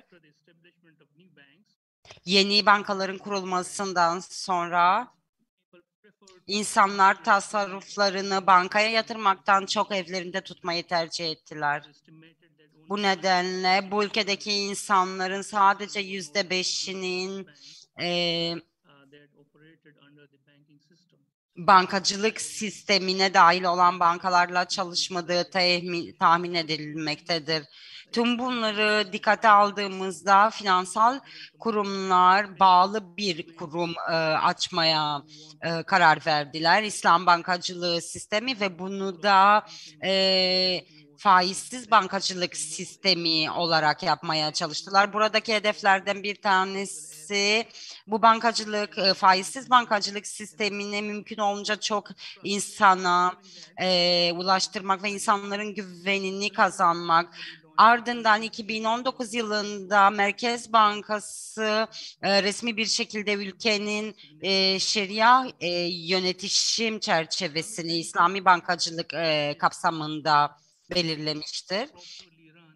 İslam bankacılığı şeria kanunlarına uygun olarak yönetildiği takdirde ülkedeki bir sürü insanı çekebilir. Çünkü bu insanlar faiz nedeniyle ticari bankacılığı tercih etmiyorlar. Ve aynı zamanda burada yatırımcılar için İslami bankacılığı kullanıp ve helal bir şekilde yatırım yapmak için çok fazla imkan var. Siyasi ve devlet istikrarı ve aynı zamanda ülkenin yasaları ve düzen durumu da istikrarlı bir İslami ekonomik sistemi için iyileştirmelidir.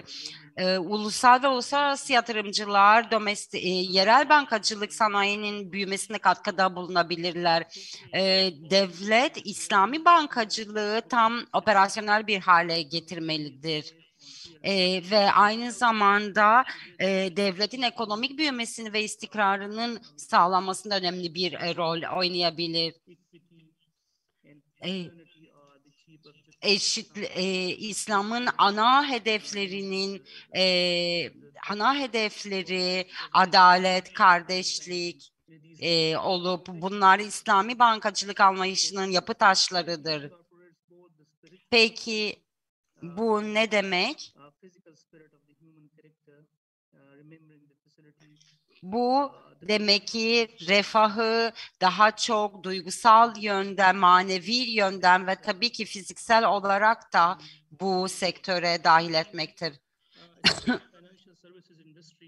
Bu İslam finansal endüstri tarafından gelen bu tabloda da görebildiğimiz üzere İslam bankacılık sanayisinin Aralık 2020 itibarıyla toplam 68.3 milyar dolar paya sahip olduğunu görebilirsin.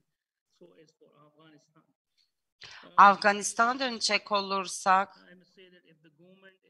ve şunu söylemek istiyorum, eğer devlet ve ilgili makamlar bu konuda çok kesin hedefler koyarsa inanıyorum ki zorlu finansal hedeflerin üstesinden gelinebilir ve bu hedefler hızlı bir şekilde karşılanabilir. Afganistan'ın İslami bankacılık endüstrisi de aynı zamanda ülkenin gelişiminde ve istikrarında önemli bir rol oynayabilir. Çok fazla vaktim olmadığı için slaytlarımın üzerinden hızlıca geçmek istiyorum. Afganistan'da İslami bankacılığın gelişimi hakkında konuşuyor olacağım. Afganistan'ın en büyük bankası Merkez Bankası'dır. Yaklaşık 100 tane şubesi var. Burada yaklaşık 60 tane şubesi var. Ve Afganistan'daki kişilerin ihtiyacını karşılamak için kuruldu. Ocak 2015'te Aziz Bankası kuruldu fakat kuruluş süreci 2018'e kadar uzadı. Ve bu şekilde banka şu anda çok iyi bir durumda, çok geniş bir portfolyosu var.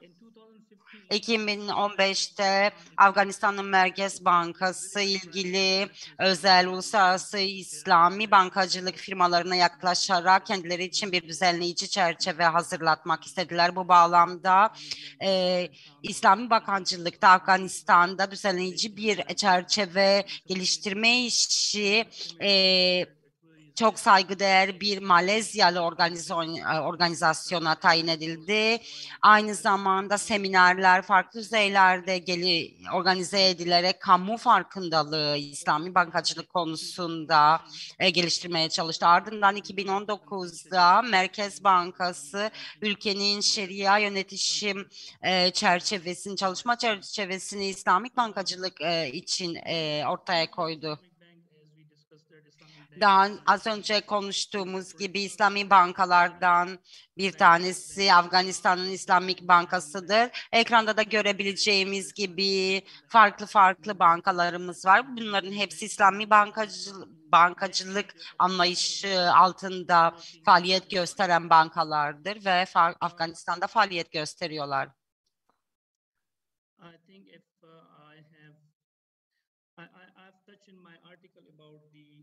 Makalemde şeria perspektifinden mukassidi konuştum. Şayet ribadan kaçınırsak ve şeria uygun bir şekilde hareket edersek kendimizi koruyabiliriz ve bütün bu şeyleri koruyabiliriz. Dolayısıyla şeria açısından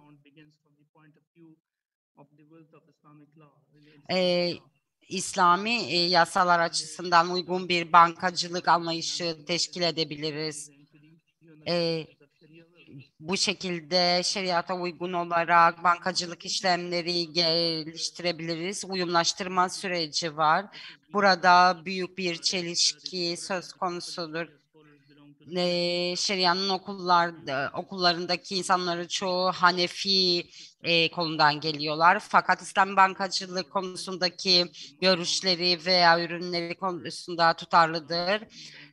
Tutarsızlık veya farklılık olmadığı için şunu söyleyebilirim. İslami bankacılık ürünleri halihazırda uyumludur.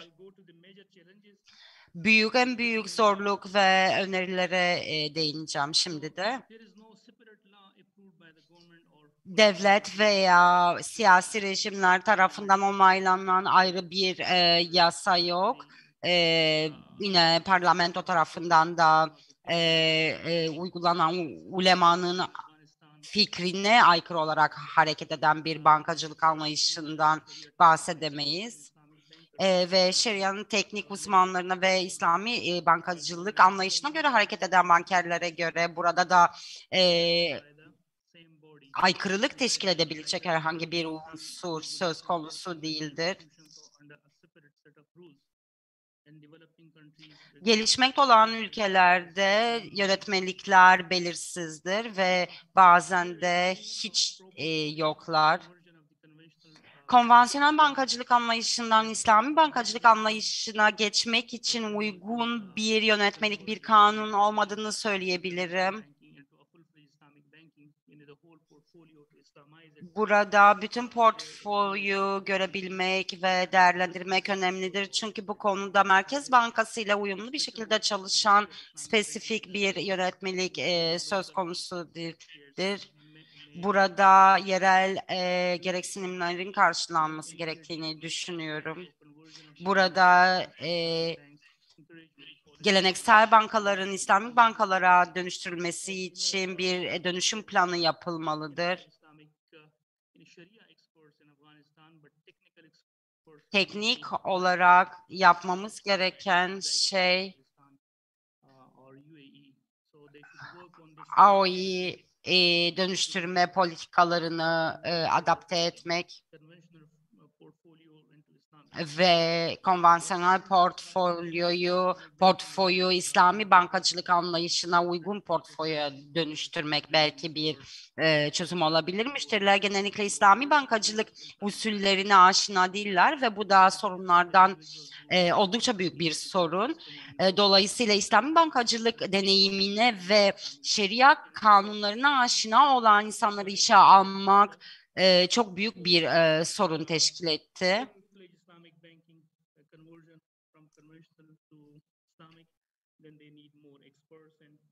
Dolayısıyla bu konuda daha fazla uzmana, şeriat konusunda uzman kişilere ihtiyacımız var.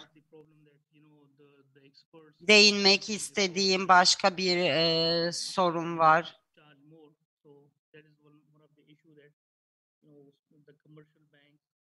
Ticari bankalarda karşılaştığımız bu sorun, bu politik sorun kapsamında burada kısıtlamaların olduğunu görebiliyoruz. ve bir maliyeti karşılamak veya belirli bir maliyet karşılığında uzmanları işe almak gerçekten bir sorun teşkil etmektedir. Ve ülkelerin veya İslami finansal kurumların bu projeyi finanse etmeleri gerekiyor. Ve bu ülke dışından bizlere gerçekten ülkemize yardımcı olabilecek bu teknik uzmanları getirmelidirler.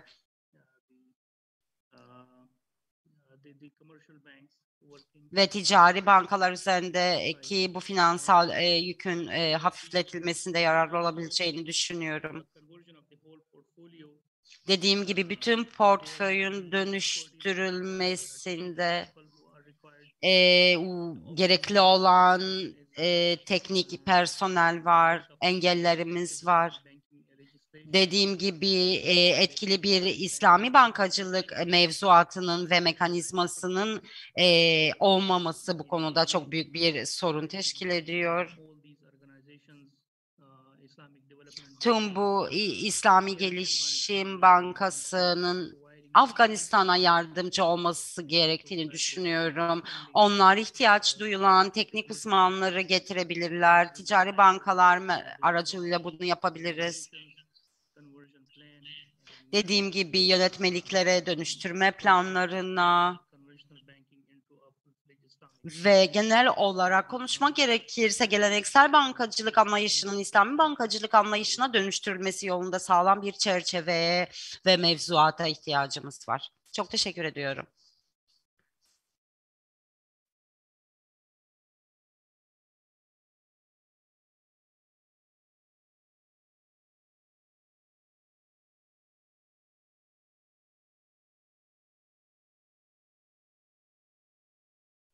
Where's everyone?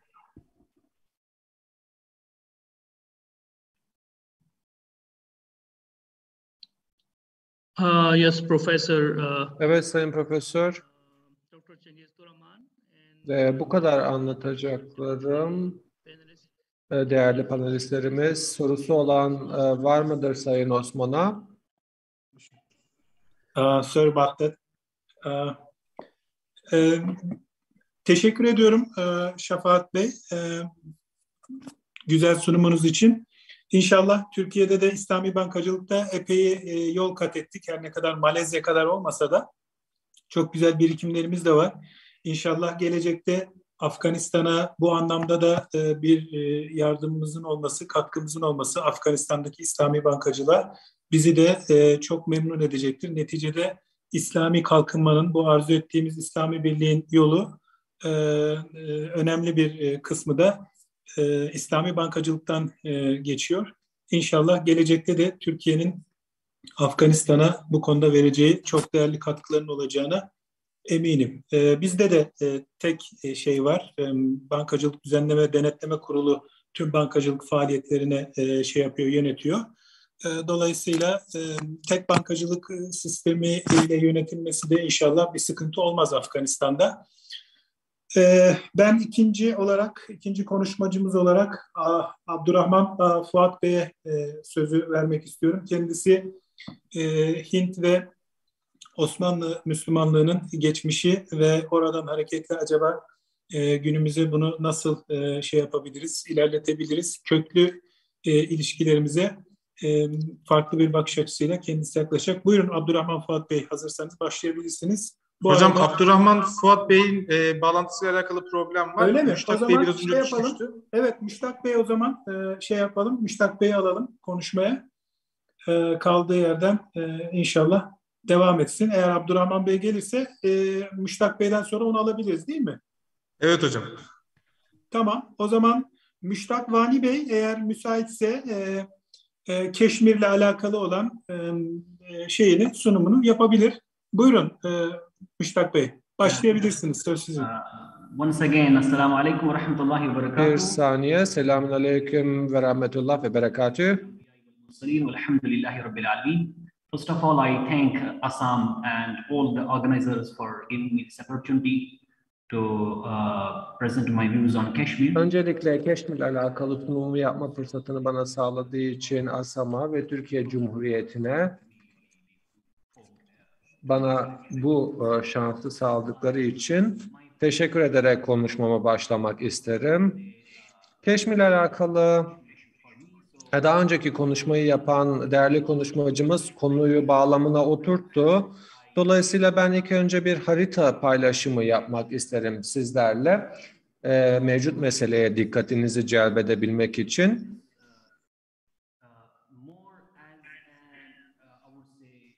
Şimdi bu mesele giderek hassaslaşan bir konu. Birazcık daha insani hassasiyetleri ele alacağım bir konuşma olacak. Ekranımı görüyorsunuz diye umut ediyorum. Görebiliyor musunuz acaba ekranımı? Ekranımı görebiliyor musunuz? Okay, thank you so much. Görebiliyoruz. Teşekkürler geri bildirim için.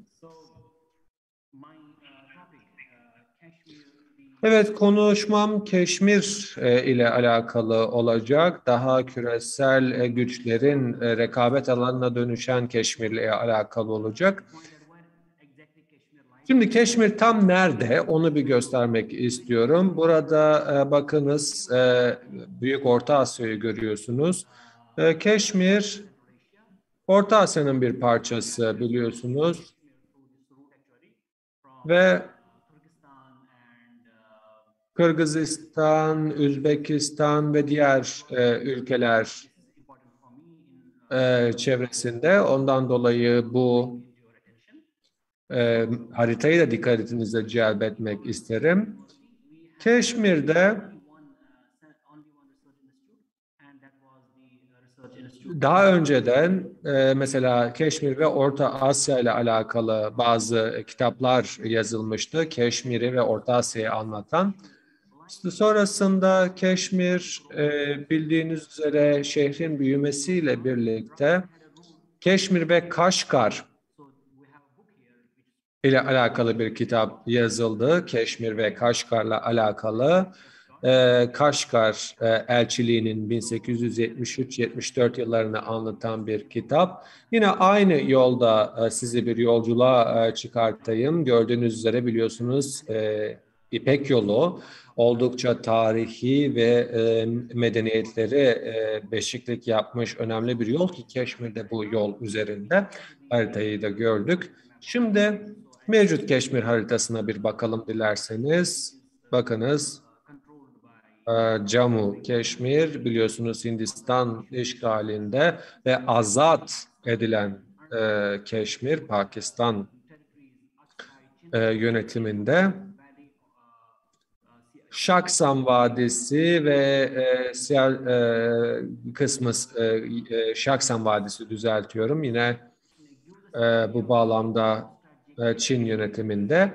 Yani Keşmir'in ne kadar stratejik bir bölgede olduğunu bu haritadan tekrar görebiliyoruz. Çünkü Pakistan, Çin ve Hindistan'ın aslında kesişim bölgesinde önemli güçler bunlar. Keşmir'i çok stratejik bir yere oturtuyor dolayısıyla. Özellikle Keşmir tarihi Keşmir pek çok bölgeden tabii müteşekkil. Fakat en itilaflı bölge bu Keşmir'in vadi bölgesi. Şu anda Hindistan'ın işgalindeki bölge ve Pakistan ile itilaflı bölgeler mevcut bildiğiniz üzere. Dediğim gibi kendi deneyimlerimi, kendi bakış açımı sunumumda yansıtmaya çalışacağım. Yani mevcut siyasi meselelere girmekten ziyade önceki zaten konuşmacımız bu meseleyi bağlamına oturttu ve bizlere anlattı. Keşmir dile getirdiğim üzere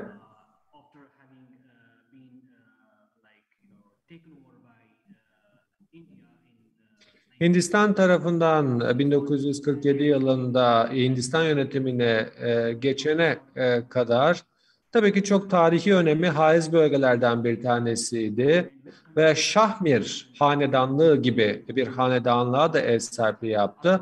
Mugallar Afgan yönetimine girdi. Daha sonrasında tabii ki aynı zamanda Abbasi halifeliği altında da yönetiminde kaldı. Sonrasında İngiltere'nin etkisiyle tabii ki Hindistan yönetimine geçişi söz konusu oldu.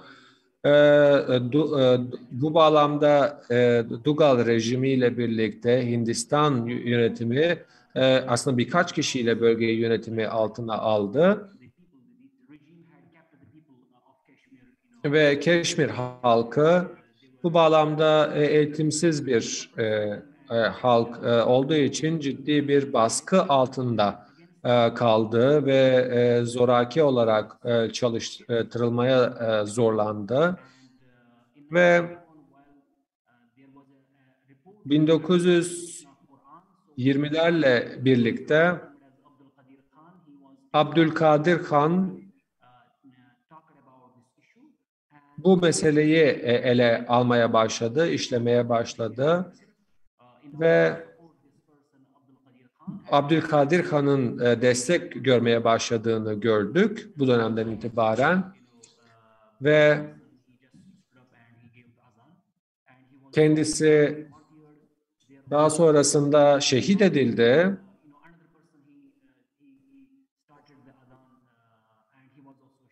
Ve kendisi maalesef öldürüldü ve 22 kişi daha şehit edildi. Tarihi bir vaka. Ve günümüze kadar kayıtlara geçebilmiş ve yalnızca 22 kişinin ezanın sesini duyurabildiği fakat şehit edildikleri tek vaka olarak karşımıza çıkıyor. Keşmir açıkçası 1900'lerde ortaya çıkan bir itilaf da değil, çok daha geçmişe dayanmakta, Dogra rejimine kadar dayanmakta bu itilaf ve dolayısıyla Keşmir'de bununla alakalı bir konferans da tertip ediliyor. Sonrasında Dogra rejimi kaldırıldıktan sonra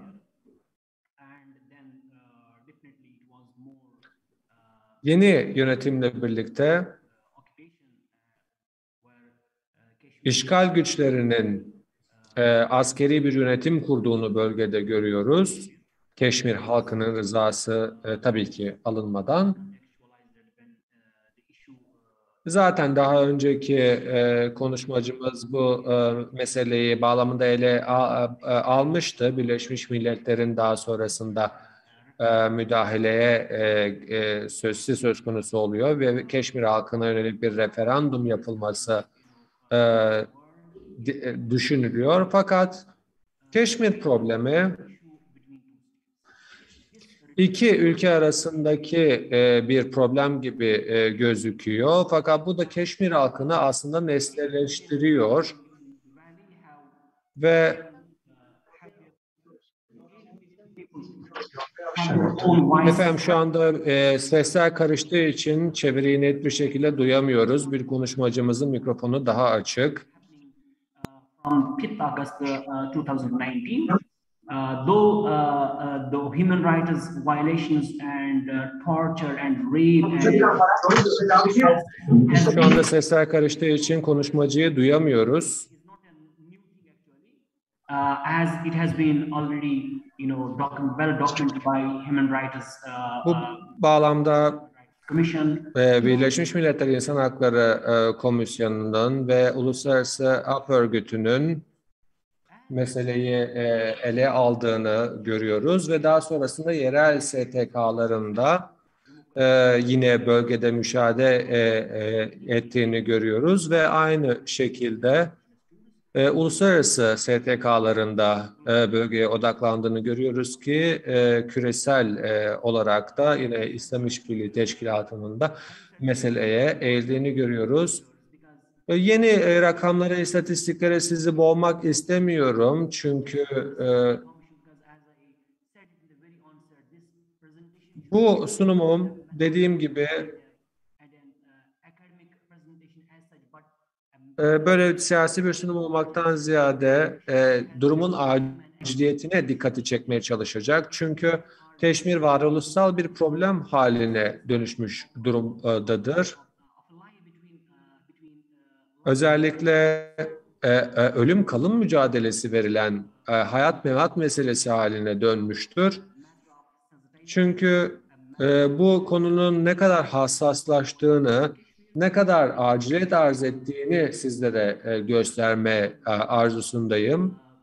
2019'dan sonra Keşmir'deki hayat asla ve katta normal değildir. Sürekli özellikle sokağa çıkma yasaklarının uygulandığı bir bölgeden bahsediyoruz ve mevcut durum Keşmir'de tahayyül edilemeyecek boyutlara ulaşmıştır. Çünkü bölgede medyanın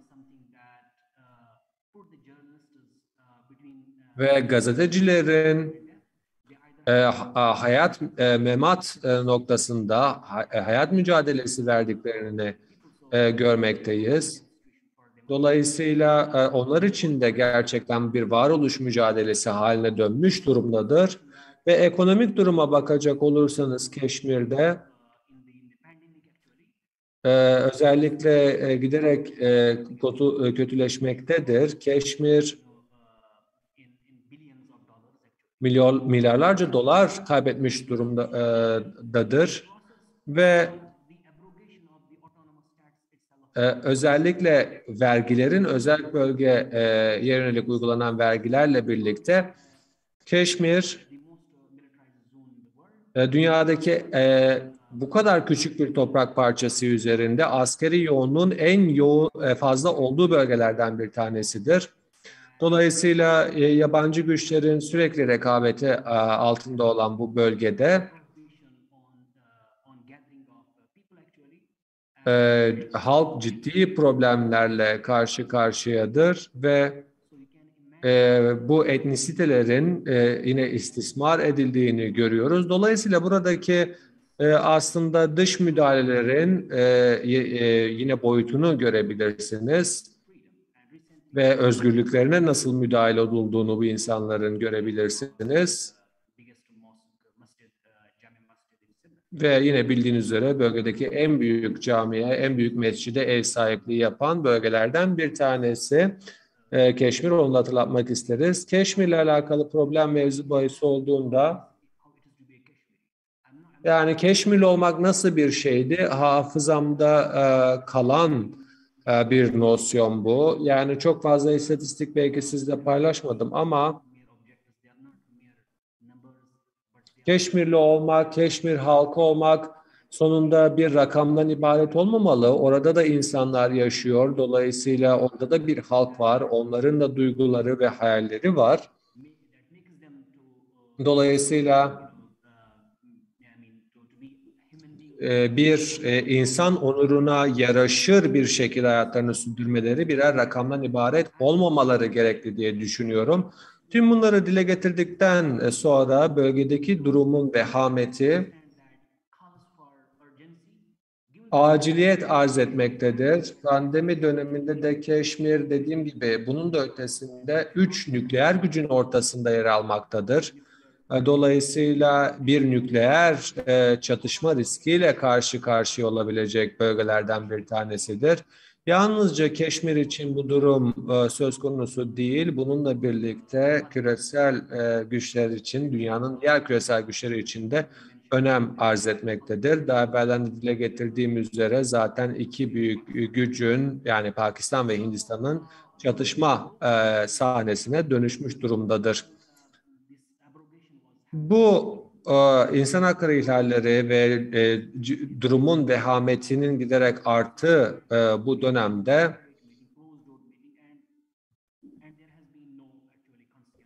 açıkçası herhangi bir çözüm reçetesi de ortada bulunmamakta halihazırda. Dolayısıyla birkaç ülke, Türkiye, Pakistan, Malezya ve genellikle Müslüman ülkelerin, geri kalan Müslüman ülkelerin daha doğru bir ifadeyle sessiz kaldığını Türkiye, Pakistan gibi ülkeler dışında görmekteyiz. Dolayısıyla Keşmir meselesinin birazcık daha ivedilikle ele alınması ve çözüme kavuşturulması gerektiğini düşünüyorum. İnternetten birazcık bahsetmek isterim. Çünkü internet dünyadaki herkes için bir gıda gibi önem arz eden bir şey haline dönüştü. Ve artık temel bir insanlık hakkı olarak ele alınıyor. Fakat pandemi döneminde bilgi edinemediğiniz bu dönemde diğer ülkelerde ne olduğunu nasıl göreceksiniz? Keşmirlilerin internet erişimi dahi yok. Ve bu bağlamda mesela doktorlar internet erişimi için neredeyse yalvarır yakarır durumdalar ki koronavirüsle alakalı son güncellemeleri, gelişmeleri öğrenebilsinler.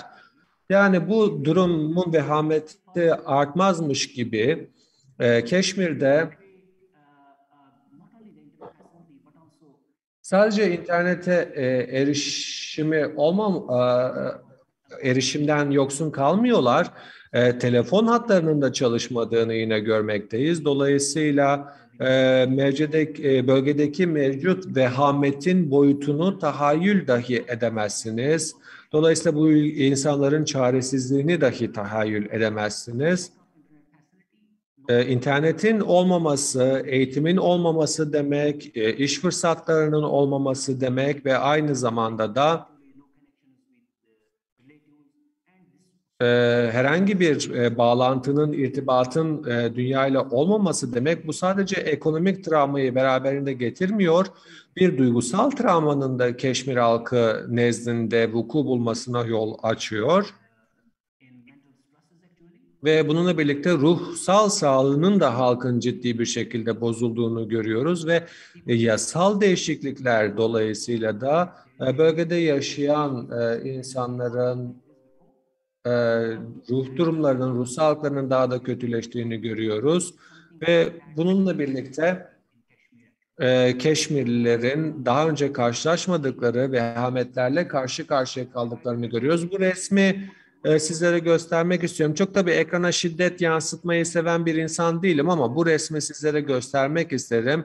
Görmüş olduğunuz resim aslında Keşmir'de neler olup bittiğini bize gerçekten iyi özetliyor diye düşünüyorum. Bakınız buradaki bir dede aslında başka bir bölgeye geçmeye çalışırken oradaki güçler tarafından öldürülüyor ve bakın torunu yani bu beyefendinin cesedi üzerinde duruyor. Yani aslında söz konusu durumun vehametini, söz konusu barbarlığı bölgede bize çok net bir şekilde açıklayan, anlatan bir resim diye düşünüyorum. Peki. Bunları dile getirdikten sonra bölgedeki Keşmir halkının siyasi bir obje hale dönüşmesinin de ötesinde Buyurun hocam. Toparlayalım, bir şey yapalım. Tamam inşallah. Teşekkürler. So my take is that sonuç olarak söyleyeceğim şey şu aslında. Bu değerli uluslararası Hazerun'a Keşmir sadece Keşmirlileri alakadar eden bir durum olmadığı için, insani bir trajedi olduğu için ve küresel bir mesele haline geldiği, tekrar tekrar teyit edildiği için bu konunun ivedilikle çözülmesi gerekecektir. Ve dünyanın aslında dikkatini çekmemiz gereken bir konu diye düşünüyorum. Sabrınız için teşekkürler. Selamünaleyküm ve rahmetullah ve berekatühü. Sağ olun. Keşmir gibi tam bir insanlık trajedisi. İnşallah bu gibi çalışmalar şey yapar. Fiili bir dua olur. Çok teşekkür ediyoruz. Abdurrahman Fuat Bey zannediyorum aramızda. Kendisi biraz önce ifade ettiğim gibi Hint ve Osmanlı Müslümanlarının çok eskilere dayanan kardeşlikleri hakkında bize güzel bilgiler verecek inşallah. Ve bunu acaba nasıl daha ileri götürürüz? Merakla bildirisini bekliyoruz, sunumunu yapmasını. Abdurrahman Bey buyurun. Ekran paylaşımını yapabilirsiniz. Müştak Bey çıktılar. Abdurrahman Bey.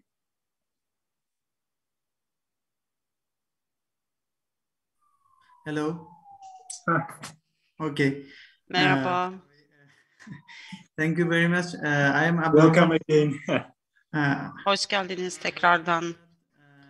Benim adım Abdurrahman Fuat. Başka bir üniversitede İslam tarihi ve sanat üzerine doktoramı yapıyorum.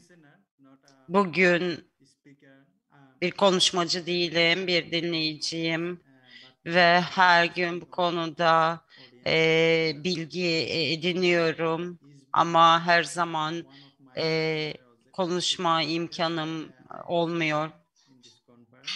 Bu konferansa bilgi edinmek amacıyla katıldım. Çok teşekkür ediyorum bu konuda bir şeyler söylemek için bana tanıtılan fırsata ve Assam'a da çok teşekkür etmek istiyorum makalemi aldıkları için bugün.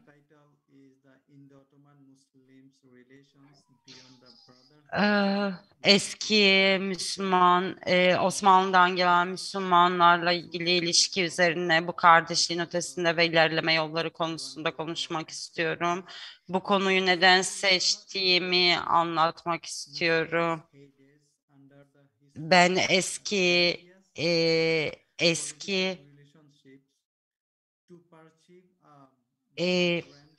Müslüman ve Osmanlı Devleti ilişkilerini araştırmak adına bu konuyu seçtim. Tarihi geçmişimizi çok fazla bilmediğimiz biliyorum. Sadece günümüzü, siyasi gündemimizi biliyoruz. Siyasete nasıl katıldığımızı biliyorum. Fakat geçmişte ne yaptığımızı bilmiyoruz. Geçmişten bir takım dersler çıkarabilirsek,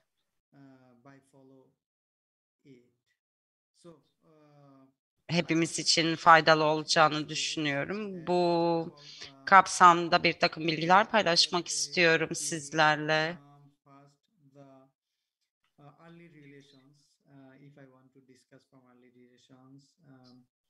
From 1453 actually. 1453'ten bu yana İstanbul'un fethinden bu yana ve Bizans İmparatorluğun başkentinin ve Hristiyanların doğudaki son sığınağı olan bu yeri işgal ettiklerinden bu yana Osmanlıların o zaman İstanbul'u seçtiklerini biliyorum ve Müslümanlığı getirdiklerini biliyorum. Hint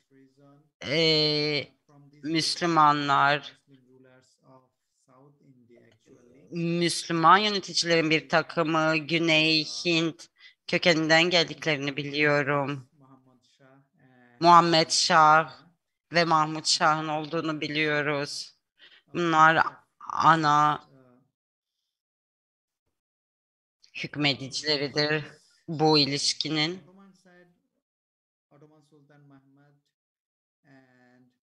Osmanlı Sultanı II. Beyazıt var.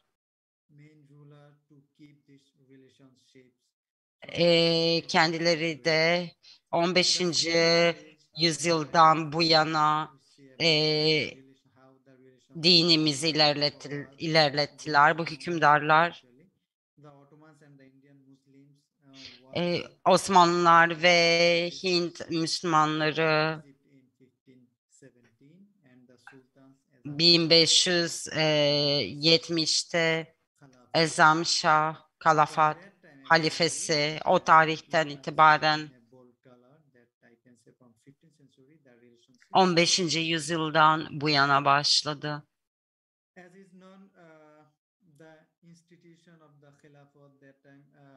halifelik kurumu o dönemde yine kuruldu diyebiliyorum. Osmanlılar'da halifelik hakkında farklı görüşler vardı.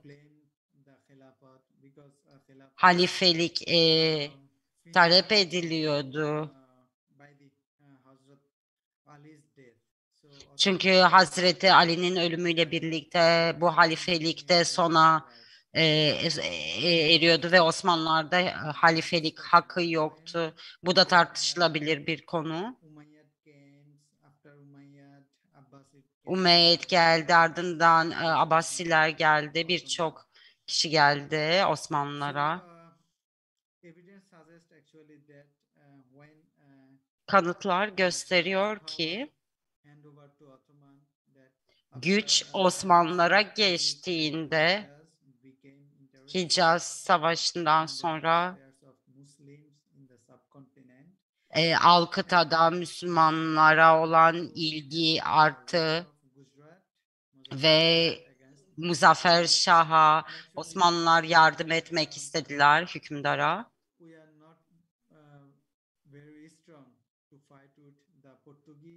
Çünkü onlar dediler ki biz Portekizlilere karşı savaşmak için çok güçlü değiliz. Dolayısıyla Osmanlı hükümdarı Mahmut Selim'den yardım istediler.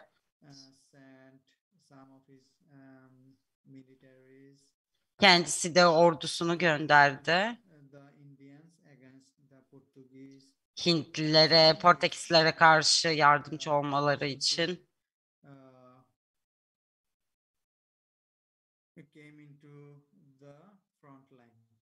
Ve bu şekilde öne çıktılar. Ve Hindistan'a gidildikten sonra umarım bu referans kitabını biliyorsunuz. Bu kitapta çok harika, çok değerli bilgiler var ülkelerle alakalı olarak. Ve bu kitapta siyasi ve kültürel yönleriyle 16. yüzyılın Hindistan'ı ele alındı ve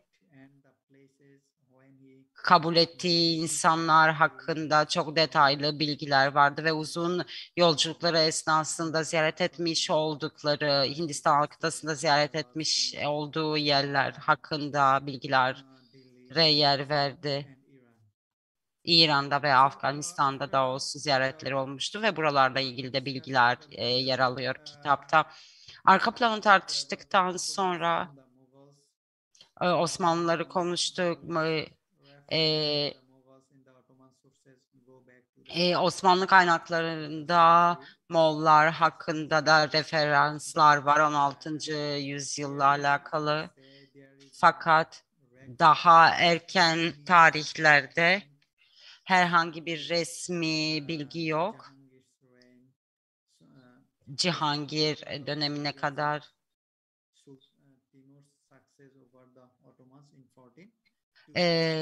Timur'un Ankara Savaşı'ndan sonrasında ancak bilgilere ulaşabiliyoruz. Buradaki güç konsolidasyonundan sonra ve bir anti-Osmanlı tutum geliştirdikten sonra halife unvanını talep etti.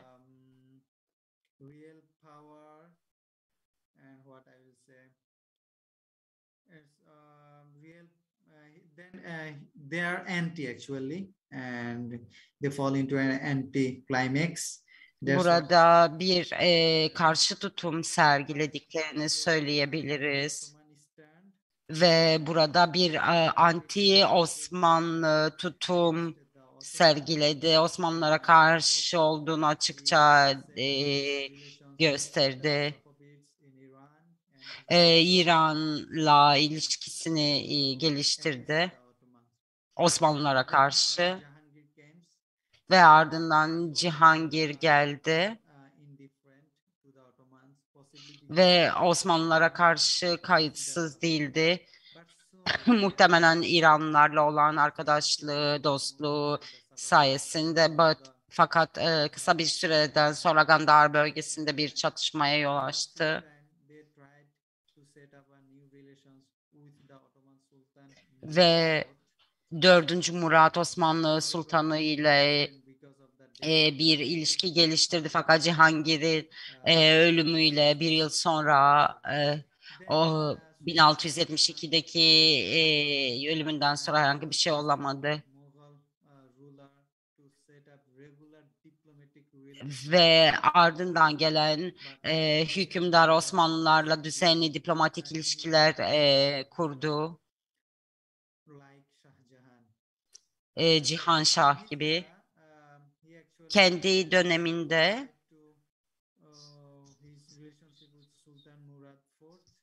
4. Murat'la ilişkisini iyileştirdi. İsfahani Zarif'le bir ilişkisi vardı. Diplomatik misyonlar yapıldı. Takaslar oldu iki Müslüman hükümdar arasında. Ölümünden sonra bir takım şeyler oldu, fakat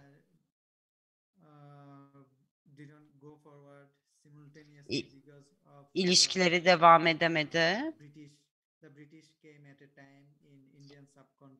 Çünkü İngilizler Hint alt kıtasına geldi.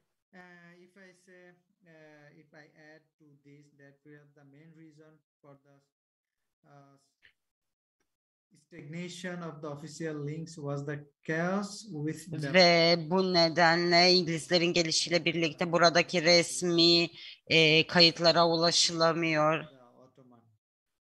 Hem İngilizlerin Osmanlılarla hem de İngilizlerin Hintlerle olan resmi kayıtlarına ulaşılamıyor.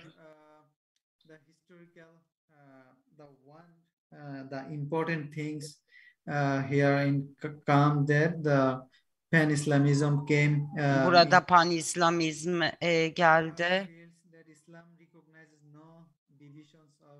Ve İslamiyet'te coğrafi sınır ve uyruk farkı, millet farkı olmadığı söylendi. Fakat burada Pan-İslamizm'de daha farklı olabiliyor. Ve çünkü burada Osmanlılardan yardım istendiği takdirde farklılaşmaya gittiklerini görebiliyoruz. Bu Pan-İslamizm gitgide arttı ve Müslümanların verdikleri, birbirlerine verdikleri ve halifeye verdikleri cevaplar yönünde ayrıştırıldı. Ve İngiltere ve Avrupa'nın tutumu açısından Müslümanlar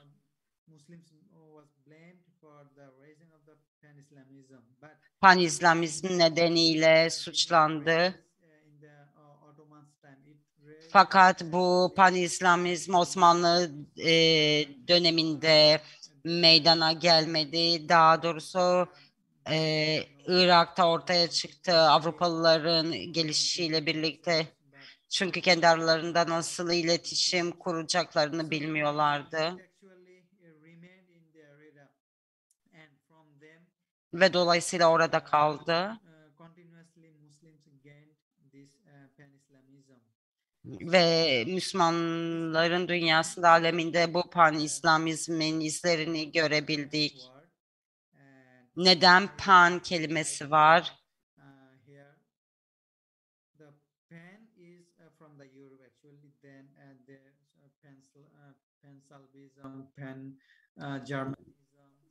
Pen'le alakalı başlayan bir sürü kelime var. Pan-Slavizm, Pan-Germanizm ve İslami kaynaklarda da Pan-İslamizm, Pan-İslam kelimesi var.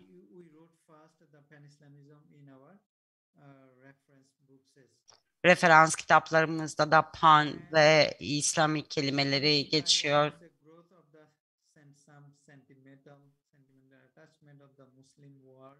Sanırım burada Müslüman dünyasına, Osmanlı'ya doğru bir manevi yaklaşım görebiliyoruz. 16 ve 18. yüzyıllarda gelişen bir yakınlık vardı. 3 tane harika Müslüman hükümdar vardı. Müslüman dünyasına hükmeden. Kimdi onlardı? Hızlı Osmanlılar ve diğer Müslümanlar Müslüman hükümdarların altında kaldılar. Müslüman hakimiyetiyle alakalı tehlike yoktu. Dolayısıyla dışarıdan koruma ve yardım istemek gibi bir durum yoktu. Fakat yüzyılın sonuyla birlikte Avrupa'ya yayılma politikaları ile birlikte Osmanlılar en güçlü Müslüman gücüne döndü. Dolayısıyla diğer ülkelerdeki Müslümanlar gözünü Osmanlı İmparatorluğu'na çevirdi ve Osmanlıların onları kurtarmaya gelebileceklerini düşündüler. Ve bu şekilde Osmanlılar bütün dünyadaki halifeliği talep ettiler ve Allah'ın adına halifeyi ilahi bir güç olarak ilan etmeye çalıştılar ve oryantasyona katkıda bulundular ve bu şekilde Hint Müslümanlarının da devamlı bir şekilde Osmanlıları takip etti.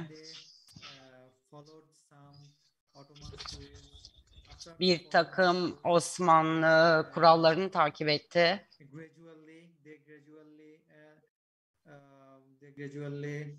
Ve ardından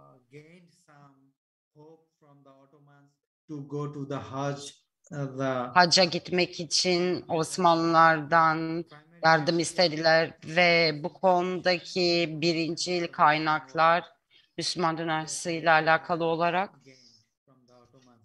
Osmanlılardan geldi.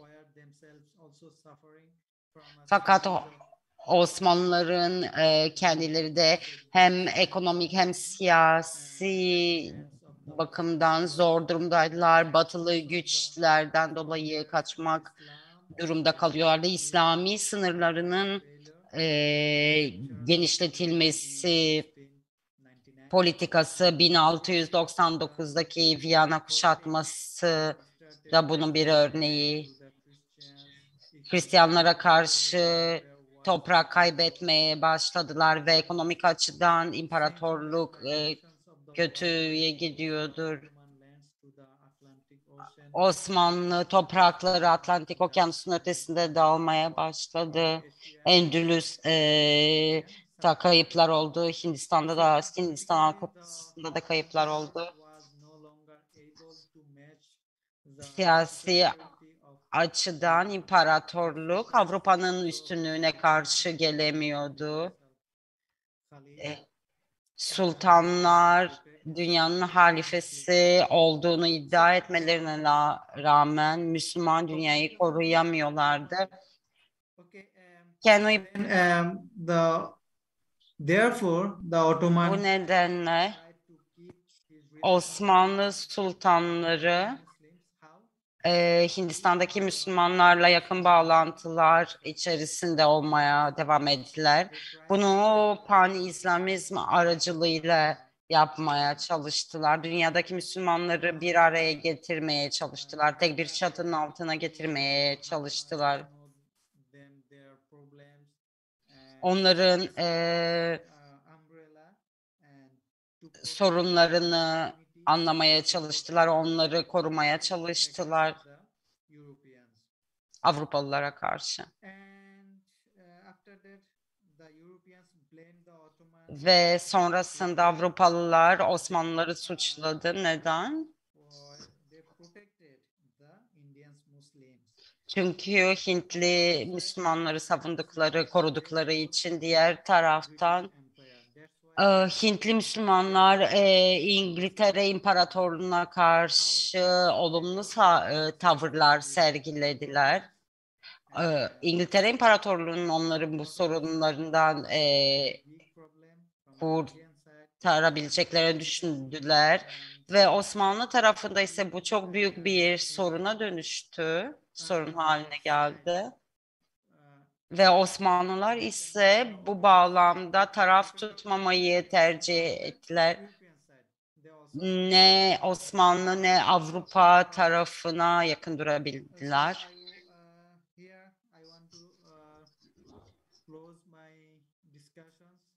Konuşmama burada son vermek istiyorum. Beni dinlediğiniz için teşekkür ediyorum. Sunumumu ekranda paylaşamadığım için gerçekten çok üzgünüm. Çok teşekkür ediyorum tekrardan. Teşekkür ederiz Abdurrahman Bey. Üçüncü ve son konuşmacımız bu panelde Mesut Hakkı Caşın hocam. Kendisi yanlış hatırlamıyorsam Yeditepe Üniversitesi'nde. Muhterem hocam hazırsanız başlayabilirsiniz.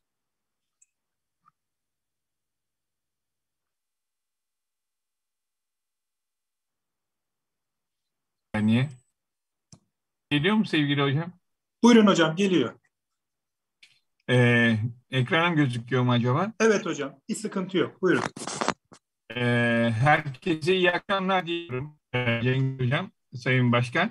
Başta komutanım Adnan Paşa'ma, Albay Ersan Ergür'e ve Assam'a COVID-19 nedeniyle belki uzaklardan birbirimize sesleniyoruz ama bu 5. kongrenin ben önemli olduğunu düşünüyorum.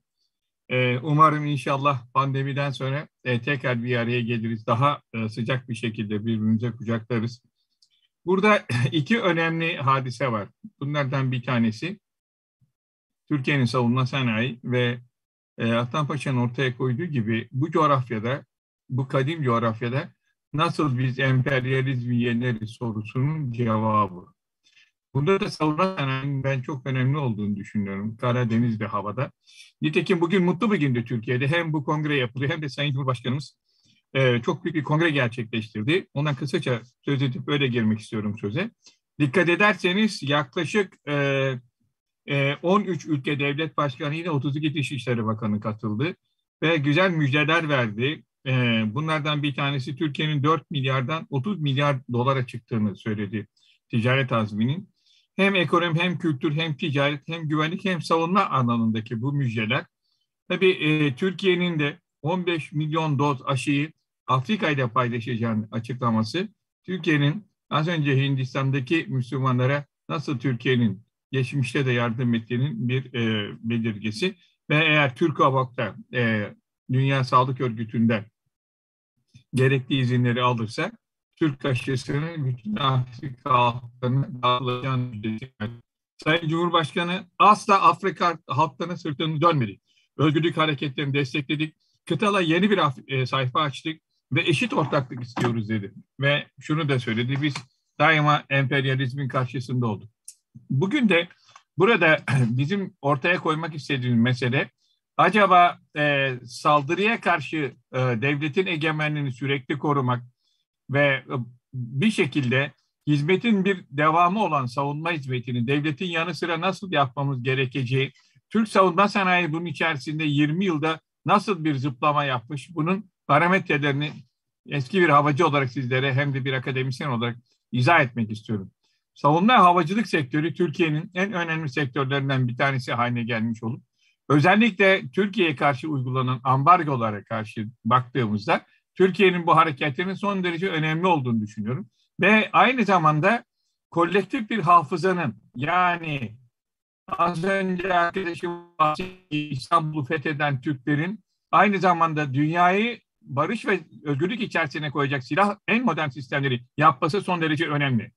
Nitekim Birinci Dünya Savaşı'nda Deniz Kuvvetleri'nin emelleri için bir şekilde İngiltere'nin Türkiye'ye saldırması İran cephesinden olmuş ve Türkiye'nin elindeki petrol kaynaklarının pay edilmesi amaç edilmiştir.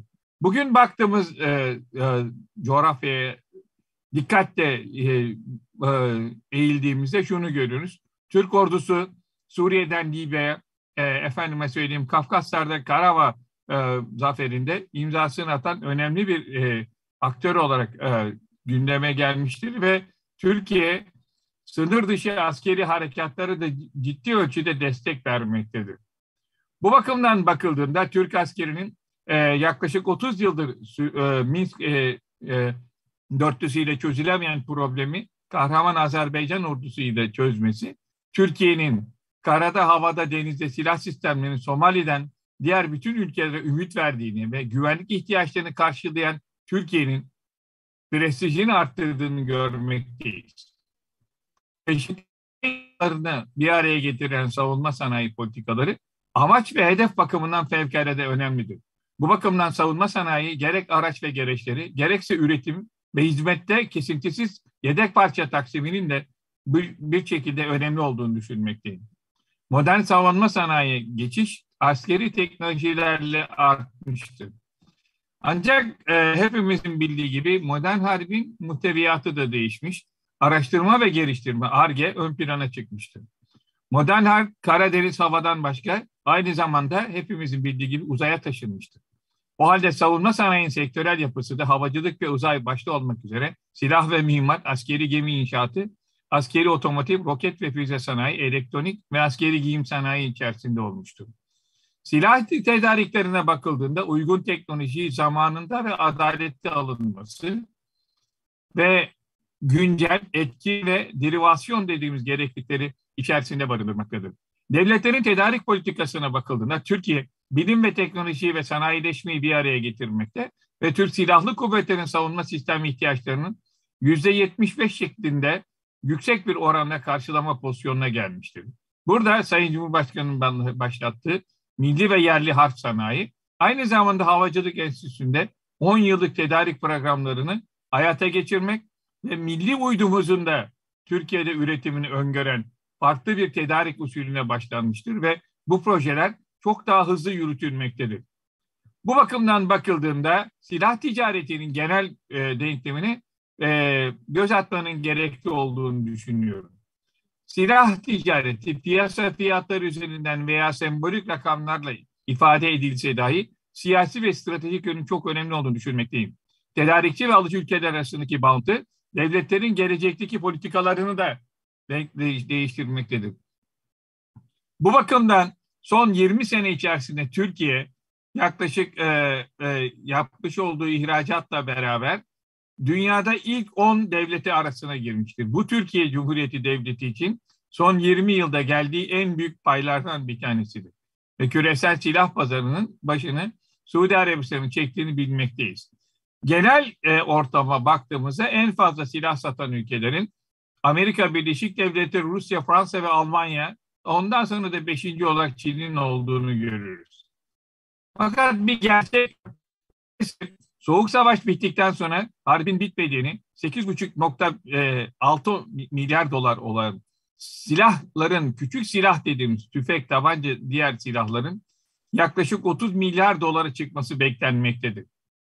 Küresel sistemdeki modern silah sistemlerine dikkatle bakıldığında gemi, tank ve uçakların evrim geçirdiği ve özellikle balondan havacılığın daha hızlı bir şekilde geçmesi, jet uçaklarının da harekete geçmesiyle yeni bir Future Air Combat System dediğimiz yeni bir havacılık ve bombardıman sistemine geçildiğini, 5.'den 6. jenerasyon uçaklara geçildiğini görüyoruz. İşte burada Türkiye Cumhuriyeti Devleti kendi uçağını kendin yap projesiyle milli uçağımızı çok yakında hava kuvvetlerimize teslim edeceği beklenmektedir. Öte yandan nakliye ve ulaştırma uçaklarında Türkiye hepimizin bildiği gibi Avrupa ile ortak silah üretiyor.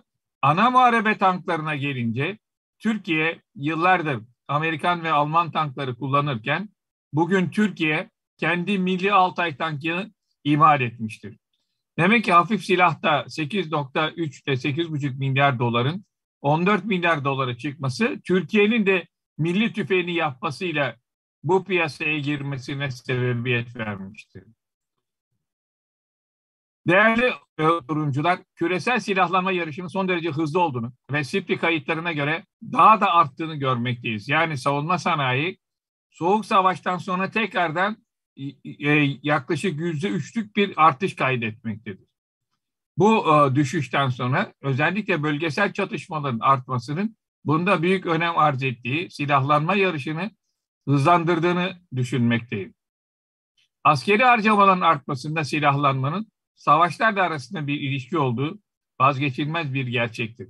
Bu bakımdan devletlerde korku ve tehdit tehlikesi oluşturan durumların savaşlarla önlenmesi, yabancı ve emperyal güçlerin buraya silah satışını hızlandırmaktadır. Bu da devletlerin kendilerini güvensiz hissetmeleri ve silahlanmaya yani daha fazla milli bütçeden pay ayırdıklarını, daha fazla insanını asker sayısı olarak silah altına aldığını görmekteyiz. Kıymetli hocalarım, toplumların silah teknolojilerinin gelişmeleri 21. yüzyılda daha da hızlanmıştır.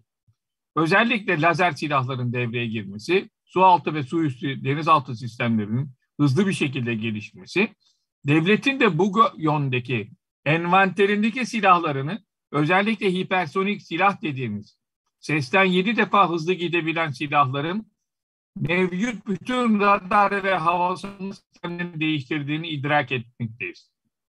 Hanımefendiler, beyefendiler, her devlet kendi savunması için gerekli silahları üretmek ister. Ancak bu sınırlı olup bir şekilde teknolojileri vermediğini görüyoruz büyük devletlerin.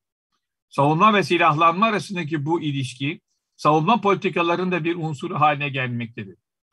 O zaman şöyle söyleyebilir miyiz? Sadece yayılmacı ve agresif politikalar hedefler yükleyen devletlerin bu silahlara sahip olması ve diğer devletlere kendi güçlerinin siyasi amaçlarını dikte ettiklerini, bunu da silahlanmayla sürdürdüklerini söylemenin mümkün olduğunu düşünüyorum. Nitekim bakıldığında büyük devletlerin Türkiye'ye aynı yaptıkları gibi ambargo uyguladıkları, parasını verdiğimiz halde F-35 uçaklarının müttefik olduğumuz Amerika Birleşik Devletleri tarafından verilmediğini, öte yandan Türkiye'nin bir savunma füzesi olan S-400 almasına karşılık Türkiye'ye haksız bir ambargo ile müttefikimiz tarafından Türkiye'nin zayıflatıldığını görmekteyiz. Bu bakımdan bakıldığında Türkiye'nin ilk ona girmesinin ben bu anlattığım dersin en önemli sıklet merkezini teşkil ettiğini düşünmekteyim. Şimdi bakıldığında dünyada en fazla silahlamayı Amerika Birleşik Devletleri yapmasına rağmen dış politikada bu kadar önemli başarılar elde edemediğini görmekteyiz. Lakin Amerikan firmalarının ve Avrupalı firmaların dünya sektöründe öne aldığını ve Ar-Ge'den dolayı burada gördüğünüz gibi diğer devletlere bu teknolojilerin aktarmadıklarını görmekteyiz. O zaman üretim yoluyla silahlanma dediğimiz kendi milli silahlarınızı yapmak durumunda kalıyorsunuz. İşte bu bakımdan bakıldığında acaba kapsamlı bir silah üretiminin yapılmasında binlerce parçanın bir araya getirilmesi ve bunun silah pazarında kabul edilebilir bir muharebe aracı olmasında yerli silah üretiminde iki noktanın önemli olduğunu düşünmekteyim. Hızla gelişen teknolojiyi yakalamak ve zamana ayak uydurabilmek. Bunu yaparken de Türkiye'nin kendi insan yetişmiş gücünü kullandığını, mevcut ve ileri silah sistemlerini NATO standartlarına uygun şekilde üretmesi ve bunları daha az maliyetiyle orduya kazandırabilmesi önemlidir. Yani şunu söylemek istiyorum. Bugün bir ürettiğimiz Pars zırhlı aracı veya çok yakında göklerde göreceğimiz Gökbey helikopteri veya Hürjet, bütün bunlar bir şekilde ekonomik ve teknolojik silah üretimiyle ihracatının da olması gerekiyor. Halbuki şunu görüyoruz ki kardeşimiz Pakistan'a biz Atak helikopterlerini satarken Amerikan şirketleri motordan dolayı bu ihracatı durdurmak istediler. Peki Türkiye ne yaptı? Türkiye çok büyük bir başarının altına daha imza attı ve TAI uçak fabrikasında eski Türkiye Gökbey dahil milli helikopter motorunu üretmek durumuna geldi. Demek ki bir ülkenin kendi tehdidine karşı ambargolar yapıldığı zaman İkinci Dünya Savaşı'ndan bu tarafa bakıldığında Amerika ve Rusya'nın elindeki üstünlüğün Çin'le beraber yeni bir denkleme girdiğini görüyoruz. Yani dünyadaki silah rekabetinin arttığının, ekonomik ve stratejik maliyet hesaplarının daha çok arttığını görmekteyiz. Bu bakımdan silahlanmanın içerisinde ambargolarla devletleri durdurmanın çok önemli bir siyasal baskı unsuru olduğunu müşahede ediyoruz. Bu bakımdan şunu söyleyebiliriz. Bir ülkede yerli savunma sanayinin bulunması aynı zamanda iç politikada olumlu anlamda etki yaratmakta, bağımsız ve egemen bir ülke olmanın göstergelerinden bir tanesi olarak değerlendirilmektedir. Türkiye'nin NATO üyesi olduğunu düşündüğümüzde ve ekonomik yükün dışında yerli savunma sanayinin yetişmiş mühendis, asker ve diğer program yapıcılarıyla birlikte, altyapı ve diğer endüstriyle birlikte, yani kamu ve özel sektörün birlikte çalışması bu konudaki en ideal modeldir. Silah üretim aşamalarına bakıldığında basit tasarımdan gerçekleşme kapasitesine ve Ar-Ge çalışmalarına ve sofistike olmayan silahlardan daha karmaşık silahlara geçmenin adım adım takip edildiğini görmekteyiz. Türk savunma sanayinin özellikle milli güvenliği ve askeri güce temel varlıkların toplamı olarak ifade edebiliriz.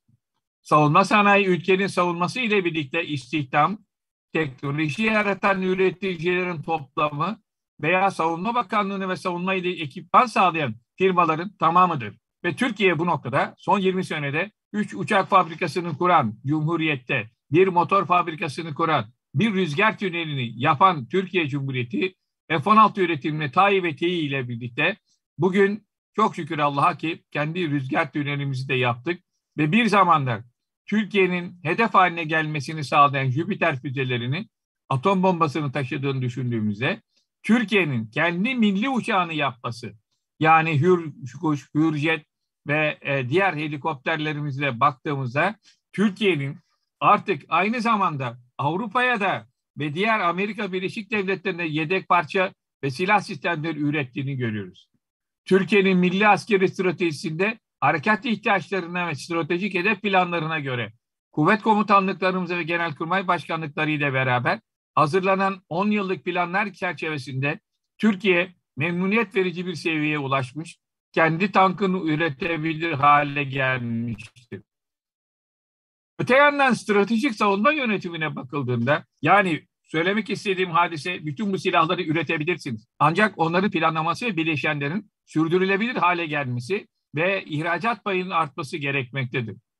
Bu bakımdan askeri işbirliği ve tedarik politikaları, askeri gücü gibi mikroekonomik konulardan savunma harcamalarıyla bugün makroekonomik konulara gelindiğinde savunma ekonomisinin çok önemli olduğunu düşünüyorum. Hanımefendiler, beyefendiler, değerli hocalarım, belki yoruldunuz ama şunları izah etmek istiyorum. Yerli sektör yanında yabancı sektörü de açıktır Türkiye. Dinamik bir yapısı vardır. İhracat potansiyeli yüksektir. Yeni teknolojiler adapte olabilmektedir ve gelişmeler karşısında kendini yenileyen dengeli bir savunma sanayimizi söz konusudur. İmkanları sivil amaçların yanı sıra askeri alternatifleri de vardır ve bu bayanda Türkiye'nin çok taraflı rejimlerle yürüdüğünü, geçmişte Jüpiter füzeleriyle hedef hale gelen Türkiye'nin bugün milli harp sanayini, milli tüfekten bir şekilde kendi milli uydusunu atabilen, kendi milli mühimmatını üretebilen bir ülke haline gelmiştir. Burada müsaadenizle Sayın Başkan bir hususu paylaşmak istiyorum. Maalesef Kırıkkale'deki mühimmat fabrikamıza yapılan kalleşçe saldırıdan sonra elimizde yerli mühimmat kalmadı. Ve bunu gerçekleştirmek için Genelkurmay tarafından komutanlarımızla Kore'ye gönderildim. Ve bugün, o gün Kore'den acilen istediğimiz mühimmat yerine Türkiye hava mühimmatının elektronik lazer güdümlüsünü yapar hale gelmiştir. Özellikle Joint Standoff sınıfı dediğimiz Türk Hava Kuvvetleri'nin bir şekilde gururu olan, yani 250 kilometreden noktayı vurabilecek bir hadiseye gelmesi, Türkiye'nin havacılıkta, elektronikte nerelerden nereye geldiğini, alçak ve orta hava savunma sistemleri ve lazer güdümlü sistem, silah sistemlerini gemilerimize, tanklarımıza, uçaklarımıza takabilmesinin, Türk savunma sanayinin ekonomik göstergelerinin nereden nereye geldiğini, Türk insanın başarısının dosta güven, düşmana korku salan bir seviyeye geldiğini sizlerle paylaşmak isterim bir asker olarak. Yani geçmişte Balkanlardaki akıncıların getirdiği büyük devlet olma sebeplerinden bir tanesi olan üstün silahlarla donatılmış Türk ordusu, mevcut yapısı, kamu kuruluşları, askeri fabrikalarımız, özel kuruluşlarımızla birlikte çalışmakta olup yerli savunma sanayimiz görüldüğü gibi yerlilik payının arttığını görmekteyiz. Bu yeni kabiliyetlerin kazanılması, yabancı üreticilerden temin edilen silah sistemleri yerine entegre, pazar payı olabilen silah sistemlerine ve kritik teknolojilere ulaşmamız son derece önemli olur. Milli güvenlik stratejisinde özellikle burada gördüğünüz çoklu askeri görevlerde bomba atıcı ve İHA'larla ve SİHA'larla bunları toplu hedeflere yönlendirebilmek, yine burada görüldüğü gibi milli uçaklarımızın savunma sanayindeki pilot yetiştirme yerlerinin dahi burada yapılması özel sektör ve küçük işletmelerle aynı zamanda üniversitelerimizin birlikteki başarısıdır. O halde Türkiye'nin taraf olduğu bütün ihracat denetimlerinden bakıldığında yerli savunma sanayi ülkemize çok büyük faydalar sağlamakta, pazarlık gücünü arttırmaktadır. Değerli hocalarım, Osmanlı'dan başlayan bu sıfırdan altyapı oluşturma özelliğinin burada gördüğünüz gibi denizin üzerinde gidebilen ve altında gidebilen insansız deniz araçlarını yapabilen Türk donanması, Türk mühendisinin özgüven ve başarısının Akdeniz ve Ege'deki yeni Barbarosların gelişidir.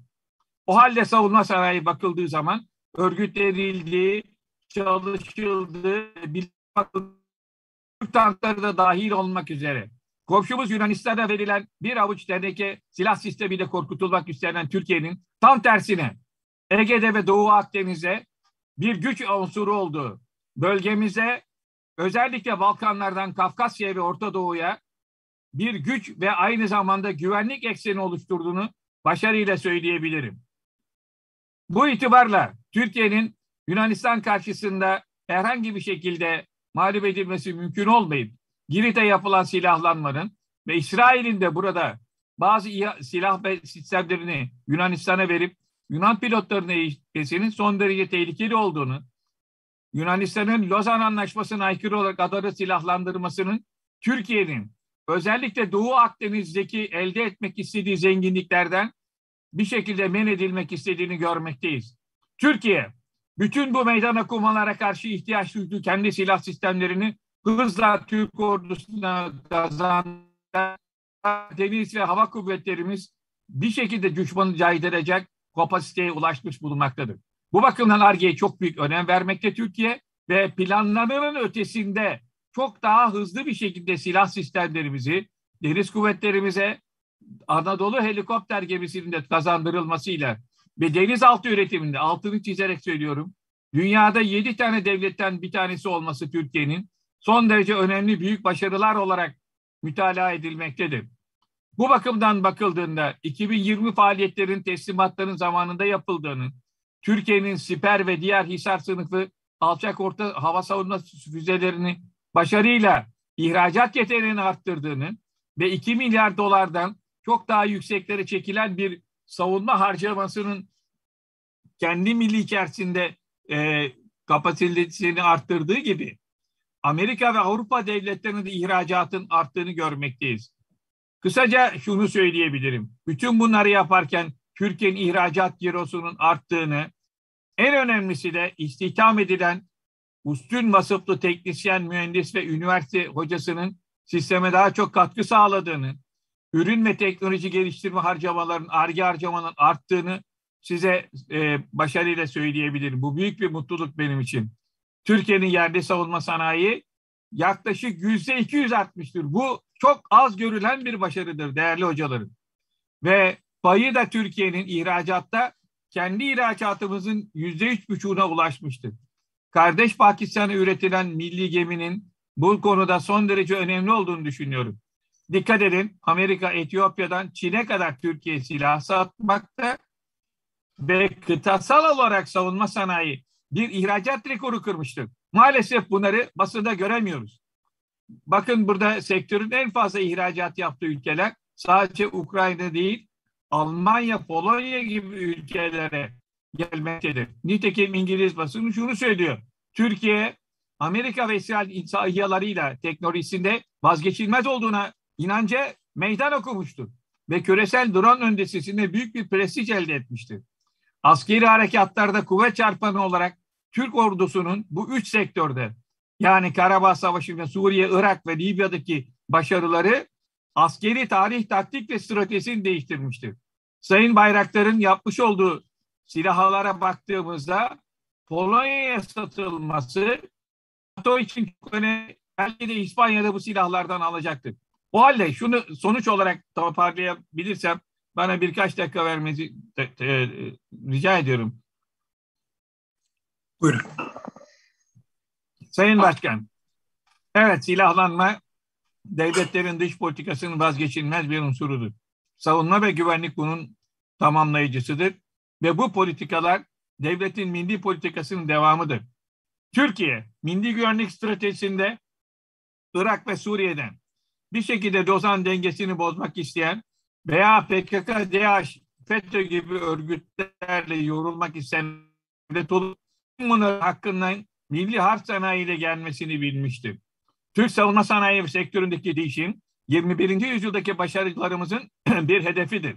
Burada Adnan Paşa'nın da ifade ettiği gibi Türkiye'nin enformasyon ve istihbarat harekat alanını genişletmesi, Cebeli Tarık'tan Hint Okyanusu'na kadar olan harekat alanı içerisinde Türk ordusunun askeri mobilizasyon ve destek yeteneğinin, aynı zamanda caydırıcılık yeteneğinin çok önemli bir artış kaydettiğini, Türkiye'nin dünyadaki 35 en büyük ordu içerisinde ilk 5'in içerisine girmesinin son derece önemli olduğunu, gerek hava kuvvetleri, gerekse deniz kuvvetlerinde Türk savunma sanayinin çok büyük yatırımlar içerisinde olduğunu memnuniyetle söyleyebilirim. Suriye harekatlarındaki milli silahların kullanılması özellikle Türk ordusuna büyük bir şekilde güven vermiştir.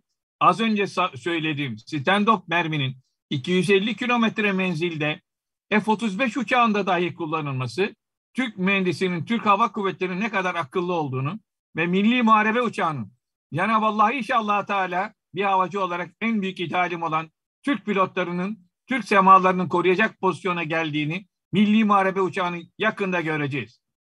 Ve üstelik bu uçak kendi içerisindeki en üstün sınıflar içerisinde yer alacaktır.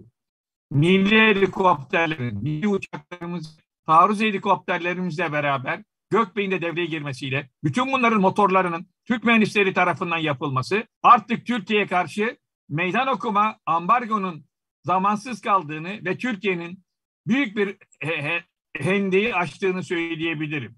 Sonuç olarak şunu söyleyebilirim. Türk Silahlı Kuvvetleri dosta güven, düşmana korku salabilen, aynı zamanda güven olarak uzay çarpanına da ulaşabilen bir seviyeye gelmiştir. Nitekim Türkiye Uzay Ajansı'nın çalışmaları ve Doğu Anadolu Gözlem Evi'nin kurulması, mikro uydu fırlatma sistemlerinin Türkiye'nin geçirilmesi, milli teknolojilerin kullanılması Türkiye için fevkalade önemlidir. Gücünü Yüce Allah ve kahraman milletimizden ve Mehmetçiğin parlak süngüsünden alan mazisi zaferlerle dolu şanlı Türk ordusunun ebediyen Türk vatanını ve hürriyetini özgür yaşatmak azir ve kararlılığında olduğunu, Türk egemenliğini korumakta bir şekilde her zaman olduğu gibi 21. yüzyılda da hazır olduğunu söylemek istiyorum. Burada son söyleyeceğim şey şu, burada Yemen cephesinde dedem de rahmetli savaşmıştı. Kudüs cephesinde. Bugünkü askerlerimiz bunlardan çok daha iyi silahlarla donatılmıştır. Türk milli harp sanayi gelecekte çok daha güzel şeyleri imza atacaktır. Sayın Başkan, değerli hanımefendiler, beyefendiler, beni dinlemek zahmetine katıldığınız için teşekkür ediyorum. Sayın Komutanım Adnan Paşa'ma da hürmetlerimi arz ediyorum. İnşallah gelecek defada hep birlikte oluruz. Hürmetlerimi arz ediyorum efendim. Teşekkür ediyorum. Biz teşekkür ederiz değerli hocam. Harp sanayimizle bir kez daha gurur duyduk. Sağ olun, var olun. Böylece değerli konuşmacılarımız sunumlarını bitirdiler. Ben sözü Ersan Bey'e devrediyorum. Teşekkürler. İyi akşamlar tekrar. Çok sağ olun Cengiz Hocam. Mesut Hakkı Caşın hocamız konuşması ve sunumuyla bizi öyle bir heyecanlandırdı ki at sırtına binip sefere çıkmak arzusu doğdu içimizde. Çok sağ olsun, var olsun. Allah razı olsun. Benim görevim bu zaten komutanım, biliyorsun. Allah bana bu görevi vermiş. Hepinize çok teşekkür ediyorum. Evet, Asla umudumuzu kaybetmeyeceğiz. Öyle diyor Efendimiz sallallahu aleyhi ve sellem. Müjdeleyiniz ve ümit var olunuz diyor. Biz de müjdeliyoruz. Bana düşen sadece tebliğ sevgili hocam. Elhamdülillah. Sağ olun, var olun hocam. Allah razı olsun. Sağ olun. Mesut Hakkı Caşın hocam bugün Cumhurbaşkanımız Recep Tayyip Erdoğan'la birlikte Türkiye-Afrika Birliği toplantısına katılmıştı. Oradan kendisi birkaç resim paylaşmıştı. O resmi arkadaşlarımız birazdan sizlere takdim edecekler. Bu saate kadar gerçekten dolu dolu geçen bu programda bizleri yalnız bırakmayan hocalarımıza, katılımcılarımıza ve izleyicilerimize ve özellikle Amerika Birleşik Devletleri'nde bu programı gözünü kırpmadan bizi izleyen Profesör Doktor Gulam Nabi Fay hocamıza çok teşekkür ediyorum. Bakınız, Cumhurbaşkanımız Recep Tayyip Erdoğan, Türkiye-Afrika Birliği dönem başkanı Kongo Demokratik Cumhuriyeti Cumhurbaşkanı ile düzenlemiş olduğu ortak basın toplantısında bizim bugünkü kongremizi anlamlı hale getiren şu cümleleri kullandı. Kabul ettiğimiz bildiri ve ortak eylem planıyla ilişkilerimizi daha da derinleştirecek seviyeye getiriyoruz. Biz birlikte kazanalım, birlikte kalkınalım, birlikte büyüyelim. İnsanlarımızın refahını birlikte artıralım istiyoruz. Evet, bugün bizim kongremizle aynı tevafukla aynı güne denk gelen Afrika Birliği, gelecekte kurulması hedeflenen İslam Birliği'nin temellerinin atıldığının biraz müjdesi. İşte şu anda ekranda gördüğünüz üzere İslam ülkelerinin bayrakları yan yana dizilmiş ve heyecanla birbirleriyle kuracakları ve özlem duydukları İslam Birliği'nin temelinin atılmasını bekliyorlar. Hepinizi saygı ve hürmetle selamlıyorum. Öncelikle Assam Yönetim Kurulu Başkanımız Adnan Tanrıverdi Paşa'mızın adına ve paydaşlarımız, ortaklarımız adına hepinize saygı ve hürmetlerimi sunarak yarınki programın sabah saat 10.00'da başlayacağını ifade ederek ve sizlerle aynı heyecan, aynı duygularla yarın saat 10'da yine ekran başında burada kongremizin kalan bölümlerini ifa ve icra etmek üzere buluşmak üzere davet ediyor ve beklediğimizi arz ediyorum. Hayırlı akşamlar, selamlar. İyi akşamlar, teşekkürler. Selam. Hoşçakalın. Komutanım çok sağ olun, çok teşekkür ediyoruz hepinize. Çok teşekkür ediyoruz. Özellikle sizin bu sunumunuz toplantıya katılan bütün arkadaşlarımızın da morallerini daha da yükseltti. Allah razı olsun. Çok teşekkür ediyoruz. Sizi de özlemiştik. Hayırlı akşamlar diliyorum. Hayırlı akşamlar inşallah. Hayırlı akşamlar cümleten. Sağ olun. Kolay gelsin. Tüm katılımcılara hayırlı akşamlar diliyorum.